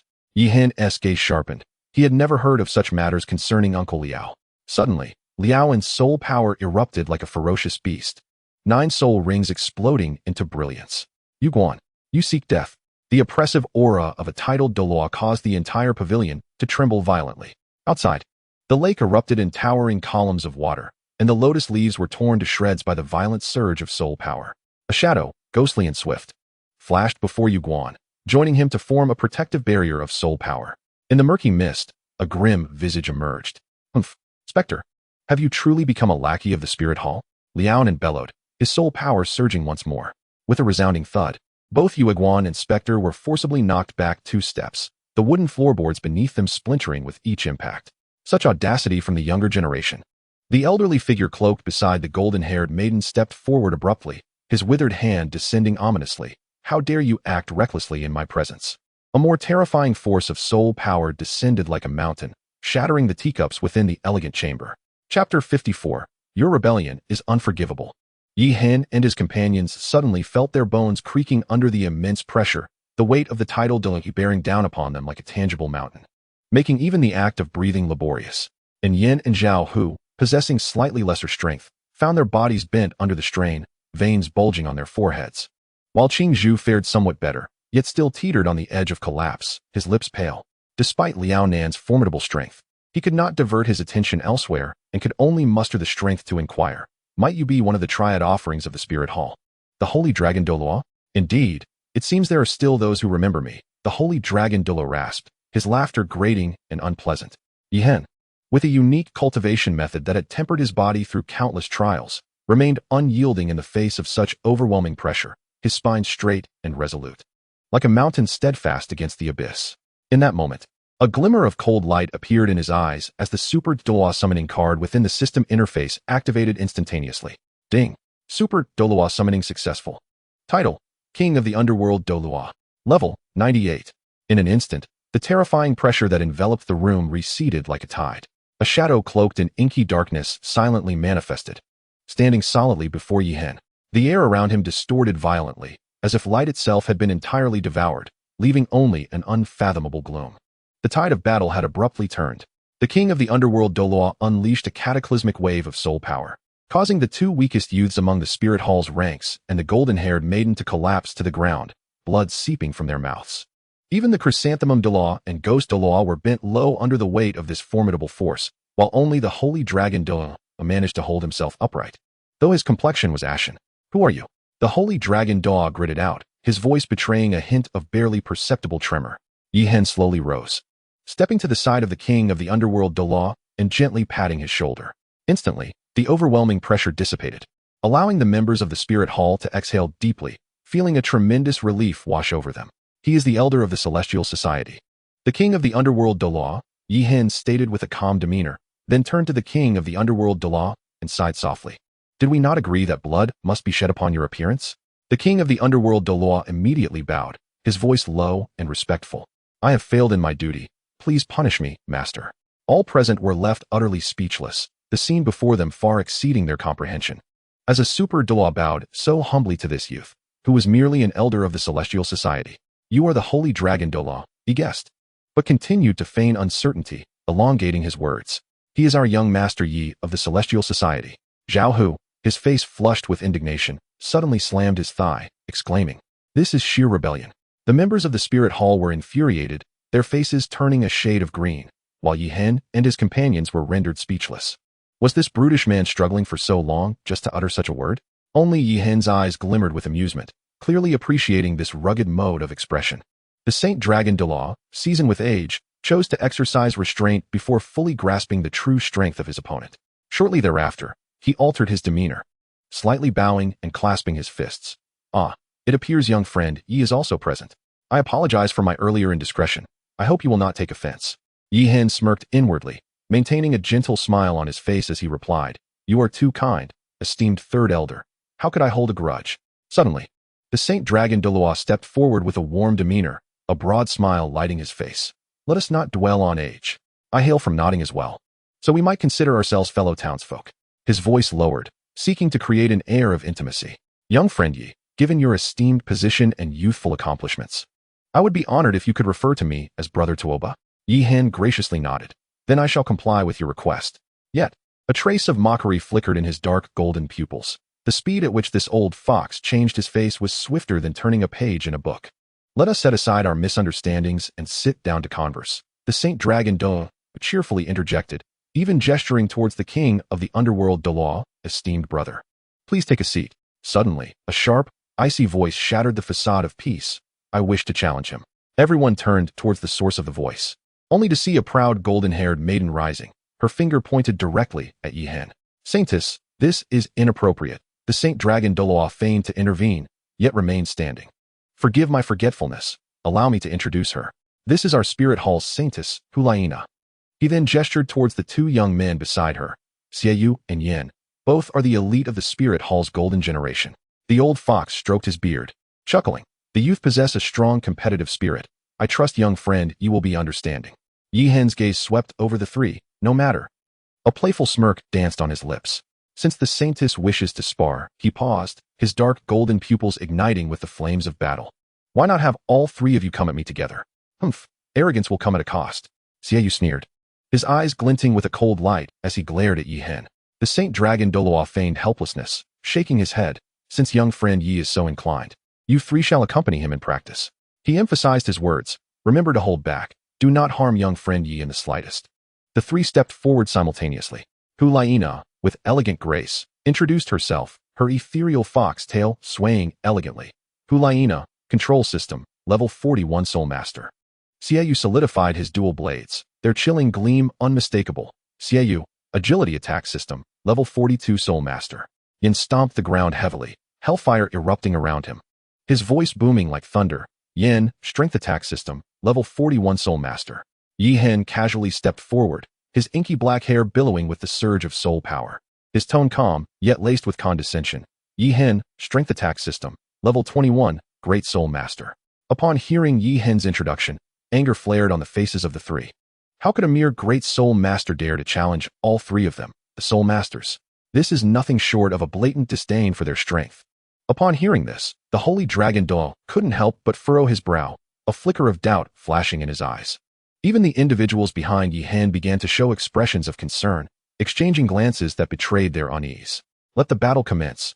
Yihen casually beckoned, as two profound, ink-black spirit rings slowly emerged from behind him. As the formidable pressure emanating from the 10,000-year spirit rings enveloped the area, the expressions of the three members of the Spirit Hall shifted abruptly from anger to terror. Shouldn't the maximum age of the first and second spirit rings only be 400 and 700 years, respectively? How on earth did he manage to possess these two pitch-black, 10,000-year spirit rings? All present were witnessing Yihen's spirit rings for the first time, and their faces reflected sheer astonishment. Are we still going to fight? Yihen languidly inquired.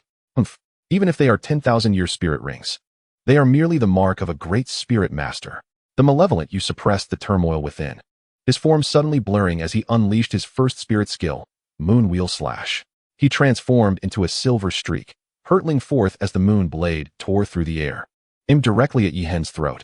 This strike was so swift that only an afterimage remained, prompting even the Holy Dragon Doloa to nod in approval.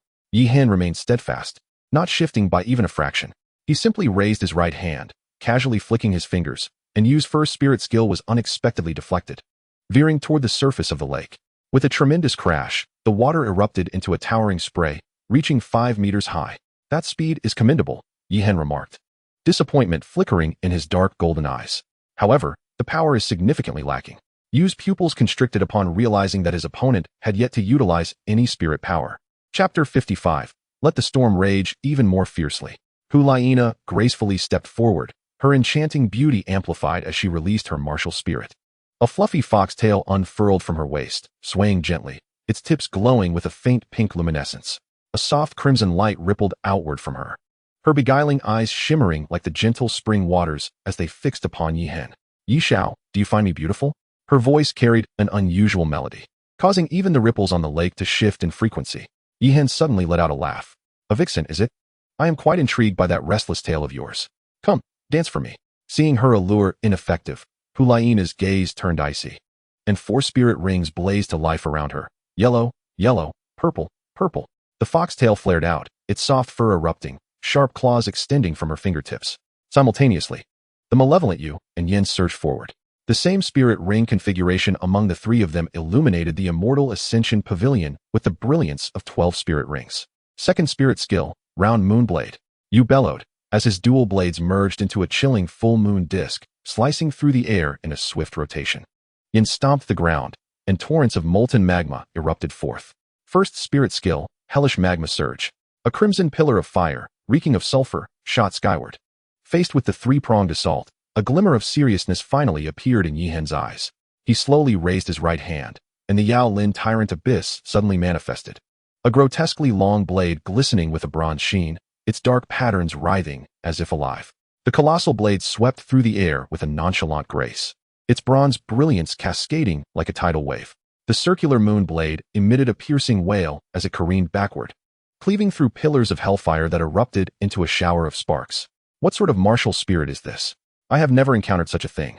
Doloaju let out a sharp exclamation, gesturing towards the bronze giant blade with delicate fingers. Doloa Shenglong narrowed his eyes, a flicker of nostalgia passing through his aged gaze. He recalled his mentor from his youth, the wielder of the Mo Lin Dominator. That lineage was once so illustrious that even the Hao Ian hammer had to shy away from its brilliance. Alas, the Dominator in his memories was obsidian, while this one shimmered with a lustrous bronze hue. Despite the stark differences in form and aura, the relentless will to sever all was strikingly similar. Doloa Shenglong shook his head, dismissing the thought. That family had long since faded into the annals of history, perhaps merely a coincidence. Yet, as his gaze fell upon Yihen, a murderous intent coalesced in his eyes. This boy's martial spirit is too formidable. His demeanor grew icy. He must not be spared. Not bad at all. Yihen flicked the giant blade, his dark golden pupils igniting with battle fervor. Use all your strength. I can still hold my own. The three adversaries, now engulfed in fury, were deeply insulted by the condescension of a grand soul master. Should word of this spread, they would become the subject of ridicule. The trio from the Spirit Hall unleashed their soul abilities in a torrential downpour. Liaonan hastily unfurled a barrier of soul power, the azure shield barely safeguarding the structural integrity of the building. Yihen ceased his restraint, revealing the full brilliance of his evolved soul skill. First soul skill. 9 chaotic slashes. 9 massive, obsidian blades tore through the fabric of space, indiscriminately targeting the three. Xiaoyu swiftly darted aside, narrowly evading 3 lethal strikes, yet overlooked the peril looming behind him. Hulaina, Nana, Yin bellowed as he lunged toward the girl, activating his second soul skill, granite armor. Scalding magma instantly solidified into fiery rock armor, dramatically augmenting his defenses. Bang, bang, bang. The 9 black blades struck relentlessly against Yan's back, shattering the fiery rock armor. Yan, spewing blood, shielded Hulaina beneath him, his back a gruesome tableau of flesh and blood. Fortunately, as a defensive soul master, despite his grievous wounds, the fire in his eyes blazed ever brighter. Yin wiped the blood from his lips, his rock-like muscles quivering beneath the gaping wounds.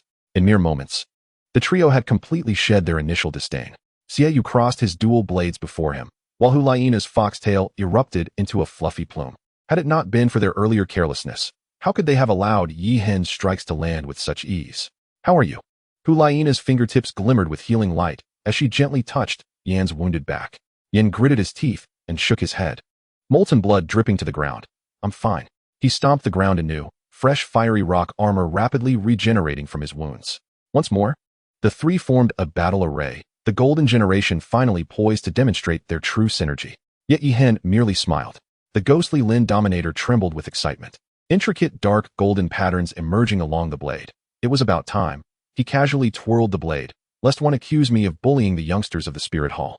The trio disregarded Yihen's taunts, with Yin launching the first strike. Hellfire coiled around the fiery rock armor, transforming into a colossal magma behemoth charging forward.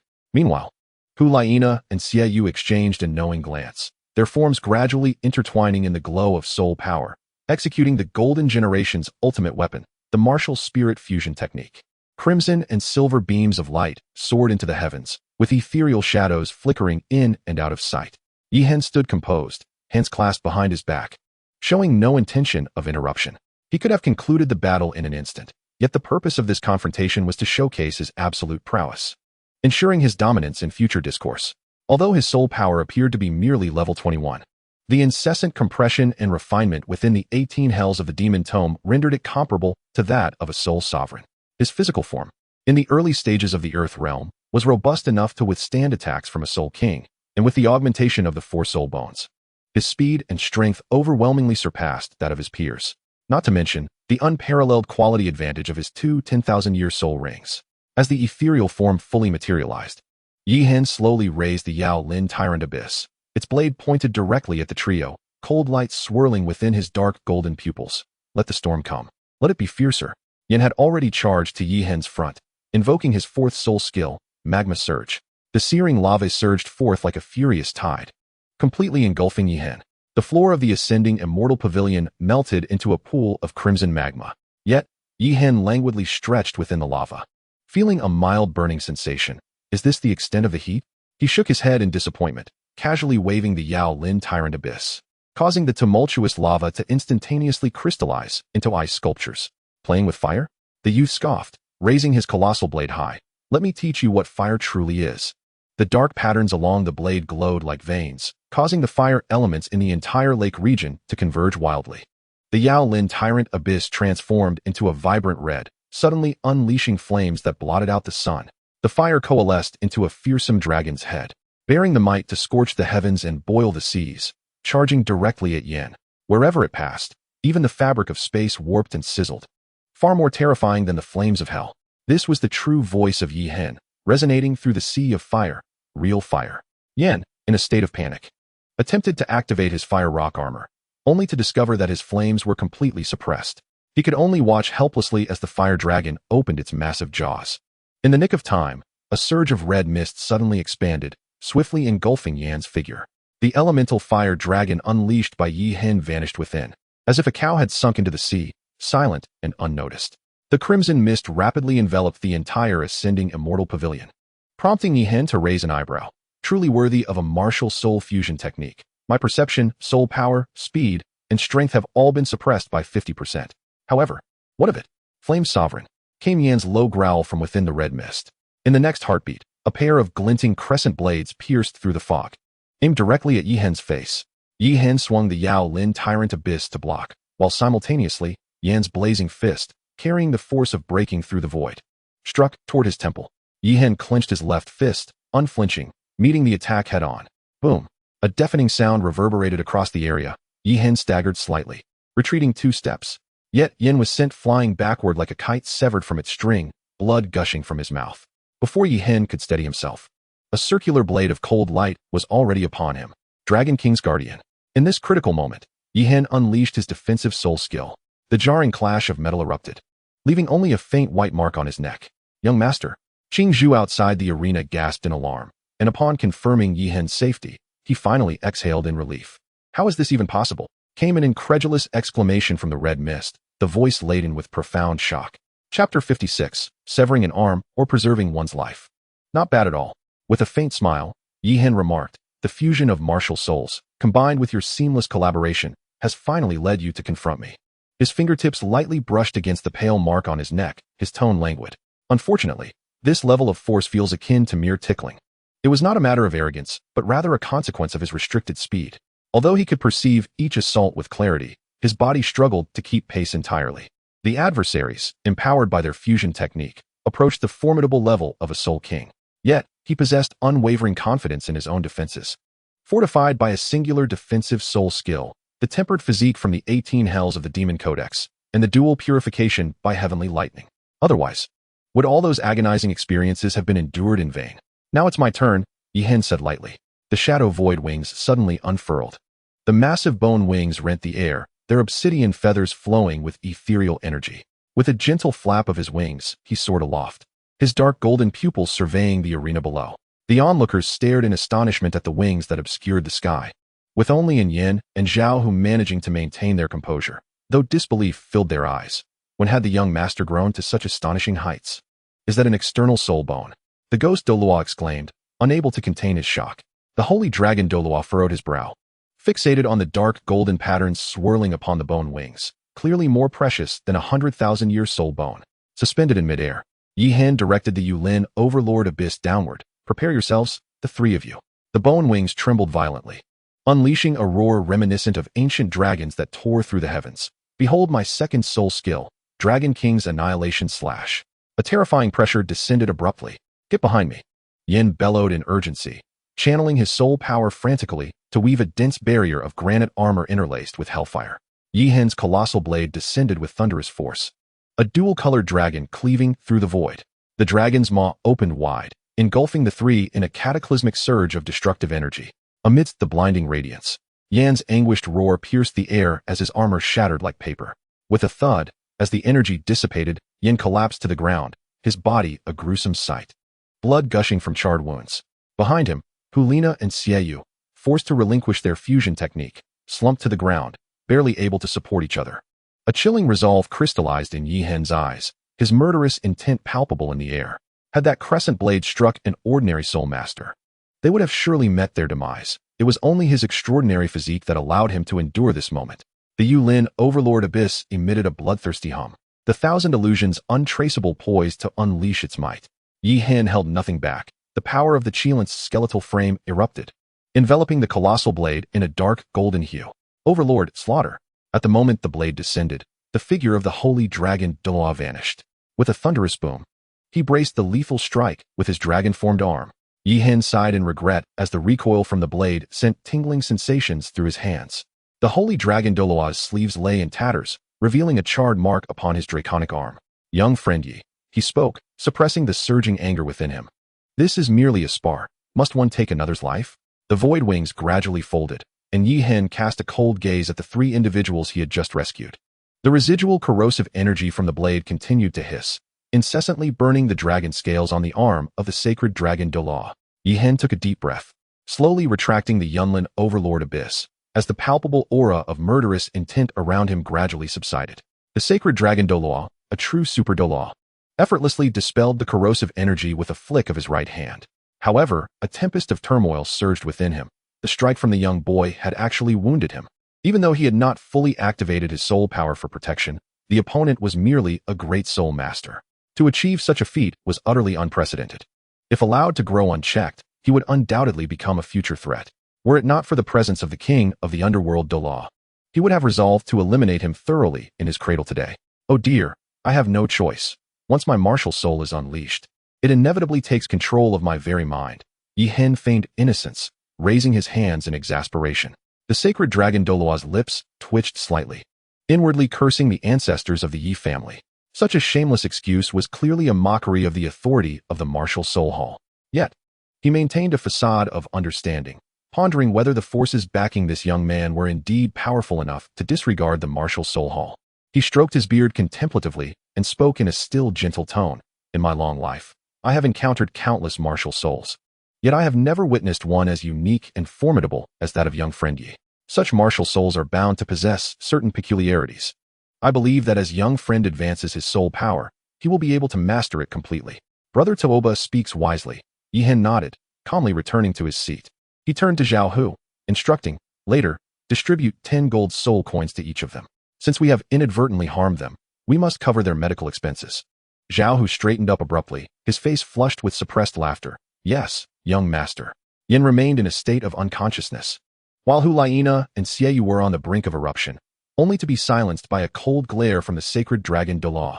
Yuguan, take them back to recuperate, the sacred dragon Deloa commanded with an irrefutable tone. He then turned to Yi Hen, awkwardly chuckling twice. Young friend Yi, we should discuss matters of cooperation. Wait. Yi Hen coldly called out to the departing figures, his gaze sharp as a blade directed at the chrysanthemum Deloa. The three of them may leave, but you, having insulted my uncle Liao earlier, must either sever an arm or forfeit your life. Boy, do not let your pride blind you. The chrysanthemum Deloa yelled, his voice trembling despite his fury. This was the territory of the martial soul hall. Young friend Yi. The sacred dragon Deloa's countenance darkened, his tone grave.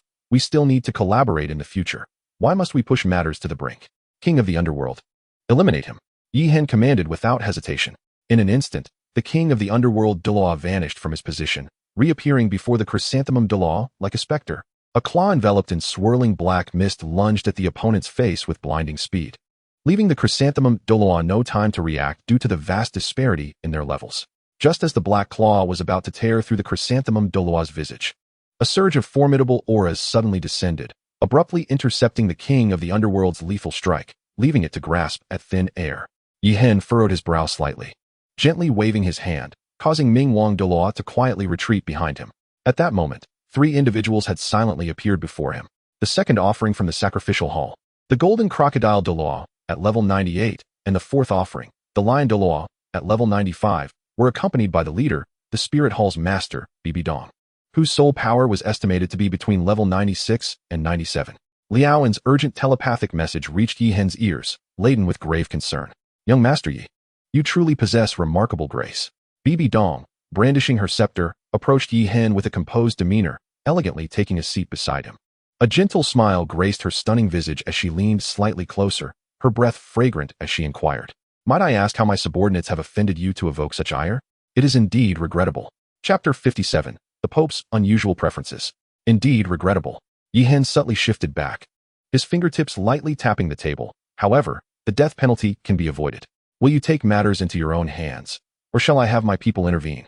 Bibi Dong languidly reclined against her chair, a playful smile dancing at the corners of her lips. "We happen to have 6 titled Duluos on our side. If it truly comes to taking your life, I fear you may not leave this place today." Yi Hen calmly sipped his tea, his gaze sharpening. "Your Holiness, are you attempting to escalate the stakes?" Bibi Dong concealed her smile behind her sleeve, her eyes glinting as they roved over Yi Hen. "I have always preferred the grander games. I hear you are merely 8 years old. I wonder what kind of surprise you might bring to your elder sister?" Everyone present was astounded. Who would have thought that this ruthless and seasoned youth was merely an 8-year-old child? The most shocked were Hulaina and Xiaoyu, exchanging incredulous glances, their faces painted with disbelief. How could 3 Soul sect members possibly be bested by a mere child? It was utterly absurd. Yi Hen inwardly cursed. This woman before him was indeed deranged. What to do? He maintained an outward calm while turmoil brewed within. This madwoman's sudden intervention had completely disrupted his rhythm. Could it be that he would truly fall here today? Although he could resurrect himself, the others from the Heaven and Earth Society would inevitably meet their demise. Whyna?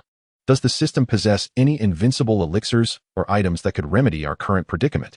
Yi Hen urgently inquired of the system spirit. "Master, there are elixirs available, but their effects are too fleeting to ensure your safe escape," Whyna swiftly responded. "What about the Earth Escape Talisman, or any other means of escape? Think of something quickly." Yi Hen's speech quickened, betraying his anxiety. If it were an ordinary Dolois, it might be manageable, but a super Dolois' perception could cover vast distances in an instant. Your presence has already been fully locked onto by them. The Earth Escape Talisman would be ineffective. Whyna's tone turned grave. "Currently, the only solution is to spend 10 million gold soul coins to upgrade the system." 10 million. Yi Hen glanced at the mere 100,000 gold soul coins left in the system, falling into speechlessness. "Master, the control-type soul bone that dropped from the ancient beast arena has a recovery price of 16 million gold soul coins." Whyna's voice was urgent, given the pressing situation. It was necessary to sell it to upgrade the system. Once upgraded to version 30, new functions will be unlocked, perhaps providing a way out. Yi Hen's eyes suddenly sparkled with realization. He had almost forgotten about that soul bone. Immediately recover it. Upgrade now. All right. The Wina operating system instantaneously completed its recycling, and Yi Hen's balance of gold soul coins surged to over 18 million. Ding. Please confirm whether to spend 10 million gold soul coins to upgrade the system to version 30. Confirm. Immediately confirm. Yi Hen roared within his heart. Ding. System upgrade in progress. Expected to be completed in 24 hours. What the? Yi Hen was momentarily blinded, nearly crushing the teacup in his grasp. "Master, you can spend 2 million to complete the upgrade immediately," Wina reminded him. Quickly, Yi Hen gritted his teeth and silently chanted, feeling the gold soul coins disappear like flowing water. He took a deep breath, vowing never to let himself fall into such a dire predicament again. Suddenly, the system interface shimmered with golden light. "Congratulations, host, the system upgrade is complete. New features unlocked. Doloan New Realm. Description: an independent small world created by the system, with a time flow rate 10 times that of the outside world. World power, level 1. Area, 21,000 square meters. The area expands by 10,000 square meters for each level the host increases. For more details, please check the system panel. The points function is now synchronized. For every 1 million gold soul coins consumed, 1 point is earned. Points can be used to exchange for special items in the points mall. Current points balance, 15 points. The points lottery wheel has been unlocked. Every 10 points allows for 1 lottery draw. The variability of the points wheel was too great. He skipped over it and quickly opened the points mall page. Another flash of golden light revealed a dazzling array of goods, and Yi Hen rubbed his temples. "Wina, please help me filter." "Master, please hold on." Wina quickly operated in front of the screen, rapidly streamlining the interface until only 3 options remained. 1 Extreme Diloa Summoning Card, 10 points, duration 10 minutes, limited to 1 purchase per month. 1 Upgraded Void Escape Talisman, 15 points, limited to 1 purchase per month. 112 Element Fury Lotus, 100 points, limited to 1 purchase per month. The only options that could break the deadlock were these 3. The Void Escape Talisman was immediately discounted, as it could not transport others away. The 12-element Fury Lotus was beyond his points, and even if it were not, it would likely obliterate everyone present. It appeared that he had no choice but to redeem the Extreme Delaw summoning card. Yi Hen raised his gaze to meet Bibi Dong's inquisitive look, a composed smile returning to his lips. What were we discussing just now, Your Holiness? Bibi Dong's eyebrows furrowed slightly, a hint of ethereal light flowing through the gem on her staff. But she quickly relaxed into a charming smile. We were discussing how young Master Yi would surprise my sister, weren't we? Yi Hen chuckled lightly, his tone leisurely. I did not expect Your Holiness to possess such unique preferences. Fortunately, I have many strong men at my disposal. If I do not present one today, it would seem rather inconsiderate of me. With that, he snapped his fingers. In an instant, the space within the Ascension Pavilion abruptly tore apart. A towering man stepped forth from a spatial rift, radiating a terrifying aura of soul power. The previously silent golden crocodile Deloy suddenly stiffened, his soul power flickering. For the soul power of the man before him was several times more overwhelming than his own. Even more alarming was the fact that he had emerged from a spatial rift. Such a method was utterly unheard of. This was undoubtedly an extreme Deloy. Do you find him appealing, Your Holiness? Yi Hen raised his teacup, leisurely blowing a gentle breath across its surface before taking a delicate sip. Bibidong's astonished gaze swept over the unexpectedly towering figure before her. This man was a complete enigma, and there had never been any whispers of his existence within the Deloy realm. Logically, one who had attained the pinnacle of Deloy should not be unfamiliar to her. Why did these individuals seem to materialize from thin air? What exactly was this heavenly earth society that had emerged? Her gaze returned to Yi Hen, the corners of her lips curving into a cryptic smile. This surprise was indeed monumental. So, Your Holiness, do you still intend to take my life? Yi Hen feigned a pitiful tone. Suddenly, Bibi Dong covered her mouth and laughed charmingly, her graceful figure swaying, presenting an arresting silhouette. Oh dear, you think too much. I was merely jesting, she said, leaning closer to the young man's ear, her warm breath infused with a scent reminiscent of roses. We must discuss our collaboration in more detail later. Yi Hen felt a tingling sensation at his ear, and a cold smirk formed within him. This madwoman was nothing short of a multifaceted enchantress, with countless stratagems at her disposal. Just moments ago, she had exuded murderous intent, yet now she could cast sultry glances. Were it not for his steadfast resolve forged over 2 lifetimes, he might have fallen under her spell. Yi Hen grinned. In that case, before he could finish his thought, the extreme Deloy, who had just emerged from the rift in space, suddenly received Yi Hen's command. His figure vanished in an instant, and when he reappeared, a blood-curdling scream echoed through the air. One of Yu Guan's arms had been severed, blood gushing forth like a fountain. Ah, my arm. The ghost Deloy collapsed to the ground, dark energy coiling around the wound, unable to staunch the flow of blood despite his attempts to channel his soul power. Chapter 58, We Wander the World Together. This sudden turn of events left the Spirit Hall members momentarily flabbergasted. However, under the oppressive aura of the extreme Deloy, they could only swallow their grievances, daring not to voice their discontent. This matter ends here. Bibidong's voice was as cold as ice, her staff striking the ground with authority. From this day forth, the Spirit Hall shall formally enter into a partnership with the Heavenly Earth Society. Anyone who dares to undermine this will be treated as a traitor. Her gaze, sharp as a blade, swept across the pale faces of the crowd. Now all of you leave. The ghost Deloy reluctantly withdrew his soul power, supporting the injured Yu Guan as they departed. Once everyone had exited the Ascension Pavilion, Bibi Dong took a deep breath, a bewitching smile blooming on her face. Are you satisfied now, Yi Shao? Yi Hen regarded the swirling tea leaves in his cup, the corners of his mouth lifting slightly. Since Your Holiness has spoken, how could I possibly be dissatisfied? He turned to the others, his tone nonchalant. You may all withdraw. In truth, Yi Hen's intention was to summon back the Extreme Deloy and the Nether King Deloy. Following Wu Yina's reminder, he understood that as long as he returned the two to the system space, the countdown would pause, allowing for their next summoning to be utilized. The Nether King Deloy had already been summoned for 3 hours, leaving 21 hours available for use, while the Extreme Deloy had just surpassed 5 minutes. With only 5 minutes remaining, though it was a mere 5 minutes, the presence of an Extreme Deloy could potentially alter the course of events at a critical juncture. However, Qing Zhu gazed at Bibi Dong with deep concern, unable to shake off the worry of allowing Yi Hen to confront this woman alone. Yi Hen turned his gaze toward Qing Zhu, offering a reassuring glance, his eyes calm and resolute. Upon reflecting on Yi Hen's myriad of strategies, the crowd felt a sense of relief and gradually withdrew from the Ascension Pavilion. Are you not concerned that your sister, Bai Dong, might lightly graze her fingers across your throat and end your life? A dangerous glimmer flickered in her purple eyes, Or do you genuinely wish to have a private discussion with your sister? Yi Hen, unfazed, gently pushed her wrist aside, daring her to act. Should the esteemed Pope wish to test her strength?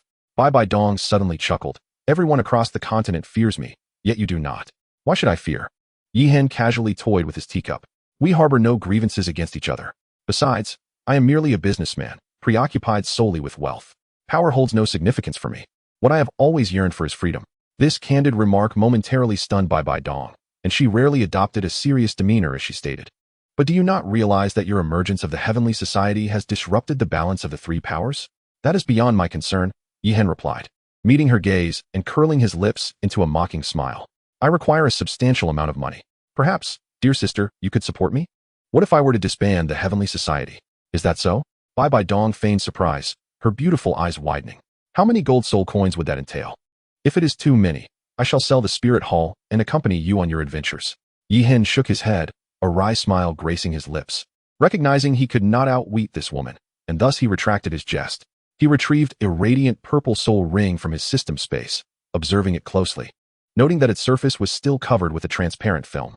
Subsequently, 10 ancient tomes bound in leather were presented before them, and Bai Bai Dong's expression grew increasingly grave.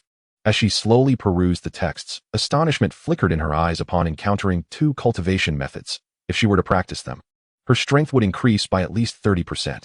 However, when she turned to the tome titled Law of the World, a shudder ran through her entire being. This secret technique could allow her to escape the grotesque visage of her martial spirit. Unbeknownst to her, these items were merely inexpensive wares valued at 50,000 gold soul coins in Yi Hen's system shop. The more refined techniques would be reserved for the grand auction of the Heavenly Society, while the higher-tier secret methods would never be easily relinquished into this world by Yi Hen. She gazed intently at Yi Hen, who remained composed. Yet, for the first time, Bai Bai Dong no longer regarded him as an ordinary child. From the initial encounter between their factions to the presentation of the secret technique, it seemed everything had been orchestrated by the young man, and she found herself unwittingly ensnared in his web of schemes. Noticing Bai Bai Dong's rapt attention, Yi Hen felt a sudden jolt of apprehension. Could this madwoman truly harbor intentions toward him? Hey. He waved his hand in front of her face. I know I am handsome, but I am only 8 years old. You cannot truly be considering me. With a sudden burst of laughter, Bai Bai Dong responded, amusement dancing in her eyes. Did you not just imply that I have peculiar tastes? I do fancy those of your age. Perhaps you should consider your sister? Enough. Yi Hen quickly raised his hands in surrender, proclaiming, I am still underage. Be cautious, or Hat Uncle might catch you. Hat Uncle? Bibi Dong raised an eyebrow in confusion. No one in this realm can capture me. Is this person truly formidable? Indeed, he is quite impressive. Yi Hen earnestly explained.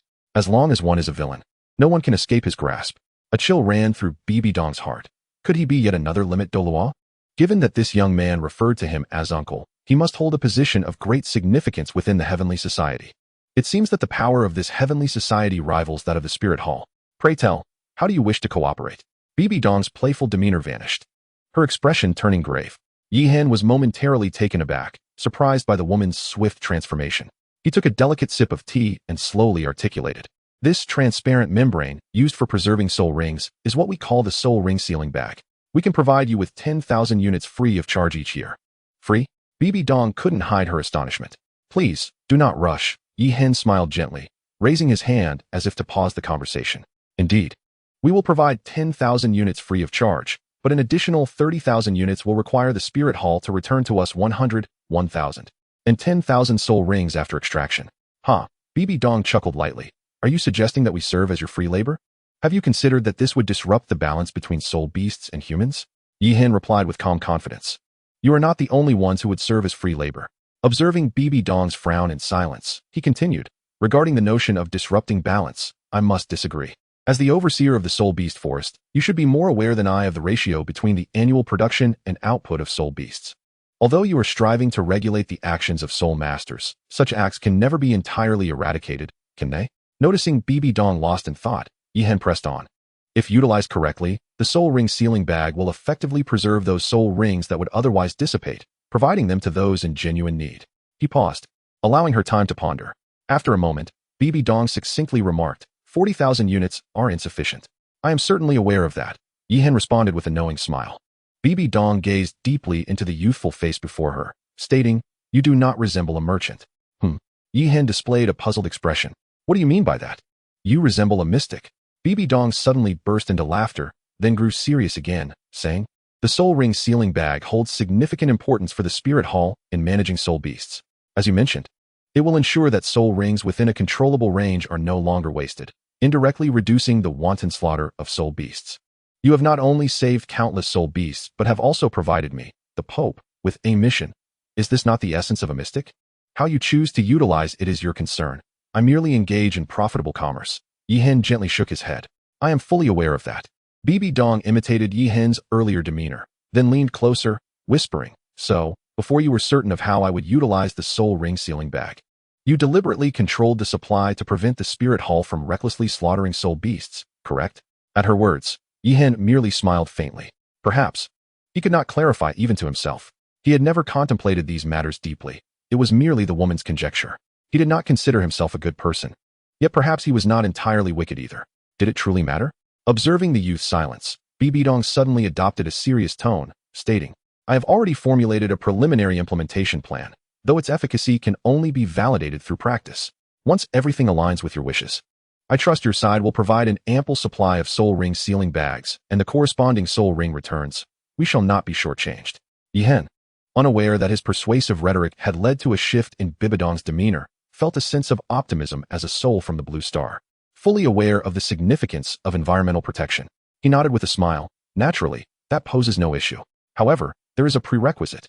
With a change in tone, Yi Hen continued, the soul ring resources can be utilized for internal armaments within the spirit hall, but must not be profited from externally.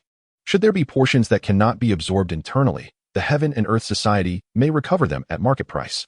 The same applies to martial techniques and methods. Your side is prohibited from reselling them independently. We will provide a total of 2,000 volumes annually, 1,000 volumes of martial techniques, and 1,000 volumes of methods. The uniform price will be 300,000 gold soul coins per volume, which is 40% lower than the market rate. Upon hearing this, Bibi Dong promptly nodded in agreement. Those are quite reasonable terms, and I, on behalf of the Spirit Hall, accept. Yi Hen was taken aback by Bibi Dong's swift acquiescence. Feeling a twinge of regret, had he set the price too low? Yet, the words had been spoken and could not be retracted. He quickly calculated. 2,000 volumes of martial techniques and methods would total 600 million gold soul coins, deducting the system procurement cost of 100 million, resulting in a net profit of 500 million. As for the soul ring sealing bags, although an initial investment of 400 million gold soul coins would be required for 40,000 units, the subsequent returns were incalculable. Yi Hen estimated an initial profit of around 500 million, with future earnings projected to grow exponentially with increased supply. This transaction was, after all, a surefire profit. 600 million gold soul coins was indeed a trivial sum for the Spirit Hall. Their funding sources were diverse, with revenue scales rivaling those of the two great empires. As the wealthiest soul master organization on the continent, the Spirit Hall not only controlled the offerings from various soul master academies, but also monopolized the resources of the soul beast forests, the soul master certification system, and the donations from churches across the land. Such a transaction was merely a drop in the bucket for them. Bibi Dong efficiently handed over a storage bag, which Yi Hen accepted with satisfaction, his consciousness scanning and promptly securing it within the system space. As he watched the rapid increase of gold soul coins in his system backpack, a joyful smile spread across his face. Without hesitation, he immediately utilized the newly acquired funds to purchase 40,000 soul ring sealing bags, along with the 2,000 volumes of martial techniques and methods, which he then presented to Bibi Dong. To a pleasant collaboration, Yi Hen said with a smile, extending his hand. To a pleasant collaboration, Bibi Dong replied, equally cheerful. As they clasped hands in agreement, the two parties, mutually understanding, refrained from formalizing their partnership with a soul contract, as this collaboration was rooted in long-term benefits, rendering a written agreement superfluous. After concluding their negotiations, the two shared a meal. Bibi Dong, seemingly intoxicated, drew Yi Hen into conversations about old stories, even mentioning Yu Xiaojiang. It was then that Yi Hen learned that the man was merely a charlatan, who not only deceived Bibi Dong, but also pilfered the Spirit Hall's research outcomes on martial souls, fabricating the so-called top 10 competitiveness of martial souls. Who would have thought he was such a person? Yi Hen shook his head with a sigh. Bibi Dong, her cheeks flushed, inquired with a tipsy curiosity, having heard my tales, why don't you share some of yours? How did the once inconspicuous young master suddenly ascend to the position of the leader of the Heavenly Society? Yi Hen was acutely aware that this was her true objective, still probing into the forces behind him. He pretended to be intoxicated, waving his hand as he said, I've had enough to drink. I must return to rest. With that, he staggered away, and as soon as he stepped outside, he unfurled his shadowy wings, transforming into two streaks of light that soared toward the Heavenly Society's stronghold. Leaving the Pope, filled with questions, alone at the banquet, Bibi Dong gazed at the streak of light that vanished into the night, her lips curling into a subtle smile, imbued with a hint of profound meaning. I never anticipated that the polar pearl would be in your possession. Perhaps it won't be long before we meet again. She gently swirled the remnants of wine in her glass, a glint of cunning flashing in her eyes. It seems that next time, I must ensure you drink to your limit. Upon returning to the Heavenly Society's base, all members rushed to greet Yi Hen. Qingzhu quickly approached with concern, asking, "Young master, are you all right?" "I'm fine," Yi Hen replied, lightly patting Qingzhu's head. "Your young master cannot be troubled by such trifles." He then adopted a serious demeanor, stating, "The collaboration with the Spirit Hall has been finalized." After he outlined the details of the agreement, the group finally felt reassured and dispersed to rest. The following day, delegations from the Tiando Empire and the Xinglua Empire arrived simultaneously. Yi Hen decided to convene a meeting with both parties at once. Upon learning that the soul ring encapsulation bags had been fully entrusted to the Spirit Hall, both delegations displayed expressions of regret. Yet they recognized that the matter had reached an irrevocable conclusion. Subsequently, Yi Hen sold 2,000 copies of martial arts techniques to each of the two empires, maintaining a delicate balance of power. This is the firearm developed by our Heavenly Society, the 47 and 416 models. Yi Hen announced as he placed the uniquely designed metallic weapons on the table. Since the Spirit Hall has acquired the agency for the soul ring encapsulation bags, we shall not allow you to leave empty-handed. The representatives from both nations observed the unfamiliar weapons with curiosity. The Tiando representative inquired, "Young Master Yi, is this a new type of soul guide?" The Xinglua representative immediately scoffed. "Look at your ignorance. If it were a soul guide, would it lack soul power fluctuations?" Just as the Tiando representative was about to erupt, Yi Hen hastily clarified, "It is indeed not a soul guide. These are conventional firearms that can be wielded by ordinary individuals, functioning effectively without the need for soul power." The rifles were priced at 500 gold soul coins each, with ammunition costing 1 gold soul coin per round. Yi Hen elaborated on the characteristics of the two firearms and demonstrated their operation and combat effectiveness. Witnessing bullets easily penetrate the defense of a great soul master left both delegations astonished. This weapon could inflict severe damage or even fatal blows to great soul masters. And even a soul venerable could sustain serious injury if not deliberately defending. Most importantly, it could be made accessible to common citizens, with prices significantly lower than those of soul guides. Chapter 60. The Devourer Beast, fueled by soul power. The representatives from both nations caressed the firearms, their eyes gleaming with excitement. If ordinary soldiers are equipped with such weapons, military strength will surely advance by leaps and bounds. The Xinglua representative promptly declared, "Young Master Yi, we wish to order the 47. Please allow me to take a sample back for reporting. The specific order quantity will be communicated shortly." The Tiando representative also quickly stood up, saying, "The stability of the 416 better meets our military needs. Please allow us to take a sample for testing. We will promptly inform you of the customized quantity." A cold smile crept onto Yi Hen's face. He had anticipated such deceit. Thus, he discreetly modified the internal structure of the firearms through the system, including specialized ammunition, ensuring that any attempt at disassembly would result in the automatic destruction of the weapon. Once the price was finalized, the delegations from various nations departed, begrudgingly awaiting the subsequent procurement orders and the arrival of funds. Gazing at the remaining balance of 190 million gold soul coins in the system, a smirk appeared at the corners of his mouth. It was time to equip himself adequately. With a thought, he summoned the system, his consciousness instantly plunging into the newly established small world. Yi Hen stood at the heart of the Dola New Realm, savoring this domain that belonged solely to him. The air was thick with rich soul power, purer than that of the outside world by several folds. However, he also detected a faint yet continuous sensation of extraction emanating from his own soul power, akin to a silent stream, quietly merging into the operation of this realm. Having just resolved the backlash from his martial soul, he couldn't help but grumble internally. This troublesome system had devised yet another means of siphoning power, masquerading as a gift of a world, yet proving to be a glutton that consumed soul power for sustenance. Yi Hen sighed, pressing his forehead in exasperation. Attempting to quell his emotions, he conjured the system interface. Doluan New Realm. Realm Master, Yi Hen. World Power, Level 1. World Origin, 0, 100. World Administrator, Unbound. Living Beings, 1. Area, 210,000 square meters. Special Function, Time Flow Speed 10 times. Other functions, to be unlocked. Time flow speed 10 times, he murmured, his eyes alight with brilliance. This implied that while training here for 10 days, only a single day would pass in the outside world. Yet, the consumption was not negligible. Every moment's passing was a relentless drain. It was akin to rowing upstream. Failure to progress meant regression. Yi-Hen chuckled wryly, fully aware that he had been thrust into a situation where he had no choice but to double his efforts in cultivation. He gazed at the unfamiliar panel, softly summoning the system sprite. Weena, please provide an introduction. Weena appeared at once, speaking briskly. Master, this Doloan new realm is akin to a small world that exclusively belongs to you. Each level increase in world power grants an additional enhancement to your actual combat prowess. For instance, being at level 21, your soul power strength, under the influence of world power, would equate to level 22. Of course, breakthroughs in major realms still hinge on your true level. Upon hearing this, the extinguished spark in Yi-Hen's eyes reignited, shining with fervor. He eagerly inquired, so, this small world not only offers a tenfold training speed, but also directly amplifies my performance in combat? Weena smiled and nodded. Indeed, Master. Moreover, as the small world levels up, this amplification will further intensify. Weena promptly displayed the upgrade interface. Doloan New Realm Upgrade Requirements. Level 12. Required 100 million gold soul coins or 100 points of world origin. Upgrade effect. Time flow speed increased to 15 times. Level amplification by 2.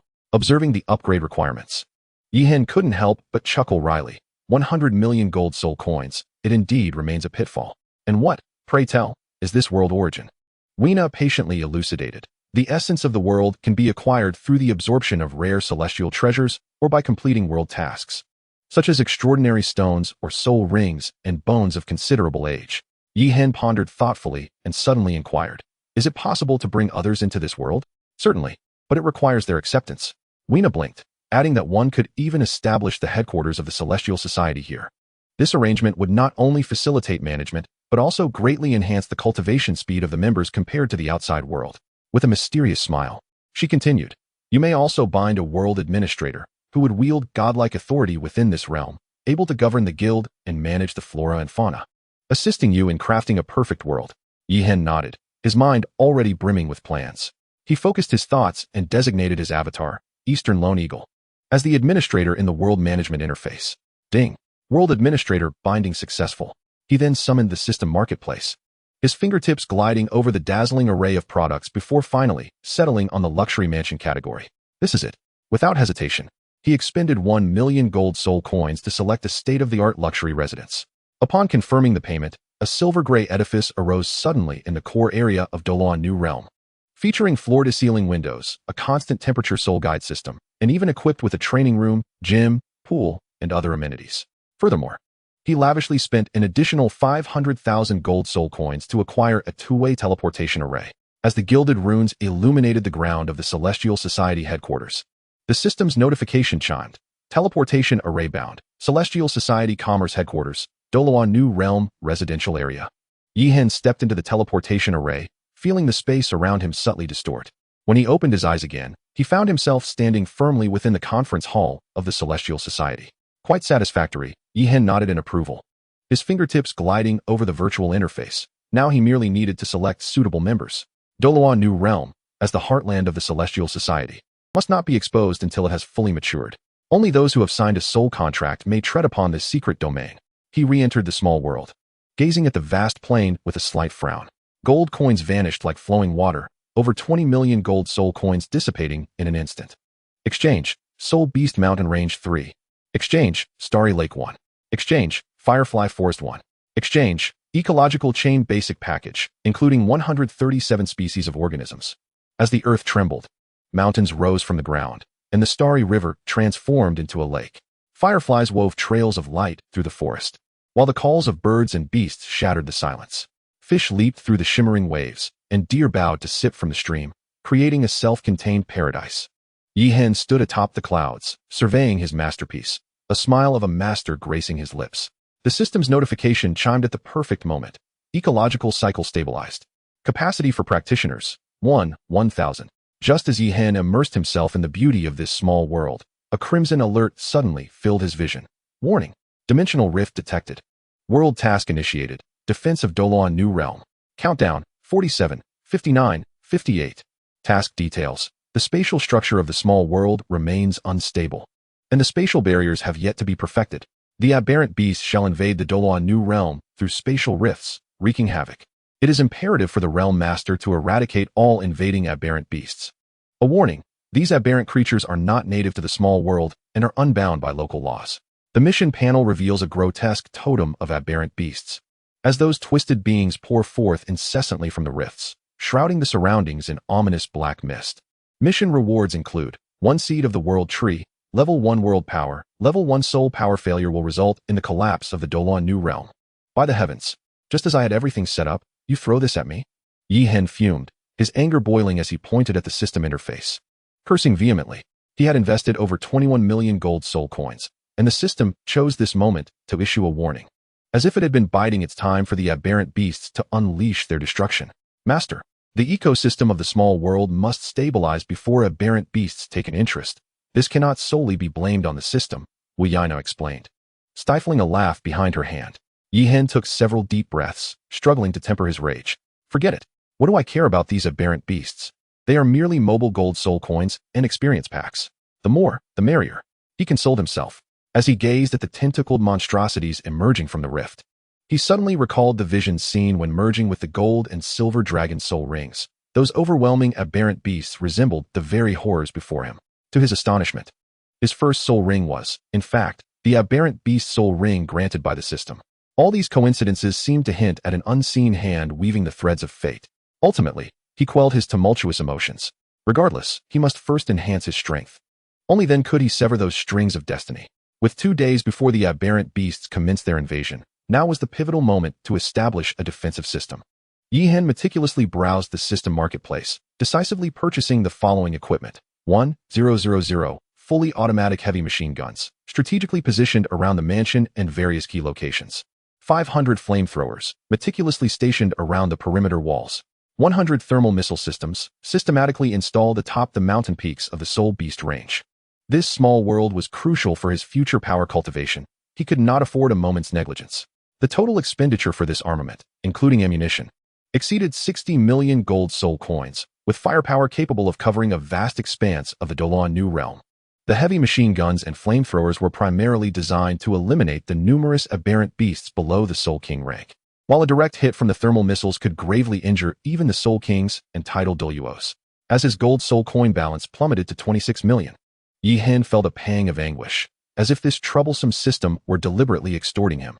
After grumbling inwardly, he opened the points marketplace page, immediately captivated by the offerings in the red box of the lottery wheel. The 100,000-year Titan Giant Ape Soul Ring, the 100,000-year Azure Bull Python Soul Ring, and a blood-glowing 100,000-year Soul Bone. Upon discerning the items within the gold frames, his breath quickened, and his lips involuntarily moistened. A 1,000,000-year Soul Bone, a 1,000,000-year Soul Ring. In this moment, he was struck by the dazzling brilliance of these golden-hued soul rings and soul bones, their overwhelming energy waves resonating in synchrony with his heartbeat. Draw the lottery. Yi Hen, as if enchanted, unconsciously pressed the lottery button. The wheel spun rapidly, and his heart soared in tandem. After a brief moment, the rotation slowed. Each time the pointer skimmed past the golden section, Yi Hen felt his heart leap to his throat. The 1,000,000-year soul bone was within his grasp. The pointer gradually came to rest, landing at the junction of red and white. Suddenly, the system erupted in a burst of white light. Congratulations, you have obtained 1,000,000 gold soul coins. Yi Hen sighed. Indeed, this wretched system never allowed one to achieve their desires easily, originally possessing 587 points. After one draw, he was left with 577, meaning he could draw 57 more times. Bolstered by his ample points, Yi Hen's gambling spirit ignited. Continue, let me draw again. The wheel spun once more, swiftly halting in the purple area, where a purple light instantly illuminated. Congratulations, you have obtained 1 spirit essence pill. Yi Hen glanced at the description of the pill and casually tossed it into the system space. Continue. Congratulations, you have obtained 1 10,000-year soul ring. Congratulations. You have obtained 1 goji berry thermos. What the hell? Consuming 10 million gold soul coins for a mere 10 points of experience, and this is what I get. I'll treat your entire family to goji berries. Yi Hen seethed with rage, gesturing vehemently at the lottery wheel. Taking a deep breath, he forcefully suppressed his anger. The items within the golden frame were simply too tempting. He spun the wheel once more. This time, the wheel surprisingly illuminated with black light. Congratulations, you have obtained 3,000,000 experience points. A surge of powerful soul energy instantly flooded into Yi Hen's body, causing him to shudder as his soul power level promptly surged to level 22. This is quite satisfactory. Feeling the tangible enhancement of his strength, Yi Hen's mood lightened. While it was regrettable not to draw top-tier items, experience points were equally precious, fostering genuine growth, which is precisely what he required. Determined not to relent until he obtained something worthwhile, Yi Hen turned the wheel again. Congratulations, you have obtained 1 compressed biscuit. Congratulations, you have obtained 1 box of tomatoes. Yi Hen's expression darkened instantly. He was tempted to slice the lottery wheel in half. At that moment, Wu Yino appeared, gently reminding him, Master, you could actually try a 10 consecutive draw. While it does not increase the probability of high-tier prizes, it offers a 10 discount.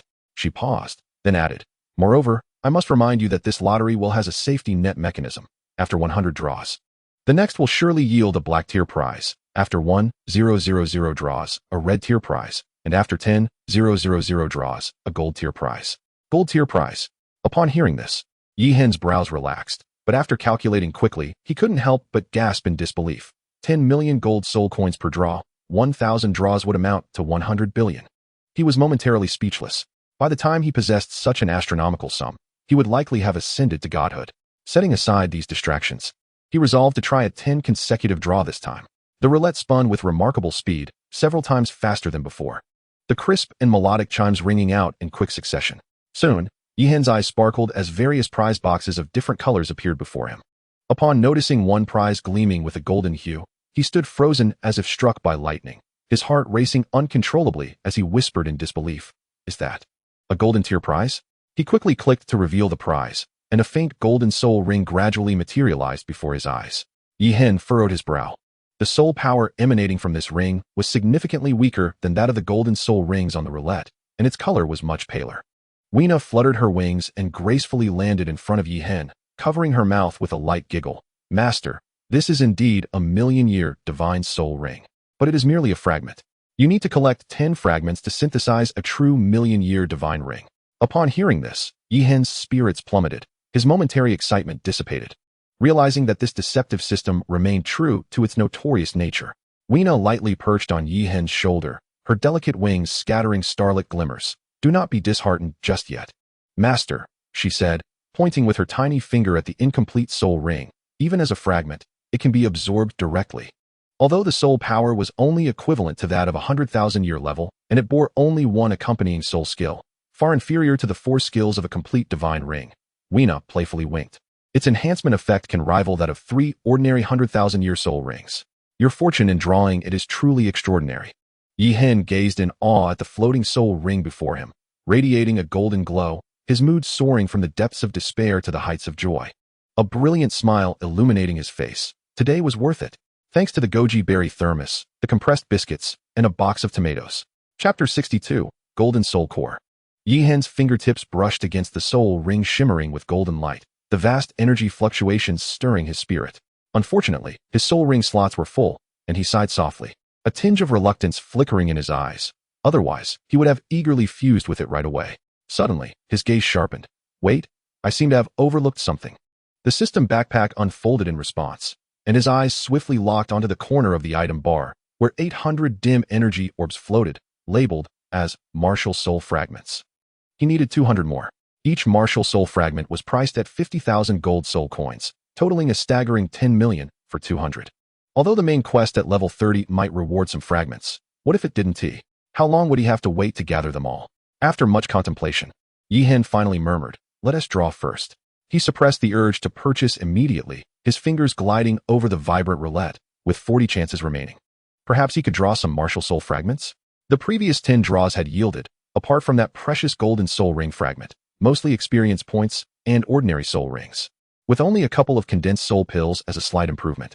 The drawing wheel once again illuminated with brilliant radiance, and Yi Hen took a deep breath, placing his last hope on the elusive whims of fortune. The drawing notification chimed 10 times in succession, and soon, the prizes from the second round of 10 draws filled the interface. The results remain unsatisfactory. The white level prizes include 600,000 experience points, 1 healing elixir, 2 century-old soul rings, and 1 century-old spirit herb. The purple level prizes consist of 1,000,000 experience points and 2 Millennium Soul Rings. The black level prize is 1 Swift symbol. Yihen glanced at the description of the Swift symbol and nodded slightly. This talisman could significantly enhance speed in an instant and could indeed be a lifesaver at critical moments, thus holding some value. The third round of the roulette spun rapidly, various colors of light flashing intensely on the screen. In a daze, Yihen seemed to catch a glimpse of a red glow. Once all the prizes were revealed, it indeed included a red level prize. The white level prizes were 1 century-old spirit herb and 2 century-old soul rings. The purple level prizes consisted of 3,000,000 experience points and 1 violent elixir. The black level prizes featured a fiery red dragon mount and 1 10,000-year soul ring. The red level prize was a staggering 10,000 experience points. Yihen was momentarily speechless, having eagerly awaited a red level reward, only to receive experience points. However, upon reflection, he realized he had also drawn a mount, which was quite beneficial as it meant saving money on transportation in the future. His level surged once more, swiftly breaking through to level 23. And the experience bar steadily climbed until it approached 60 before gradually halting. This elevation in level brightened his mood once again. Continue, let me draw again. Yihen's mind was consumed by the vision of that golden soul ring, refusing to dissipate. The system's notification sound echoed consecutively, and in the fourth round, a burst of red light erupted once more. The white level prizes included 3 century-old spirit herbs and 1 clarity elixir. The purple level prizes were 1 Millennium Soul Ring and 1 Divine Essence elixir. The black level prizes featured 1 Divine Elixir, 1 Serpent Scale Vine Trunk Bone, and 1 Tidal Doloa Summoning Card. The red level prize was 1 Gold-type Soul Core. Upon seeing the prizes, Yihen's delight was uncontainable.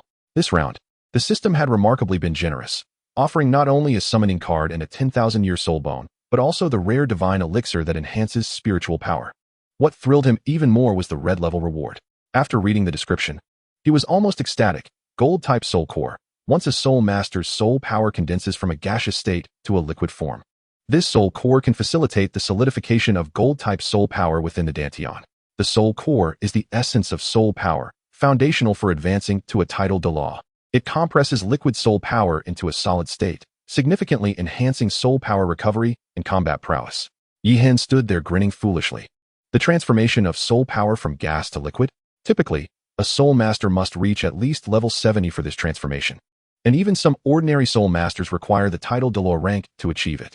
However, his soul power was already extraordinarily dense. When exactly this transformation might occur still required system analysis. Wayana, please assist me in analyzing at what level my soul power can transform into a liquid state. Please hold. Master, the system is currently analyzing. Wayana's voice resonated in his ears. Soon, she appeared, gently flapping her wings.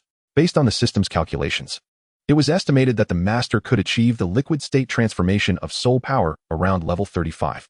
Level 35, is it? Yihen stroked his chin and sighed softly, realizing that there was still a long way to go. Wuyana couldn't help but roll her eyes, saying, "You should be content." How many people remain stuck at this stage throughout their lives, unable to even liquefy their soul power, let alone achieve solidification? Once the master completes the liquefaction and utilizes this soul core, he will swiftly attain a realm that others can only dream of in their lifetimes. Yihen nodded in agreement, but then a thought crossed his mind, and he raised a smile. I am not one of those ordinary, flamboyant beings. Your master is destined to defy fate and become an unparalleled divine king. I still wish to return to Blue Star. As he spoke, he suddenly paused, his voice dropping.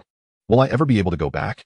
Wu Yaina sensed Yihen's sudden shift in mood and gently replied, I apologize, master, for reminding you of sorrowful matters. Yihen waved his hand, adjusting his emotions, and feigned nonchalance, saying, It's all right. I've actually grown accustomed to this place. Even if I could return, I fear that my family and friends may no longer exist. Wu Yaina gently landed on his shoulder, offering comfort. Do not be disheartened, master. The current limitations do not dictate the future. Once your strength reaches a higher level, I believe you will achieve your desires. Yihen nodded resolutely, his gaze regaining its determination. Thus, we must continually strive to enhance our strength. Only the weak dwell on past regrets, while the strong forge ahead without hesitation. A smile crept across his lips as he regained his faith. For the final round, let me draw. The lottery will spun rapidly once more, a blinding white light almost dazzling Yihen's eyes. The results revealed 9 white-level prizes, toilet paper, 1 gold-level prize, a 1,000,000-year soul bone. As the white light dissipated, Yi Hen stared at the myriad of white boxes, slipping into a state of despair. Upon recognizing the items within the white boxes, he nearly exploded with rage. Are you giving me so much toilet paper because you're worried about the lack of it in Dolawa continent? At this moment, the Yulin Tyrant's abyss was firmly grasped in his hand. Just as he was about to strike the lottery wheel, he caught sight of a flicker of golden light in the corner of the prize interface. Wait, what is that? Master, it's the million-year soul bone. The true million-year soul bone, not fragments. Wu Yaina exclaimed in astonishment. Yi Hen stood frozen, unable to comprehend the revelation. After a few minutes of processing, he slowly sheathed the Yulin Tyrant's abyss and approached the lottery wheel, suddenly kissing the system interface multiple times, exclaiming, I misjudged you. I'm so sorry. From now on, you shall be my esteemed one, and I shall serve you well. Chapter 63, The Million-Year Soul Bone. Yi Hen's hands trembled slightly as he cradled the soul bone, which shimmered with a molten gold radiance. There was no need to consciously perceive it. The overwhelming and unmatched divine soul power emanated freely, causing the surrounding space to subtly distort, light bending around it in an eerie manner. The stable structure of the small world emitted a low moan under the strain. He gazed intently at the soul bone in his hands, the weighty sensation at his fingertips and the vast energy it contained vividly affirming that this was no mere illusion. Indeed, he inhaled deeply, his voice hoarse with excitement. The million-year ancient crocodile shark's soul bone. The dark Lin Tyrant abyss resonated with a jubilant hum in the soul sea, generating a powerful symphony with the energy of the soul bone. A golden luminescence illuminated Yi Hen's face, and within that radiant glow, it seemed as though a staircase leading to the divine throne was gradually being laid before him. Gazing at the resplendent soul bone in his hand, Yi Hen suddenly let out a low growl of frustration. Why is it the right arm bone again? Having already fused with the right arm bone of the gold-silver dragon king, was he to sever his arm for a replacement? Moreover, the potential for growth of the gold-silver dragon king was boundless. He sighed deeply, his tone laced with regret. If only it were a soul bone from another part. How wonderful it would be. What a pity. Master has once again lost his clarity. Weena chuckled lightly as she fluttered around him. Have you forgotten that the innate scriptures transcend the rules? She playfully blinked. Why change it? Why not merge the two soul bones using your devouring power? Yi Hen's brows suddenly relaxed, and a spark of inspiration ignited in his eyes. Indeed, I was so excited that I even forgot my own abilities. Weena covered her mouth in a gentle laugh. You might even forget your own name at this rate. Yi Hen chuckled awkwardly, his gaze returning to the soul bone. The energy contained within this soul bone is so vast. Perhaps I am still unable to merge it for now. Indeed, Master. Weena alighted gracefully beside the resplendent soul bone. Divine soul bones are not comparable to ordinary ones. This is a genuine million-year soul bone, she twirled playfully. Soul bones below 100,000 years can indeed be merged without regard for their age, but divine bones have transcended the laws of this plane. The golden energy coursing over the surface of the soul bone caused the surrounding space to subtly distort. The energy was no longer mere soul power. It was true divine power. Weena's tone grew serious. In your current mortal form, you simply cannot bear it. Unless... She suddenly flew in front of Yi Hen. Playfully raising her index finger, I suggest you elevate your physique to the heavenly realm first. This way, you can confidently welcome the baptism of divine power. Yi Hen thoughtfully stroked the surface of the soul bone, feeling the exhilarating waves of power within. Reluctantly, he stored the soul bone in his system backpack. His luck in this lottery had been quite favorable, and his soul power had successfully ascended to level 23. Next, he would prepare to confront the impending invasion of the devouring beasts. Before that, he had a day to enhance his cultivation as much as possible. Although he had drawn 2 soul bones, the ancient crocodile shark soul bone was temporarily incompatible for fusion, and the other, the snake scale vine trunk bone, belonged to the control category, which did not match the attributes of his unicorn trunk bone. Even if he forcefully devoured and fused it, it would only enhance the age of the unicorn soul bone without providing substantial benefits to its quality. Thus, he decided to reserve it, refusing to waste it casually. Excluding the soul bones, the only means to enhance his strength were the divine origin pill and the divine spirit pill. Without hesitation, he sat cross-legged upon the observation platform. In this diminutive realm, he stands as the sovereign, untroubled by any threats. Even should his cultivation falter, his avatar, serving as the administrator of the Dola New Realm, can instantaneously return to this sanctuary. At this moment, Yi Hen holds in his hands 2 pills radiating a soft white glow. The lighter-hued one is of purple quality, while the darker one boasts a black quality. Despite their similar appearance, the efficacy of the 2 diverges drastically, with a price difference of a staggering 10-fold. He tosses the lighter pill into his mouth, and it swiftly transforms into a refreshing surge of energy, rushing into Yi Hen's spiritual sea like a mountain spring. Contrary to his expectations, there is no searing pain, but rather an indescribable sensation of comfort. This energy gently envelopes his consciousness, caressing every inch of his mental pathways like the warm sun of spring. Yi Hen feels as though he has ascended to the clouds, cradled by the soft aura. Floating ethereally, the mental power within his spiritual sea begins to condense and elevate at a visibly accelerated pace under the nurturing of this energy, emanating a faint silver glow. The spiritual power at the Lingtong realm gradually increases due to the effects of the pill. In just moments, the efficacy of the Shun Yuan Dan is entirely absorbed. To Yi Hen's delight, this single pill has significantly boosted his spiritual power. Regarding the classification and cultivation methods of spiritual power, he remains utterly perplexed. His previous breakthrough was purely fortuitous.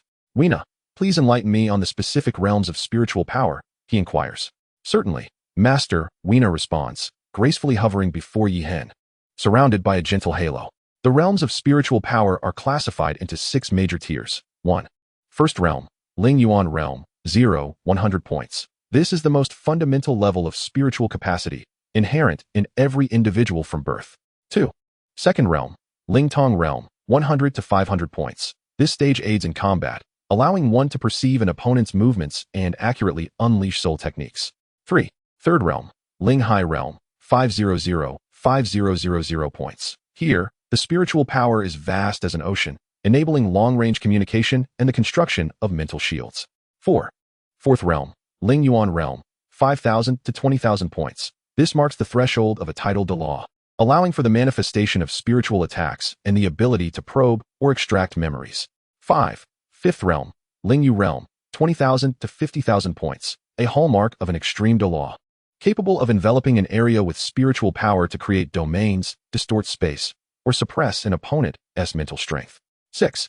Sixth realm, Shun Yuan realm, above 50,000 points. This is the domain of deities, further subdivided into various tiers, including levels 3 to 1 deities, the Divine King realm, and the legendary Creation realm. With each realm Weena describes, her radiance shifts, as if illustrating the profound mysteries of spiritual power.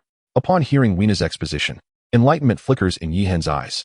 Currently, his spiritual power resides at 392 points within the Ling Tong stage, but should he break through to the Ling Yuan realm, he would achieve the ability to manifest spiritual attacks. The thought of such an intangible and lethal means of assault ignites a fervent desire within him, longing to master this capability without delay. Calming his restless emotions, Yi Hen took a deep breath and consumed the black-gray divine elixir. The instant the pill descended his throat, an even more intense wave of exhilaration surged through him like a tidal wave. A warm and formidable energy rose from his dantian, circulating through his meridians, cleansing everything in its path as if washed by a spiritual spring, causing every pore to unfurl. However, this power was not as gentle as before. It gradually revealed its overwhelming might, stirring up waves of energy within his meridians. Chapter 64, The Spirit Sea Realm. A faint silver glow enveloped Yi Hen, his garments billowing without wind as he transformed into a vortex, fervently absorbing the essence of heaven and earth contained within the elixir. Within his sea of consciousness, the spiritual energy, initially flowing like a gentle stream, began to converge continuously. With the sustained infusion of the elixir's power, it gradually morphed into a vast lake, shimmering with radiant silver light. Time seemed to slip away, and the silver glow surrounding him slowly receded, while the restless energy in the vicinity began to settle. At this moment, the lake within his sea of consciousness had expanded into an immeasurable ocean, with boundless spiritual energy surging within it. As he slowly opened his eyes, a flash of brilliance sparked in his gaze. With a long, deep exhale, the murky air escaped his lips, and his entire demeanor transformed. Just as he prepared to relish the sensation of his cultivation improvement, he was suddenly taken aback. The world before him had undergone a complete metamorphosis. The minute dust particles in the air became vividly discernible, each dancing gracefully in the interplay of light and shadow. The swaying of the flora was distinctly perceivable. Even the rhythm of the vibrating leaves was strikingly clear. The distant mountains and rivers lay before him in their entirety, the flight of birds and the leaping of beasts appearing as though within arm's reach. The gentle murmur of the stream was no longer an indistinct noise, but transformed into a crisp, melodious symphony, each droplet's splash resonating with clarity. Most astonishingly, he could perceive the flowing soul power of the world, the ethereal halos cycling through all existence like a breath, weaving the most profound rhythms of the universe. Yi Hen focused inwardly, joyfully realizing that his spiritual energy had quietly surpassed 896 points. His consciousness extended like invisible tendrils, enabling him to encompass every blade of grass and tree over 1,000 meters away. This sudden advancement left him momentarily stunned, swiftly followed by an uncontrollable surge of excitement from within. Though his spiritual energy could not yet manifest as a tangible attack, this heightened sensory capability represented a qualitative leap. From this moment on, whether in battle or while exploring his surroundings, he could anticipate situations ahead of time, gaining a significant advantage. Naturally, unless he encountered a foe with vastly superior spiritual power, everything within the perceptual range of this spirit sea realm would be laid bare before him. This sense of total control over the situation brought a subtle smile to his lips. To further experience the intricacies of his breakthrough in spiritual power, Yi Hen quietly returned to the Heavenly Trade Association. It was deep into the night, with silence enveloping all. He gradually released his consciousness, and everything around him became vividly apparent in his perception. Within a radius of 1,000 meters, the presence of over 100 individuals flickered like stars in the night sky. The familiar auras of new members, and Yin, Zhaohu, Liao Nan, and Qing Zhu, passed through his sea of consciousness one by one. Suddenly, he sensed a familiar yet long-lost presence. He Chi has returned. Just as she had a matter to discuss with her, it would be prudent to attempt communication through mental transmission. Previously, during negotiations with the Spirit Hall, Liao Nan had utilized this ability, and at that time, Yi Hen had felt a pang of envy for such a convenient skill. Little did he anticipate that after his breakthrough into the Spirit Sea realm, he would also be able to wield it. He called out, He Chi, transmitting his thoughts with a certain unfamiliarity, the echoes resounding within his consciousness, albeit tinged with a hint of awkwardness. Just as He Chi returned from her tasks, she was on the verge of slumber when she suddenly perceived a faint whisper, akin to a ghostly murmur, causing her to spring up from her bed in alarm. Who? Is it a person or a spirit? She exclaimed, instinctively adopting a defensive stance, her drowsiness evaporating. Do not be alarmed, it is I. Please come to my room.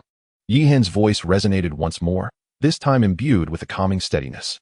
Upon recognizing his voice, He Chi let out a sigh of relief, yet was immediately taken aback. Mental transmission? ISNT. This is a skill reserved for at least a titled low-level powerhouse. It was quite late, and the young master had summoned her to his chamber. He Chi mumbled to herself, and suddenly, an idea struck her, causing her cheeks to flush with a vivid crimson, even tinting her ears with a rosy hue. What should I do about this? She pondered, pacing anxiously in her room, her heart pounding like a drum. After a tumultuous internal struggle, she ultimately lowered her head, her face still aflame, and took delicate steps toward Yi Hen's room, feeling her cheeks grow increasingly warm with each stride. Upon arriving at his door, she inhaled deeply twice, her slender hand gently patting her chest in an attempt to calm her racing heart. Yet, the more she stifled her emotions, the more vivid and blush-inducing images danced in her mind, deepening the flush on her cheeks. Before she could even raise her hand to knock, Yi Hen's voice drifted through the door. Come in quickly. Was he so eager? He Chi's heart skipped a beat, and she found herself lost in contemplation. She pushed the door open to find Yi Hen languidly reclining on his bed. Unbeknownst to her, the boy had matured considerably, the youthful naivety fading from his features, rendering him increasingly handsome and ethereal. As this realization struck her, the warmth that had just begun to fade surged back to her face, prompting her to hastily lower her gaze to mask her flustered state. I need your assistance with a matter, Yi Hen began. The weight of his words sent a shiver through He Chi, her cheeks flushing anew. Noticing her unusual demeanor, Yi Hen keenly sensed her scattered thoughts and unease. Have you been drinking today? Why do you appear so disoriented? He inquired, furrowing his brow. If you're not in good condition, we can discuss this another time. At his words, He Chi felt a wave of relief wash over her, yet an inexplicable sense of disappointment lingered. Her mind was a blank slate, and almost instinctively, she softly replied, Young master, I can do it. Yi Hen nodded slightly, retrieving a jade-glowing pill from his system and extending it toward her. Take this pill. Upon hearing this, He Chi trembled once more, silently contemplating. Could it be some special elixir? She hesitated momentarily before stepping forward, accepting the pill and gently placing it in her mouth. It dissolved instantly, sending a refreshing sensation coursing through her entire being. He Chi felt a sudden clarity in her mind. The meridians, long obstructed due to prolonged cultivation, were gradually being unblocked by this peculiar medicinal power. The clear stream seemed to possess a life of its own, flowing through her entire body along the soul force, ultimately reaching the sea of consciousness. Unable to suppress a gentle sigh, she felt as if she had been cleansed, her spirit becoming light and ethereal. Although the tranquil heart pill could not enhance soul power, it could purify the sea of consciousness, significantly benefiting her mental cultivation. Yi Hen spoke softly, acknowledging her efforts over the past days, declaring this to be a reward for her diligence. "Thank you for your generous gift, young master," He Chi replied, bowing respectfully. At this moment, the flush on her cheeks had faded somewhat, yet a faint blush remained, reminiscent of a newly blossomed peach petal, still not fully settled. Yi Hen waved his hand gently and continued, "You have done an excellent job with the promotions for the Heaven and Earth Society. But that can be put on hold for now. Next, I need you to visit various junior academies and scout for exceptional talents to recruit into our organization. Building a reserve of talent is of utmost importance. If our business is to flourish in the future, we must establish a solid foundation." His gaze turned distant as he looked out the window, his voice calm, yet carrying an undeniable weight. "Also, make sure to familiarize yourself with the officials in the major cities. Once the affairs in Tiando City settle down, we will begin establishing branches in each major city." Yi Hen spoke steadily, entrusting her with the matter of land acquisition, emphasizing the need for caution and attention to detail. Afterward, he produced a token and handed it to He Chi. "This is the identity token for core members of our Heaven and Earth Society. Simply drop a drop of your blood upon it to form a soul contract. Once the contract is established, betrayal is impossible. Failure to comply will result in a backlash from the contract, leading to loss of life." He Chi accepted the palm-sized token engraved with the character for heaven without hesitation, promptly extracting a drop of blood to seal the contract. As the contract was formed, she sensed an invisible force of constraint but paid it little mind. "Excellent." Yi Hen nodded slightly. "The token contains a teleportation array. Once the contract is established, you will only need to focus your thoughts, and you can reach our designated small world. All core members may reside there, where time flows 10 times faster than in the outside world, making it an ideal sanctuary for cultivation. However, remember, this must remain confidential. If danger arises, you may retreat into the small world for safety. But be mindful that you will return to your original location upon exiting." He instructed her to relay all that had been discussed to Yin and Zhao. Handing her a package containing 100 tokens, he said, "Give these to Yin for the selection of suitable members. Go now." He waved his hand dismissively. He Chi seemed momentarily lost in thought, taking a beat longer to accept the package before performing a respectful bow and exiting the room. Internally, she chided herself for having misjudged the young master, feeling utterly embarrassed by her previous thoughts. Unbeknownst to her, Yi Hen was oblivious to her musings and was intent on utilizing the time to continue his cultivation. He toyed with the token in his hand. A small teleportation array commissioned from Wu Yaina, each costing 10,000 gold soul coins. Not exorbitant, but practical and convenient. With limited funds remaining, he decided to allocate the remaining 25 million gold soul coins entirely towards purchasing soul fragments, initially hoping for better luck with the lottery wheel, though fate had proven otherwise. He summoned the system interface, selected the soul fragment, and entered the quantity, 200. "Please confirm if you wish to purchase immediately." Without hesitation, Yi Hen decisively clicked confirm. In his inventory, the soul fragments had accumulated to 1,000, swirling amidst a faint gray mist, subtly emanating energy fluctuations. Yi Hen unhesitatingly chose to synthesize. Before his eyes, the 1,000 fragments spun and coalesced in the virtual space, ultimately transforming into a soul crystal enveloped in gray energy. The system promptly displayed an announcement. "Congratulations, host, on the successful fusion of your soul. Soul attributes, unidentified. Once used, it will be permanently bound. Note, the system will automatically generate a perfectly compatible soul based on the host's various attribute indicators." There was no room for selection. Yi Hen shook his head with a wry smile, resigned. However, the system's notation of perfect compatibility moved him, and he no longer lingered on his doubts. He immediately used it. As he spoke, the soul transformed into a beam of light, swiftly merging into his brow. Subsequently, a peculiar energy coursed through his entire body, akin to a meticulous scan. Soon, his body seemed to morph into a bottomless pit, frantically absorbing the ambient soul power from the world, continuously funneling into his spiritual sea. Approximately a quarter of an hour later, within the sea of consciousness, on the opposite side of the spectral dragon overlord abyss, a gray-black humanoid shadow of a soul quietly materialized. "Congratulations, host, on the successful absorption of the soul, acquiring the primary soul, demon body." Demon body? Yi Hen shook his head with a bitter smile. It seemed the system was resolute in steering him down the dark path. As a denizen of Blue Star, he was all too familiar with the term demon. It must be said that this newly matched soul was indeed quite harmonious with the spectral dragon overlord abyss, domineering, dark, and murderous. It was as if they were of the same lineage. "Master," Wu Yaina's tone turned serious as she reminded him, "this demon body soul, unless under special circumstances, I advise you not to use it lightly. It is exceedingly difficult to control. If your will is not sufficiently resolute, it may very well erode your consciousness. She gently settled on Yi Hen's shoulder and continued. The spectral dragon overlord abyss itself is already nearing the level of a divine artifact. The quality of this second soul is equally formidable.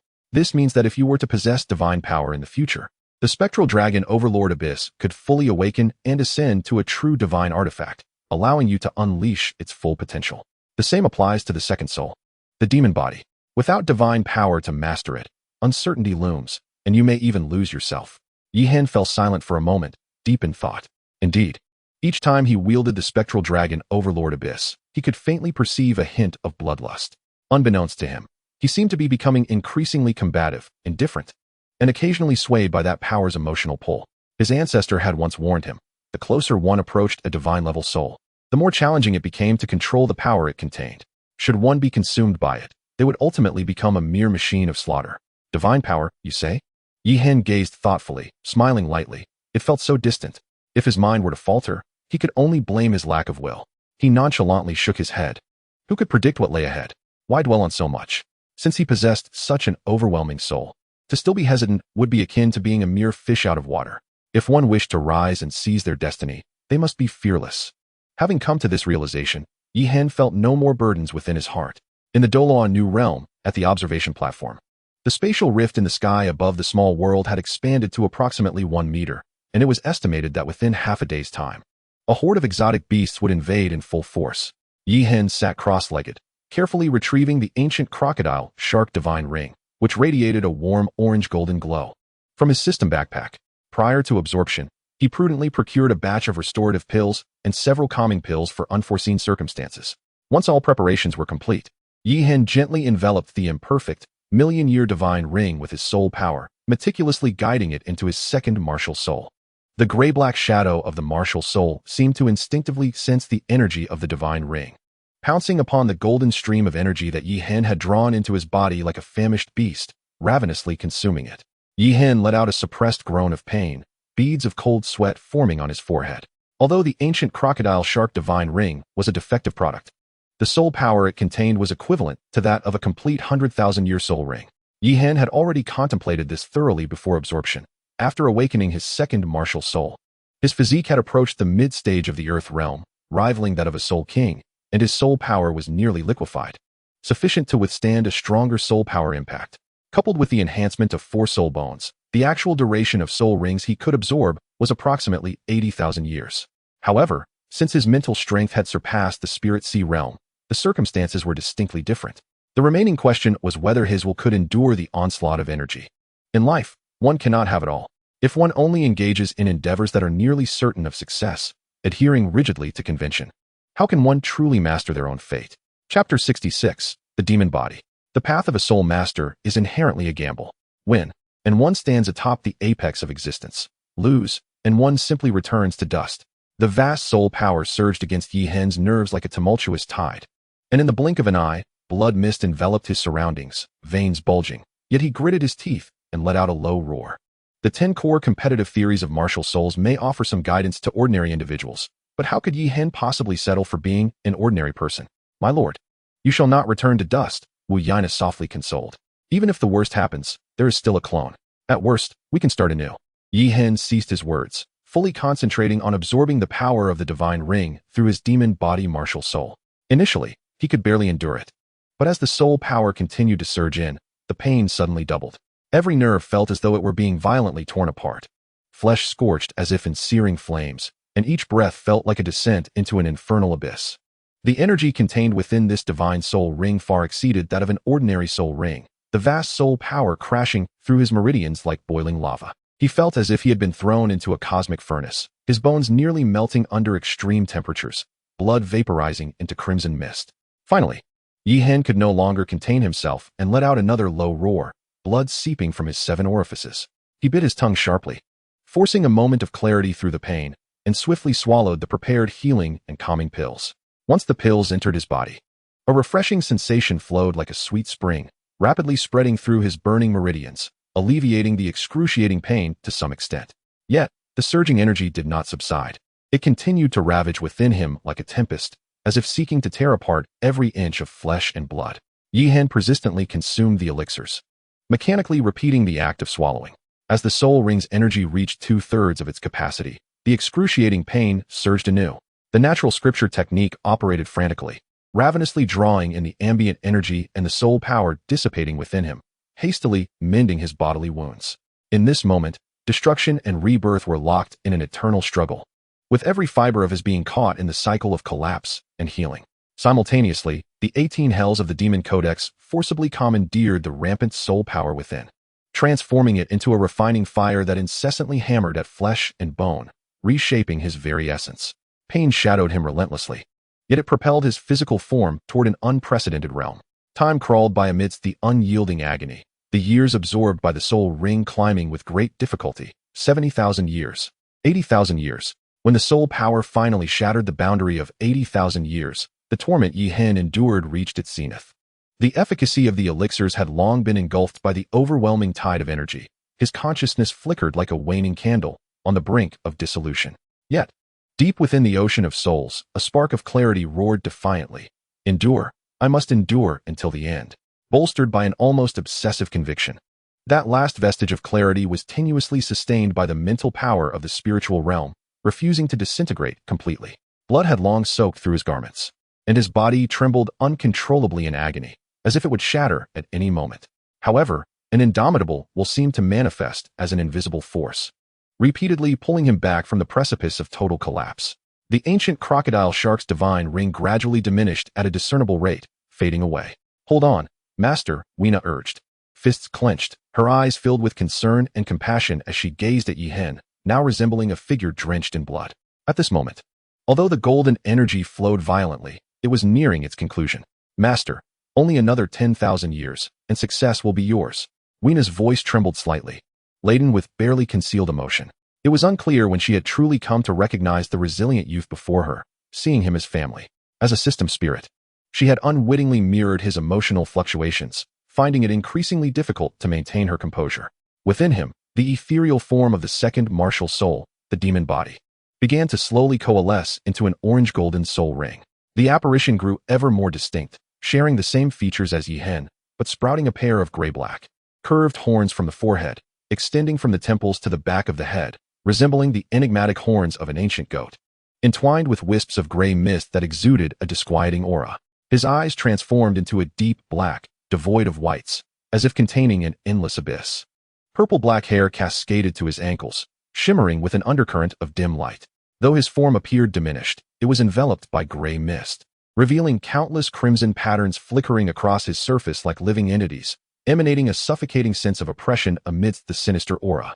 On the other side, the blade of the YULNBWNUN gleamed with a bronze luster, as if offering a silent cheer.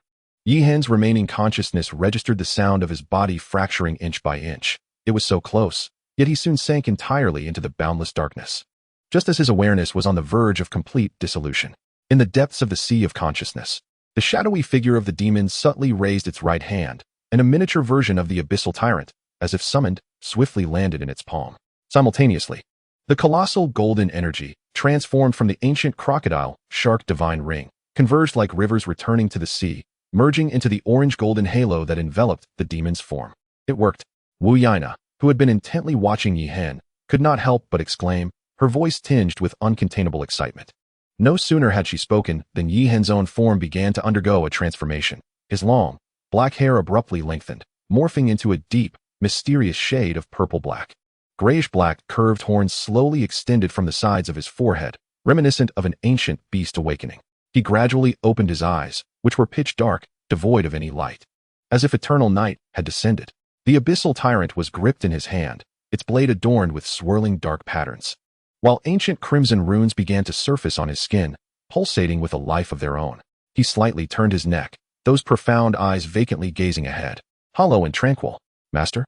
Wu Yaina stared in shock at Yihen, whose aura had drastically changed, her voice trembling as she called out. Yet, at this moment, Yihen offered no reply, instead slowly tilting his head towards the sky, where a web-like rift was densely spread, his gaze as deep as the night. As he tightened his grip on the abyssal tyrant, the dark patterns on the blade seemed to resonate with the rhythm of his heartbeat. In the next instant, The shadow void wings suddenly unfurled, transforming him into a streak of dark light that tore through the sky, rapidly approaching the spatial rift. The abyssal tyrant emitted a low, resonant hum, the bronze patterns on its blade illuminating in layers, as if awakened by an unseen force. From within the rift came distorted howls, chaotic energy extending outward like tendrils.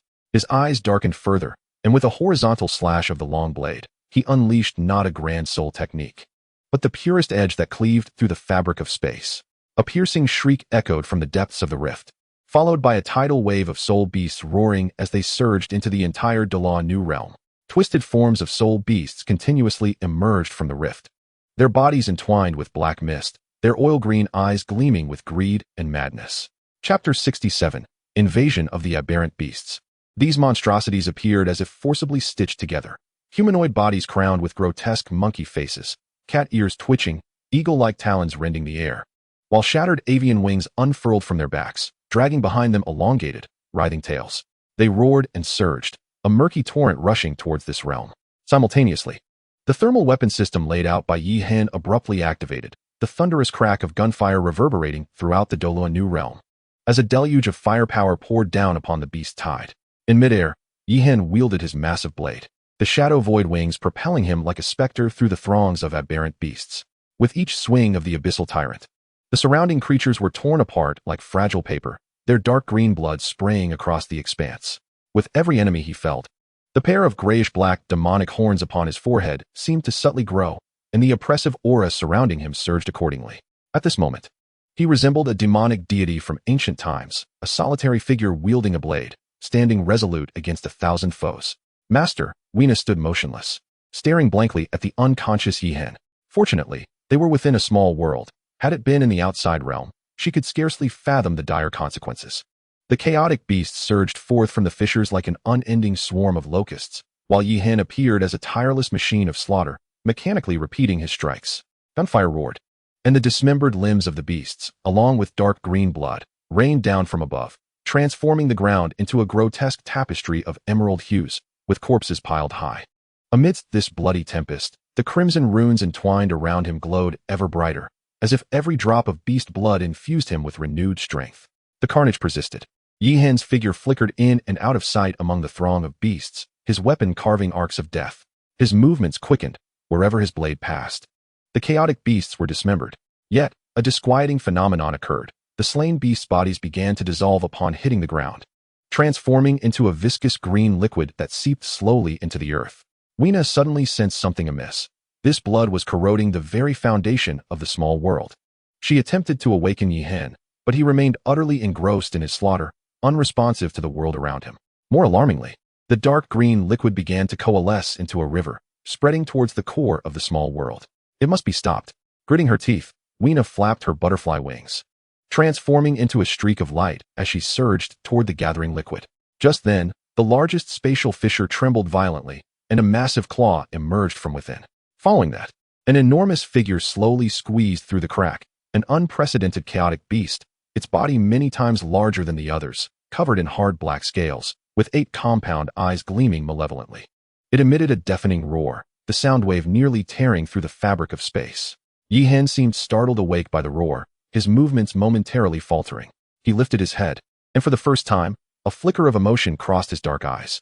The colossal chaotic beast opened its gaping maw, unleashing a beam of dark green energy straight at Yi Hen. Master, be careful, Weena cried out. Yi Hen instinctively raised his weapon to block, and the beam collided with the blade, producing a piercing explosion. He was thrown backward, crashing heavily to the ground. Coughing, Yi Hen spat out a mouthful of blood, the darkness in his eyes gradually fading, allowing a glimmer of clarity to return. What had transpired? He gazed at the scene of carnage surrounding him, striving to recall the memories before his consciousness had slipped away. He vaguely remembered that while absorbing the divine-level soul ring, his body had reached its limit. On the brink of exploding, when the demonic body had autonomously taken hold, absorbing the remaining energy. Subsequently, it seemed he had completely lost consciousness upon sensing the presence of beasts from the spatial fissure. Thankfully, the second martial soul had manifested, otherwise, he would have surely perished from the explosion. A shiver ran through him. Indeed, the absorption of 100,000 years of soul power was not as simple as he had imagined, yet it had ultimately succeeded. He looked down at his transformed body. His long, Purple-black hair cascaded like a waterfall, the blood-red runes coursed subtly beneath his skin, and as he reached to touch them, the pair of gray-black horns on his forehead exuded a heavy, solid feel. The thought of slaughter surged through his consciousness like a relentless tide, prompting a bitter smile. The demonic body was indeed formidable, yet it was regrettably unsustainable. He then raised his gaze toward the eight-eyed beast leader, a flash of crimson flickering in his eyes. Now that I have possessed this form, let me first offer you as a sacrifice to my new martial spirit. Before his words faded, his figure suddenly blurred, and the shadow void wings tore through the air, propelling him like a crimson meteor toward the colossal beast. The Yulin Tyrant Abyss emitted an exhilarating hum, its blade shimmering with dark patterns, seemingly yearning to drink deeply from the blood of a worthy adversary. The beast's 8 compound eyes simultaneously rotated, locking onto Yi Hen with unwavering focus. It opened its gaping maw, unleashing a thick emerald energy beam, significantly mightier than before, which shot forth, distorting the space around it and producing a deafening tearing sound. Yet, Yi Hen did not flinch or evade. His blade pointed directly at the beam as he bellowed, Dragon King's Annihilation Slash. The dragon-shaped blade aura roared forth, colliding fiercely with the emerald beam. A terrifying shockwave of energy swept outward, obliterating nearby beasts into fragments. Yi Hen was hurled back several dozen meters, his palms split open, blood streaming down his wrists. Yet his eyes sparkled with an even fiercer battle spirit. How intriguing. He licked the blood from his lips, his smile growing increasingly menacing. At that moment, Wena's voice unexpectedly resonated in his mind. Master, the rotation of its compound eyes follows a pattern. Only the 2 central eyes can simultaneously fire beams, while the other 6 are responsible for locking on and defense. Yi Hen's gaze sharpened as he discerned the peculiar rotation of the beast's eyes. He soared into the air once more, this time opting not for a direct assault, but instead darting around the beast at breakneck speed, creating countless afterimages. The beast's compound eyes spun wildly, desperately attempting to lock onto his true form, yet they could not match the velocity of the shadow void wings. Suddenly, Yi Hen made a sharp turn, appearing behind the beast, and struck at the uppermost compound eye. The beast let out a pained shriek, green slime gushing from the damaged eye. Seizing the opportunity, Yi Hen did not linger. His figure vanished once again. He continuously shifted positions in the air, each reappearance delivering a precise strike to a compound eye. In a matter of moments, 3 compound eyes lay in ruin. The beast, now utterly frenzied, activated its remaining 5 compound eyes, beginning to merge energy. A massive emerald energy sphere coalesced in its maw, exuding a pressure that made the entire small world tremble. Master, be cautious. It is burning its essence, Wena exclaimed. Yet, Yi Hen laughed heartily, just as I hoped. Gripping his blade with both hands, crimson runes flared around him wildly, and the twin horns on his forehead erupted with pitch-black radiance. The bronze patterns on the Yulin Tyrant Abyss illuminated in layers, as if some ancient entity were awakening. This blade, I dedicate to your funeral. Chapter 68, The Source of Filth. An orange-golden soul ring ascended from behind Yi Hen, and he proclaimed, First soul skill, Primordial Prison Extreme. As his words echoed, a tremendous surge of soul power erupted, pouring dazzling golden light into the Yulin Tyrant Abyss. Like the Milky Way cascading from the heavens, the shadow void wings unfurled in fury, and he transformed into a golden rainbow that pierced through the heavens, directly targeting the energy core within the beast's maw, swirling with destructive power. No thunderous roar, no explosion.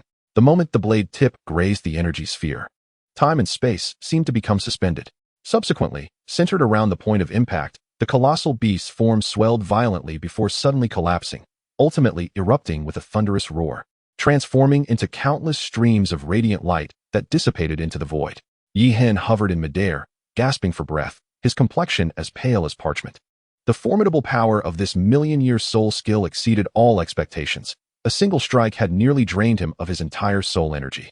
At this moment, he truly comprehended that this was not merely an offensive skill, but an extraordinary augmentation. Given his current level of soul energy, he was far from capable of fully harnessing this power.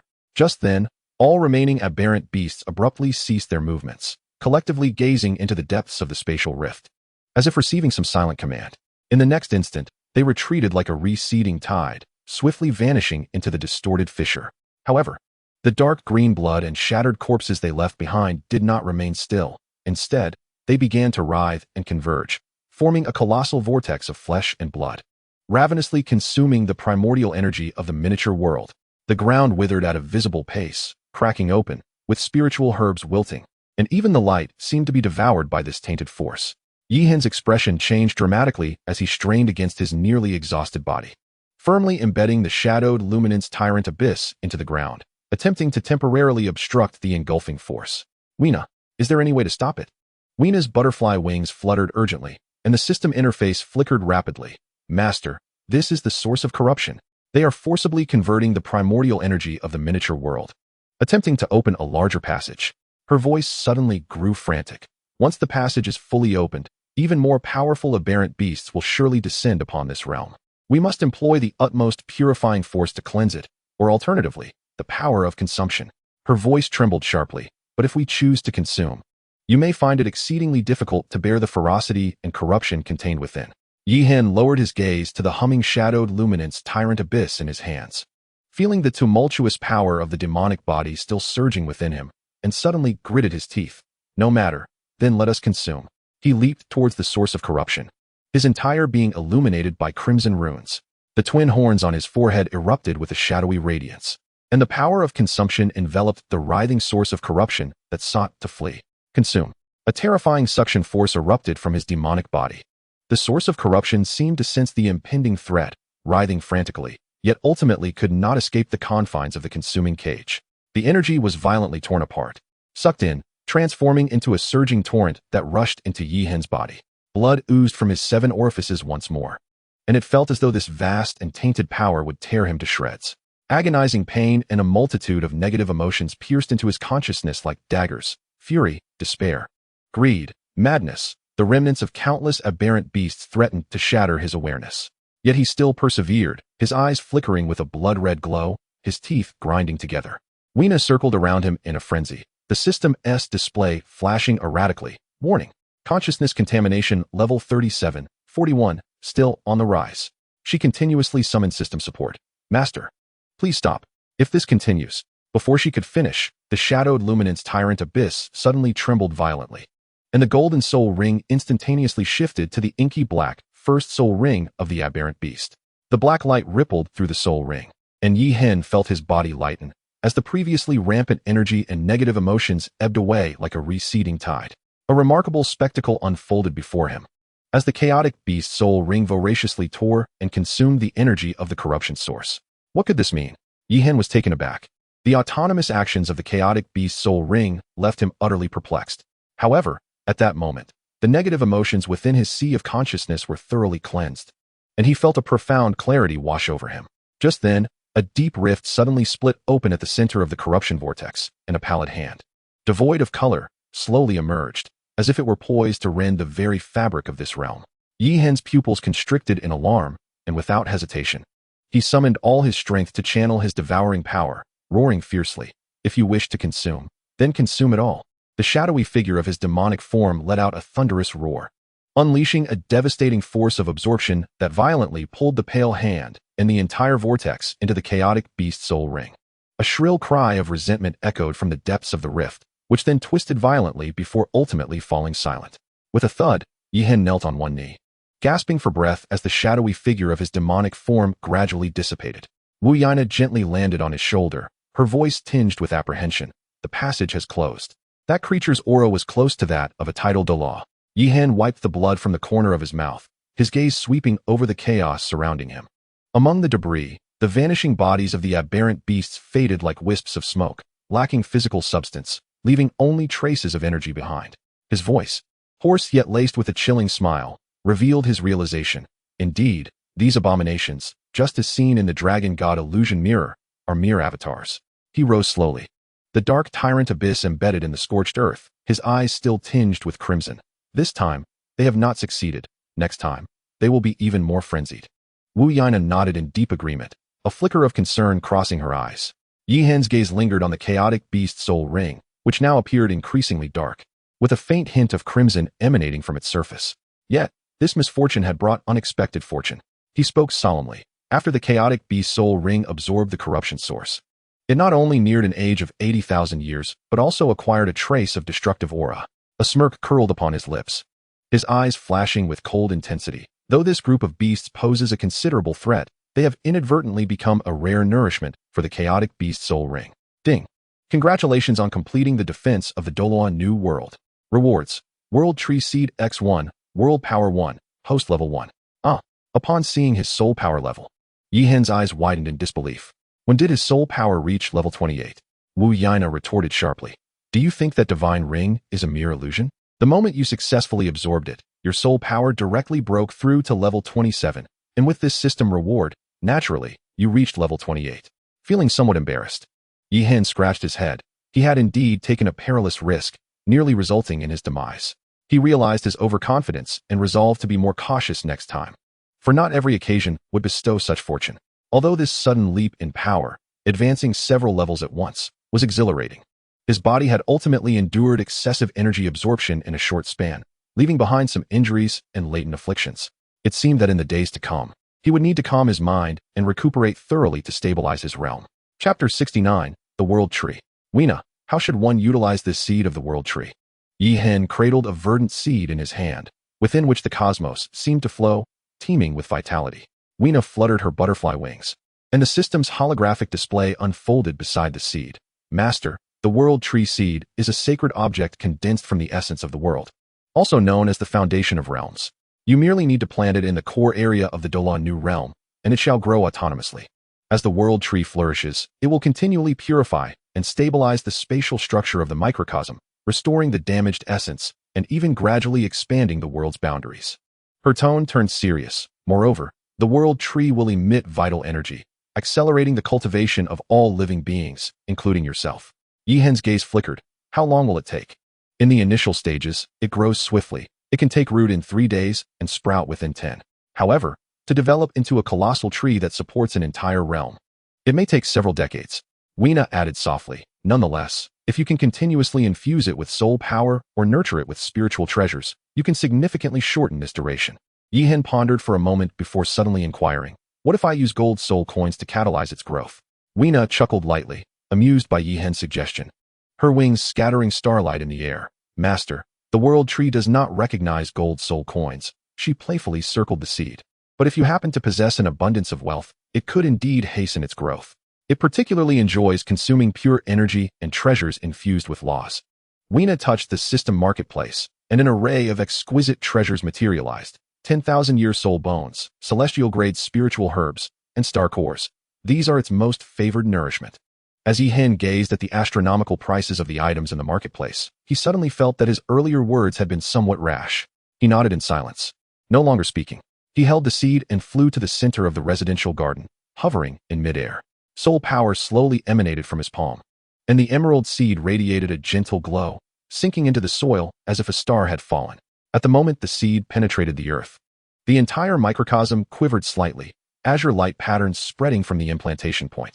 The barren ground regained its verdancy, cracks began to mend, and the air was filled with refreshing vitality.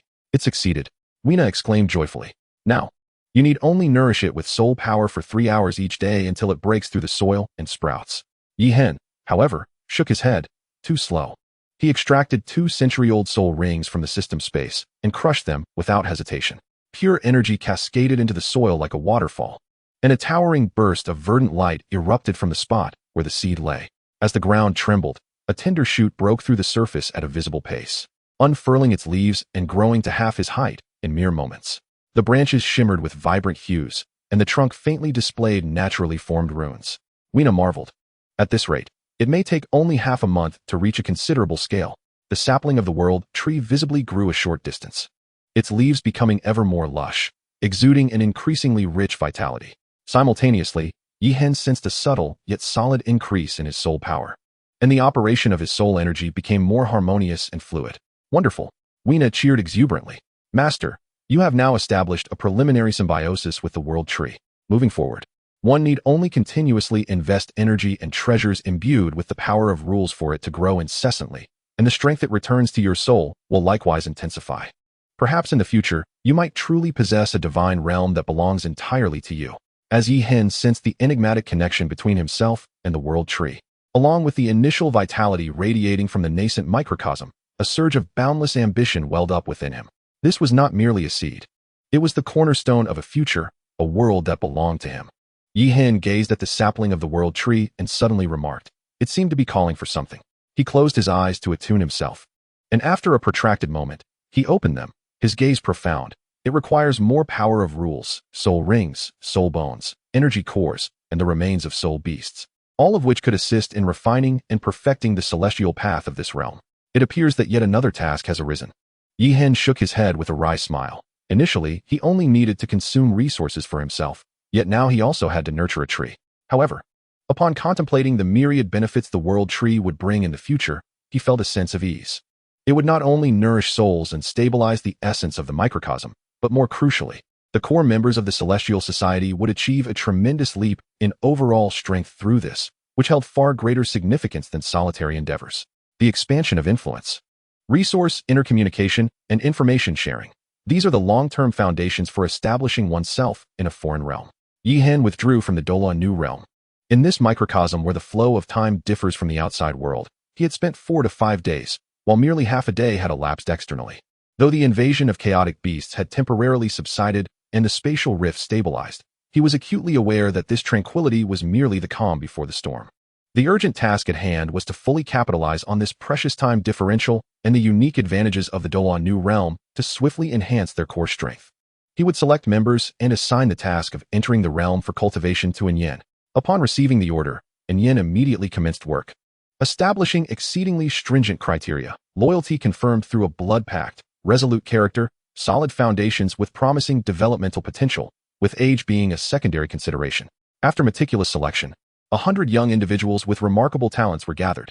Subsequently, under Yi Hen's personal guidance, these 100 core members, filled with excitement and curiosity, stepped through the luminous vortex connecting the two realms, officially entering the Dola New Realm. As they first set foot in this realm, the dense primordial energy surged towards them like a tidal wave, invigorating everyone's spirits. The soul power here was not only exceedingly abundant, but also contained a rare, vibrant, and primal essence of law that seemed to cleanse their martial souls and nourish their soul cores with each breath. The soul power here is truly extraordinary. A young man could not help but exclaim in awe. He instinctively activated his cultivation technique, and a faint glow enveloped him, with absorption efficiency far surpassing that of the outside world. Everyone gazed around. In the distance, the undulating mountains were shrouded in a delicate spiritual mist, while nearby, the foliage was lush, with leaves shimmering with faint glimmers of law. The sky was not merely blue but flowed with a gentle, aurora-like energy spectrum. The entire world resembled a meticulously crafted work of art, brimming with infinite possibilities and vibrant life. Almost focus and concentrate, and Yin intoned in a deep voice, suppressing the astonishment that mirrored his own heart. This place is a sacred ground for the cultivation of the heavenly and earthly society, where the passage of time differs from the outside world. A single day of practice here can equate to several days of effort beyond these confines. Moreover, it encompasses the unique essence of the new realm, which greatly aids in the comprehension and breakthrough of one's abilities. However, with fortune comes responsibility. You must cherish this opportunity, diligently cultivate, and not disappoint the expectations of the young master. Chapter 70. The Operation of the New Realm. Upon hearing these words, the crowd immediately calmed their minds, suppressing their initial astonishment, and donned expressions of solemnity and gratitude. They sat down cross-legged, attempting to adapt to and absorb this unprecedented pure energy. They could feel their soul power activating and increasing at an unprecedented pace within them. Yi Hen floated in midair, quietly observing the 100 new members below, who had entered a state of cultivation. With a subtle shift in thought, he utilized the perception of the world tree to meticulously examine each individual's aptitude, the characteristics of their cultivation methods, and their compatibility with the energy of the small world. That silver-haired youth possesses an acute sensitivity to the golden element, while the woman in purple exhibits an extraordinary mental prowess, seemingly resonating with the attributes of the underworld. Yi Hen silently noted these traits, realizing that he could subsequently exchange for more targeted cultivation methods and resources from the system's marketplace based on their characteristics. In merely half a day, according to the New Realm's time, several individuals exhibited intense fluctuations in their soul power, evidently on the verge of breaking through long stagnant barriers. Moreover, over 10 individuals gathered glimmers of law energy around them, clearly having initially grasped the enigmatic fragments of these laws, becoming immersed in profound comprehension. The results exceeded all expectations, and Yi Hen nodded in satisfaction. This 100-member team, given time, would undoubtedly become the most steadfast pillar of the heavenly and earthly society, a blade capable of cutting through all obstacles. In the following days, Yi Hen devoted himself wholeheartedly to the further refinement of the rules governing the Dola New Realm. Leveraging the power of the system, he constructed a meticulous cyclical framework designed to incentivize member cultivation and promote the self-growth of the small world. Each day, the system would automatically generate various tasks based on the resource status and growth needs of the new realm, hunting soul beasts for soul rings, guiding soul power to nourish the world tree, and seeking out and transplanting rare spiritual herbs to the central medicinal garden. Upon completing these tasks, members would receive New Realm coins as rewards. New Realm coins serve as the exclusive currency within the Dolan New Realm, redeemable in the secret treasury linked to the system for various rare resources, from elixirs that enhance soul power, to soul bones and martial arts techniques rarely found in the outside world, and most importantly, qualifications for residence. To further accelerate the construction and resource circulation of the Dolan New Realm, Yi Hen, after careful consideration, quietly added a new rule, allowing the exchange of external golden soul coins for New Realm coins, with an exchange rate set at 2:1. This ratio was the result of his meticulous calculations. An excessively high ratio would diminish the members' motivation to complete tasks, rendering their efforts cheap, while a ratio too low would fail to attract external capital, making resource accumulation difficult. The 2:1 ratio is perfectly balanced, making the direct use of golden soul coins feel burdensome, thereby encouraging members to primarily rely on task completion for acquisition, while simultaneously providing a clear and swift channel for those in urgent need of specific resources or possessing financial means. Yi Hen meticulously designed the Lingqi Garden, a residential area encircling the world tree. The closer one resides to the world tree, the more pronounced the enhancement of energy concentration and the comprehension of laws becomes, leading to a geometric rise in property prices. This implies that only those members who exhibit higher task completion efficiency and greater strength can secure better cultivation positions, fostering a healthy competition. As this interconnected system operates, it naturally results in the strongest and most contributive core members gradually congregating around the world tree, forming a vibrant and competitive core circle. Following the introduction of new regulations, the cultivation atmosphere within the Dolan New Realm underwent a significant transformation. Previously, members mostly engaged in solitary meditation, displaying effort but lacking fervor. Now, each day, as dawn breaks, the system's luminous screen promptly updates everyone's consciousness with the day's task list. Today's primary task: hunt 3-century-old armored beasts to gather their soul rings for nourishing the roots on the eastern side of the world tree, with a reward of 300 New Realm coins. Collection task: find 5 soul-condensing herbs to transplant into the central medicinal field, rewarding 150 New Realm coins. Cooperative task: abnormal spatial fluctuations at the southeast wind cliff require 5 members of at least Great Soul Master rank to stabilize, with rewards distributed according to contribution. Instantly, the new realm became abuzz with activity. Teams ventured into the Sunset Forest to hunt soul beasts, while others sought specific spiritual herbs.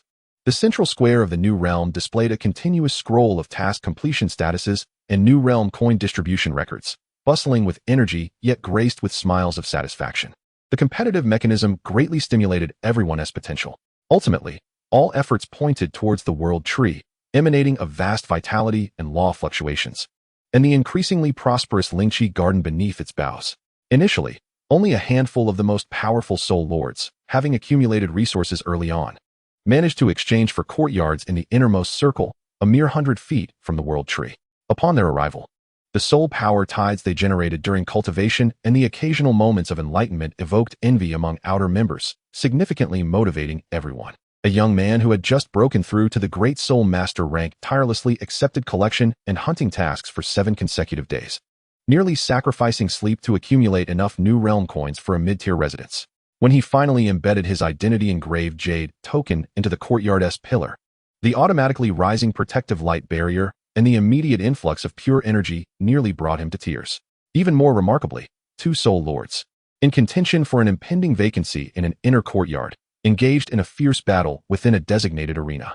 The victor successfully took residence, while the defeated vowed to continue amassing New Realm coins, determined to reclaim the opportunity next time. Yi Hen hovered in the air, surveying the land brimming with vitality and competition due to the rules he instituted, a subtle smile gracing his lips. This was precisely the effect he desired.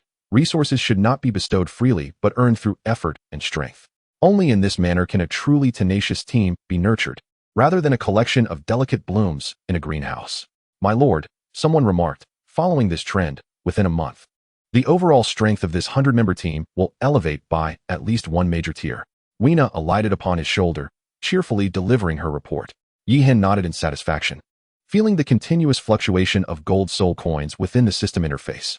While the cultivation resources in the outside world were scarce and overpriced, they were readily available for exchange in the Dolan New Realm, allowing the new members to swiftly enhance their abilities, while the gold coins in his backpack quietly accumulated. 100 members is still too small, he mused, stroking his chin. He needed Chi to intensify efforts and expedite recruitment. Just then, as he observed the bustling and vibrant members below, and Yin approached briskly and whispered, "Young master, the delegations from the Tiando and Xinglua kingdoms have arrived and are awaiting you in the conference hall."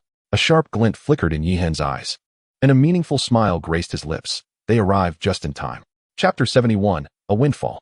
Yi Hen entered the conference hall, his gaze sweeping over the two delegations, immediately noticing several distinguished new faces. Without a moment's thought, he recognized them as the Crown Prince Xue Qinghe of the Tiando Empire and the Crown Prince Davis of the Xinglua Empire. The presence of these heirs underscored the importance of the arms purchase negotiations. The discussions centered around the standardized firearms showcased previously. The representatives from both nations had evidently reached a tacit understanding, each proposing an order of 5 million firearms, each accompanied by 200 rounds of ammunition. Yi Hen decided to cap the number at 1 million, sufficient to equip the elite military factions of both nations, thereby creating a strategic deterrent without overwhelming the existing power dynamics on the continent. Were it not for his intentional limitations, it seemed both nations would be eager to arm every soldier and civilian. As for heavier weaponry, such as missile launch systems and heavy soul-guided cannons, Yi Hen had no intention of selling them at present. He understood that this continent operated under its own set of rules. Prematurely infusing forces that far exceeded the current era could easily trigger uncontrollable chain reactions, perhaps even inviting premature intervention from divine realms or other clandestine powers. Until he and the heavenly society possessed absolute strength, maintaining a relative balance and proceeding with gradual cultivation was the wisest course of action. Everything was finalized. Yi Hen's system account suddenly swelled with a staggering payment of 26 billion gold soul coins, the intensity of the numbers causing the system interface to momentarily freeze. Without the slightest hesitation, he immediately allocated a substantial 620 million gold soul coins from this fortune directly into the system's marketplace, swiftly completing the massive order for firearms, ammunition, and martial arts techniques. Subsequently, he personally purchased 2 colossal spatial storage bags capable of accommodating 1 million firearms and their corresponding ammunition and texts. The golden patterns on the surface of the bags shimmered, emanating a stable spatial fluctuation, showcasing their extraordinary quality. Yi Hen presented these invaluable storage bags to Xue Qinghe and Davis across the table, his tone calm. "Your Highnesses, please verify." The two took the bags, their spiritual energy lightly sweeping over them, and they distinctly sensed the mountains of brand new firearms and neatly stacked ammunition boxes and martial arts techniques within, all in exact quantity. What astonished them further was the bags themselves. Such vast and stable spatial containers were rare, even among royalty. The profound depths of the heaven and earth society once again instilled a sense of awe within them. Indeed, Yi Xiao was efficient and reliable in his dealings. Davis was the first to stow away his package, his smile growing warmer. To make the acquaintance of a person like Yi Xiao was truly an honor for Weiss. Xue Qinghe also gave a slight nod, his fingertips brushing over the patterns on the spatial package, and said calmly, "As the goods are indeed correct, may our cooperation be pleasant." Upon witnessing this, Yi Hen laughed heartily, declaring, "Now that the formalities have been completed, allow me to host today. Might I inquire whether your Highnesses would grace me with your presence?" Davis immediately responded, "Yi Xiao, you are too kind. It is we who should host a banquet in gratitude to you. To have this opportunity to engage deeply with you is a rare fortune." Xue Qinghe smiled gently, raising a hand in gesture. "With such refined intentions from Yi Xiao, how could we decline? As this place is close to the heavenly Dou Imperial City, let me take care of the arrangements." With that, he turned his head and quietly instructed a nearby attendant, who immediately took his leave to prepare for the banquet. The feast was set in the illustrious Lioli Pavilion atop the renowned Tianyue building in Tiando City. From this vantage point, one could gaze upon the resplendent lights of half the imperial city. The stars in the night sky seemed almost within reach, enveloped in an atmosphere of exquisite elegance and luxury. Servers, like flowing water, presented an array of delicacies, all meticulously crafted from the essence of soul beasts and accompanied by fine wines aged for centuries. The liquid in the Lioli goblets shimmered, filling the air with the crisp aroma of wine intermingled with a subtle spiritual essence. Yi Hen, maintaining his composure, raised his glass in invitation. "It is a privilege to dine with your Highnesses today, Let this humble cup of wine express my sentiments. May our collaboration be as this wine, crisp, sweet, and with a lingering aftertaste. Davis was the first to lift his glass in response, his cheerful smile concealing a hidden edge. Yi Xiao, you are too modest. This collaboration is indeed a fortuitous event for my star Luo. To you, I toast, for your remarkable youth and extraordinary talents. He drank deeply, emphasizing the words extraordinary talents as if probing the limits of the Heaven and Earth Society's foundation. Xue Qinghe elegantly held her glass, lightly tapping the rim with her fingertip, her tone gentle yet inherently distant. Yi Xiao, you are being courteous. The treasures of the Heaven and Earth Society certainly broaden one's horizons. Let us toast to our partnership. She sipped delicately, her gaze seemingly casual as it swept over Yi Hen, attempting to capture any hint of soul power fluctuations or vulnerabilities. Her portrayal of Xue Qinghe was impeccable, gentle, and cultured, yet she inadvertently revealed the scrutiny characteristic of an individual of higher status.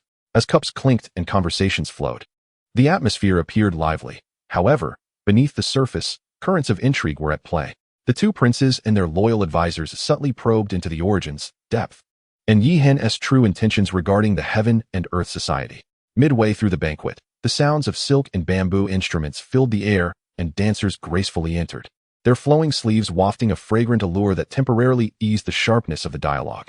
Yet, beneath the clinking of cups and the enchantment of the dance, the subtle mental probing continued unabated. Yi Hen remained poised and unruffled, engaging in laughter and conversation. While he responded adeptly, he silently absorbed and diffused all attempts at mental intrusion, causing no ripples. His demeanor perfectly encapsulated that of a spokesperson for an ancient and enigmatic power, profoundly deep and unfathomable. Yi Xiao, what are your insights regarding the current stalemate among the Heavenly Doe, Star Luo, and Spirit Hall? Xue Qinghe suddenly raised her glass, her tone gentle, yet laced with an imperceptible scrutiny. Yi Hen calmly raised his glass in return, a smile playing at the corners of his lips. Your Highness is jesting. Yi, merely a humble merchant, sought nothing more than abundant wealth and harmonious relationships to thrive. As for the grand affairs of the world, he was utterly oblivious. Davis let out a hearty laugh and interjected. Why must you be so modest, young Yi? The Heavenly Earth Society holds the power to upend the current order, and it would be difficult to remain unscathed. Even if we achieve cooperation now, the machinations behind the scenes will not cease. His words were blunt, and his gaze was piercing. After a few exchanges, Yi understood the underlying message. The Heavenly Earth Society, with its profound foundation and diverse resources, required no allegiance to any party. Yet, without a clear stance, all three factions would remain uneasy. Even professing neutrality would not shield one from clandestine balancing and suppression.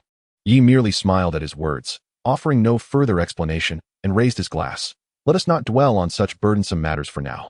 Come, let us drink. In his heart, he was well aware that the three major powers would be more than eager to see the Heavenly Earth Society vanish. Since its emergence, it had been adeptly maneuvering the three factions, each step taken with precision, compelling compliance. It maintained an outward appearance of balance while ceaselessly reaping benefits, becoming an invisible blade hanging over everyone's heads. Davis spoke truthfully. If an opportunity arose, the first to be eliminated would undoubtedly be him, Yi. Having seen through this intricate game, what need was there for further explanation? As the night wore on, the banquet gradually dispersed after several rounds of wine. The two princes had gleaned little valuable information, yet their wariness and curiosity regarding Yi and the Heavenly Earth Society deepened. Upon parting, Davis firmly grasped Ye's hand. Young Yi, should you find leisure in the future, do come visit us at Xinghua. I shall treat you with the utmost respect. Xue Qinghe added warmly. The doors of Tiando shall always remain open for you, young Yi.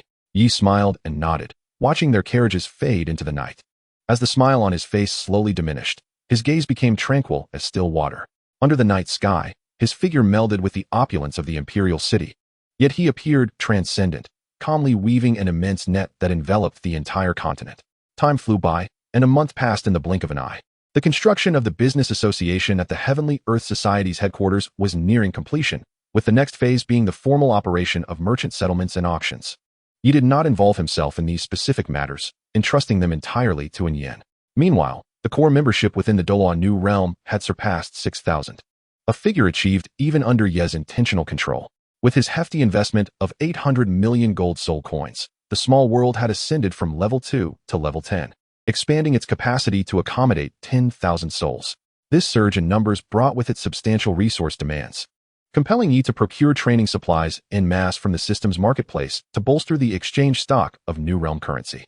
When over a dozen soul bones and blood-red 10,000-year soul rings appeared on the exchange list, the entire new realm erupted with excitement. Members took pride in joining the Heavenly Earth Society and were invigorated by this unprecedented opportunity, leading to an unprecedented enthusiasm for accepting tasks. Even more astonishing was the spontaneous formation of a priority rule based on strength for undertaking high-reward tasks. The strong selected first, while the weak followed suit, significantly enhancing task efficiency and fostering a sense of competition. The order formed from the grassroots took Yi Hen by surprise, yet he secretly approved of it. The world tree shone brilliantly at the heart of the new realm, seemingly witnessing the burgeoning vitality and ambition of this land. Recently, Yi Hen had also immersed himself in seclusion, his soul power circulating harmoniously. The dark wounds lingering from his previous consumption of chaotic energy had nearly healed. Once his soul power had undergone repeated tempering and reached absolute purity, he felt his realm was remarkably stable. He then resumed the absorption of the remaining soul ring energy from his system backpack, as well as the remains of the soul beast he had not fully absorbed last time. This meditation lasted a full 5 days. When Yi Hen opened his eyes once more, his soul power surged like a tide, faintly shimmering with a dark golden hue. The ages of his soul rings had collectively surpassed 80,000 years, and his soul power level had smoothly crossed the threshold into level 29. He slowly rose, feeling the refined and more explosive flow of soul power within him, a smile inadvertently gracing his lips. While the enhancement of his strength was indeed gratifying, he understood that as he approached the soul master level, the resources required for each breakthrough would become increasingly substantial. It seemed the time had come for him to venture out. Yi Hen stretched his limbs, mentally determining his next course of action. Now that he had arrived in Tiando City, the nearby Sunset Forest was an opportunity not to be missed. To return empty-handed would be a pity. He planned to test his luck and see if he could find a suitable soul beast to acquire a soul ring. If he failed in his search, he could consider purchasing from that unscrupulous merchant system later. Although his system account boasted over 900 million gold soul coins and more than 1,700 points, sufficient for 170 tenfold draws or the exchange for top-tier resources, he still decided to prioritize seeking out soul beasts in the forest. While these figures appeared astronomical, Yi Hen was acutely aware of the system mall's shocking pricing. A relatively decent 1,000-year soul ring could demand hundreds of thousands or even millions of gold soul coins, while the exceptional 10,000-year soul rings often soared into the tens of millions. As for those premier soul rings containing a hint of ancient bloodline or special properties, their prices skyrocketed into the billions. This system was nothing short of a money grab. Yi Hen couldn't help but mutter under his breath. If he could hunt and acquire soul rings on his own, he would avoid using the purchasing feature of the system, for every gold soul coin must be spent wisely. With his mind made up, Yi Hen did not disturb many people. He simply instructed in Yen with a few words before departing alone from the headquarters of the Tiandi Association. In a few fleeting moments, he blended into the bustling crowd of Tiando City, heading towards the eastern Sunset Forest. Though the Sunset Forest was not as vast as the Star Do Great Forest, it was home to a diverse array of soul beasts of varying ages, including some rare and powerful entities, making it a preferred destination for many soul masters in Tiando City and its surroundings to obtain soul rings. Yi Hen moved swiftly, reaching the forest's outskirts in less than half a day. The rich essence of life mingled with the faint scent of soul beasts wafted towards him. Towering ancient trees obscuring the sky, while the sounds of beast roars and bird calls echoed through the woods. He did not linger at the periphery. With a swift movement, he darted like a specter towards the boundary between the mixed region and the core zone of the forest. Given his current prowess and requirements, the soul beasts from the past decade or century no longer captivate him. He seeks only those aged a millennium or more, worthy of his attention. The shadow void wings shimmer subtly behind him, offering unparalleled speed and concealment. Yi Hen's mental energy radiates like invisible ripples, meticulously sensing every movement around him, searching for a fitting target. As time passes, he encounters numerous soul beasts, many over 1,000 years old. Yet most possess ordinary attributes or are not of the type he desires, failing to pique his interest. It appears that finding a particularly suitable beast necessitates a stroke of fortune. As Yi Hen murmurs to himself, preparing to delve deeper into the core area, he suddenly shifts his expression. His keen mental acuity captures an unusual energy fluctuation emanating several miles ahead to his left. The wave carries a searing warmth, yet also exudes a peculiar heaviness and resilience, seemingly interlaced with a hint of metallic sharpness. Intriguing.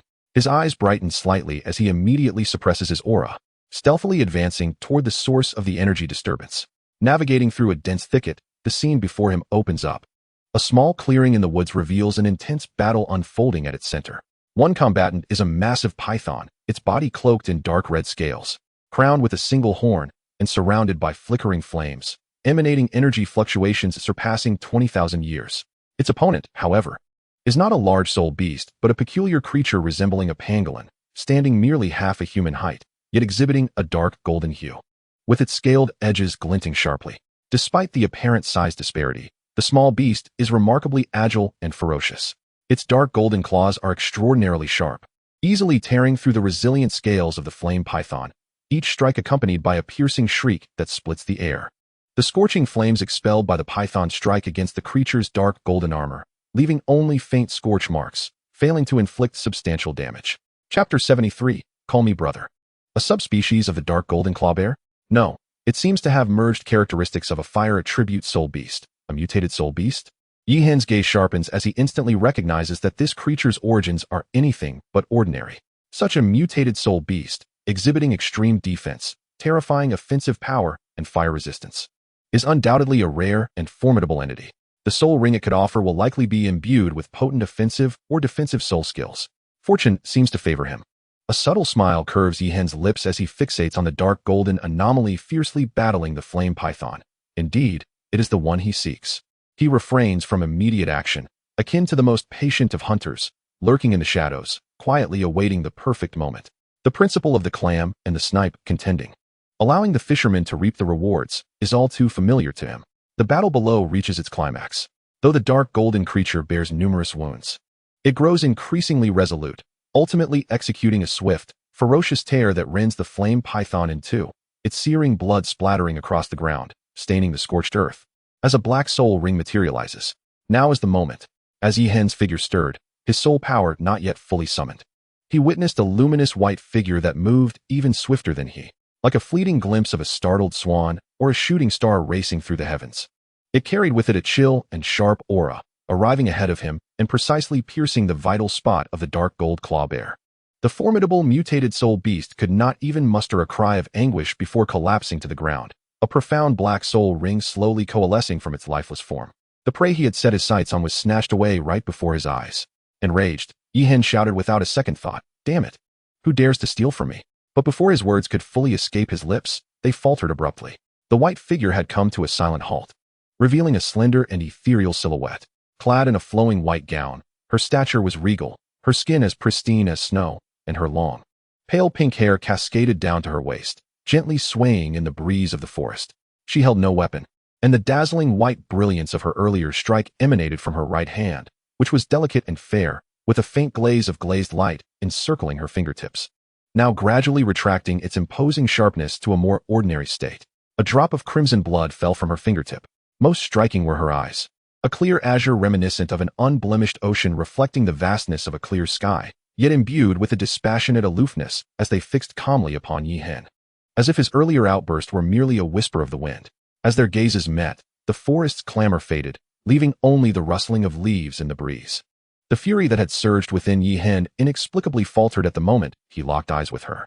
His gaze involuntarily fell upon her hand, which seemed to harbor boundless sharpness, and he was taken aback. A hand as a martial soul. Such a rare innate spirit. This soul beast was my target. The soul ring belongs to me, Yihen declared resolutely, his tone unwavering. The woman slightly furrowed her brows, her expression remaining placid, as she coolly replied, "I killed it." Yihen took a deep breath, suppressing the rising anger within him, reminding himself that arguing with a woman was futile. His eyes swept over the profound black soul ring on the ground, then back to the enigmatic, imposing woman before him, his fighting spirit ignited. If that is the case, let us settle this with our strength. Yihen dismissed the need for further words. Although the soul ring was not an absolute necessity, he had laid in wait for half a day. He could not allow another to reap the fruits of his labor so easily. The woman, offering no further words, suddenly unleashed her soul power, 6 soul rings emerging from her body. Purple, purple, black, black, black, black. She was indeed a 6-ringed soul emperor. More astonishingly, her soul rings were extraordinarily matched. The first ring was a millennium old, and from the 3rd ring onward, each was 10,000 years. Such a configuration. Could it be that she had some hidden advantage? Yihen's expression sharpened, a sense of alarm rising within him. This was troublesome. The original text had not mentioned her at all. Where had she emerged from? Realizing that a direct confrontation might not yield favorable results, he attempted to shift the tone, feigning nonchalance as he raised an eyebrow. Wait a moment, it is merely a soul ring. How about this? If you call me good brother, I shall let you have it. Upon hearing this, the chill in her azure eyes intensified, as if covered by frost and snow. Lecher, seeking death. Before her words had completely faded, her figure abruptly became indistinct, leaving only a faint remnant in her wake. In the next instant, she had inexplicably materialized before Yi Hen. Her slender fingers, as delicate as jade, were now enveloped in a fierce, glass-like gleam, transforming into lethal claws aimed directly at Yi Hen's face. Yi Hen's heart trembled. He had not anticipated such decisive and ruthless action from this woman, nor her astonishing speed. In a moment of peril, he swiftly tilted his body and looked up, feeling the sharp wind of her claws graze the tip of his nose, the gust stinging his cheek. What a ruthless woman! Yi Hen was filled with both shock and anger. Had he been a moment slower, he might have sustained a grievous injury. Since she was intent on inflicting harm, he would not hesitate to retaliate with equal ferocity. With a thought, the formidable weapon spirit of the Dark Lin Emperor's abyssal blade materialized in his hand, and simultaneously, two soul rings rose ominously from his body, not the ordinary black but an ink-like hue, faintly suffused with a chilling crimson glow. The woman retreated a few steps, her icy gaze fixating on Yi Hen's extraordinary soul rings, revealing a barely perceptible ripple of surprise. The two figures darted through the forest, their movements a blur as their soul techniques clashed, erupting in a cacophony of sound. Although Yi Hen's soul rings were of an extraordinary age, the disparity in their levels was vast. Faced with the relentless onslaught of a soul emperor, he found himself largely relying on the Dark Lin Emperor's might and his uncanny agility to defend and await an opportunity to counterattack. In a moment of perilous evasion, the woman's glass-like brilliance barely grazed Yi Hen's throat. Alarmed, he pushed off the ground and retreated rapidly, raising his blade for defense. Unexpectedly, the woman adapted swiftly, transforming her claws into an open palm, delivering a blend of gentleness and strength that struck the side of his blade, causing Yi Hen to slightly lose his balance. In that fleeting moment, to stabilize himself, Yi Hen instinctively reached forward with his left hand, intending to brace against her shoulder for support. However, due to the instantaneous miscalculation and her rapid evasion, his hand inadvertently pressed against an unexpectedly soft and yielding elevation. The sensation caused both of their movements to freeze momentarily. Time seemed to stand still. Yi Hen's mind blanked, his palm unconsciously tightening for a brief moment, the astonishingly soft touch sending his spirit soaring. The woman's azure pupils dilated sharply. A chilling aura of murderous intent erupted around her, plunging the forest temperature into a frigid abyss. You seek death. A voice, imbued with profound shame and rage, tore through the air. The woman's previously serene visage flushed crimson, a tempest of indignation and fury. Her gaze icy enough to freeze Yi Hen in place, shattering him entirely. In the next moment, her sixth soul ring blazed to life, a dark radiance surging forth, carrying with it a destructive aura that soared skyward. Yi Hen snapped back to reality, retracting his hand as if struck by lightning. His scalp prickling with alarm as he thought, this is dire. There's no turning back now. Chapter 74. At worst, I shall marry you. That single touch had ignited a powder keg.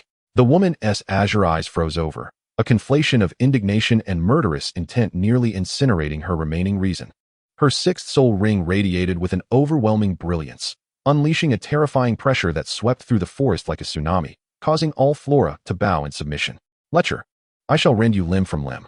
Before the echoes of her fierce reprimand faded, her figure transformed into a swift white streak, slicing through the air and charging towards Yi Hen. The speed was astonishing, with the shimmering, glass-like brilliance at her fingertips surging forth, manifesting into several razor-sharp strands capable of severing gold and jade, effectively blocking all routes of retreat for Yi Hen. With a jolt, Yi Hen felt his scalp tingle. Without a second thought, he unleashed his shadowy wings and retreated abruptly. It was evident that she had approached him uninvited, a mere misunderstanding. Hovering midair, Yi Hen attempted to elucidate the situation. However, his words only served to deepen the icy demeanor of the woman clad in white, her eyes radiating a palpable murderous intent. With a frigid glance at Yi Hen, who had ascended to a higher altitude, she uttered not a word and transformed into a flash of white light, speeding away without a backward glance. As she vanished, Yi Hen finally exhaled in relief. He could not deny that her prowess exceeded his expectations. Without the aid of external forces, he was indeed no match for her. Once he sensed that the chilling aura had dissipated completely, Yi Hen gradually descended to the ground. Yet he remained obstinate, Consider yourself fortunate. Had you pursued this further, I would have summoned a title de law. Before he could finish his thought, a sudden realization struck him, and his expression shifted. No, this woman is eager to return and absorb that soul ring. A struggle ensued within him as he hesitated over whether to chase after the soul ring. However, reflecting on the abruptness of his actions, he recognized his own fault in taking advantage of her. With a resigned shake of his head, he sighed. Very well, a man should exhibit magnanimity. Let that soul ring be a gift to her. Having arrived at this conclusion, he no longer lingered, accelerating in the opposite direction. Intent on distancing himself from this site of turmoil, he truly wished to avoid another encounter with that formidable woman. As he sped away, his fingertips seemed to retain a lingering warmth from that fleeting moment, and he instinctively fidgeted with them, his heart racing inexplicably. It was merely an inadvertent brush. He murmured softly, attempting to absolve himself, seemingly unaware of his own lingering grasp. Yet, upon reflection, he pondered why she would resort to such violence over a trivial incident. With a weary grimace, he shook his head, momentarily casting aside the image of that chilling and wrathful figure as he accelerated into the depths of the dense forest. Yihan deliberately took a longer route, finally easing his pace. During his solitary journey, he encountered two audacious 1,000-year-old soul beasts that attempted a surprise attack, which he swiftly dispatched with a flick of his blade, devouring both their soul rings and remains without hesitation. Alone in his endeavors, he found himself unencumbered, indulging in his consumption with greater abandon. Upon re-entering the core region of the Twilight Forest, he noted that the age of the surrounding soul beasts had significantly increased, and the oppressive atmosphere grew ever more palpable, bolstered by the presence of two hidden title de law in his system space. Yihan felt not tension but rather a thrill of excitement. Regrettably, despite his deep exploration, he had yet to discover any traces of soul beasts aged 10,000 years or more. Just as he was intensively searching, a familiar figure unexpectedly intruded upon the range of his mental perception. Yihan immediately rubbed his temples, a headache washing over him. Why won't this madwoman relent? She has followed me here. Without a moment's hesitation, Yihan pivoted and dashed in the opposite direction, inwardly resolving that there was no point in entangling himself further with her. However, it seemed as if he bore an imperceptible mark. For no matter how swiftly he altered his course, his pursuer always managed to follow with uncanny precision. In but a moment, the ethereal figure clad in white drew near once more, and the two found themselves suspended in a tense standoff. Their gazes locked. The depths of Yihan's eyes were filled with profound helplessness, while the woman's eyes glinted with a chilling intent, her spirit energy surging with palpable force. She had ascended to the realm of a seven-ring soul saint, granting her the ability to soar through the skies. Suspended in midair, Yihan, mustering his courage, spoke in a tone of unexpected humility. Esteemed fairy, sister, might I sincerely apologize? It was truly an accident. I harbor no ill will towards you. Look, I even relinquished the soul ring of the dark gold fearsome claw bear to you. Could you perhaps show mercy and spare me this time? The woman, however, paid no heed to his pleas, responding instead with a fierce onslaught. Yihan grimaced in despair, forced to wield the shadow tyrant's abyssal dance with utmost precision. Retreating while defending himself, the clash of his massive blade against her seemingly indomitable hand strikes echoed like thunder, sparks flying around them. With each collision, his vitality surged, his hands tingling with the impact. Thus began an unrelenting chase to the death, utilizing the speed of his shadow void wings. Yihan narrowly evaded lethal strikes on multiple occasions. He attempted to leverage the complex terrain to shake off his assailant. Yet her formidable mental prowess allowed her to quickly pinpoint his location, shadowing him relentlessly. The pursuit spiraled into the heart of the sunset forest, alarming even some ancient soul beasts of immense power. The woman showed no restraint, occasionally cleaving through any beast that obstructed her path, her focus solely on Yihan. As night descended once more, Yihan found himself cornered in a desolate gorge, a trace of dried blood lingering at the corner of his mouth. The woman in white emerged slowly from the darkness, advancing with menacing intent. The cold aura of her murderous intent clung to her, and after a relentless day of pursuit, her attire was dusted with the trails of the world, her hair slightly disheveled. Yet, her typically indifferent sea blue eyes now burned with unquenched fury and resolve. You have nowhere left to flee. Her voice, worn from days of pursuit, bore a husky edge that only added to its chill. Surrender, or I shall take matters into my own hands.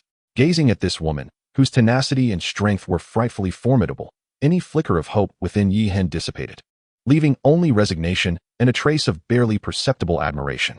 He inhaled deeply, suppressing the tumult within, and with a wry smile, he remarked, "My lady, it has been a whole day.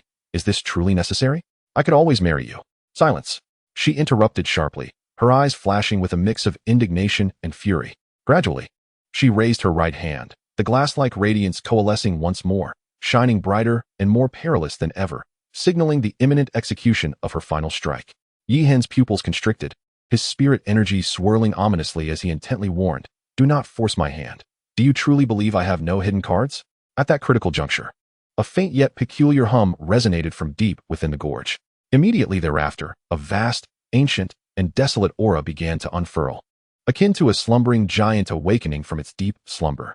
The intensity of the aura suddenly overshadowed the energy fluctuations of both individuals, causing Yi Hen, who was prepared to fight to the death, and the woman, poised to strike, to simultaneously change their expressions. Their movements involuntarily halted as they cast wary glances towards the profound darkness within the abyss. Chapter 75. Let go of me, you scoundrel. Anomalies often herald treachery. Instinctively, their bodies reacted, and they almost synchronously turned to retreat with all their might in the opposite direction of the vortex. However, the dark whirlpool behind them unleashed an unimaginable, terrifying pull, distorting the very fabric of the surrounding space. Their figures faltered as if ensnared in an invisible quagmire, and despite their soul energy surging forth, they found it nearly impossible to break free. Yi Hen gritted his teeth, channeling his soul energy to its utmost limits, his shadow void wings trembling violently, yet still unable to contend with the overwhelming force that devoured all. His body was uncontrollably dragged backward, each step carving deep furrows into the ground beneath him. In an instant, the world spun chaotically, and light vanished. That irresistible force completely consumed them, yanking them into the depths of the dark vortex. The last images etched in their minds were the astonished expressions of each other and the ceaseless spread of darkness. A chilling sensation of weightlessness engulfed them, as if plummeting into an endless abyss. Within this seemingly infinite descent into darkness, Yi Hen's keen vision faltered, his sight and perception stripped away. In a panic, he remembered seizing something with his hands, soft and tangible, and without a second thought, he clung to it tightly. In this all-consuming void, it became his sole source of solace. Time passed unmeasured before Yi Hen gradually regained consciousness from the haze. As his awareness sharpened, even before his vision fully focused, a pale fist, accompanied by a fierce wind, rapidly loomed larger in his sight. Bang! A solid punch landed mercilessly on his left eye. "Let go of me, you scoundrel." A voice, laced with tears and indignation, pierced his ears. Yi Hen staggered back, clutching his eye as searing pain surged through him, abruptly clearing his mind. He gasped in frustration, lamenting, "In this damned place where one cannot see their hand in front of their face, if I don't hold on tightly, who knows where I might be swept away." The woman in white paid no heed to his protest. Her eyes radiated a murderous intent so palpable it seemed almost tangible, wishing to rend Yi Hen to pieces immediately. Just as she prepared to channel her soul energy, her expression shifted abruptly. The energy within her body felt as if it had been completely sealed, and no matter how she tried to summon it, she could not muster a single ounce. Yi Hen sensed something was amiss at the same moment. A brief examination revealed that his soul energy had become as stagnant as still water, seemingly completely isolated by some invisible force. He narrowed his eyes, shedding the previous demeanor of submission, and sneered, "So arrogant, are we? Go ahead, be arrogant. Without soul energy, let us see what you can do to me." The woman, fueled by rage, momentarily cast aside her predicament regarding her sealed energy. With a flick of her wrist, she revealed a gleaming dagger that seemed to radiate a chilling light. In an instant, she darted towards Yi Hen like a flash of lightning, the sharp tip of the blade unrelentingly aimed at his chest. Even without the ability to wield soul power, her physique was undeniably at the level of a soul emperor, surpassing ordinary individuals in both speed and strength. Yi Hen's pupils constricted in shock, utterly unprepared for the woman's sheer madness. He swiftly sidestepped to evade, yet the dagger's assault was too swift, slicing through the fabric of his chest and drawing forth droplets of blood. "Have you lost your mind?" Yi Hen exclaimed, a mixture of fear and anger surging through him. He retreated hastily, aware of the peculiar nature of their surroundings, urging her to find a way out together instead of engaging in mutual destruction. The woman, however, seemed oblivious, her sea-blue eyes radiating a chilling intent to kill. She pressed forward, the dagger transforming into a streak of silver light in her hands. Each strike aimed directly at his vital points, showcasing her expertise in close combat. Despite lacking soul power, the fierce aura and combat instincts of a soul emperor still exerted immense pressure. Yi Hen, in a desperate attempt to evade, found additional wounds marking his body. Realizing that retreating was no longer an option, he steeled his gaze. As she lunged at him, he abruptly sidestepped and advanced, his left hand lightning fast as it seized her wrist, while his right arm enveloped her entirely, pulling her into an unyielding embrace. The woman thrashed violently, her elbows striking back with force, yet Yi Hen gritted his teeth, refusing to relent. Their breaths intertwined, bodies pressed closely together, and in the dim light, the fury and murderous intent in each other's eyes were nearly palpable. "Release me," she demanded, her voice as cold as steel. Instead, Yi Hen tightened his grip, leaning closer to her ear and, with a sardonic smirk, whispered, "I won't let go. What will you do about it? If you're capable, keep stabbing." Before he could finish, she abruptly turned her head and bit down hard on his shoulder. A sharp pain shot through him, causing Yi Hen to gasp, a glint of malice flashing in his eyes. In the chaos, he instinctively lowered his head and, rather than retreating, retaliated by sinking his teeth into her delicate, pale neck. The warmth of their skin met, his teeth sinking into the tender side of her neck, and time seemed to freeze in that moment. The woman's struggles abruptly ceased, her pupils dilating slightly, as if she could not comprehend this sudden counterattack. Yi Hen, too, was momentarily taken aback, a faint metallic taste of blood mingling with her cool, ethereal fragrance. In the next instant, a more terrifying aura than before erupted from the woman, akin to a volcano-esque explosion. "You seek death," she roared, straining against him with all her might, yet still unable to escape his iron grip. After a series of intense struggles proved fruitless, she suddenly halted, her taut body beginning to tremble. A warm tear silently fell upon Yi Hen's hand. Instantly frozen, he unconsciously loosened his grip slightly. Looking down, he saw the fire in her sea-blue eyes still simmering, now veiled by a layer of humiliating tears, her tightly clenched lips stained with blood. She turned her head away, no longer meeting his gaze, and wept silently. The fragility that seeped through her cold defiance was far more disarming than any prior assault. All of Yi Hen's sharp retorts caught in his throat. Awkwardly, he released her, stepping back a couple of paces, and wiped his face with a hint of embarrassment. "Enough, stop crying. I apologize. Is that acceptable? It was my fault earlier." The woman did not immediately retaliate. Instead, she raised her hand to wipe away her tears with force, inhaling deeply as she endeavored to regain her usual icy demeanor. Though her voice still bore a trace of barely perceptible choked emotion. "Get away." Yi Han sighed, surveying the eerie, dim stone cavern, his tone softening. "We are all trapped in this wretched place, devoid of soul power. Continuing to exhaust one another will lead us only to a dead end. Why not declare a temporary truce and devise a way to escape?" The woman merely cast a cold glance at Yi Han, remaining silent. The frost in her eyes had not faded, yet she refrained from taking further action. Yi Han shrugged, treating her silence as tacit consent. He turned and strode deeper into the shadows, leaving behind a simple directive: stay close. His voice resonated with an unmistakable certainty in the vast cavern, echoing between the frigid stone walls. "With me here, I shall ensure your safe passage out." Chapter 76. The abyss. Upon hearing his words, the woman's sea-blue eyes flickered slightly, her long lashes trembling almost imperceptibly. Her lips remained tightly pressed, maintaining their frigid curve, yet the sharp hostility within the depths of her gaze seemed to momentarily crystallize. Within the cavern, enormous clusters of azure crystals jutted irregularly, emanating a cold, dim glow that illuminated the soft, uneven black muck beneath. The air was thick with the stale scent of rust and dust, occasionally mingled with a faint whiff of decay. Twisted, petrified driftwood jutted out at odd angles, its surface cloaked in grayish-white fungal threads, while in the distance, colossal shadows loomed, resembling either the remnants of ancient beasts or the ruins of forgotten architecture, their outlines grotesquely blurred in the eerie light. The intermittent sound of dripping water was audible, and the crystals emitted an almost imperceptible low hum, accentuating the stillness of the place.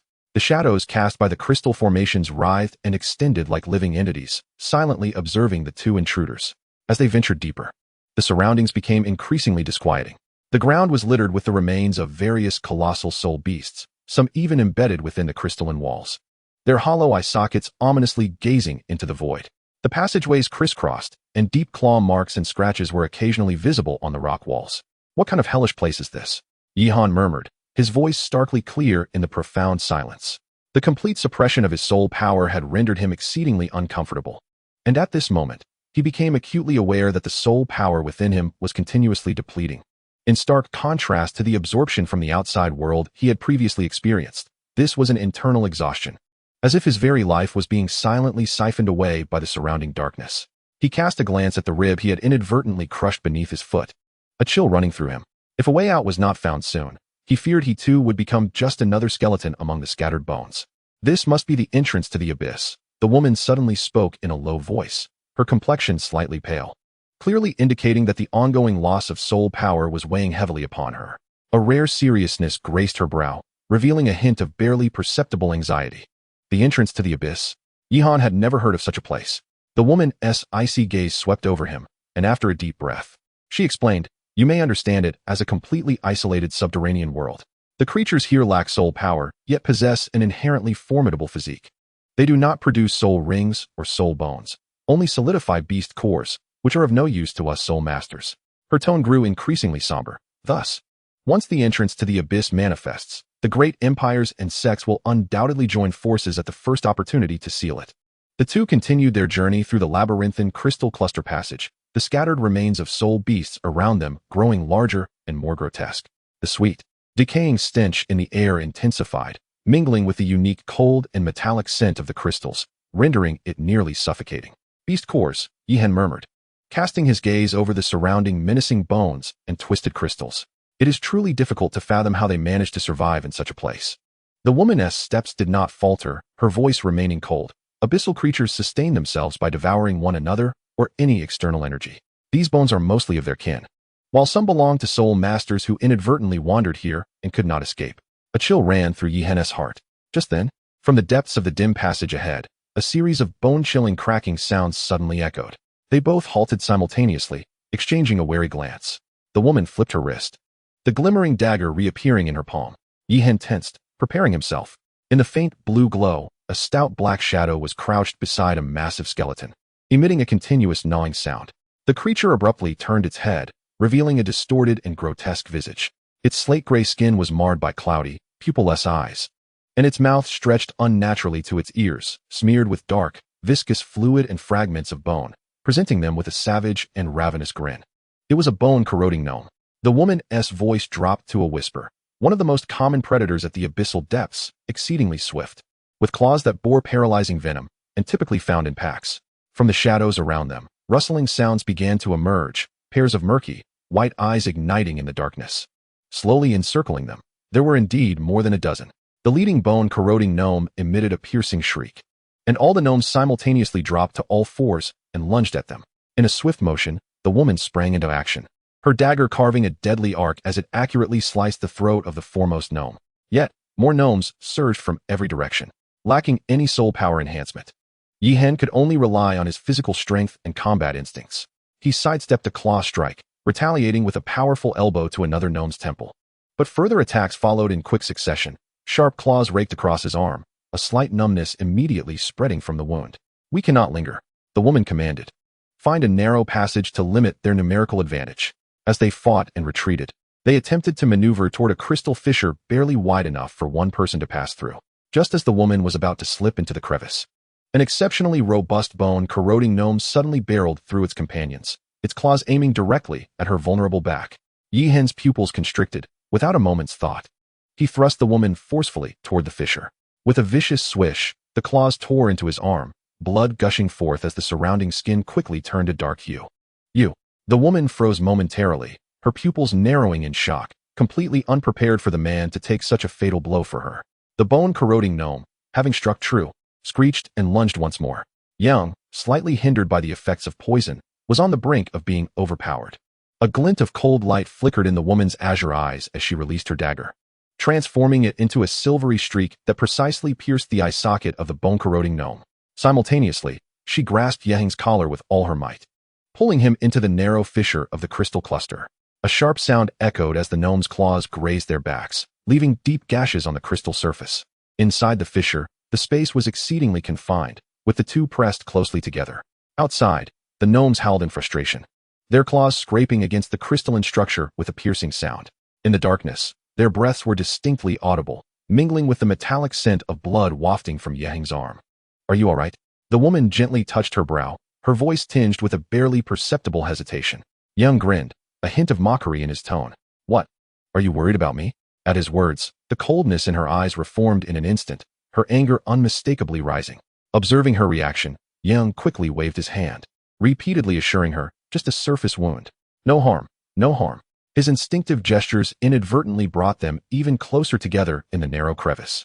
Their chests nearly touched, their warm breaths intertwining, allowing them to see each other's eyelashes flutter clearly. Yang's arm froze mid-air, caught in indecision. The woman's azure gaze turned frosty, her anger interlaced with an undeniable embarrassment. She attempted to retreat, only to find herself firmly wedged against the crystal wall.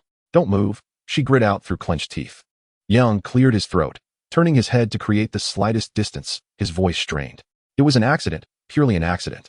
In the darkness, the only sounds were their heartbeat resonating clearly and the gnome's relentless scratching outside the fissure.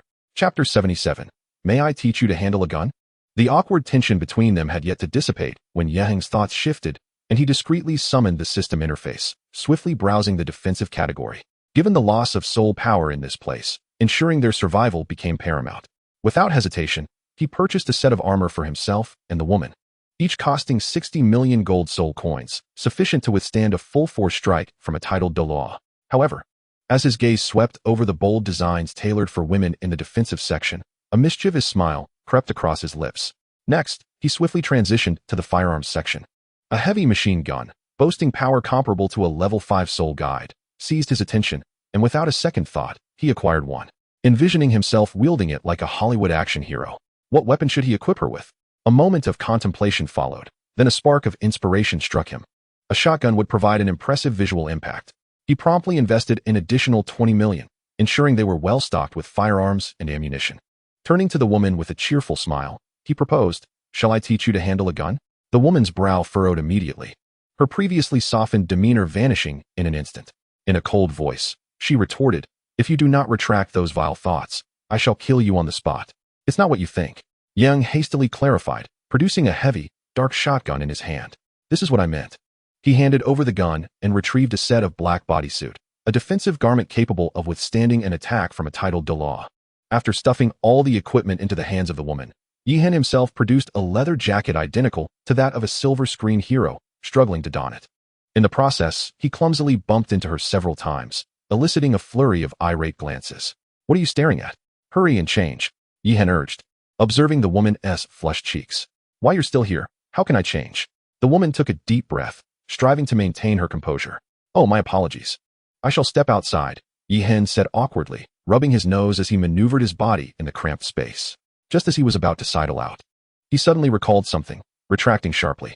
His gaze inadvertently met the woman's half-removed top, the bare skin of her shoulders glimmering porcelain white under the ethereal blue light.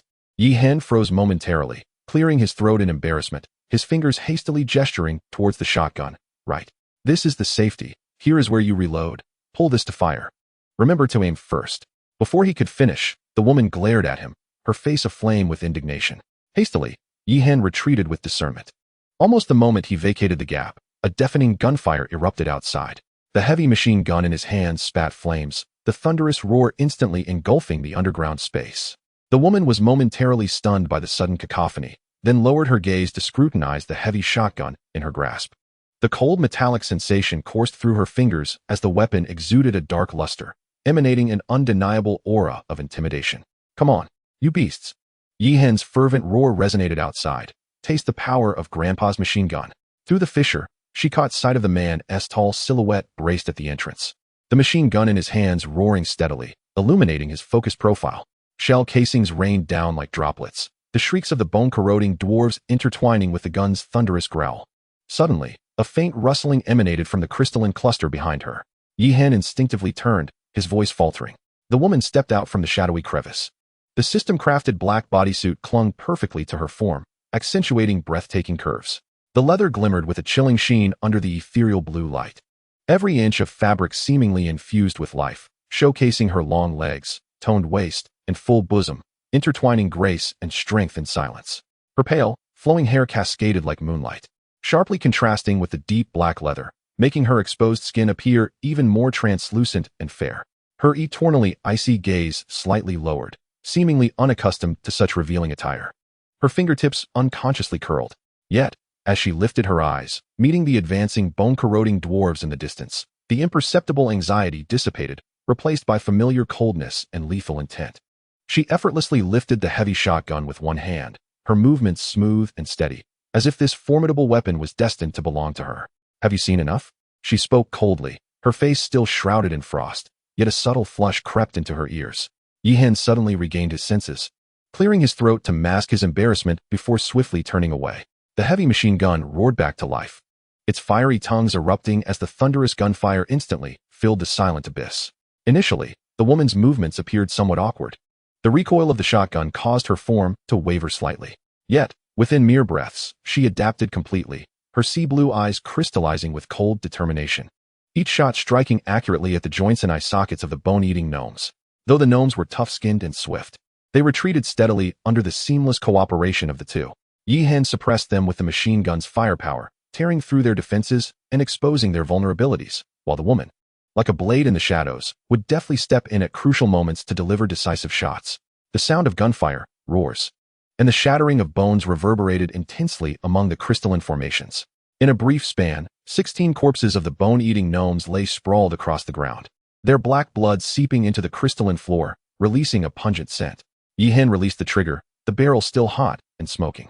He glanced at the woman beside him, who was efficiently ejecting the spent cartridge and loading fresh ammunition, her black combat attire outlining a sharp and striking silhouette. If you were to pursue a career in Hollywood, you would surely become a sensation, Yihan teased, the barrel still emitting faint wisps of smoke. The woman, however, seemed oblivious to his words. Her gaze fixated on the shotgun in her hands, her fingertips brushing over the warm metal as a flicker of astonishment crossed her icy blue eyes. Who crafted this weapon? She inquired softly, her tone laced with incredulous curiosity. It possesses a power that rivals a level 5 soul guide. Crafted by the system. Yihan replied with a broad grin, his response crisp and concise. The system? The woman furrowed her brow slightly, evidently unfamiliar and bewildered by the term. Yet she nodded solemnly. Despite its oddity, it was indeed the mark of an extraordinary genius. Unconsciously tightening her grip on the gun, her voice carried a rare note of admiration. Yihan then took a few steps forward, crouching to examine the lifeless body of a bone-eating gnome. Apart from its grotesque and repulsive appearance, these creatures seemed unremarkable. He suppressed his discomfort and forcefully pried open the gnome's chest. Soon, a pigeon egg-sized dark green crystal came into view, emitting a faint, eerie glow. Chapter 78. The Plunder of Beast Cores. Intrigued, he picked up the crystal, holding it before his eyes for inspection. At that moment, Weena suddenly emerged gracefully from the system, hovering in midair. Master, this beast core will greatly benefit you, she said softly. Can it be consumed directly? Yihan asked with curiosity. Yes, Master, Weena nodded. While it cannot enhance your soul power, it will significantly refine your physical strength. Then, her tone shifted slightly, carrying a note of caution. However, the energy within the beast core is extremely volatile. It is advisable to absorb it in a safe environment. Under the woman's astonished gaze, Yihan skillfully dissected the chests of all the bone-eating gnomes, his movements precise and practiced, as if he were accustomed to this primal and direct form of plunder. The woman quietly observed Yihan as he deftly opened the bodies of the gnomes, extracting the dark green beast cores, which to her seemed utterly useless. Though a flicker of confusion passed through her eyes, she ultimately refrained from voicing any objections, silently observing as he meticulously stowed away the beast cores. Upon completing this task, Yihan felt a subtle shift in her thoughts and promptly exchanged items within the system's marketplace. In the next moment, a surreal scene materialized before her. Several exquisitely crafted desserts, akin to works of art, alongside 2 glasses of a black liquid that effervesced with tiny bubbles, suddenly appeared atop a pristine white tablecloth that had seemingly unfolded from thin air. The desserts bore an unprecedented design, a fluffy cake base adorned with a cloud-like, delicate white cream, embellished with luscious red berries, and drizzled with golden caramel that traced enticing patterns. An unfamiliar, rich aroma, an enticing blend of creamy, eggy, and sweet fruit scents, invaded her senses, sweeping away the decayed, chilling air of the abyss and penetrating her nostrils. Even more intriguing was the glass of black liquid, from which fine bubbles merrily ascended, bursting with a gentle fizz, and condensation formed a cool layer on the glass's surface. Try this, it will replenish your energy, Yihan suggested, pushing a dessert and a glass of cola towards her. The woman hesitated before accepting, her fingertips momentarily startled by the chill of the glass. Mimicking Yihan, she cautiously scooped a spoonful of cake and brought it to her lips. In that instant, an astonishing softness and sweetness burst forth on her tongue. The cream melted instantly, the cake was moist and airy, with a sweetness that was perfectly balanced, mingling with the slight tartness of the berries, creating an unexpectedly rich tapestry of flavors. This experience utterly shattered her previous notions of food, while the offerings from her sect and the royal court were refined. None had ever delivered such a direct, soul-stirring sweetness. She feigned composure, yet the quickened rhythm of her swallowing and the glimmer in her eyes betrayed her astonishment. Next, with curiosity, she lifted the glass of cola and took a gentle sip. The icy liquid with its intense, effervescent bubbles flooded her mouth, making her tongue feel as though it were being pricked by countless tiny needles, sending a delightful rush to her head. The complex flavor, a blend of sweetness with a hint of bitterness, and the exhilarating burst of bubbles in her throat caused her to instinctively hold her breath, her cerulean eyes wide with disbelief. What was this substance? It resembled a potion, yet was so utterly pleasurable. Unable to resist, she took another hearty sip, reveling in the delightful sensation of bubbles dancing within her, as the fatigue and tension of recent days seemed to be washed away by this invigorating chill. She hardly noticed that her tightly pressed lips had unconsciously curved upwards while savoring the dessert, though she quickly reverted to her usual cool demeanor. The gentle caress of her fingertips along the rim of the glass and the fleeting sparkle in her eyes, akin to the discovery of a new world, did not escape Yihen's notice. The two of them silently relished this afternoon tea from another realm. The dopamine from the sweets and the caffeine from the cola momentarily dispelling the oppressive atmosphere of the abyss, subtly easing the tension between them. After satisfying their hunger and thirst, Yihen's gaze shifted deeper into the cave. It was time to continue their search for a way forward. The woman nodded softly, gripping her shotgun tightly, and together they stepped into the darker passage ahead. The encroaching darkness ahead grew ever more oppressive, the sweet, decaying scent in the air almost materializing, weighing down upon every nerve. In the silence, only the footsteps and breaths of the two echoed in the vast cavern, amplifying a profound stillness, reminiscent of an impending storm. Just as the woman remained vigilantly attuned to the dangers within her line of sight, Yihen suddenly halted without warning, raising his hand to stop her. "Wait," he hissed, his gaze sharp as it pierced the seemingly empty darkness ahead. "There are things, many things, approaching swiftly." Upon hearing this, the woman immediately focused her senses, but could only detect a vague tumult of energy, unable to ascertain the number and direction of the attackers as precisely as Yihen did. A tremor coursed through her heart. How could he perceive such a wide and clear range of threats in this abyss where soul power was utterly suppressed? This was a realm beyond mere auditory or visual perception. She couldn't help but glance at the enigmatic man beside her. His brow was slightly furrowed. An invisible yet powerful psychic field seemed to envelop him, suggesting that every movement in the darkness lay within his grasp. This almost prophetic sensitivity to danger elicited a hint of disbelief in her azure eyes. "Prepare for battle." Yihen's voice snapped her back to reality. There are numerous adversaries, moving at great speed, attacking from both above the rock wall and the ground. Before his words could fully resonate, a nauseating screech, akin to metal scraping, erupted from the darkness ahead. Dozens of dark red shadows surged forth from both the rock wall above and the ground, creatures unlike any they had ever encountered. They resembled giant scorpions, yet sported bat-like wings, their bodies encased in hard, dark red exoskeletons, with a tail poised to strike, glimmering with a chilling blue venom. These abyssal monstrosities moved with incredible speed, their claws clattering against the ground as they crawled, and when they soared low, they did so with a deadly silence. "Retreat. Find cover," Yihen barked, the heavy machine gun already unleashing a torrent of fiery bullets. The rounds ricocheted off the exoskeletons of the red-winged scorpions, but failed to penetrate instantaneously. The woman reacted swiftly, her shotgun roaring to life. The scattering steel pellets covered a wide area, instantly shattering the shells of several low-flying scorpions, causing them to plummet and convulse on the ground. Yet, more scorpions cleverly utilized the rock walls and stalactites as shields, launching corrosive venom from cunning angles. Yihen's formidable psychic abilities allowed him to anticipate the trajectory of the venom. While suppressing the front with his machine gun, he adeptly sidestepped a stream of green venom. The liquid splattered against nearby crystal clusters, emitting a hissing sound and releasing a noxious white smoke. Chapter 79, The Inner World, Part 1. Meanwhile, a red-winged scorpion silently descended from above the stalactites, its stinger aimed directly at the nape of the woman's neck.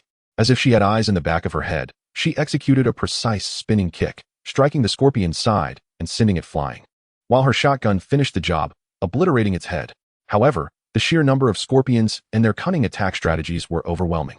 Seizing the moment while Yihen reloaded, one scorpion launched from the ground with fierce agility, its stinger aimed straight for his throat. Yihen's pupils constricted as he realized there was no time to evade. At that moment, the woman's shotgun roared once more, the steel pellets barely grazing Yihen's ear as they obliterated the scorpion bat in midair. "Thanks," Yihen shouted, swiftly reloading the magazine to continue firing. The two took refuge against a massive crystal pillar, providing cover for one another amidst the cacophony of gunfire, shrieking, and the shattering of exoskeletons. The battle was fierce yet fleeting. Moments later, the last crimson-winged scorpion bat was pierced through the head by Yi Hen's precise shot, twitching before collapsing. The passage momentarily returned to silence, save for their heavy breaths. The air was thick with the acrid scent of gunpowder, the noxious odor of corrosive venom, and an unusual, sweetish tang. Yi Hen released the trigger, the overheated barrel emitting wisps of smoke. He glanced at the woman beside him. Her breathing was slightly labored, strands of pale pink hair clinging to her forehead with sweat, yet her gaze remained sharp, vigilantly scanning the ground strewn with the carcasses of scorpion bats. These creatures possess a hard exoskeleton, and their venom is corrosive, Yi Hen remarked gravely, casting his eyes toward the dark depths of the corridor. It seems the natives of this abyss are more formidable than we anticipated. As they ventured deeper into the cavernous passage, the surroundings widened considerably. They proceeded with caution, collaboratively dispatching several groups of grotesque and ferocious abyssal beasts. Finally, after navigating a sharp turn, they found themselves in an expansive underground realm that left them momentarily speechless. This was no mere shadowy cave. Rather, it was a vast, boundless subterranean world. Above them, a towering dome was illuminated by a moon radiating a dark crimson glow, casting the entire space in an eerie scarlet haze. In the distance loomed a dark forest teeming with bizarre flora, while nearby, a shimmering lake reflected blood-red ripples under the crimson moon. The air was infused with an extraordinary blend of soil, humus, and an elusive floral scent, accompanied by distant, ambiguous sounds of insects and beasts. Everything felt achingly real, yet simultaneously draped in an indescribable strangeness and discord, as if they had stepped into a forgotten dimension, existing apart from the surface world. Yi Hen and the woman exchanged glances, each recognizing the unmasked astonishment mirrored in the other's eyes. They understood that the true exploration and challenges had only just begun. As they continued forward in this unknown realm shrouded in dark red, they lost all sense of the passage of time. After what felt like an eternity, Yi Hen noticed the woman's breathing had quickened. Her steps no longer as steady as at the outset, clearly indicating her exhaustion. "Let us take a break," he suggested, halting in his tracks and looking at her. The woman nodded gently, offering no objections. They found a secluded recess against the rock wall, sheltered from the majority of prying eyes. Yi Hen retrieved some water and easily portable food from the system's space and handed them to her. She accepted the provisions, silently consuming them, fatigue evident in her azure gaze. Silence enveloped them, punctuated only by the faint sounds of chewing and the distant rustling of unknown creatures. "My name is Yi Hen." He finally shattered the silence, his voice echoing oddly against the vast rock walls. "What is your name?" The woman lifted her gaze to him, her expression still frosty. Yet the long hours of fighting side by side seemed to have dulled some of her initial hostility. After a brief silence, she softly replied, her voice like the clash of jade, tinged with a barely perceptible rasp, "Luo Ning." Yi Hen nodded, a faint smile gracing his lips. "A lovely name." Luo Ning did not respond, merely lowering her gaze to arrange the magazine of her shotgun, her sea blue hair concealing her current expression. Yi Hen, feeling somewhat disheartened, pursed his lips and fell silent as well. After a moment of respite, the two continued their exploration deeper into the crimson moon forest. The further they ventured, the denser and more bizarre the vegetation became, the twisted tree trunks stretching towards the dark red sky like ghostly claws. Suddenly, a massive, dark purple plant resembling a carnivorous flower unfurled its bloom without warning, releasing a thick stream of green acid. Luo Ning reacted swiftly, sidestepping the attack. But the gnarled roots at her feet tripped her slightly, causing her to falter. The acid splashed onto the protective fabric of her arm, hissing as it began to corrode. Yet it ultimately failed to penetrate. The force of the impact caused her to stagger, and in that instant, the ground violently cracked open, revealing several pallid, suction cup tendrils that shot towards her ankles like lightning. Yi Hen's pupils constricted as his heavy machine gun erupted in a torrent of searing flame. Bullets sliced through the writhing tendrils, shredding them into fragments, their foul, viscous slime splattering across the ground. However, even more tendrils surged from the earth, accompanied by the cacophony of skittering sounds and growls emanating from the surrounding shadows. More abyssal beasts were drawn to the commotion, swarming towards them. "Move," Yi Hen shouted, shoving Luo Ning towards a relatively safe direction while he turned to face the tide of beasts. The machine gun roared in his hands, its bullets sweeping through the throng like a metallic tempest. The claws and fangs of the beasts clashed against his specially designed armor, producing dull thuds that, though unable to breach his defenses, still rattled him. The relentless blows caused internal jolts, a metallic tang rising in his throat. Even more troubling, several venomous creatures unleashed their dark green miasma, which penetrated his filtration system, inducing a wave of dizziness. Once Luo Ning steadied herself, she immediately raised her weapon in support. She noted Yi Hen's steps were slightly unsteady, clearly indicating he had sustained internal injuries. A flicker of concern crossed her sea-blue eyes as her shotgun roared, clearing threats from his flanks. The two fought and retreated simultaneously, carving a bloody path through the horde with their superior equipment. Yi Hen's armor was now marred with scratches and signs of corrosion. Though his body remained unscathed, the internal damage and toxin effects were accumulating. As Luo Ning watched him, a figure amidst the chaos, relentlessly firing to cover her, a complex emotion flickered in her sea-blue gaze. She suppressed the searing pain in her left arm, raising her shotgun to precisely alleviate the pressure on Yi Hen's side. Thus, they continued to navigate through the perilous and eerie forest, battling their way forward in search of a possible escape. Yi Hen led the charge, bearing the brunt of the pressure, establishing a line of fire with his heavy machine gun, while Luo Ning provided support, using her shotgun to eliminate any stray threats that breached their defensive perimeter. Chapter 80, The World Beneath the Earth, Part 2. Yi Hen gazed upon the multitude of beast corpses strewn across the ground, a glimmer of determination flickering in his eyes. The cores of these creatures were treasures for refining his physical form, and not a single one was to be wasted. De Huang, time to work. With a thought, he summoned his pet from the system space. A flash of yellow light revealed a fluffy dog, who first stretched lazily and then grumbled, "Master, how long has it been since you last let me out? This wretched pet space is stifling." Before he could finish, the dog suddenly noticed the dense array of beast corpses surrounding them. It trembled in fear, tail tucked tightly. "What is this place? Master, please take me back." That cramped space, although tight, at least had food and drink and no danger. Yi Hen kicked it lightly, exclaiming, "Cowardly dog, afraid of death. I have a task for you. Extract the cores from all these corpses and leave none behind." After a pause, he added, "Once the work is done, I shall treat you to a grand feast." De Huang's ears perked up, eyes sparkling. "Master, will there be stinky tofu?" "As much as you desire," Yi Hen readily agreed. Instantly invigorated, De Huang wagged its tail like a windmill and dashed toward the nearest corpse, beginning to excavate with practiced skill. When De Huang unearthed the first core from a beast's body, its movements abruptly halted. Its eyes gleamed with the intensity of a starving wolf, fixated on the crystal pulsating with a mysterious glow in its paws. "Woof, what is this?" It abruptly turned to Yi Hen, tail wagging frantically. "Master, does this core belong to me?" Yi Hen had just emerged from a fierce battle alongside Luo Ning, with the barrel of his machine gun smoking and shotgun shells littering the ground. The surroundings were littered with the carcasses of abyssal beasts, the stench of blood permeating the forest enveloped by the crimson moon. Yi Hen wiped the blood splatters from his face, frowning at the overly excited De Huang. "Enough chatter. Get to work." Before long, the duo had cleared the battlefield. Yi Hen counted the cores collected by De Huang, his frown deepening with each passing moment. After a prolonged fight, they had amassed fewer than 10 cores. Grabbing De Huang by the ear, he scolded, "You foolish dog. After slaying so many abyssal beasts, how could you gather so few cores?" De Huang grimaced in pain, but then flashed a sycophantic smile. "Master, please let me explain. These are the most pure forms of energy. I specifically saved them for you." It lowered its voice conspiratorially. "As for the others, their essence was rather mediocre. So I took the liberty of sampling them for you." This excuse incensed Yi Hen to the point of laughter. He had long considered training this dim-witted dog, but it was incapable of cultivating spiritual power. Yet, observing its fervent desire for the cores, an idea struck him.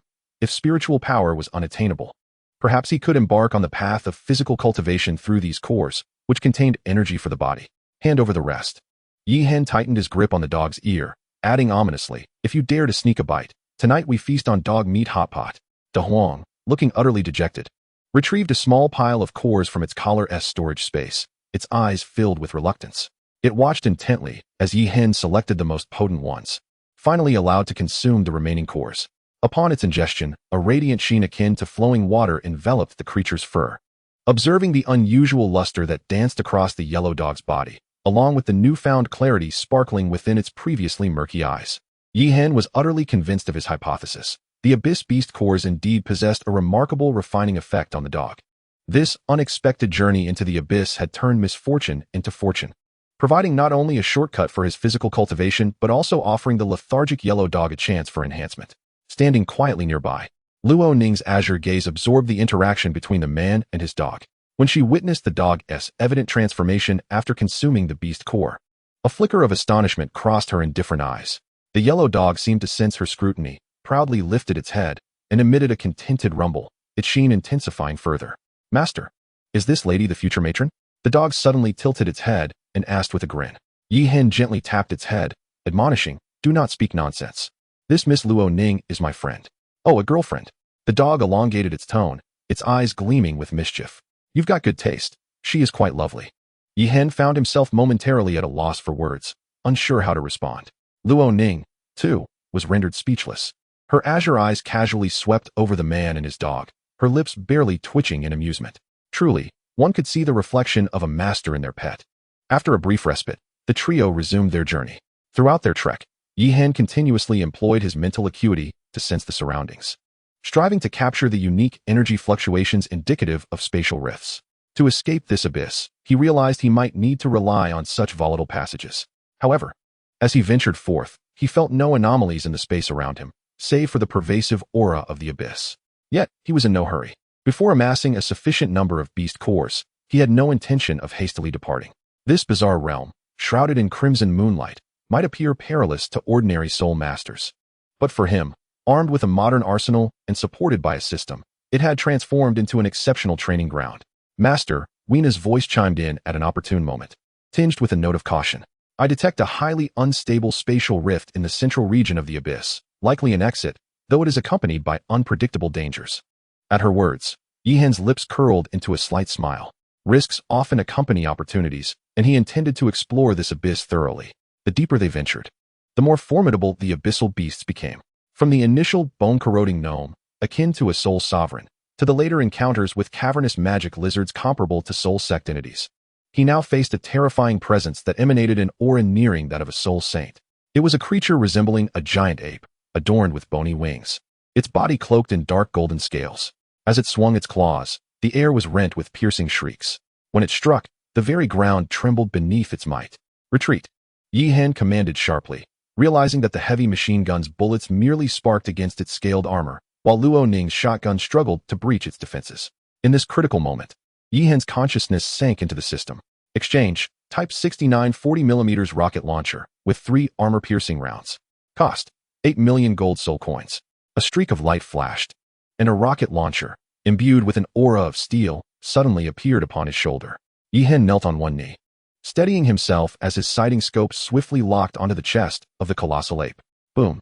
The rocket, trailing a fiery tail, soared forth with a piercing shriek, striking its target with precision.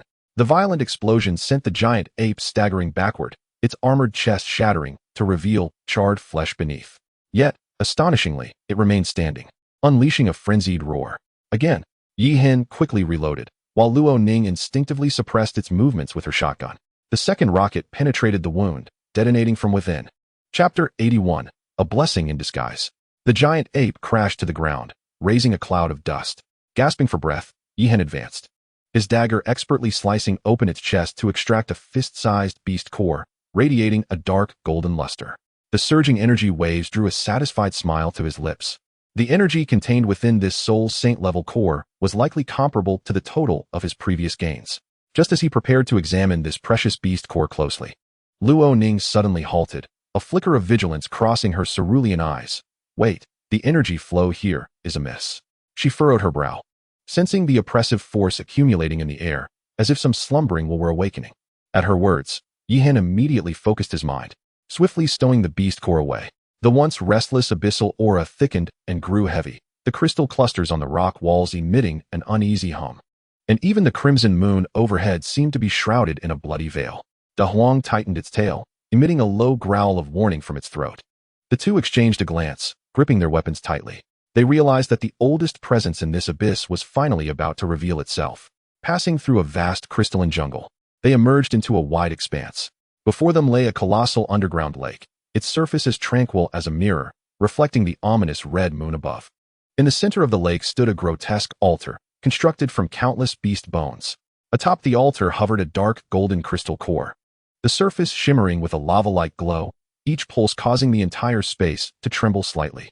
More astonishingly, scattered around the altar were numerous skeletal remains of soul beasts and abyssal creatures, among which were unmistakably the remains of powerful soul masters. Is this a sacrificial ground? Luo Ning's voice trembled with disbelief. At that moment, Wena's voice resonated in Yi Hen's mind, imbued with unprecedented gravity. Master, a life wave surpassing limits has been detected. System analysis conclusion. The target is a million-year soul beast, which, unable to transcend the divine realm to attain godhood, has independently created this subterranean world to evade divine scrutiny and prolong its life by consuming other beings. Yi Hen's pupils constricted. He finally understood why the creatures in this abyss were so frenzied and distorted. They were all prey raised by this ancient being. A roar, reminiscent of primordial times, emanated from the depths of the earth, causing the entire lake to boil, and the crystal core upon the altar erupted with blinding light. The million-year soul beast was about to awaken. Quickly, find an exit and leave this place. Yi Hen barked, yanking a still-dazed Luo Ning along. The resonant roar of the dragon from the depths grew ever closer, causing the entire lake to churn violently. The crystal core upon the altar blazed with an intensity akin to a star on the verge of detonation. At that moment, a sense of urgency echoed in Yi Hen's heart, as Wu Yaina's voice resounded. Master, I sense that the space above the altar is exceedingly unstable. A fissure is rapidly forming. That may very well be the only exit, but the energy fluctuations are highly chaotic and may not endure for long. To the altar, Yi Hen decisively commanded, gesturing towards the terrifying structure of piled bones at the lake's center. There was no time to ponder whether it was a trap. This was the sole discernible passage to another realm. The trio, comprising 2 individuals and a dog, raced towards the lakeside, with Da Huang sprinting ahead, its paws kicking up clouds of dust. However, as they neared the shore, the lake erupted violently. Several enormous tentacles, formed of bones and sludge, surged forth from the depths, charging directly at them.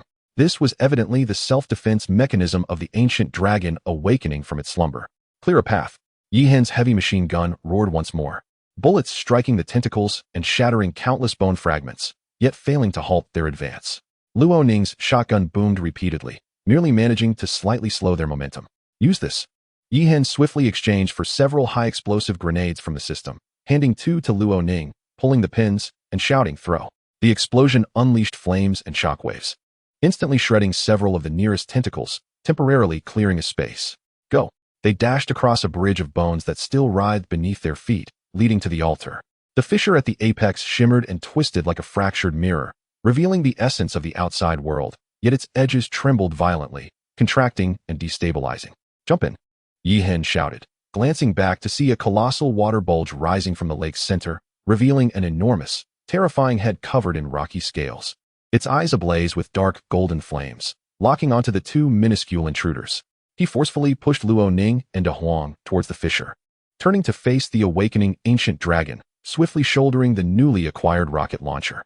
Consider this a keepsake, he declared, pulling the trigger towards the dragon's looming head. The rocket soared forth, and in tandem with its recoil, he leaped backward, his form vanishing into the turbulent fissure. In the final moment before the rift sealed, he heard the furious roar of the ancient dragon and the deep thud of the rocket striking its target. Space distorted around them, an extraordinary sensation of traversal enveloping the trio. The chaotic journey through the fissure felt both prolonged and erratic, as torrents of wild energy surged like a breached cosmic river, indiscriminately sweeping everything within its grasp. Just as Yi Hen concentrated his soul power to forge a protective barrier, the already unstable spatial energy erupted violently, surging towards him like a tsunami. An ominous feeling gripped Yi Hen's heart. This energy was not directed solely at him. It was the chaotic flow of uncontrolled laws within the fissure. Yet, astonishingly, the innate scripture began to operate frantically, akin to a shark drawn to the scent of blood, actively drawing in and consuming the purest essence of space surrounding it. His meridians were instantly impacted by the overwhelming force of dimensions, silver patterns of spatial energy surfacing upon his skin. Yi Hen seemed to transform into a swirling vortex, emitting a blinding silver light from the dark fissures, fervently drawing in the rampant energy. Warning: detected an extraordinarily high concentration of spatial primordial energy being massively attracted by the technique. The subject's meridians are enduring dimensional rifts. Danger level: extreme. Wu Yaina's voice trembled with fear. Master, the innate scripture is excessively devouring the spatial turbulence, and the influx of energy has spiraled out of control. Yi Hen felt as though his body was on the verge of being assimilated into the fabric of space, every cell lamenting and reconstituting under the dimensional force. His eyes burst forth with a silver brilliance, jaws clenched tightly. On the brink of annihilation, he relinquished all control over the innate scripture. Since the technique chose to consume on its own, let it consume thoroughly. The ethereal shadow of the Yuling tyrant abyss trembled violently behind him, the blade reflecting distorted spatial shadows. His left eye darkened like an abyss, while the right gleamed like a silver rift in space. His consciousness, under the protection of the innate scripture, clung to a shred of clarity amidst the tumultuous energy tide. Hold on, came Luo Ning's voice as if traversing through myriad dimensions. Chapter 82, The Eye of Ice and Fire. Just as the spatial energy threatened to completely tear apart his corporeal form, the devouring of the innate scripture reached a subtle equilibrium, beginning to integrate the laws of space in a more efficient manner. The system interface forcefully manifested, detected that the innate scripture has entered a state of deep resonance, initiating dimensional harmonization protocol, guiding energy to construct a spatial foundation. Alert! The body is merging with the primordial source of space, possibly awakening a spatial affinity constitution. An excruciating transformation, stemming from the essence of life, surged through Yi Hen, and the silver light surrounding him intensified. As the energy turbulence gradually subsided, the spatial traversing approached its conclusion. He gasped, breathless, the silver glow in his eyes swirling, feeling an extraordinary resonance with the surrounding space. With a flash of light, the three were expelled from the fissure, tumbling onto solid ground. Whoa, that was close. Yi Hen exhaled a long sigh of relief, wiping the cold sweat from his brow. Having escaped from beneath the watchful gaze of a million-year-old soul beast, he might just be the first in history to achieve such a feat. More astonishingly, he had inadvertently fused with the primordial energy within the spatial rift. A simple thought caused him to feel an incredible lightness in his body, as though he had shed some of the earthly restraints. The spatial fluctuations around him became unprecedentedly clear in his perception, like ripples on a tranquil lake, their trajectories distinct. With a mere thought, the Yuling tyrant abyss quietly came to hand. With a swing, the long blade sliced through the air with astonishing fluidity, its weight seemingly diminished by more than half. Wherever his intention led, the blade followed suit.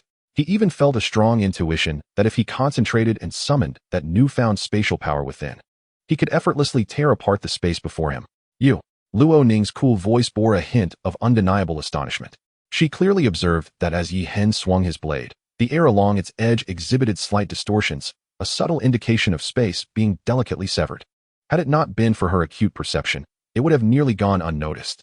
Yi Hen turned at her voice, gazing at Luo Ning with a complex smile gracing his lips. He naturally sensed the profound transformation within himself, realizing that misfortune had turned into fortune. He attempted to infuse a trace of spatial energy into the blade, and observed a subtle, silvery aura circulating around the dark, brooding edge of the Yuling tyrant abyss, radiating an unsettling sharpness. The prompt from Wu Yaina resonated at an opportune moment. Affirming his sensations, detection indicates preliminary fusion of the host's physical form with the essence of space, raising spatial affinity to 17. The Yuling tyrant abyss, now infused with spatial energy, exhibits enhanced sharpness and possesses faint spatial cutting properties. Yi Hen inhaled deeply, suppressing the excitement within. He understood that this sudden surge of power would require time to familiarize himself with and master. The morning light of the setting sun forest filtered through the gaps in the foliage, delicately cascading upon the two of them. The eternal crimson sky of the abyss was finally replaced by the soft golden hue of dawn. The earthy scent of damp soil supplanted the sulfur and blood, and faint bird songs echoed in the distance. Yi Hen breathed in the fresh air, feeling the torrent of power coursing through him.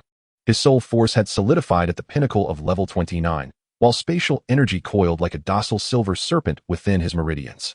With a subtle thought, he traced a line in the air with his fingertips, and a slender black streak flickered away, creating faint ripples. Luo Ning, kneeling to scoop up water from the stream, caught this fleeting moment out of the corner of her eye, causing her to momentarily pause. Water trickled between her fingers, glimmering like scattered gold in the morning light. She recalled the ferocity with which this man had torn through tentacles in the abyss, and the exquisite finesse of his spatial manipulation at this moment seemed to present two different individuals. The pressing matter was to break through the level 30 barrier.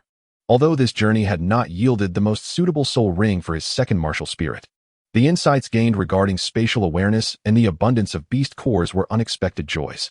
He faced two choices: to continue searching for suitable soul beasts deep within the perilous setting sun forest, or to procure a soul ring directly through the system's marketplace.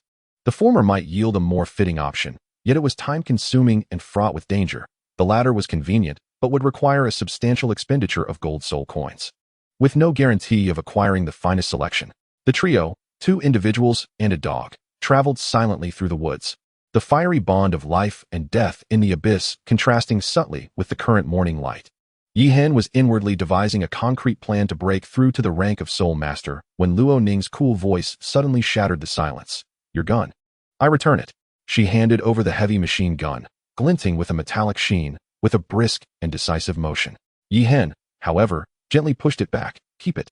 Consider it a debt I owe you for what happened before. Let this serve as my apology. His gaze swept over her battle attire, which accentuated her graceful curves. His tone imbued with sincerity. Moreover, this equipment truly suited her. He had not intended to compliment, yet as his gaze lingered on her waist, encased in the form-fitting attire, Luo Ning's azure eyes instantly frosted over. Mind your eyes, she warned, her fingers brushing against the safety of the shotgun, her voice laced with frost. Unless you wish to lose them forever.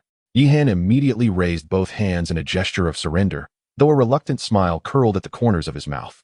De Huang tilted his head, observing the silent clash between the two, his tail sweeping through the fallen leaves in confusion.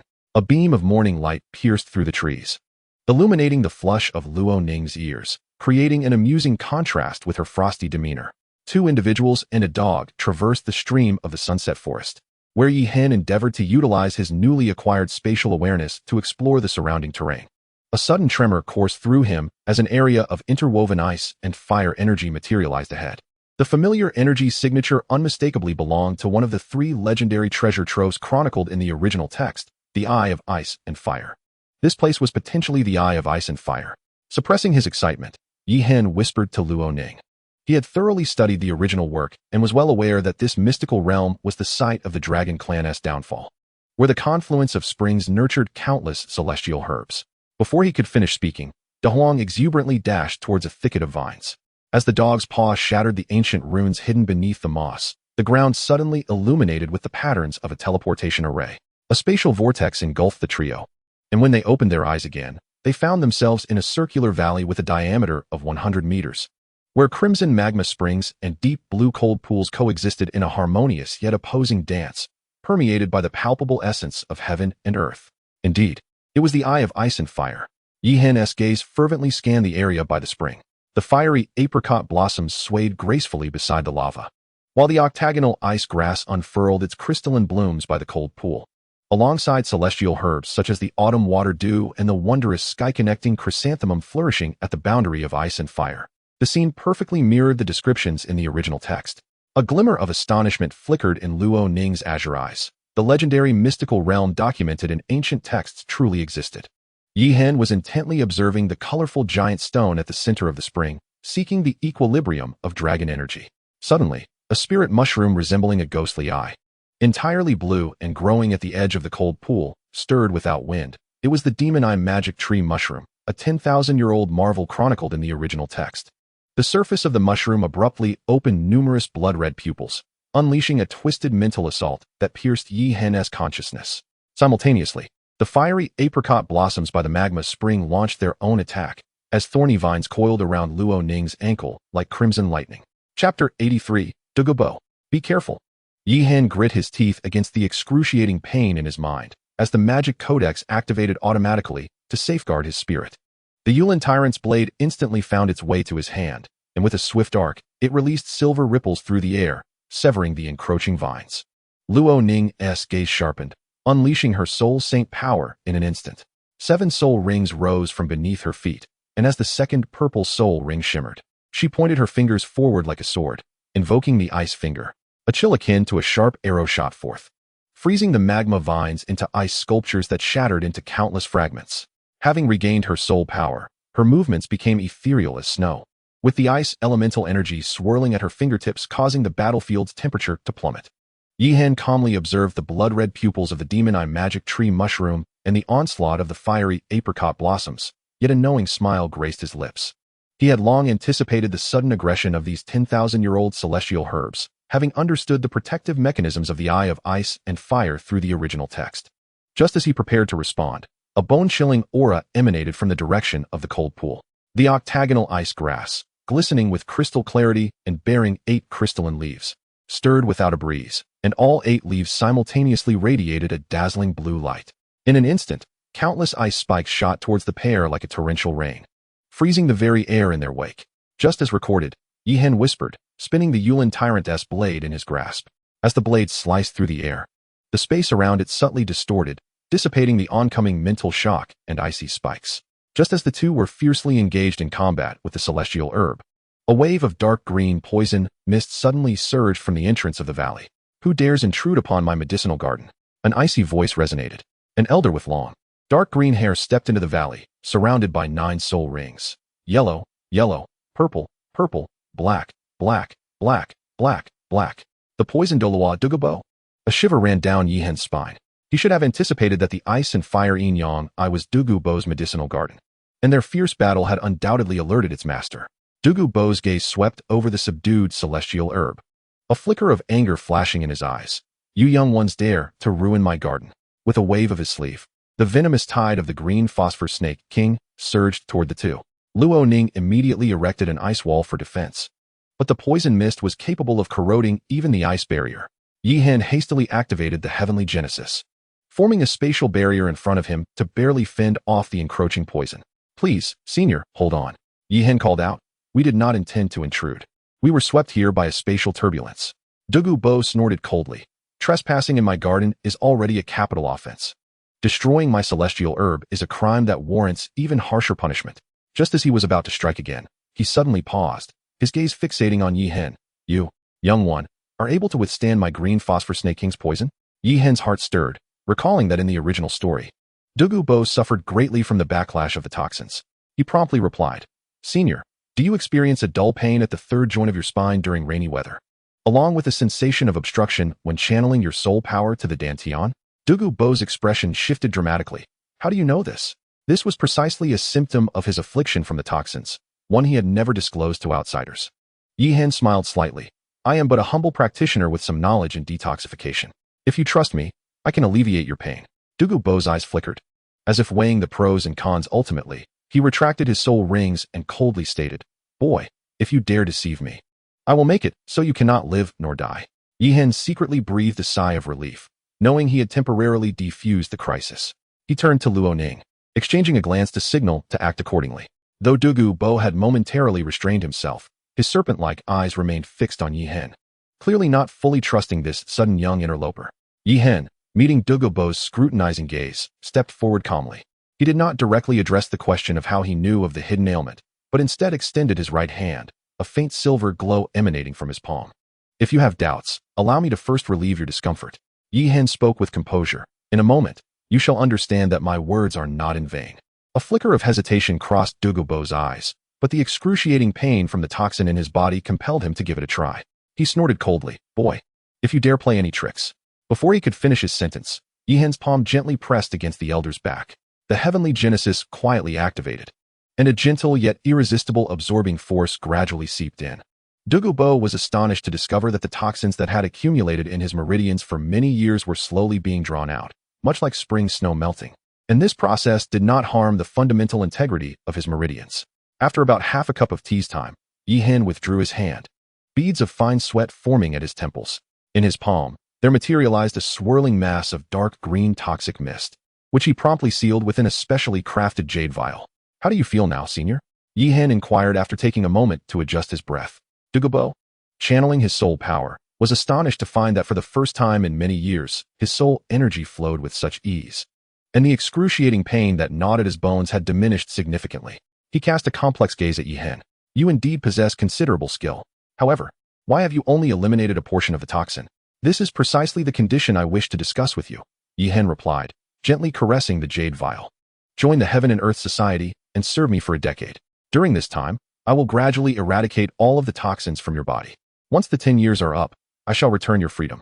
At the mention of the Heaven and Earth Society, Luo Ning's pupils subtly constricted. Ripples stirred in her previously tranquil eyes. Dugu Bo's reaction was even more surprising. A flicker of unusual light crossed his gaze, and after a moment of contemplation, his tone softened. "So, you are indeed affiliated with the Heaven and Earth Society. No wonder you possess such capabilities."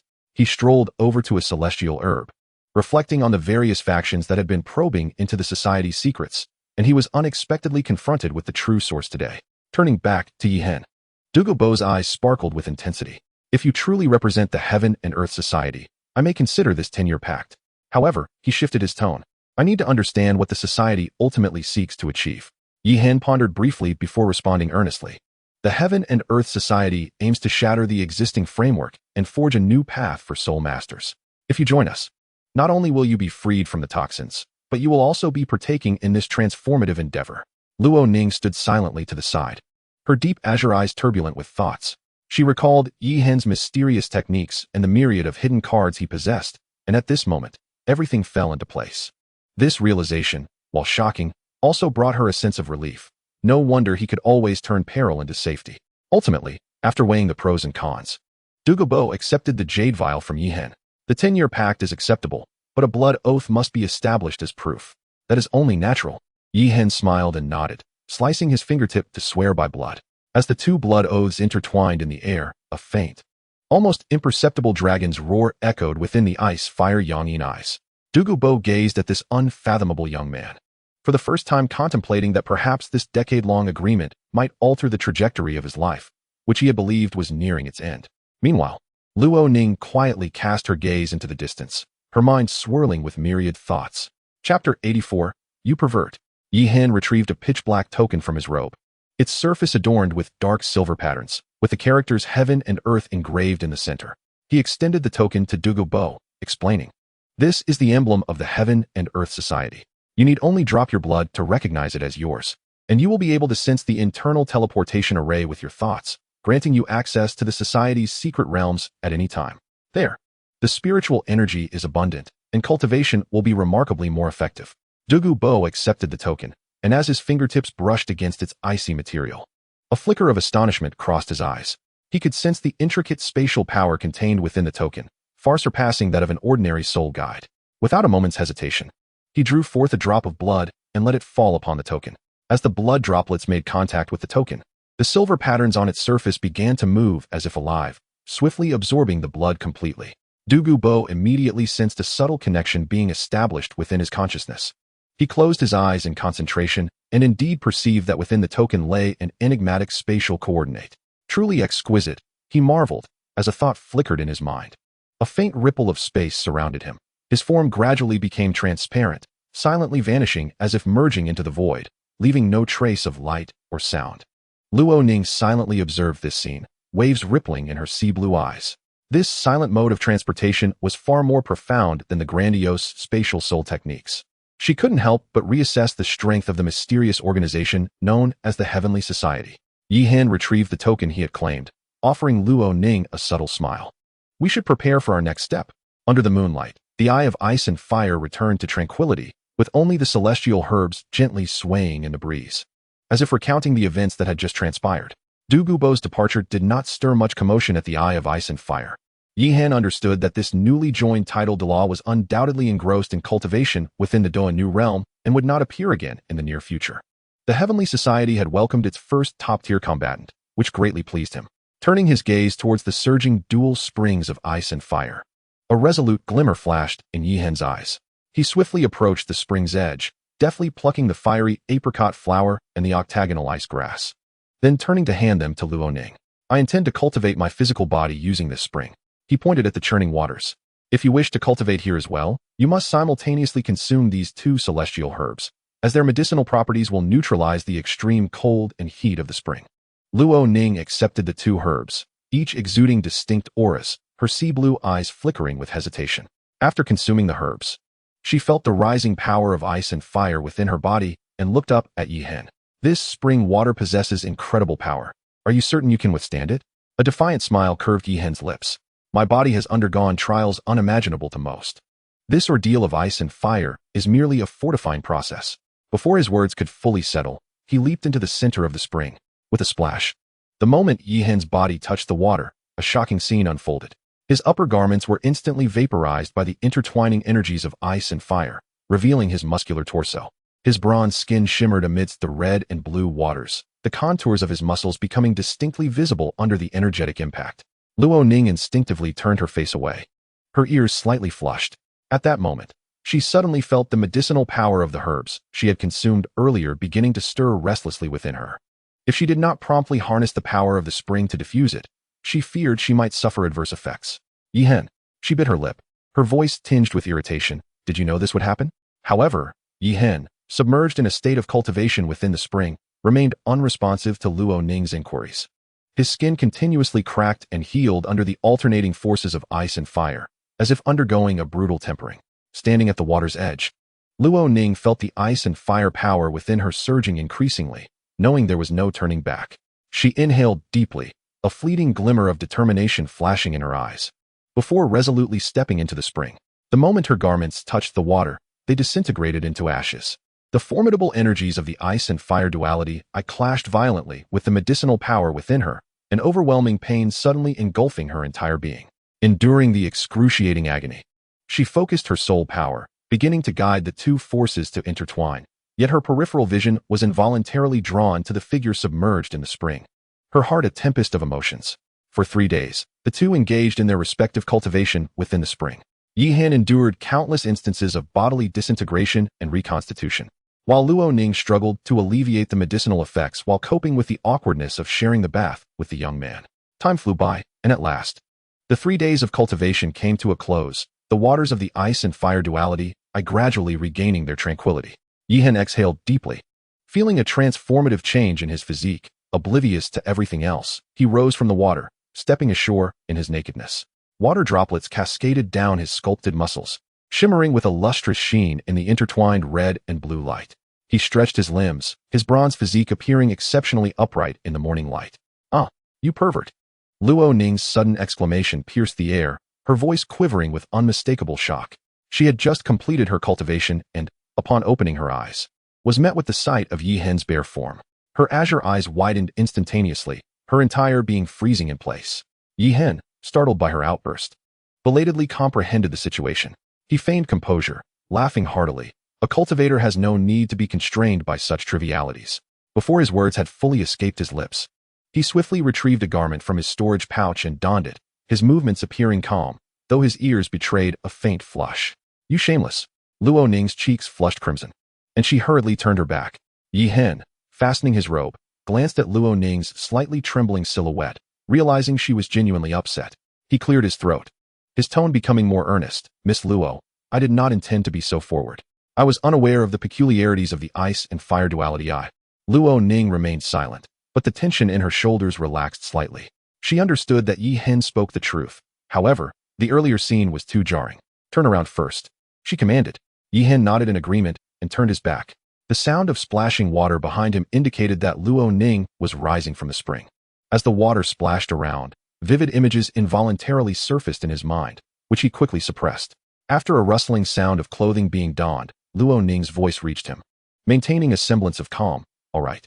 Yi Hen turned to see Luo Ning fully dressed, though her pale pink hair remained damp against her neck, droplets trickling down from the tips. She deliberately averted her gaze, yet her ears bore a lingering blush. An air of subtle awkwardness enveloped them. Yi Hen cleared his throat, attempting to shatter the suffocating silence.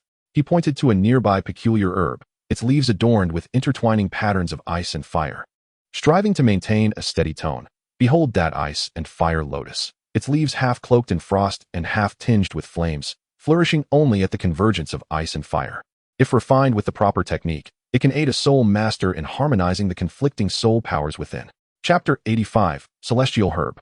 Luo Ning paused momentarily upon hearing this. Though she remained turned slightly to the side, her peripheral vision unconsciously darted toward the peculiar herb. Yi Hen, noticing this, advanced cautiously a few steps while maintaining his distance. Remarkably, its root system could spontaneously coalesce ice and fire elements, forming a natural cycle of energy. He crouched down, his fingertips lightly grazing the soil. "Look at this earth. Be careful," Luo Ning suddenly interjected. In an instant, the layer of soil Yi Hen touched cracked open, unleashing several crimson vines. Yi Hen reacted swiftly, his wrist twisting as he gripped the ominous blade, Yulin Ba Wang Yuan.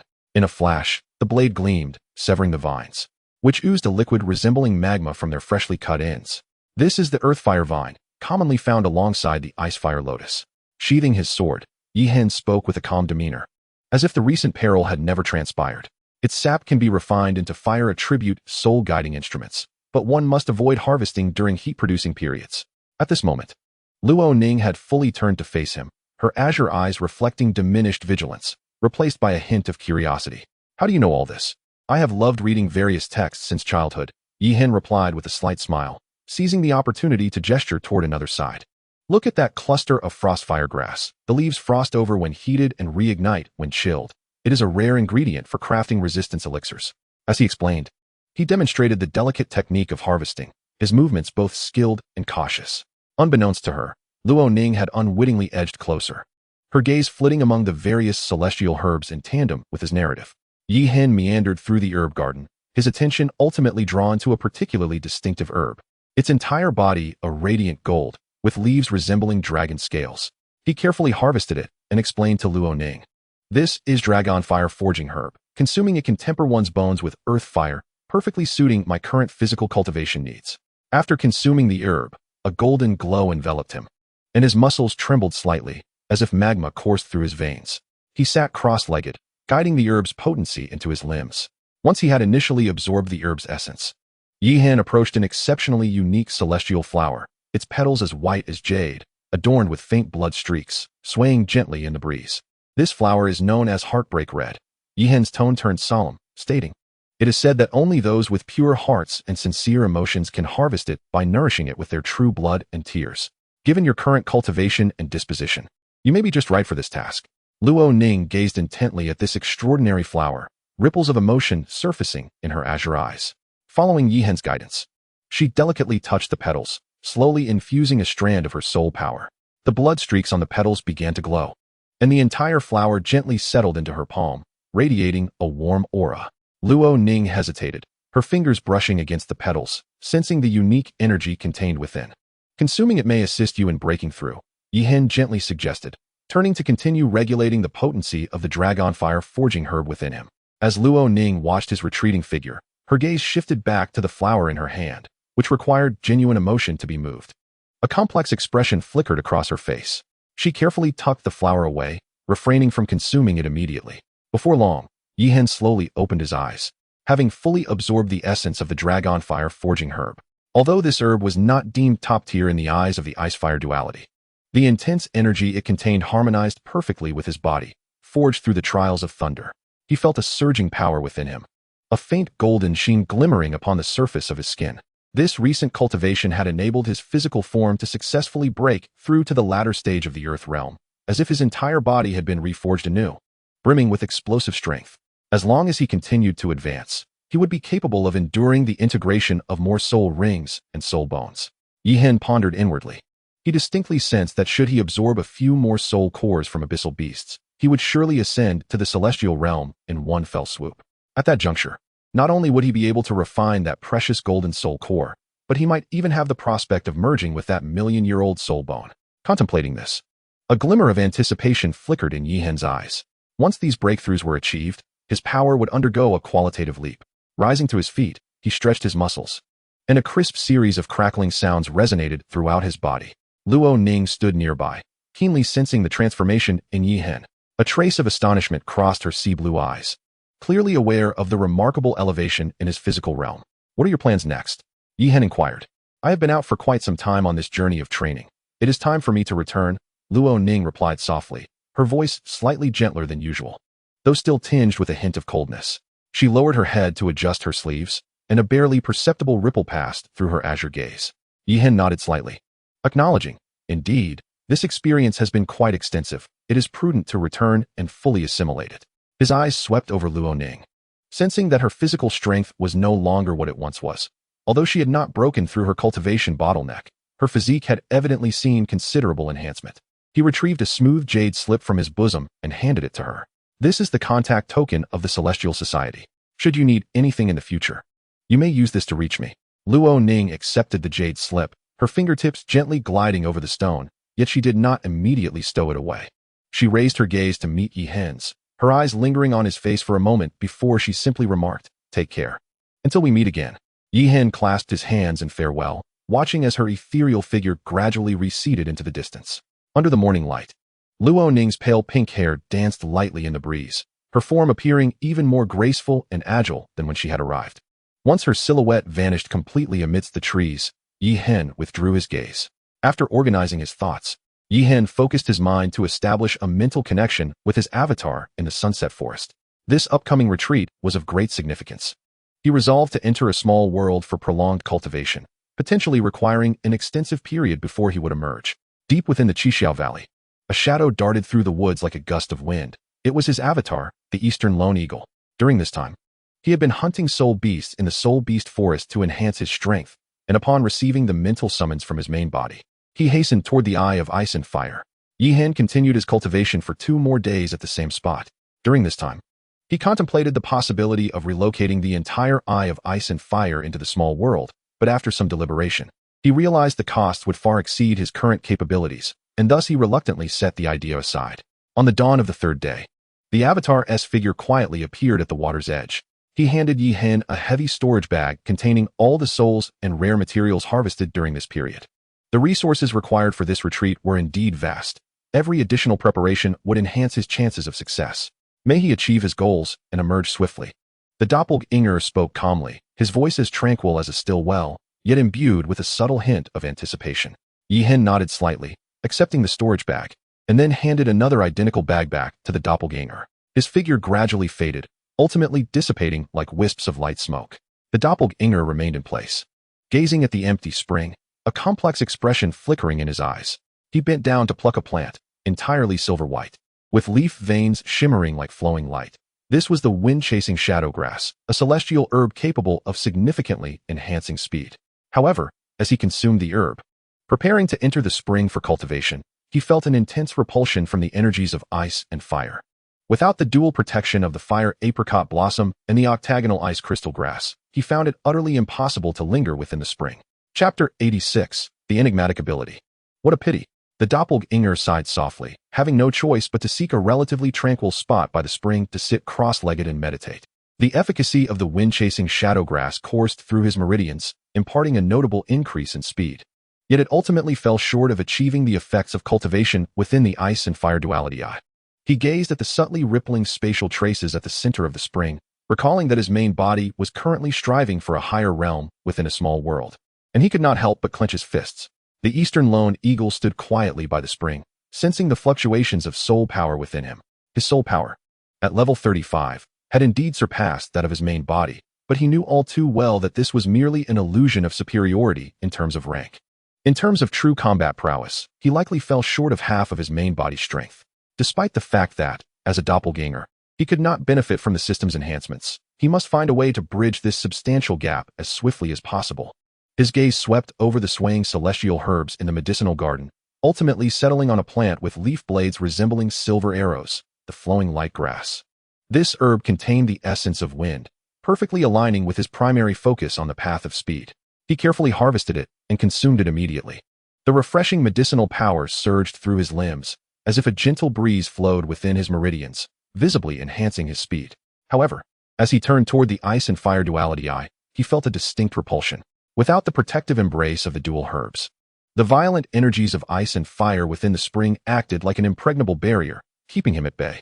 Ultimately, he lacked the necessary fortitude.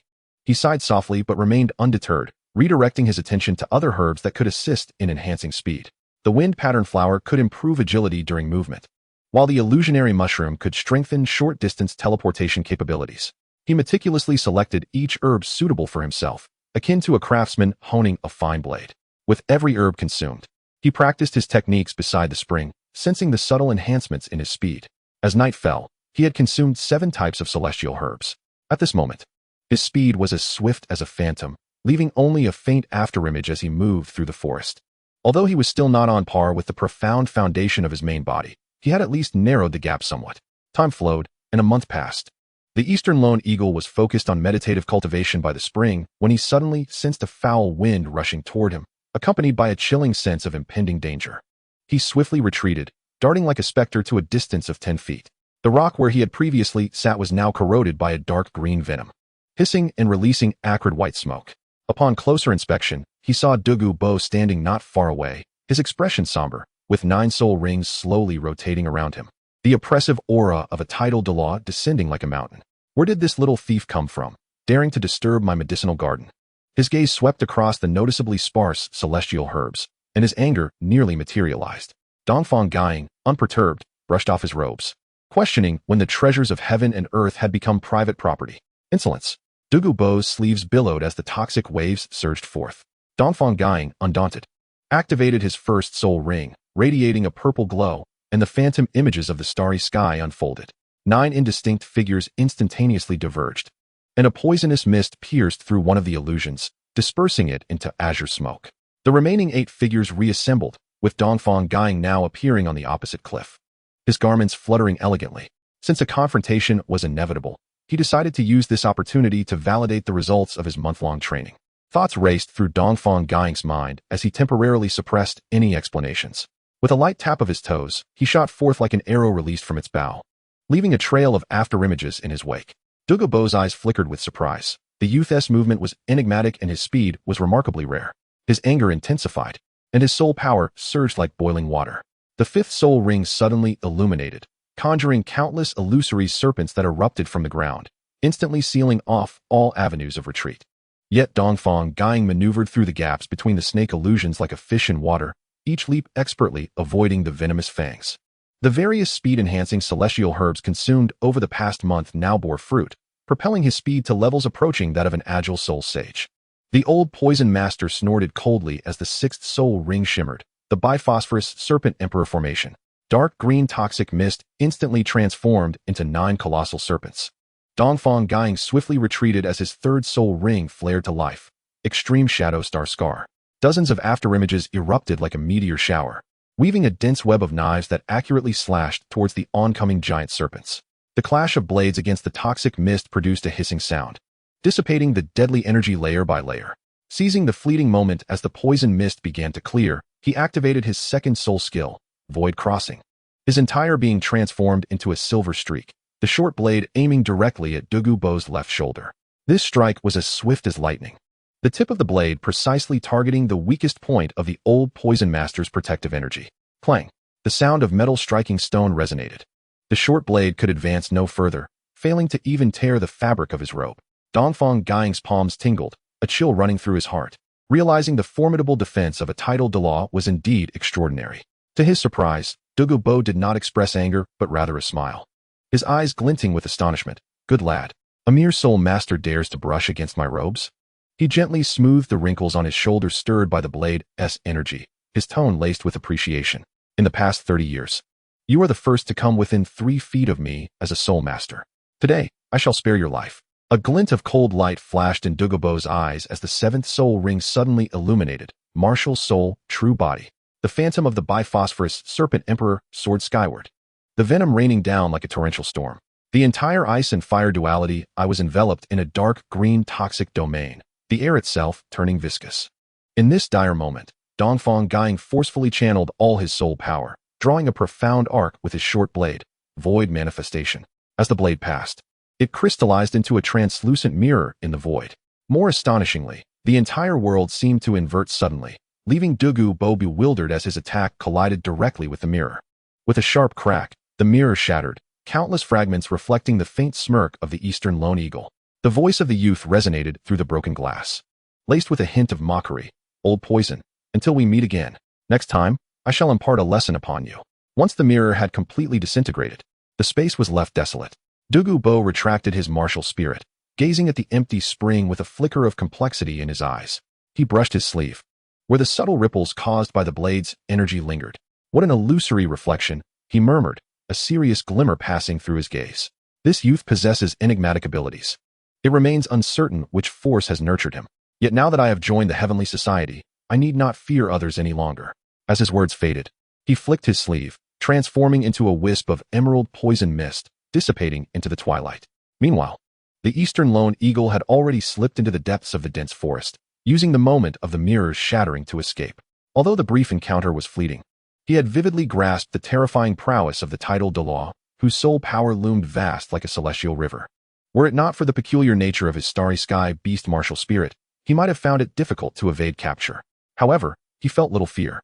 With the poison de law now part of the Heavenly Society, even if he faltered, revealing his identity would suffice to avert conflict. This venture was primarily an opportunity to validate the results of his training during this time, to personally experience the gap between himself and the apex of power. Chapter 87, The Path of Devourment. In the dappled light of the forest, the Eastern Lone Eagle nimbly navigated through, his mind replaying every detail of the previous encounter. The exquisite mastery of soul power by the titled Delaw and the seasoned experience in battle had greatly benefited him. Although he still could not confront them head-on, he had at least discerned the direction of his journey as he traversed deeper into the sunset forest. Each strike of his short blade precisely found its mark on the vital points of soul beasts. Over the past month, he had hunted no less than 100,000-year soul beasts, continuously refining their essence through the devouring method of the innate scripture. His soul power had quietly ascended to the 38th level, and his practical experience was growing by the day. On a day when he was preparing to strike a 3,000-year-old nether leopard, a sudden voice rang out from the woods. Halt! 3 soul masters clad in the garb of the spirit hall descended from the treetops. The leading middle-aged man cast a sharp gaze over the multitude of slain soul beasts on the ground. Your indiscriminate slaughter of soul beasts, have you reported this to the spirit hall?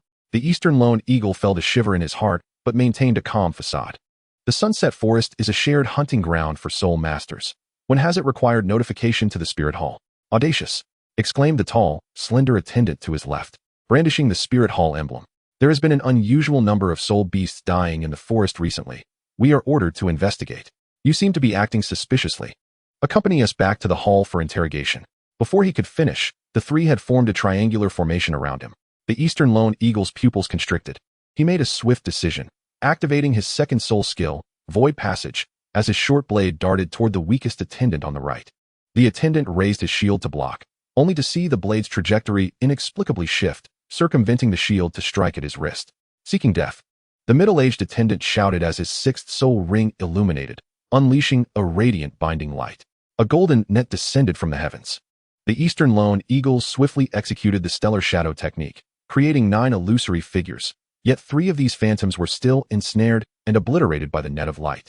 In a moment of dire urgency, he plunged his dagger into the ground, leveraging it to somersault onto the treetops. Could the spirit hall so brazenly slander soul masters? Concurrently, he covertly summoned the power of devouring, drawing the essence of the recently slain nether panther into his body. The middle-aged steward's expression shifted dramatically, devouring-type dark arts. Indeed, remnants of an evil soul master. The trio's assault intensified fiercely, clearly intent on delivering a fatal blow. The eastern lone eagle fought while retreating, utilizing his speed to maneuver through the forest, yet a streak of golden light still sliced through his left shoulder, drawing blood. Seeing the 3 spirit hall stewards unleashing their lethal techniques, a glint of cold light flashed in the eastern lone eagle's eyes. Since they showed no mercy, he too would not hold back. He darted rapidly among the trees, unaware that a crystalline orb had silently slipped from the middle-aged steward's sleeve, a specially crafted recording soul-guiding device from the spirit hall, now emitting a faint glow, transmitting the battle's status back to the sub-hall in real time. Form the triad formation. The middle-aged steward bellowed. The trio's soul power intertwined, their offensive capabilities surging dramatically. The pressure on the eastern lone eagle magnified, and another golden streak marred his left leg. In this critical moment, his thoughts raced, and he fully activated the heavenly-born scripture, seizing the instant when the tall, gaunt steward's previous strength had waned and new energy was yet to manifest. His 3rd soul technique, Shadow Star Trace, erupted with sudden ferocity. Just as dozens of afterimages assailed the tall steward, the middle-aged steward abruptly crushed a jade talisman hidden in his sleeve. A streak of light shot skyward, and he howled, devouring-type dark arts. The coordinates had been transmitted back to headquarters. A chill ran through the eastern lone eagle's heart, yet his movements quickened by threefold. His right hand pressed against the tall steward's back, and a terrifying suction instantly transformed him into a desiccated husk. The other 2 stewards, horrified, were swiftly dispatched by his surging speed. The final steward, in the throes of death, desperately infused the crystal orb with soul power. The orb erupted in blinding radiance, capturing the last moments of the eastern lone eagle's confrontation with the 3, before dissipating into streaks of light in the sky. As the eastern lone eagle sensed the surging power within him, his expression tightened. The imagery recorded by the orb and the final transmission from the steward indicated that the spirit hall would soon dispatch more formidable pursuers. With a subtle shift of his thoughts, the bones of his face emitted a faint cracking sound, and his skin reshaped fluidly. In an instant, he transformed into an ordinary-looking young man, devoid of distinguishing features, with even his soul power fluctuations becoming obscure and indistinct. This was the innate camouflage talent of his clones. Disguised, he slipped into the depths of the forest like a shadow. Confronted with a 5,000-year-old soul-devouring wolf, he no longer held back. The void-crossing technique activated, his dagger striking precisely at the wolf's head, and the devouring power surged forth. The wolf's corpse disintegrated into ash, its pure essence flowing into his meridians. 3 days later, he ambushed a pair of nearly 10,000-year-old nether cats. This time, he first employed the stellar shadow technique to confound his opponents, while his true form stealthily maneuvered behind, pressing both hands on the backs of the two cats.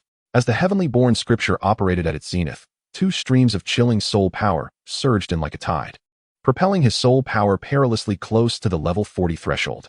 However, the frequent acts of devouring brought latent dangers. The frenzied thoughts of different soul beasts clashed within his consciousness, their discordant energies causing a subtle ache in his meridians. As he endeavored to consume a millennia-old abyssal spider, the vengeful spirit of the arachnid nearly backfired upon his psyche, compelling him to pause his cultivation and refine impurities through the innate sutra. During one perilous encounter, he stumbled upon a search team from the Spirit Hall. 3 soul saints, accompanied by over 10 soul emperors, commenced a thorough search, nearly uncovering his disguise. He concealed himself deep within the marsh for 3 days, daring not to reveal himself, sustaining his cultivation by devouring the venomous insects of the swamp. Under the moonlight, he gazed at his ever-changing hands. This path of consumption was fraught with thorns, yet it remained the swiftest means to enhance his strength. In a secluded cave deep within the sunset forest, the eastern lone eagle slowly opened his eyes, his soul power receding like a tide. After a week of recuperation, he successfully refined the chaotic energy acquired from devouring several soul emperors, solidifying his foundation at the 39th level like a rock. It was time to challenge the 40th level threshold. He darted through the forest, his consciousness acutely attuned to the presence of nearby soul beasts. As a doppelganger specializing in speed, he sought to hunt a millennia-old soul beast renowned for its swiftness to serve as his 4th spirit ring. 3 days later, he discovered his target in a canyon, a silver-winged lightning falcon resting in its cliffside nest. A spark of inspiration ignited within him. This was it. He meticulously devised a strategy. First, employing the stellar shadow technique to create 9 phantoms that would harass the nest, luring the lightning falcon into a preordained trap. When the avian king descended in a fit of rage, he suddenly activated the void passage, thrusting his dagger into its left wing joint. With a shriek, the falcon screeched in pain, its wings erupting with blinding lightning. Countless electric serpents poured forth like a torrential downpour, transforming the area into a realm of thunder. The eastern lone eagle swiftly executed the extreme shadow star trace, dozens of afterimages flickering amidst the lightning, while his true form stealthily circled behind. Devour. He pressed his hands against the falcon's back, channeling the full force of the innate sutra.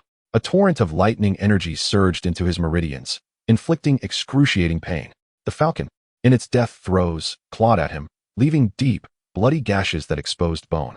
Just as the consumption reached a critical juncture, shouts from the Spirit Hall's search team echoed from afar. The eastern lone eagle, gritting his teeth against the agonizing pain, dragged the nearly lifeless falcon into an underground river. In the frigid waters, he completed the final absorption. Deep within the dark river, the 4th black spirit ring materialized around him. The new spirit ability, Lightning Shadow, granted him the ability to transform into a fleeting shadow of lightning for a brief duration, tripling his speed. Yet, the gruesome wound on his chest and the intensified search by the Spirit Hall served as reminders that peril was far from over. Upon successfully absorbing the Lightning Falcon's 4th spirit ring, the eastern lone eagle sensed a palpable tension in the atmosphere of the sunset forest. The Spirit Hall's search team combed through every area like a relentless comb, while reconnaissance soul masters occasionally swept overhead on their flying mounts. After tending to the gruesome wound on his chest, the eastern lone eagle surged toward the forest's edge. The newly acquired lightning shadow propelled his speed to unprecedented levels, his form becoming a barely perceptible flash of electricity weaving through the trees. Just as he neared the forest's perimeter, the sounds of fierce combat suddenly erupted ahead. 5 elegantly attired youths found themselves besieged by a shadowy panther of ancient cultivation, with 2 lifeless bodies already sprawled on the ground. The leader, wielding a gem-encrusted longsword, was clearly on the brink of exhaustion. "Your Highness, flee." A guard valiantly shielded the youth, only to have his chest shredded by the panther's claw. Though Dongfang Guhawk initially wished to remain uninvolved, the despair evident in the youth's eyes compelled him to intervene. 4th soul skill, Thunderlight Phantom. He transformed into a bolt of lightning that surged into the battlefield, his dagger gleaming with electric energy as it aimed directly at the panther's eyes. The panther howled in agony, abandoning its assault on the youth to lunge at this unexpected adversary. Dongfang Guhawk remained unperturbed, his 4 soul rings illuminating in succession, purple, purple, black, black, causing the remaining 3 to gasp in astonishment. A soul master of level 40, possessing 2 10,000-year soul rings. The youth exclaimed in shock, his eyes wide with disbelief. The battle concluded swiftly. With overwhelming prowess and speed, Dongfang Guhok's dagger flashed coldly, precisely severing the panther's throat.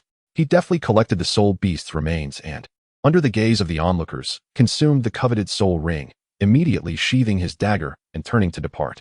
Please wait. The youth, though reluctant to part with the soul ring, refrained from mentioning it and stepped forward with cupped hands, saying, I am Shui Heizang, the third prince of the Tiando Empire. I extend my deepest gratitude for your timely assistance. Might you escort us to Tiando City? I assure you, we shall offer substantial rewards. Dongfang Guhok contemplated declining. Yet realizing the urgency of his departure from this area, he nodded in acquiescence. He remained oblivious to the peculiar glint in Shui Heizang's eyes upon witnessing his soul ring configuration. Throughout their journey, Shui Heizang exhibited extraordinary enthusiasm, persistently inquiring about Dongfang Guhok's origins. The latter responded vaguely, maintaining a sense of vigilance. However, just as they neared the outskirts of Tiando City, an overwhelming aura descended from the heavens. The impending danger arrived without warning. 9 soul rings illuminated the night sky. Evil Soul Master, meet your end.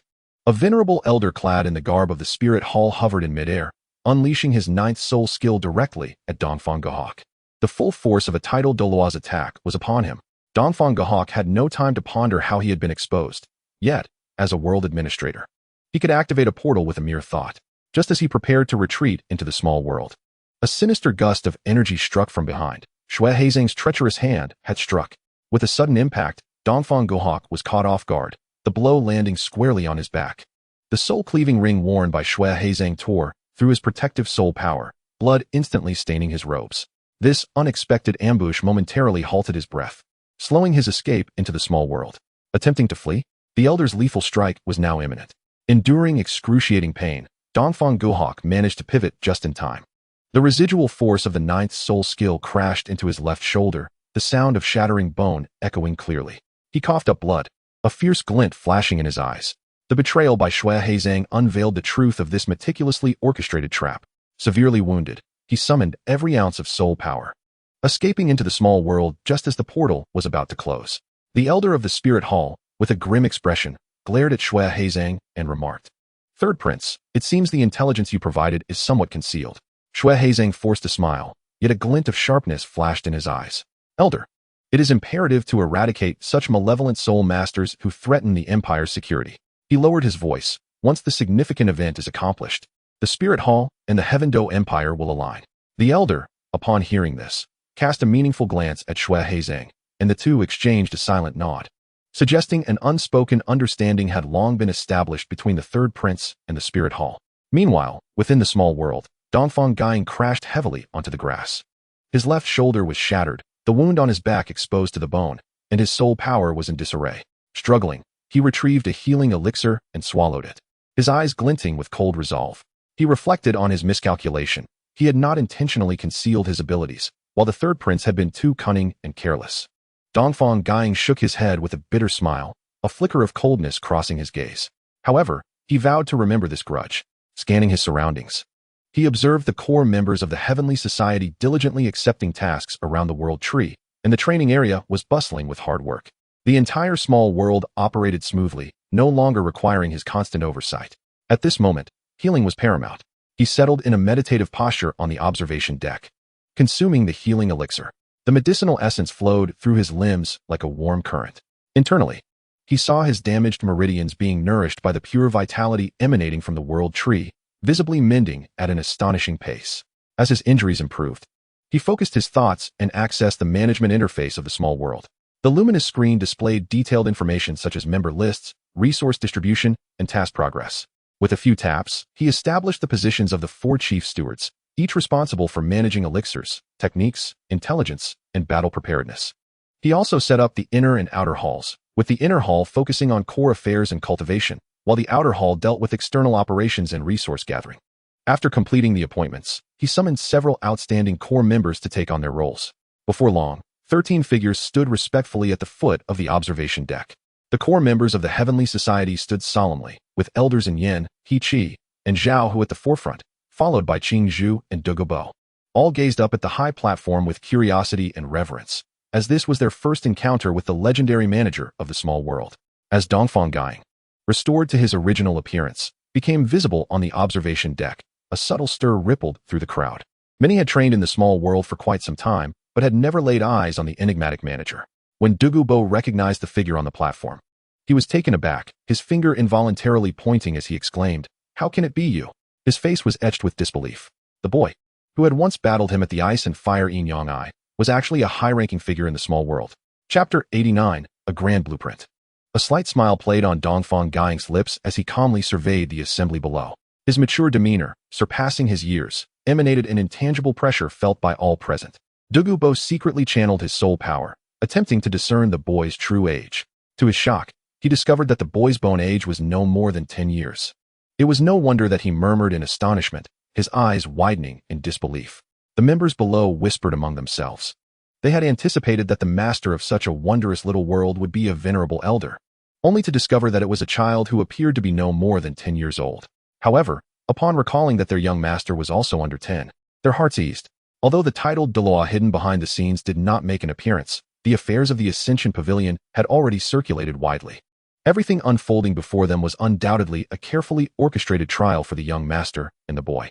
Such grand undertakings undeniably reflected the prowess of their faction. They had thought their young master to be an extraordinary talent, yet they were taken aback to find this young boy equally exceptional. Each of them silently mused, swelling with pride at being part of the Celestial Society. Silence enveloped the gathering.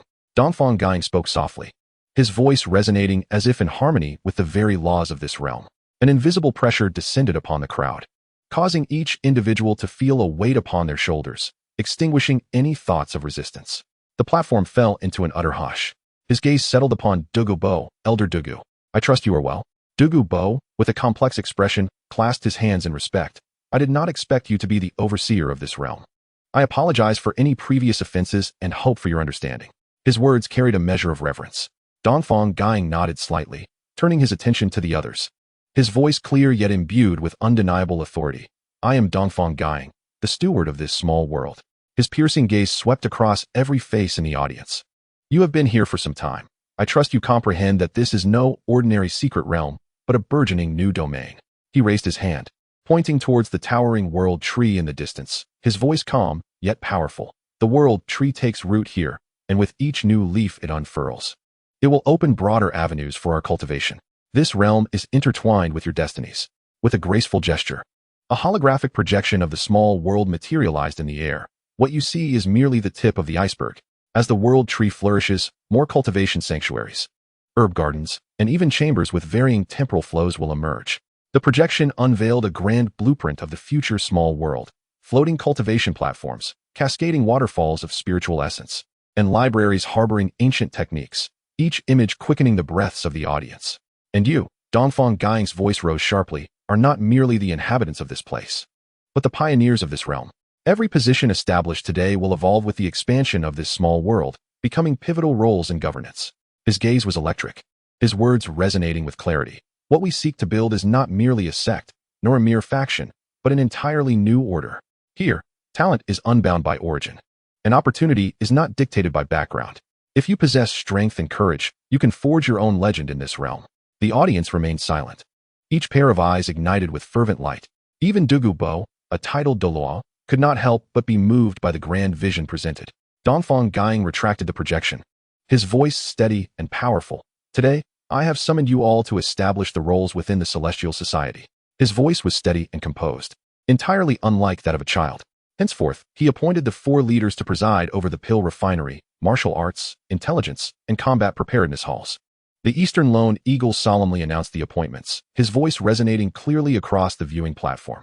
Qing Zhu is appointed as the pill master, overseeing the cultivation of herbs and the refinement of elixirs. And Yin is designated as the martial arts master, responsible for the organization of texts and the transmission of techniques. He Qi takes on the role of intelligence master, tasked with gathering information and establishing covert networks. And Dugu Bo is named the combat preparedness master, coordinating the creation of equipment and the development of poison arts. His gaze swept across the assembly below, and he continued, "As for the personnel of the internal and external halls," after outlining the arrangements, only Zhao Hu remained rooted in place, unable to mask his disappointment. He gazed at the young leader atop the platform, his fingers instinctively clutching the hem of his garment. Noticing this, the Eastern Lone Eagle's lips curled slightly. "Zhao Hu, You have followed the young master the longest. Although you occasionally display impatience in your actions, you possess a unique talent for construction. Therefore, I hereby establish the position of engineering master, entrusting you with the responsibility of overseeing all edifices and formations for the Heavenly Earth Society, placing you on par with the 4 leaders. Upon hearing this, Zhao Hu knelt on one knee, his voice trembling with excitement. I shall exert every effort to ensure that every structure of the Heavenly Earth Society becomes a paragon of the continent. Rise, the Eastern Lone Eagle commanded, raising his hand as an invisible force gently lifted Zhao Hu. And Yin, the Eastern Lone Eagle's voice rang out on the viewing platform, imbued with undeniable authority. And Yin stepped forward, bowing respectfully. I am here. You will take full charge of the Society's commercial affairs in the outside world. The Eastern Lone Eagle declared, his gaze piercing. Within 3 years, you must expand our influence to the major cities of the Tiandou and Xinglua empires.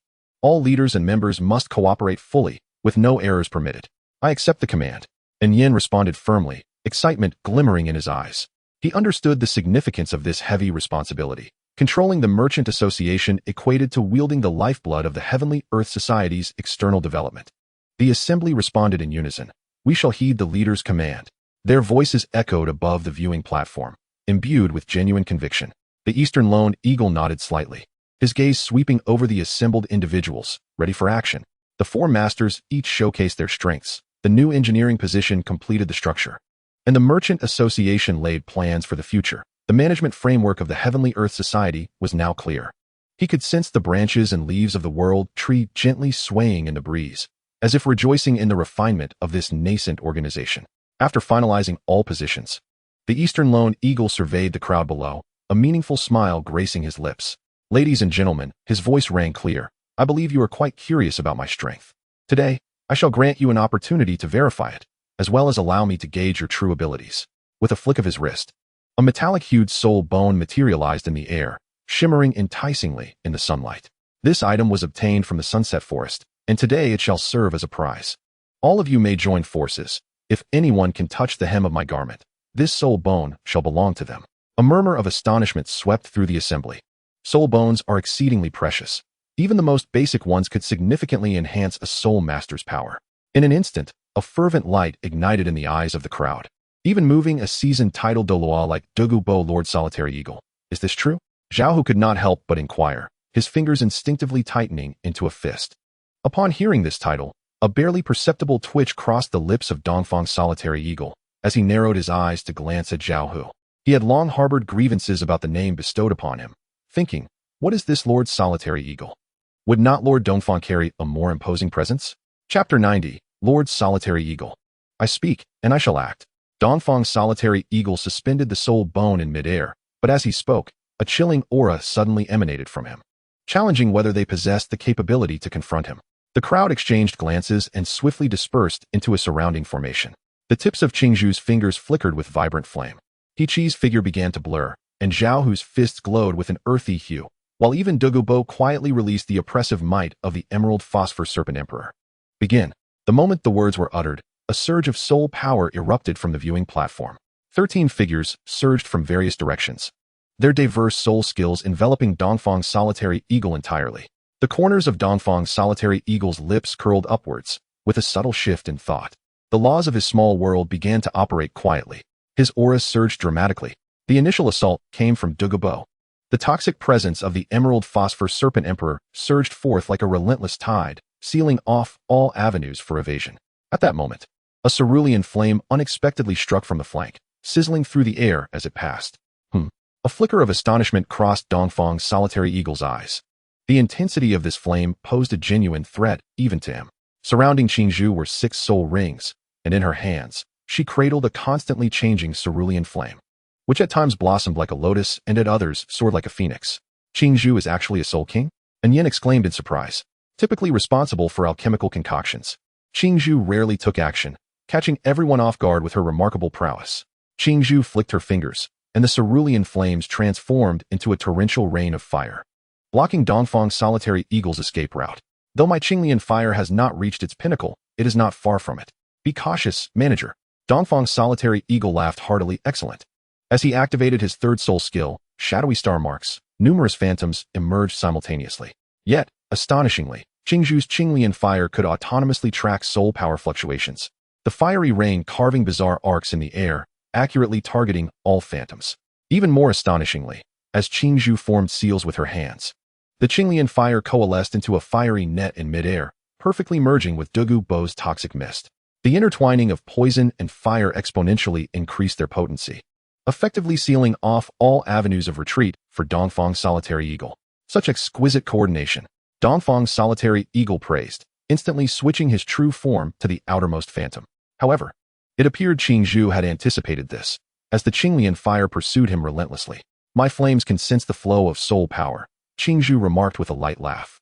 Though the manager has many phantoms, the fluctuations in soul power reveal subtle differences. Dugu Bo, witnessing this, was struck with admiration. What a remarkable Qinglian fire. It can even see through the phantom technique. He promptly altered his strategy, directing the toxic mist to synchronize with Qingzhu's fiery net for precise encirclement. Dongfang's solitary eagle finally took the matter seriously. He formed seals with his hands, causing the laws of his small world to ripple slightly, creating a spatial barrier before him. The azure lotus fire collided with the barrier, producing a deafening explosion. With her fourth soul skill, Azure Flame Phoenix descends, Qingzhu let out a sharp command, transforming the azure fire into a colossal fire phoenix that surged forward. As it passed, even the fabric of space exhibited subtle distortions. A glimmer of brilliance flickered in Dongfang Gaiying's eyes as he finally invoked the power of rules. He extended his hand, pressing downwards. The fire phoenix abruptly halted 3 zhang away from him, slowly dissipating thereafter. A narrow escape, Dongfang Gaiying mused inwardly. Had it not been for the use of the essence of the small world, that strike would have been exceedingly difficult to counter. As the battle intensified, a glint of cunning flashed in Dongfang Gaiying's eyes. He deliberately shifted more of his focus onto Dugu Bo and Zhao Hu, for he was a man of grudges and naturally wished to pay special attention to them. Senior Dugu, be cautious. Dongfang Gaiying laughed heartily, as 3 phantasmal forms suddenly materialized around Dugu Bo, each exuding a fierce, offensive aura. Even more cunningly, he subtly manipulated the rules of the small world, causing the space surrounding Dugu Bo to momentarily stagnate, rendering the movements of the tidal Dala slightly delayed. With a resounding thud, Dugu Bo took a heavy blow head-on and staggered back 3 steps before stabilizing himself. He was inwardly astonished, feeling that he should have been able to evade the attack. Yet he consistently fell just short. Meanwhile, Zhao Hu experienced even greater distress. Whenever he attempted to unleash a soul skill, he was invariably interrupted at the most opportune moment, whether by a sudden pit beneath his feet or the inexplicable dissolution of his condensed earth-type soul power. Most infuriating was that Dongfang Gaiying had meticulously crafted a series of consecutive attacks aimed specifically at him, first luring him into full defense with phantasms, only for his true self to emerge from an unseen angle, lightly striking him down into the dirt. Lord Gaiying, just as Zhao Hu rises, he is again pushed to spin thrice by a gentle gust. Dongfang Gaiying wore a smile. This is to hone your foundational skills, Zhao Commander. He deliberately redirected Dugu Bo's poisonous mist towards Zhao Hu, compelling the two to cooperate against their will. Dugu Bo's beard bristled in frustration. Lord Gaiying, this is a personal vendetta. Senior Dugu, you jest. Dongfang Gaiying feigned innocence. I am merely assisting you in cultivating your synergy. As he spoke, he further intensified the spatial restraints upon Dugu Bo. This special training session lasted a full hour, when Dongfang Gaiying finally called a halt. Both Dugu Bo and Zhao Hu were utterly exhausted, collapsing onto the ground, while the others struggled to suppress their laughter. That will be all for today. Dongfang Gaiying clapped his hands. We shall continue another day. As they gazed at the youth's departing figure, Dugu Bo and Zhao Hu exchanged bittersweet smiles, acutely aware that the days ahead would not be easy. This seemingly playful exercise in combat bore profound significance. The group not only experienced the true might of their manager, but also gained clarity on each other's soul skills and combat styles amidst the chaotic cooperation. When Dongfang Gaiying announced the cessation of hostilities, though each individual appeared disheveled, their eyes shimmered with contemplative insight. Dongfang Gaiying strolled towards the edge of the observation platform. Pausing at the steps, without turning back, he tossed a metallic, gleaming soul bone over his shoulder, which arced gracefully before landing precisely in Zhao Hu's embrace. Then, in a calm tone, he remarked, the attributes of this soul bone align with yours. Given your recent efforts, consider it a reward. Zhao Hu, in a state of fluster, managed to catch the soul bone, his entire being frozen in place. In disbelief, he caressed the surface of the soul bone, which shimmered with a radiant glow, his lips quivering as he knelt on one knee, exclaiming, what merit do I possess to receive such a generous gift from Lord Solitary Falcon? This typically boisterous man now spoke with a hint of emotion. The surrounding onlookers cast envious glances, yet none dared to question the situation.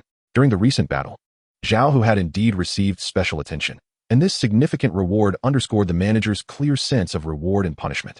Dugu Bo stroked his beard with a smile, nodding to himself.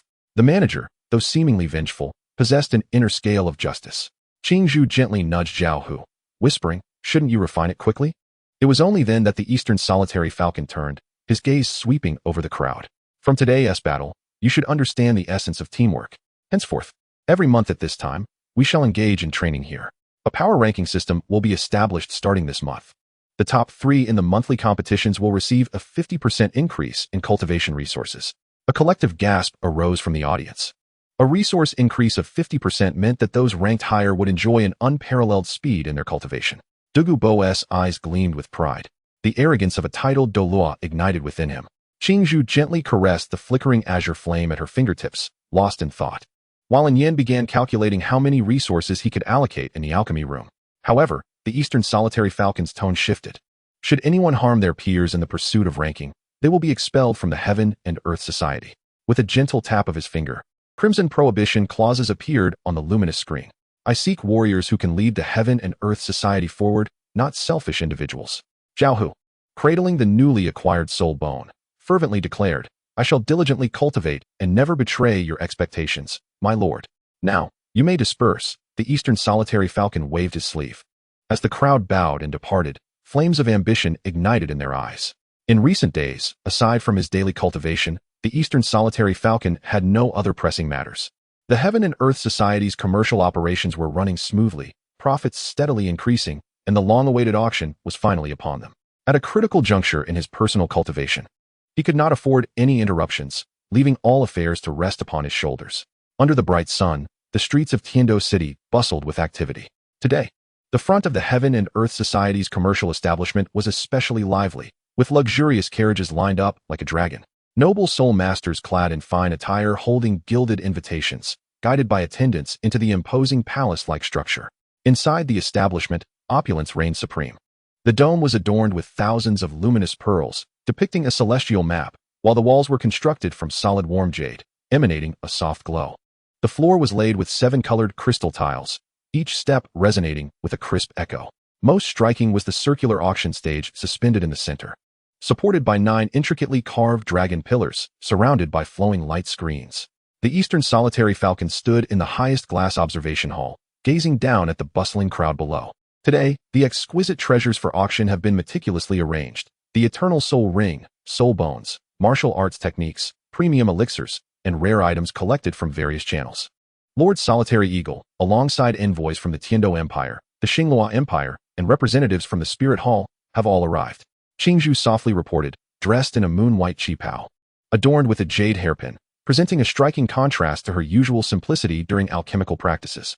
The Eastern Solitary Eagle inclined his head slightly. The representatives of the 3 major powers, guided by attendants, took their seats in the VIP section, maintaining a delicate distance from one another. The auction commenced formally. When the first item, the Eternal Soul Ring sealed within a transparent membrane, was brought to the stage, an uproar filled the venue. The auctioneer smiled and explained, "This is our unique secret technique, capable of preserving the soul ring for a month without dispersing. This soul ring originates from the 30,000-year-old heavy ant, with a starting price of 1 million gold soul coins." The bidding quickly escalated to a fever pitch, with representatives from various factions joining the fray. And the price soon soared beyond 3 million, ultimately being secured by the Blue Lightning Tyrant Dragon clan for 420 million. The subsequent display of advanced weaponry garnered even greater attention. When a nearly level 7 soul guidance sniper rifle was unveiled, representatives from both empires straightened in their seats. This weapon could claim a life from 1,000 meters away without the need for soul power activation.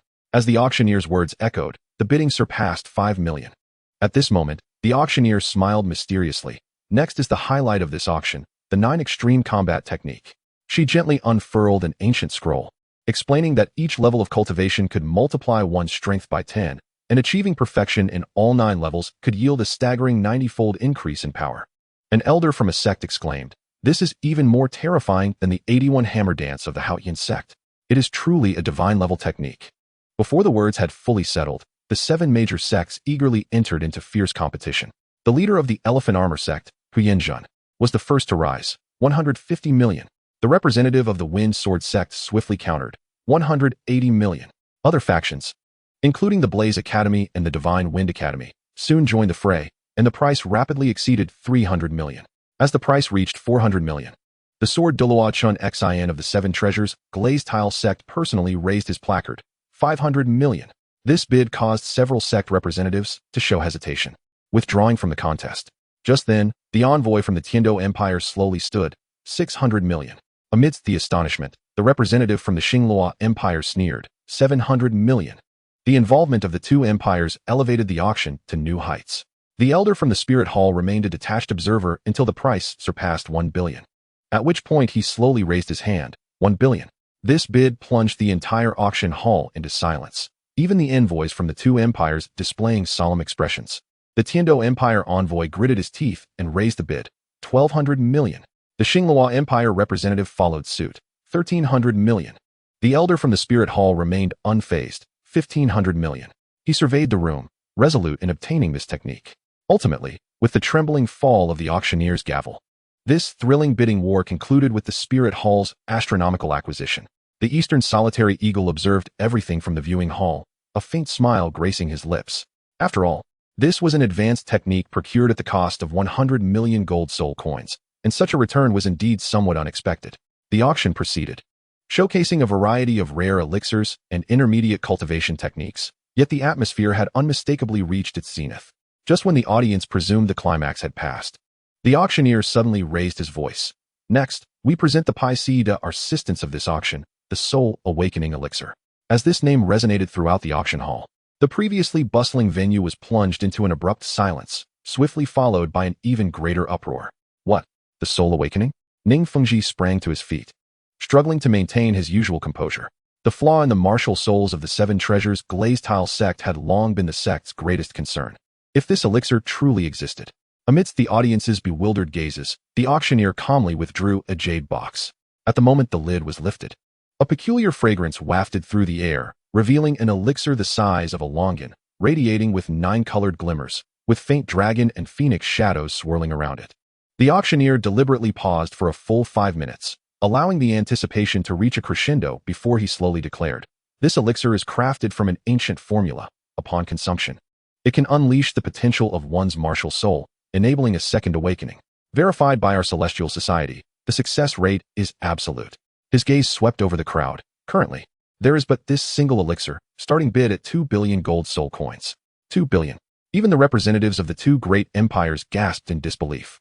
The envoy from the Xinglua Empire could not suppress his skepticism. How could such a miraculous elixir possibly exist? Surely you jest? The auctioneer replied with a serene smile. The Celestial Society never engages in coercive transactions. If there are doubts, one need not partake in the bidding. This statement only served to further unsettle the spectators. If it were a fabrication, why would the Celestial Society set such a staggering price? If it were genuine, the value of this elixir was incalculable. In the VIP section, Ning Fengji's hands trembled slightly. The thought of the Seven Treasures Glazed Tile Pagoda achieving a second awakening nearly overwhelmed his composure. Meanwhile, the elder from the Martial Soul Hall wore a grave expression. This elixir must not fall into the hands of rival factions. The auctioneer patiently awaited the first bidder, and an eerie silence enveloped the hall, punctuated only by the sound of heavy breaths. 30 billion. Ning Fengji's voice, tinged with a tremor, yet resolutely clear, echoed through the auction house. The usually refined and cultured leader of the Seven Treasures Glazed Tile sect now sparkled with a fervent light in his eyes.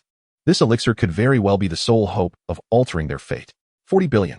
The voice of the Martial Soul Hall's elder Lin Yuan was cold and composed, as if uttering a trivial figure.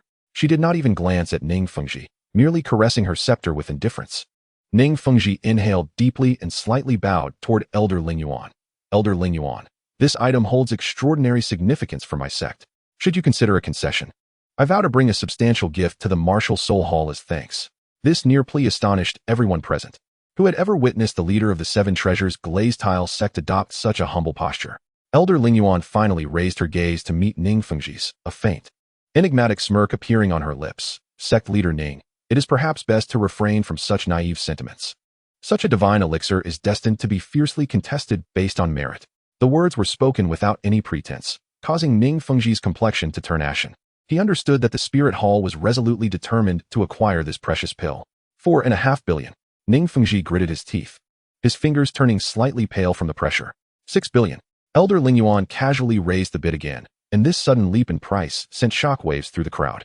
At the opposite end of the VIP section, the envoy from the Star Luo Empire whispered to his attendant, "Immediately send a message back home to inquire whether intervention is necessary." They had initially adopted a wait-and-see attitude towards this pill, but as they observed the price being escalated by the two major powers, they could no longer remain passive.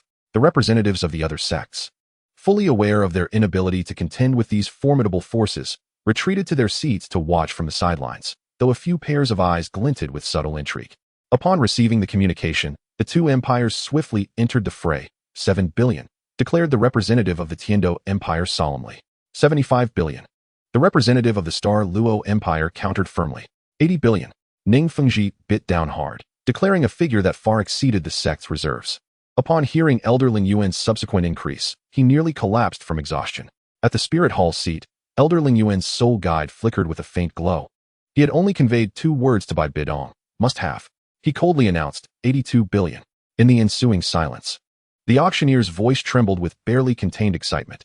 82 billion once, 82 billion twice, 82 billion thrice.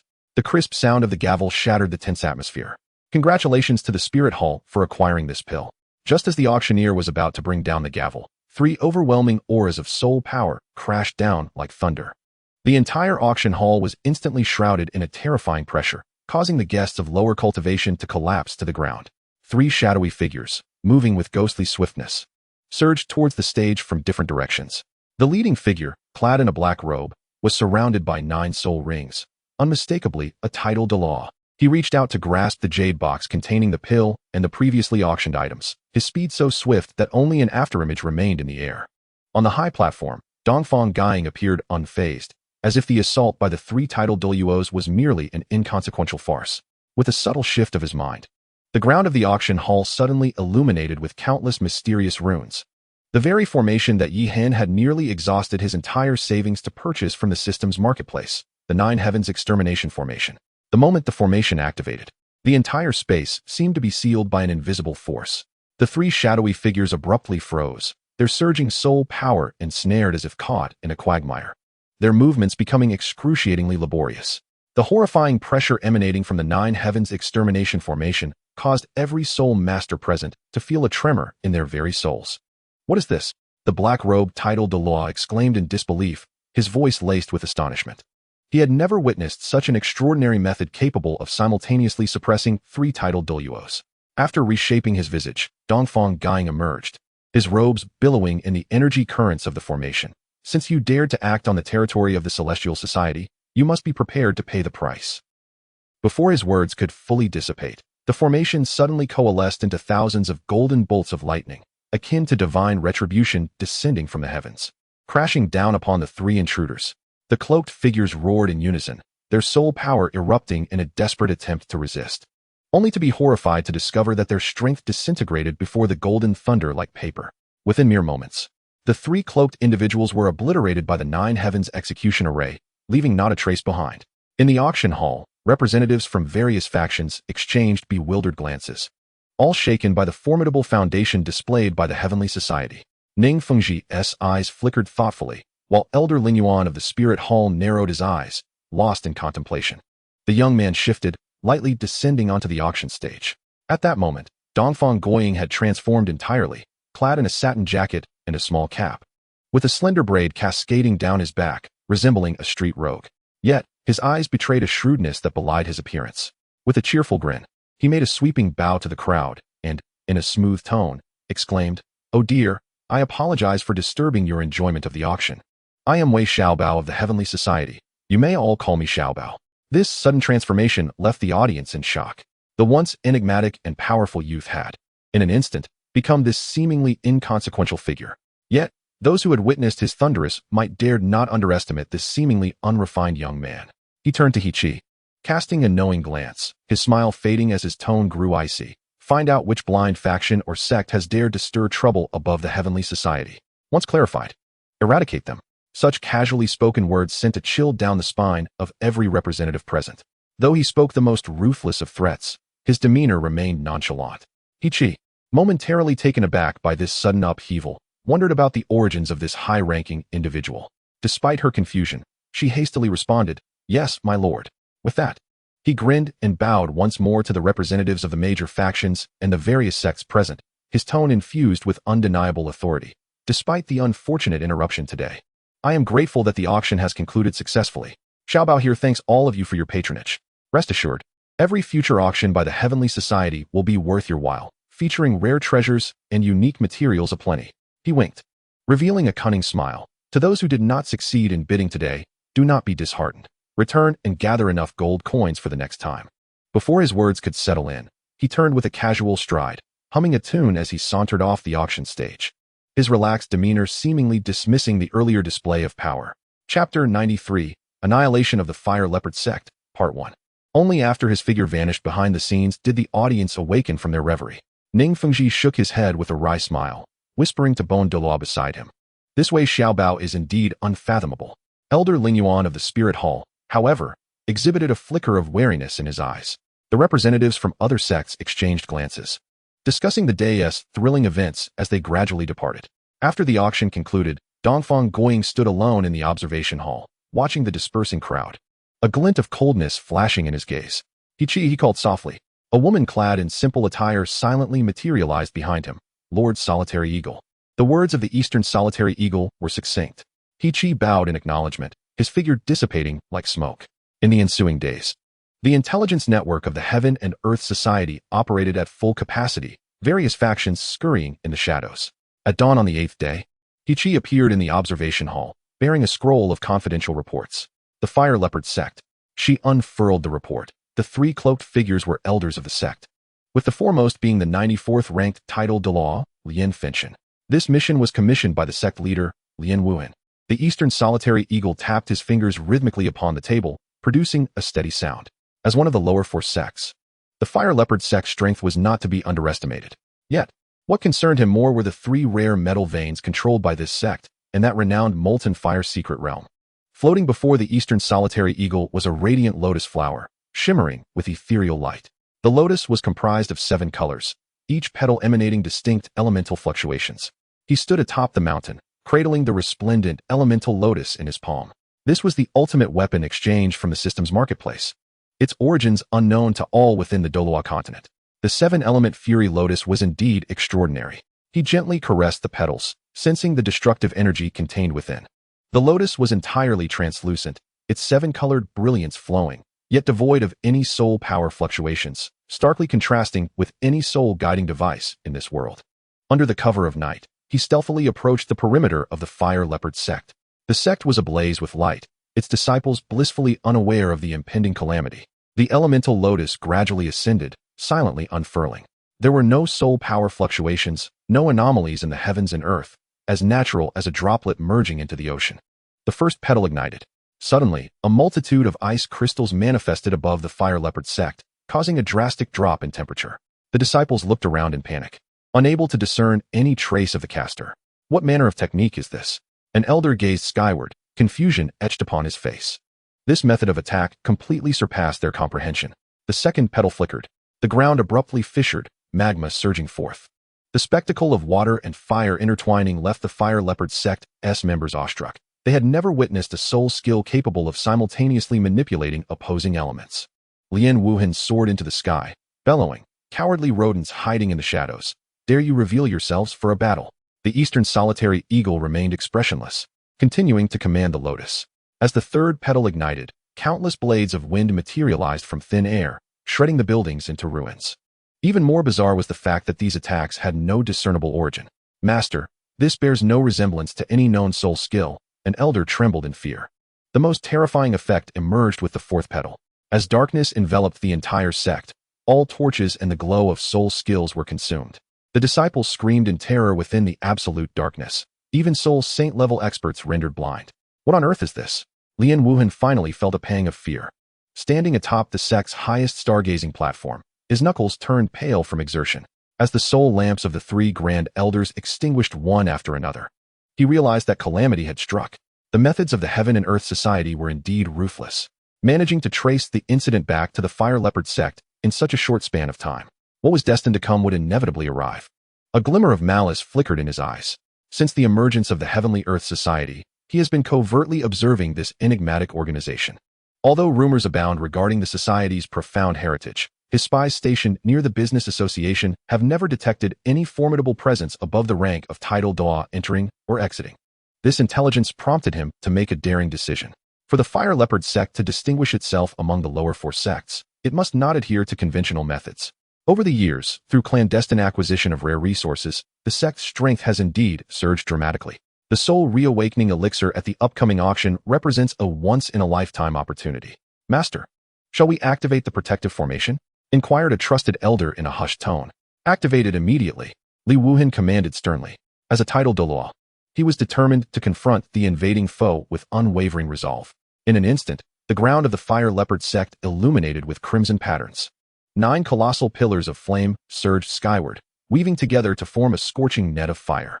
This protective formation, meticulously crafted over a millennium, had been fortified by generations of powerful figures and was reputed to withstand the full force of a super Deloise attack. Regardless of who approached, they would pay a price. Standing at the core of the formation, Li Wuhan summoned his soul power with great fervor. The elders took their positions, continuously channeling their soul energy into the formation's heart.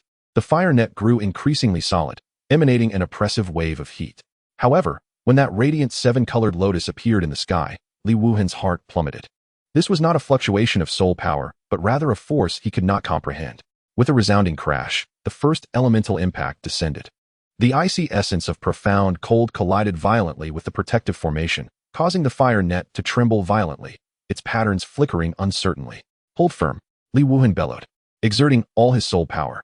Yet, the second wave of earth elements soon followed. The ground split open, and 3 of the 9 flame pillars collapsed in response.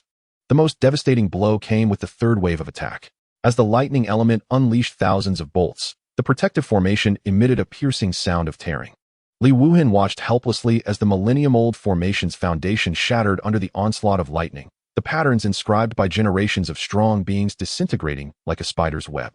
No, he cried out in anguish, yet he was powerless to reverse the tide. In the chaotic convergence of light and shadow, the protective formation disintegrated completely, transforming into a cascade of radiant light that dissipated. Li Wuhan knelt upon the ground, witnessing the annihilation of his ancestral legacy.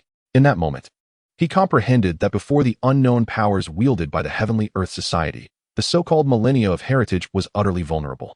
As the 7th petal's radiance began to coalesce, Li Wuhan suddenly withdrew all defensive soul power and knelt heavily toward the void. Stop, he cried hoarsely, pressing his forehead deeply into the scorched earth. All actions were my directive. They bear no responsibility to the Fire Leopard sect. The Eastern Lone Eagle hesitated momentarily, and the glow of the elemental lotus dimmed slightly. He regarded the title Dwa prostrate before him with cold indifference, the former majesty now utterly diminished. The actions of the 3 elders were indeed my orders. Li Wuhan raised his head, his face smeared with ashes and blood. I coveted the treasures of the Heavenly Earth Society, foolishly hoping to accelerate the rise of our sect through plunder. The disciples of the Fire Leopard sect were entirely unaware.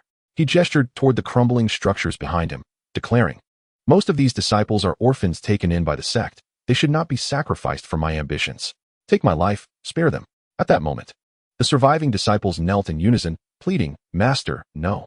A young disciple cried out, "We are willing to share the fate of the sect." Yet, Li Wuhan sternly silenced them. "Be quiet.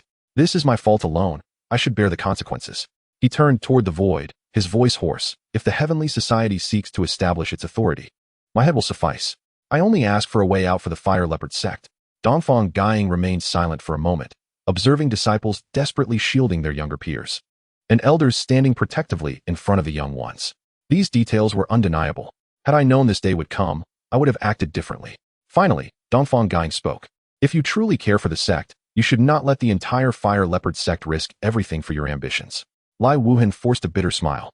"It is my greed that has clouded my judgment. I only wish to leave these children a chance to live. You should take your own life. The Fire Leopard sect shall be disbanded from this day forth." Dongfang Gying's voice was calm and unwavering, yet carried an undeniable authority. His words fell like a gavel of judgment upon Li Wuhan's heart. Li Wuhan trembled, slowly straightening his posture. He surveyed the tear-streaked faces of his disciples and the ruins of a millennia-old legacy, ultimately offering a sorrowful smile. Very well, Master, the disciples cried, yearning to approach but halted by an invisible force. Lai Wuhan turned toward the direction of the sect, bowing deeply 3 times, ancestors above. Unworthy descendant Lai Wuhan offers his life today as atonement. He drew a short blade embedded with a fire-type soul core, its surface glinting coldly under the moonlight. In this moment, he recalled the vow he made as a young sect leader and the unscrupulous deeds he committed over the years to strengthen the sect. Remember, he cast one last glance at his disciples. The Fire Leopard sect shall no longer exist in this world. Take care of yourselves. In an instant, the blade flashed. As blood stained the scorched earth, the surviving disciples collapsed, their wails echoing through the night. Dongfang Guiying observed the scene with indifference.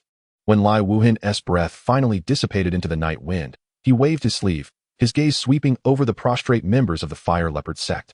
You all must evacuate this place within a day.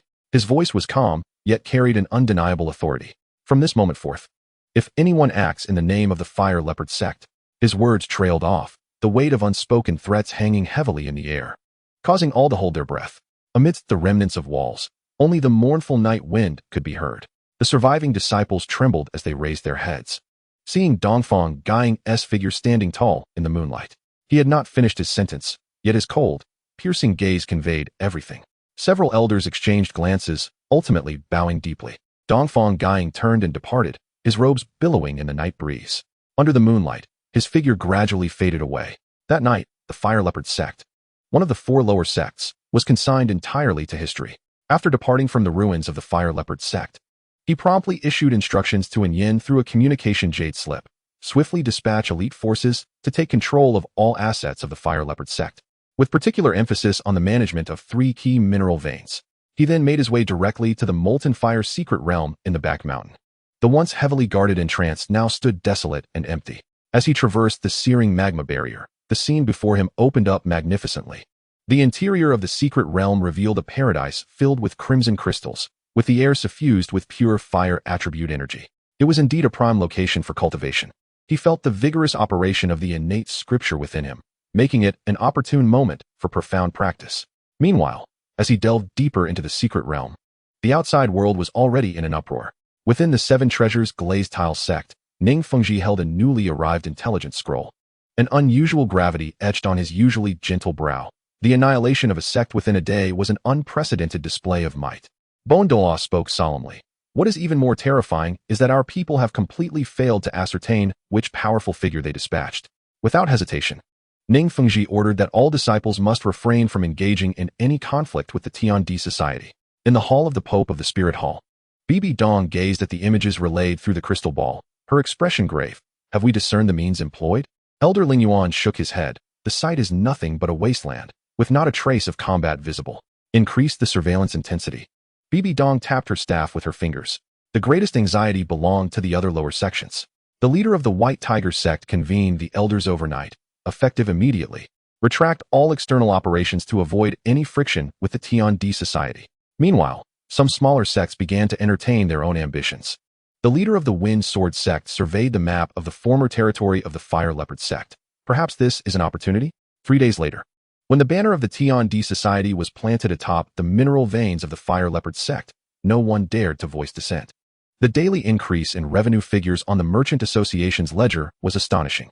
Deep within the Molten Fire secret realm, Dongfang Guiying slowly opened his eyes, his soul power surging like a tide.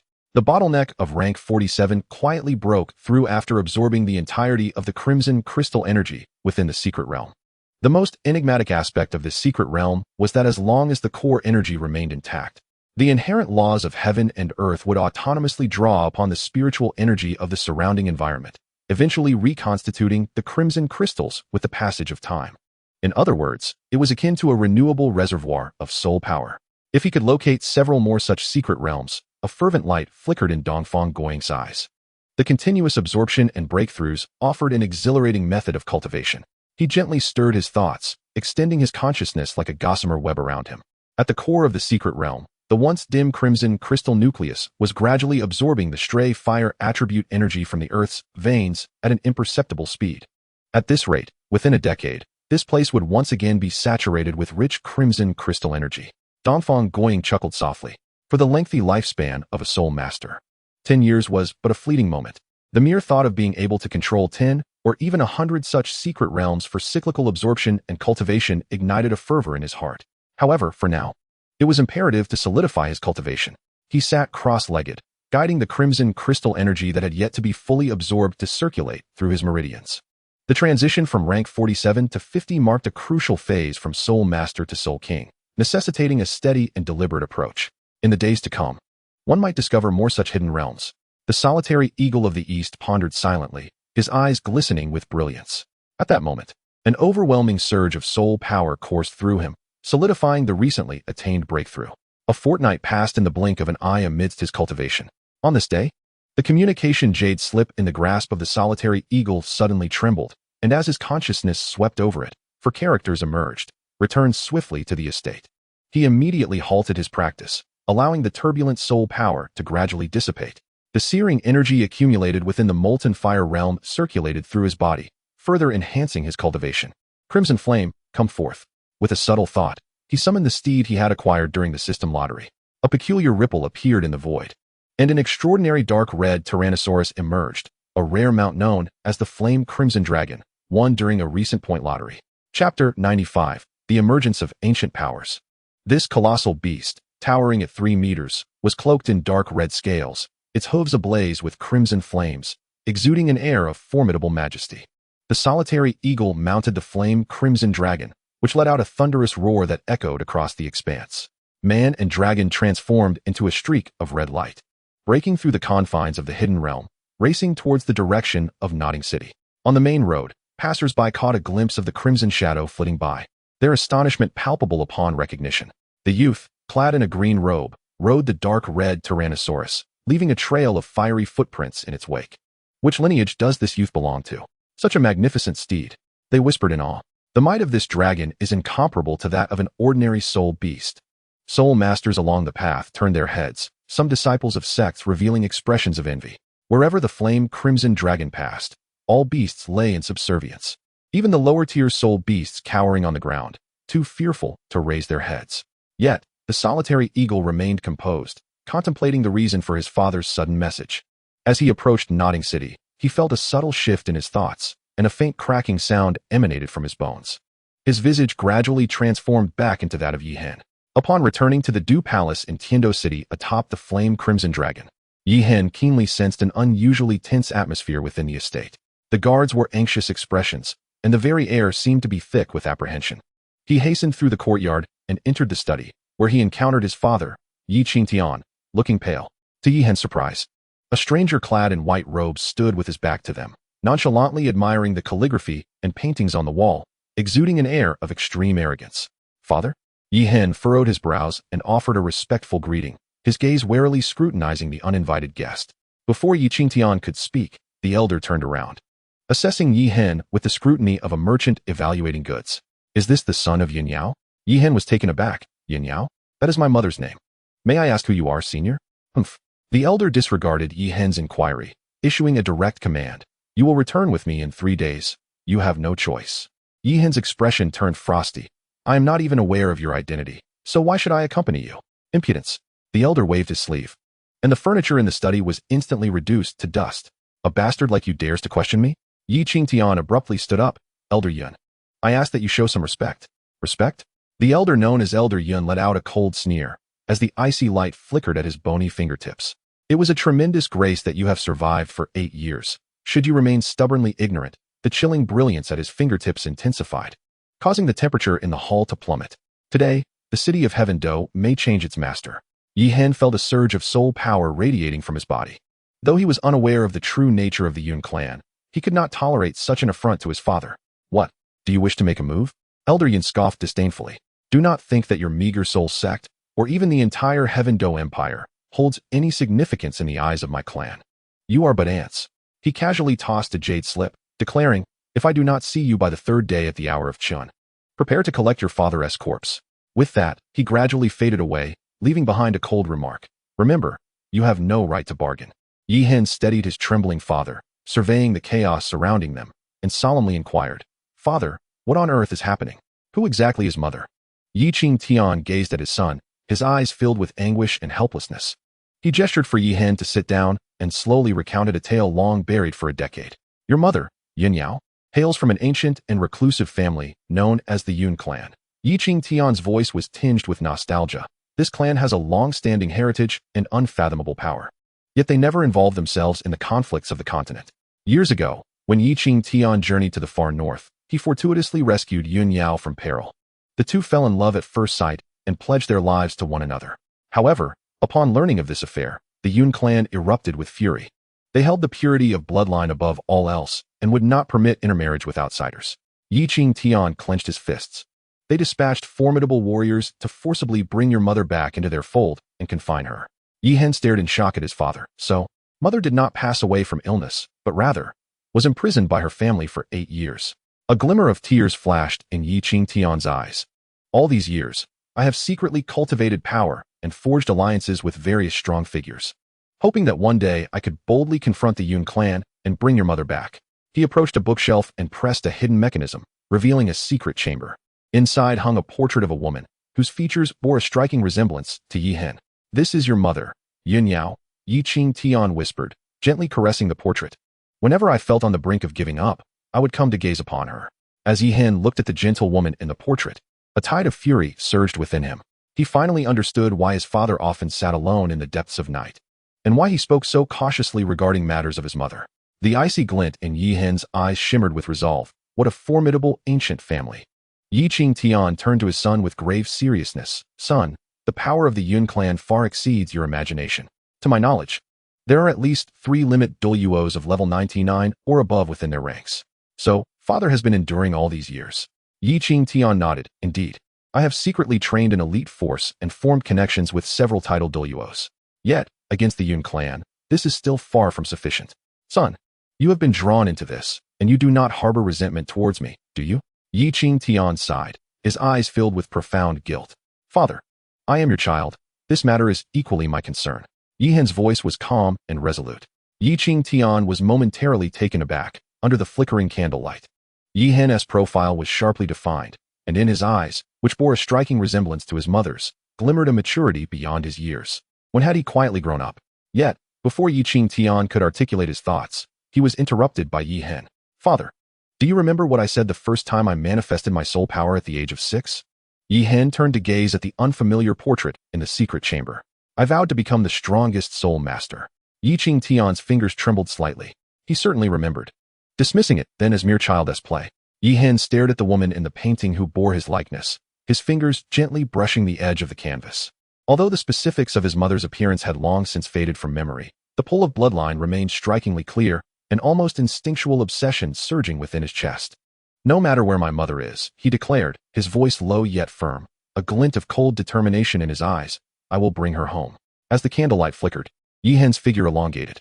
At that moment, Yi Ching Tian finally understood that his son was no longer the innocent child in need of protection, but a warrior capable of standing alongside him. Gazing into his son's unwavering eyes, Yi Ching Tian felt a torrent of emotions swell within him. I shall arrange for some personnel to accompany you, he began, but was halted by Yi Hen's raised hand. Father, given our ancient family lineage, sending more people would be superfluous. Yi Hen replied with clarity. It might even complicate matters. He stepped closer to his father, his tone steady. Rest assured, I possess the ability to protect myself. My mentor has equipped me with numerous trump cards, and, he added with a slight smile, I am a member of the Heavenly Society. Not just anyone can manipulate me. Chapter 96, The Cloud Clan. Yi Ching Tian finally nodded slowly, retrieving an ancient jade pendant from his robe. The pendant, a pristine white, was intricately engraved with cloud patterns, emanating a gentle luster in the candlelight. This jade pendant was left by your mother. Take good care of it. Yi Ching Tian solemnly placed it in Yi Hen's palm, his fingers trembling slightly. Moreover, should you encounter any insurmountable problems, contact me immediately. Yi Hen accepted the pendant, feeling its warmth, as if he could sense his mother's lingering presence. He tucked the pendant close to him and looked up at his father. Father, do not worry. I will act with caution. 3 days later, at dawn, Elder Yunji's white robes rustled in the morning breeze. He cast a cold glance at Yi Hen, and with a flick of his sleeve, the two transformed into a streak of light, racing northward. Keep close. Elder Yunji's voice was devoid of warmth. His method of movement was remarkably unique, as if he melded with the very fabric of nature, each step taken upon the nodes of space. Yi Hen exerted all his soul power to barely keep pace with him. After traversing the northern outskirts of Tiando City, the scenery before them began to distort. Elder Yunji formed a complex hand seal, and the void suddenly split open a rift. The moment they passed through the rift, Yi Hen felt an overwhelming surge of pressure, as if entering another realm. This is the spatial passage of the Cloud Clan, Elder Yunji remarked nonchalantly. An outsider, without guidance, would spend a lifetime seeking the entrance. The corridor on either side shimmered with vibrant colors, revealing fleeting glimpses of the outside world, swamps, mountains, and vast forests receding rapidly beneath their feet. Yi Hen discreetly harnessed his soul power, discovering that the elemental energy here was several times more potent than that of the outside realm. After approximately a stick of incense had burned, a blinding white light appeared ahead. The moment he stepped out of the passage, the majestic entrance of the Cloud Clan loomed before him. Two white-clad guards bowed respectfully. "Welcome back, Elder Yunji." Elder Yunji did not even glance at Yi Hen, striding directly towards the mountain gate. "Remember, when you meet the clan leader, speak when necessary, and refrain from asking what should not be asked." Yi Hen silently followed, his keen gaze sweeping the surroundings. The floating palaces, cascading waterfalls, and the faint yet powerful auras all hinted at the profound heritage of this ancient clan. As they traversed a rainbow bridge spanning the sea of clouds, the jade pendant within Yi Hen's embrace suddenly grew warm. Instinctively, he turned his gaze towards a secluded palace on the opposite side of the bridge, faintly sensing a familiar warmth emanating from it. "What are you looking at?" Elder Yunji's cold voice interrupted his contemplation. "That place is beyond your reach." Upon crossing the rainbow bridge, a vast martial arts arena suspended among the clouds came into view, where dozens of young disciples of the Cloud Clan were diligently training. Yi Hen's pupils constricted. These seemingly mere children, no older than a decade, radiated an aura surpassing that of soul masters.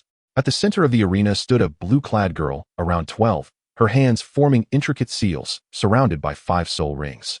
With a gentle flick of her fingertips, countless ice crystals coalesced in the air, each imbued with the power of a soul king. That was Yunqian, the direct descendant of the clan leader. Elder Yunji seldom spoke, but pride colored his tone as he remarked, "A 12-year-old soul king is indeed a rarity in the outside world." Nearby, a red-haired boy hovered in midair, fiery wings unfurled behind him. With a casual wave, 9 fire dragons roared forth, igniting the trial stone tablet to a glowing crimson. Yun Yan, a prodigy of the fire element, Elder Yunji stated nonchalantly. "These children begin their training at 3, awaken their martial souls by 5, and must become soul masters before the age of 10. This is the true foundation of our Cloud Clan." Yi Hen remained silent. He noticed a young boy in black, eyes closed in meditation. Yet the surrounding disciples instinctively kept their distance. Even the central figures, Yun Qian and Yun Yan, occasionally cast wary glances in his direction. That was Yuning. Following his gaze, Elder Yunji added, "Born with dual martial souls, he is already a soul emperor at 13. Just then, Yuning abruptly opened his eyes, his gaze piercing like lightning as it fell upon Yi Hen. An invisible pressure enveloped the arena, causing even the flames of Yun Yan to subdue. Silently descending to the ground, Elder Yunji waved his sleeve, dissipating the oppressive aura. "That is enough." He turned to Yi Hen. "Now you should comprehend why the Cloud Clan holds the so-called geniuses of the outside world in such disdain." At the far end of the martial arts arena stood a towering spire that pierced the sky. The tower shimmered with a spectrum of colors, and faint silhouettes could be discerned at its pinnacle, each exuding an aura rivaling that of tidal deluos. "That is the Celestial Tower, comprising 9 levels." Elder Yunji remarked in a neutral tone. "Only those who can ascend to the 3rd level before the age of 10 are deemed worthy of being core disciples." Yi Hen gazed at the elusive golden figure atop the tower, a sense of awe enveloping his heart. The aura emanating from that individual was even more profound than that of the super dua he had encountered at the Spirit Hall. Elder Yunji led Yi Hen through the layers of floating palaces, ultimately arriving at the grand, yet unpretentious main hall. The entire edifice was constructed from natural dark jade, with a simple cloud motif above the entrance radiating an ancient pressure. Yi Hen maintained an indifferent expression as he followed Yunji into the hall, his gaze sweeping calmly across the surroundings, devoid of any reverence for this structure, symbolizing the authority of the Yun clan. Inside the hall, Yun Tiangang sat in the principal seat. Yi Hen approached and performed a salute, his movements standard yet imbued with a sense of detachment. "I, Yi Hen, pay my respects to the clan leader. Release your soul rings," Yun Tiangang instructed, his tone steady. Yi Hen complied, unleashing his soul rings. For rings, 2 purple and 2 black, rose slowly, casting an extraordinary radiance within the simple hall. At the tender age of 8, he had reached level 47. Yun Tiangang nodded slightly, a flicker of barely perceptible approval crossing his eyes. noting the commendable configuration of soul rings, transcending the mundane. Yi Hen remained silent, his gaze sweeping over the elders in the hall, carrying a barely detectable chill. These individuals were inextricably linked to the confinement of his mother. "Tell me about the Heaven and Earth Society." Yun Tiangong's voice echoed in the hall, still maintaining an even tone. "Recently, even we reclusive ancient clans have heard whispers. It must possess some uniqueness." Yi Hen scoffed inwardly, were it not for his connection to the Heaven and Earth Society. These arrogant members of the Yun clan would hardly deign to meet with a foreign bloodline. Had he remained nameless and unknown, he would likely never have set foot here in his lifetime. "The Heaven and Earth Society is merely a minor force," Yi Hen replied calmly. "Insignificant compared to the millennia of heritage that the Yun clan possesses." Though spoken lightly, his words instantly darkened the expressions of several elders. "Young man," a red-faced elder's beard bristled slightly, "do not let your mundane affiliations cloud your understanding of the heavens." Yi Hen smirked slightly, extending his palm. "I am merely stating facts." Yun Tiangong's fingertips lightly tapped the armrest, his gaze profound. "It seems you harbor some dissent against us." "You overstate, clan leader." Yi Hen met the penetrating gaze that seemed to see through one's soul. "I was merely contemplating, if not for my identity tied to the Heaven and Earth Society, would I still stand here today?" As his words fell, the entire hall plunged into silence. Every gaze fixated on the 8-year-old boy. The sharpness concealed beneath respectful language now laid bare. A flicker of inscrutable light flashed in Yun Tiangong's eyes, as if reassessing this grandson he had never met. Chapter 97. The Soul-Testing Steel. Yun Tiangong slowly rose, the dark jade seat emitting a low hum, akin to a slumbering ancient dragon awakening. With a graceful sweep of his robe, the ground in the center of the hall suddenly cracked open, and a translucent steel slowly ascended. The steel shimmered with a spectrum of colors, its surface etched with ancient runes, radiating a heart-stirring pressure. "The soul-testing steel," Elder Yunji whispered in Yi Hen's ear, his voice laced with reverence. "This is the treasured artifact of the Yun clan, capable of revealing the truest potential of a soul master." With a firm resolve, he placed his hand upon the soul measurement stone. Yun Tiangong's voice brooked no dissent. Yi Hen stepped forward cautiously, pressing his palm against the stone. Initially, a gentle white light emanated from the monument, which swiftly transformed into a brilliant yellow, then deepened into a rich purple, ultimately settling into an opaque black radiance. An elderly man with a goatee stroked his beard and nodded, a glimmer of approval flashing in his eyes. "A black-level talent, quite commendable. Among the younger generation of our clan, it is indeed exceptional." Several elders present nodded slightly in acknowledgement. The black talent was indeed noteworthy. Yet the demeanor of the assembly remained dignified, befitting the high status of the Yun clan. However, at that moment, a barely perceptible smile flickered at the corner of Yi Hen's mouth. With a subtle shift in his thoughts, the 18 hells of the Demon Codex began to operate quietly, and his abundant soul power surged into the stone like a torrent unleashed. Suddenly, the soul measurement stone emitted a deafening hum, and the dark surface erupted with blinding crimson light. A red-level talent. The goateed elder sprang to his feet, oblivious to the pain of his tugged beard. The hall erupted in uproar. The several elders who had been meditating with closed eyes opened them in astonishment. A red talent was a rarity even within the Yun clan, and every individual possessing such a gift ultimately became a towering figure within the clan. Yet, an even more astonishing spectacle unfolded. From the bloodlight, myriad golden rays burst forth, illuminating the entire hall as if the sun were overhead. The runes on the soul measurement stone whirled chaotically, ultimately coalescing into pure gold, radiating with a brilliance as fluid as liquid sunlight, within which ethereal images of dragons and phoenixes spiraled. A golden-level talent. Elder Yunji's voice trembled, nearly causing him to falter. The hall fell into a profound silence. Even the stoic Yun Tiangong rose from his obsidian throne, a flicker of shock crossing his countenance. The golden talent existed only in the ancient tomes of the Yun clan, a legendary supreme qualification. The golden light on the stone gradually condensed into an ancient totem, a 9-clawed golden dragon entwined with a soaring phoenix, symbolizing the auspicious union of dragon and phoenix in the legends of the Yun clan. Yi Hen himself was taken aback. He had merely intended to test the limits of his avatar's potential, never anticipating such an extraordinary manifestation. Then, an unexpected turn of events occurred. Just as the assembly was still reeling from the shock of the golden talent, Yi Hen's hand, resting upon the soul measurement stone, was suddenly ensnared by an invisible force. The heavenly-born scripture began to operate uncontrollably, entirely beyond his command. "What is happening?" Yi Hen's heart raced. He distinctly felt that the trajectory of the heavenly-born scripture resonated peculiarly with some energy within the soul measurement stone.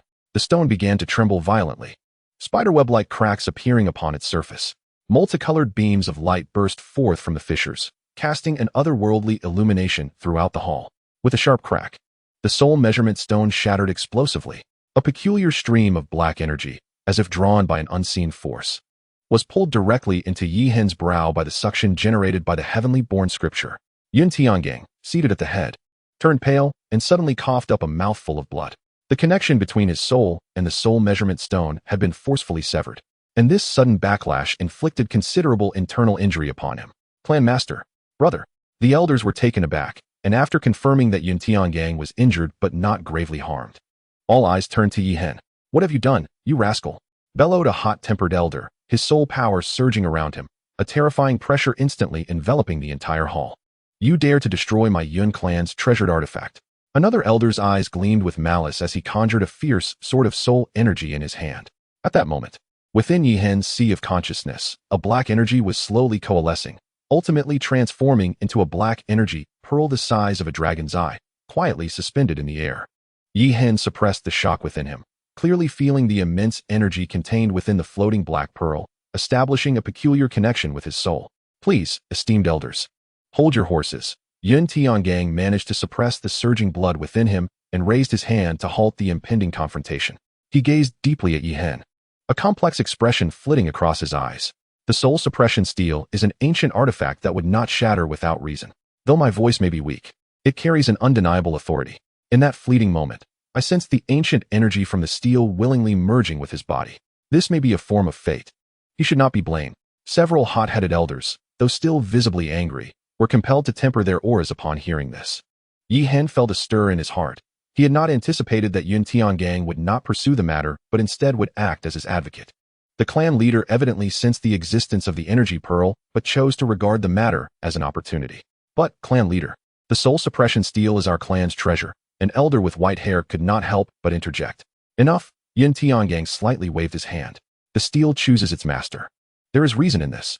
Let today's events come to a close. He turned his gaze to Yi Hen, his tone imbued with profound meaning. Having obtained this opportunity, I hope you will cherish it. Yi Hen bowed respectfully, replying, I understand, senior. Yun Ji, arrange accommodations for him, and take him to the Tower of Ascendance tomorrow. The results of the soul suppression steel are inconclusive due to the unusual circumstances.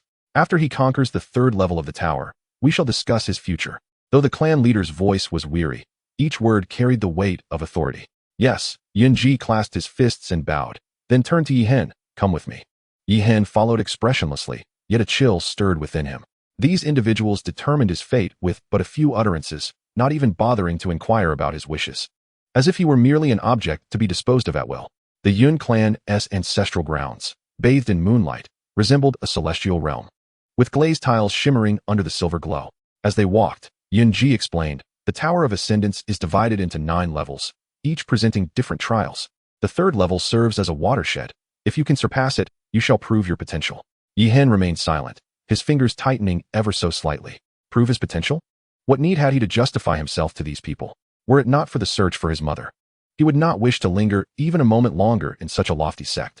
Upon reaching a tranquil courtyard, Yun Ji stated, this place is called Listening Bamboo Pavilion. You may rest here tonight. I will come for you at dawn. On the morrow, at dawn, a throng gathered before the Tower of Ascendance. Yi Hen looked up at the towering ancient structure, its body adorned with swirling runes, exuding an oppressive aura. Remember, Yunji whispered. The trials of the Tower of Babel test not only one's cultivation but also the essence of one's character. It is imperative to preserve one's true self.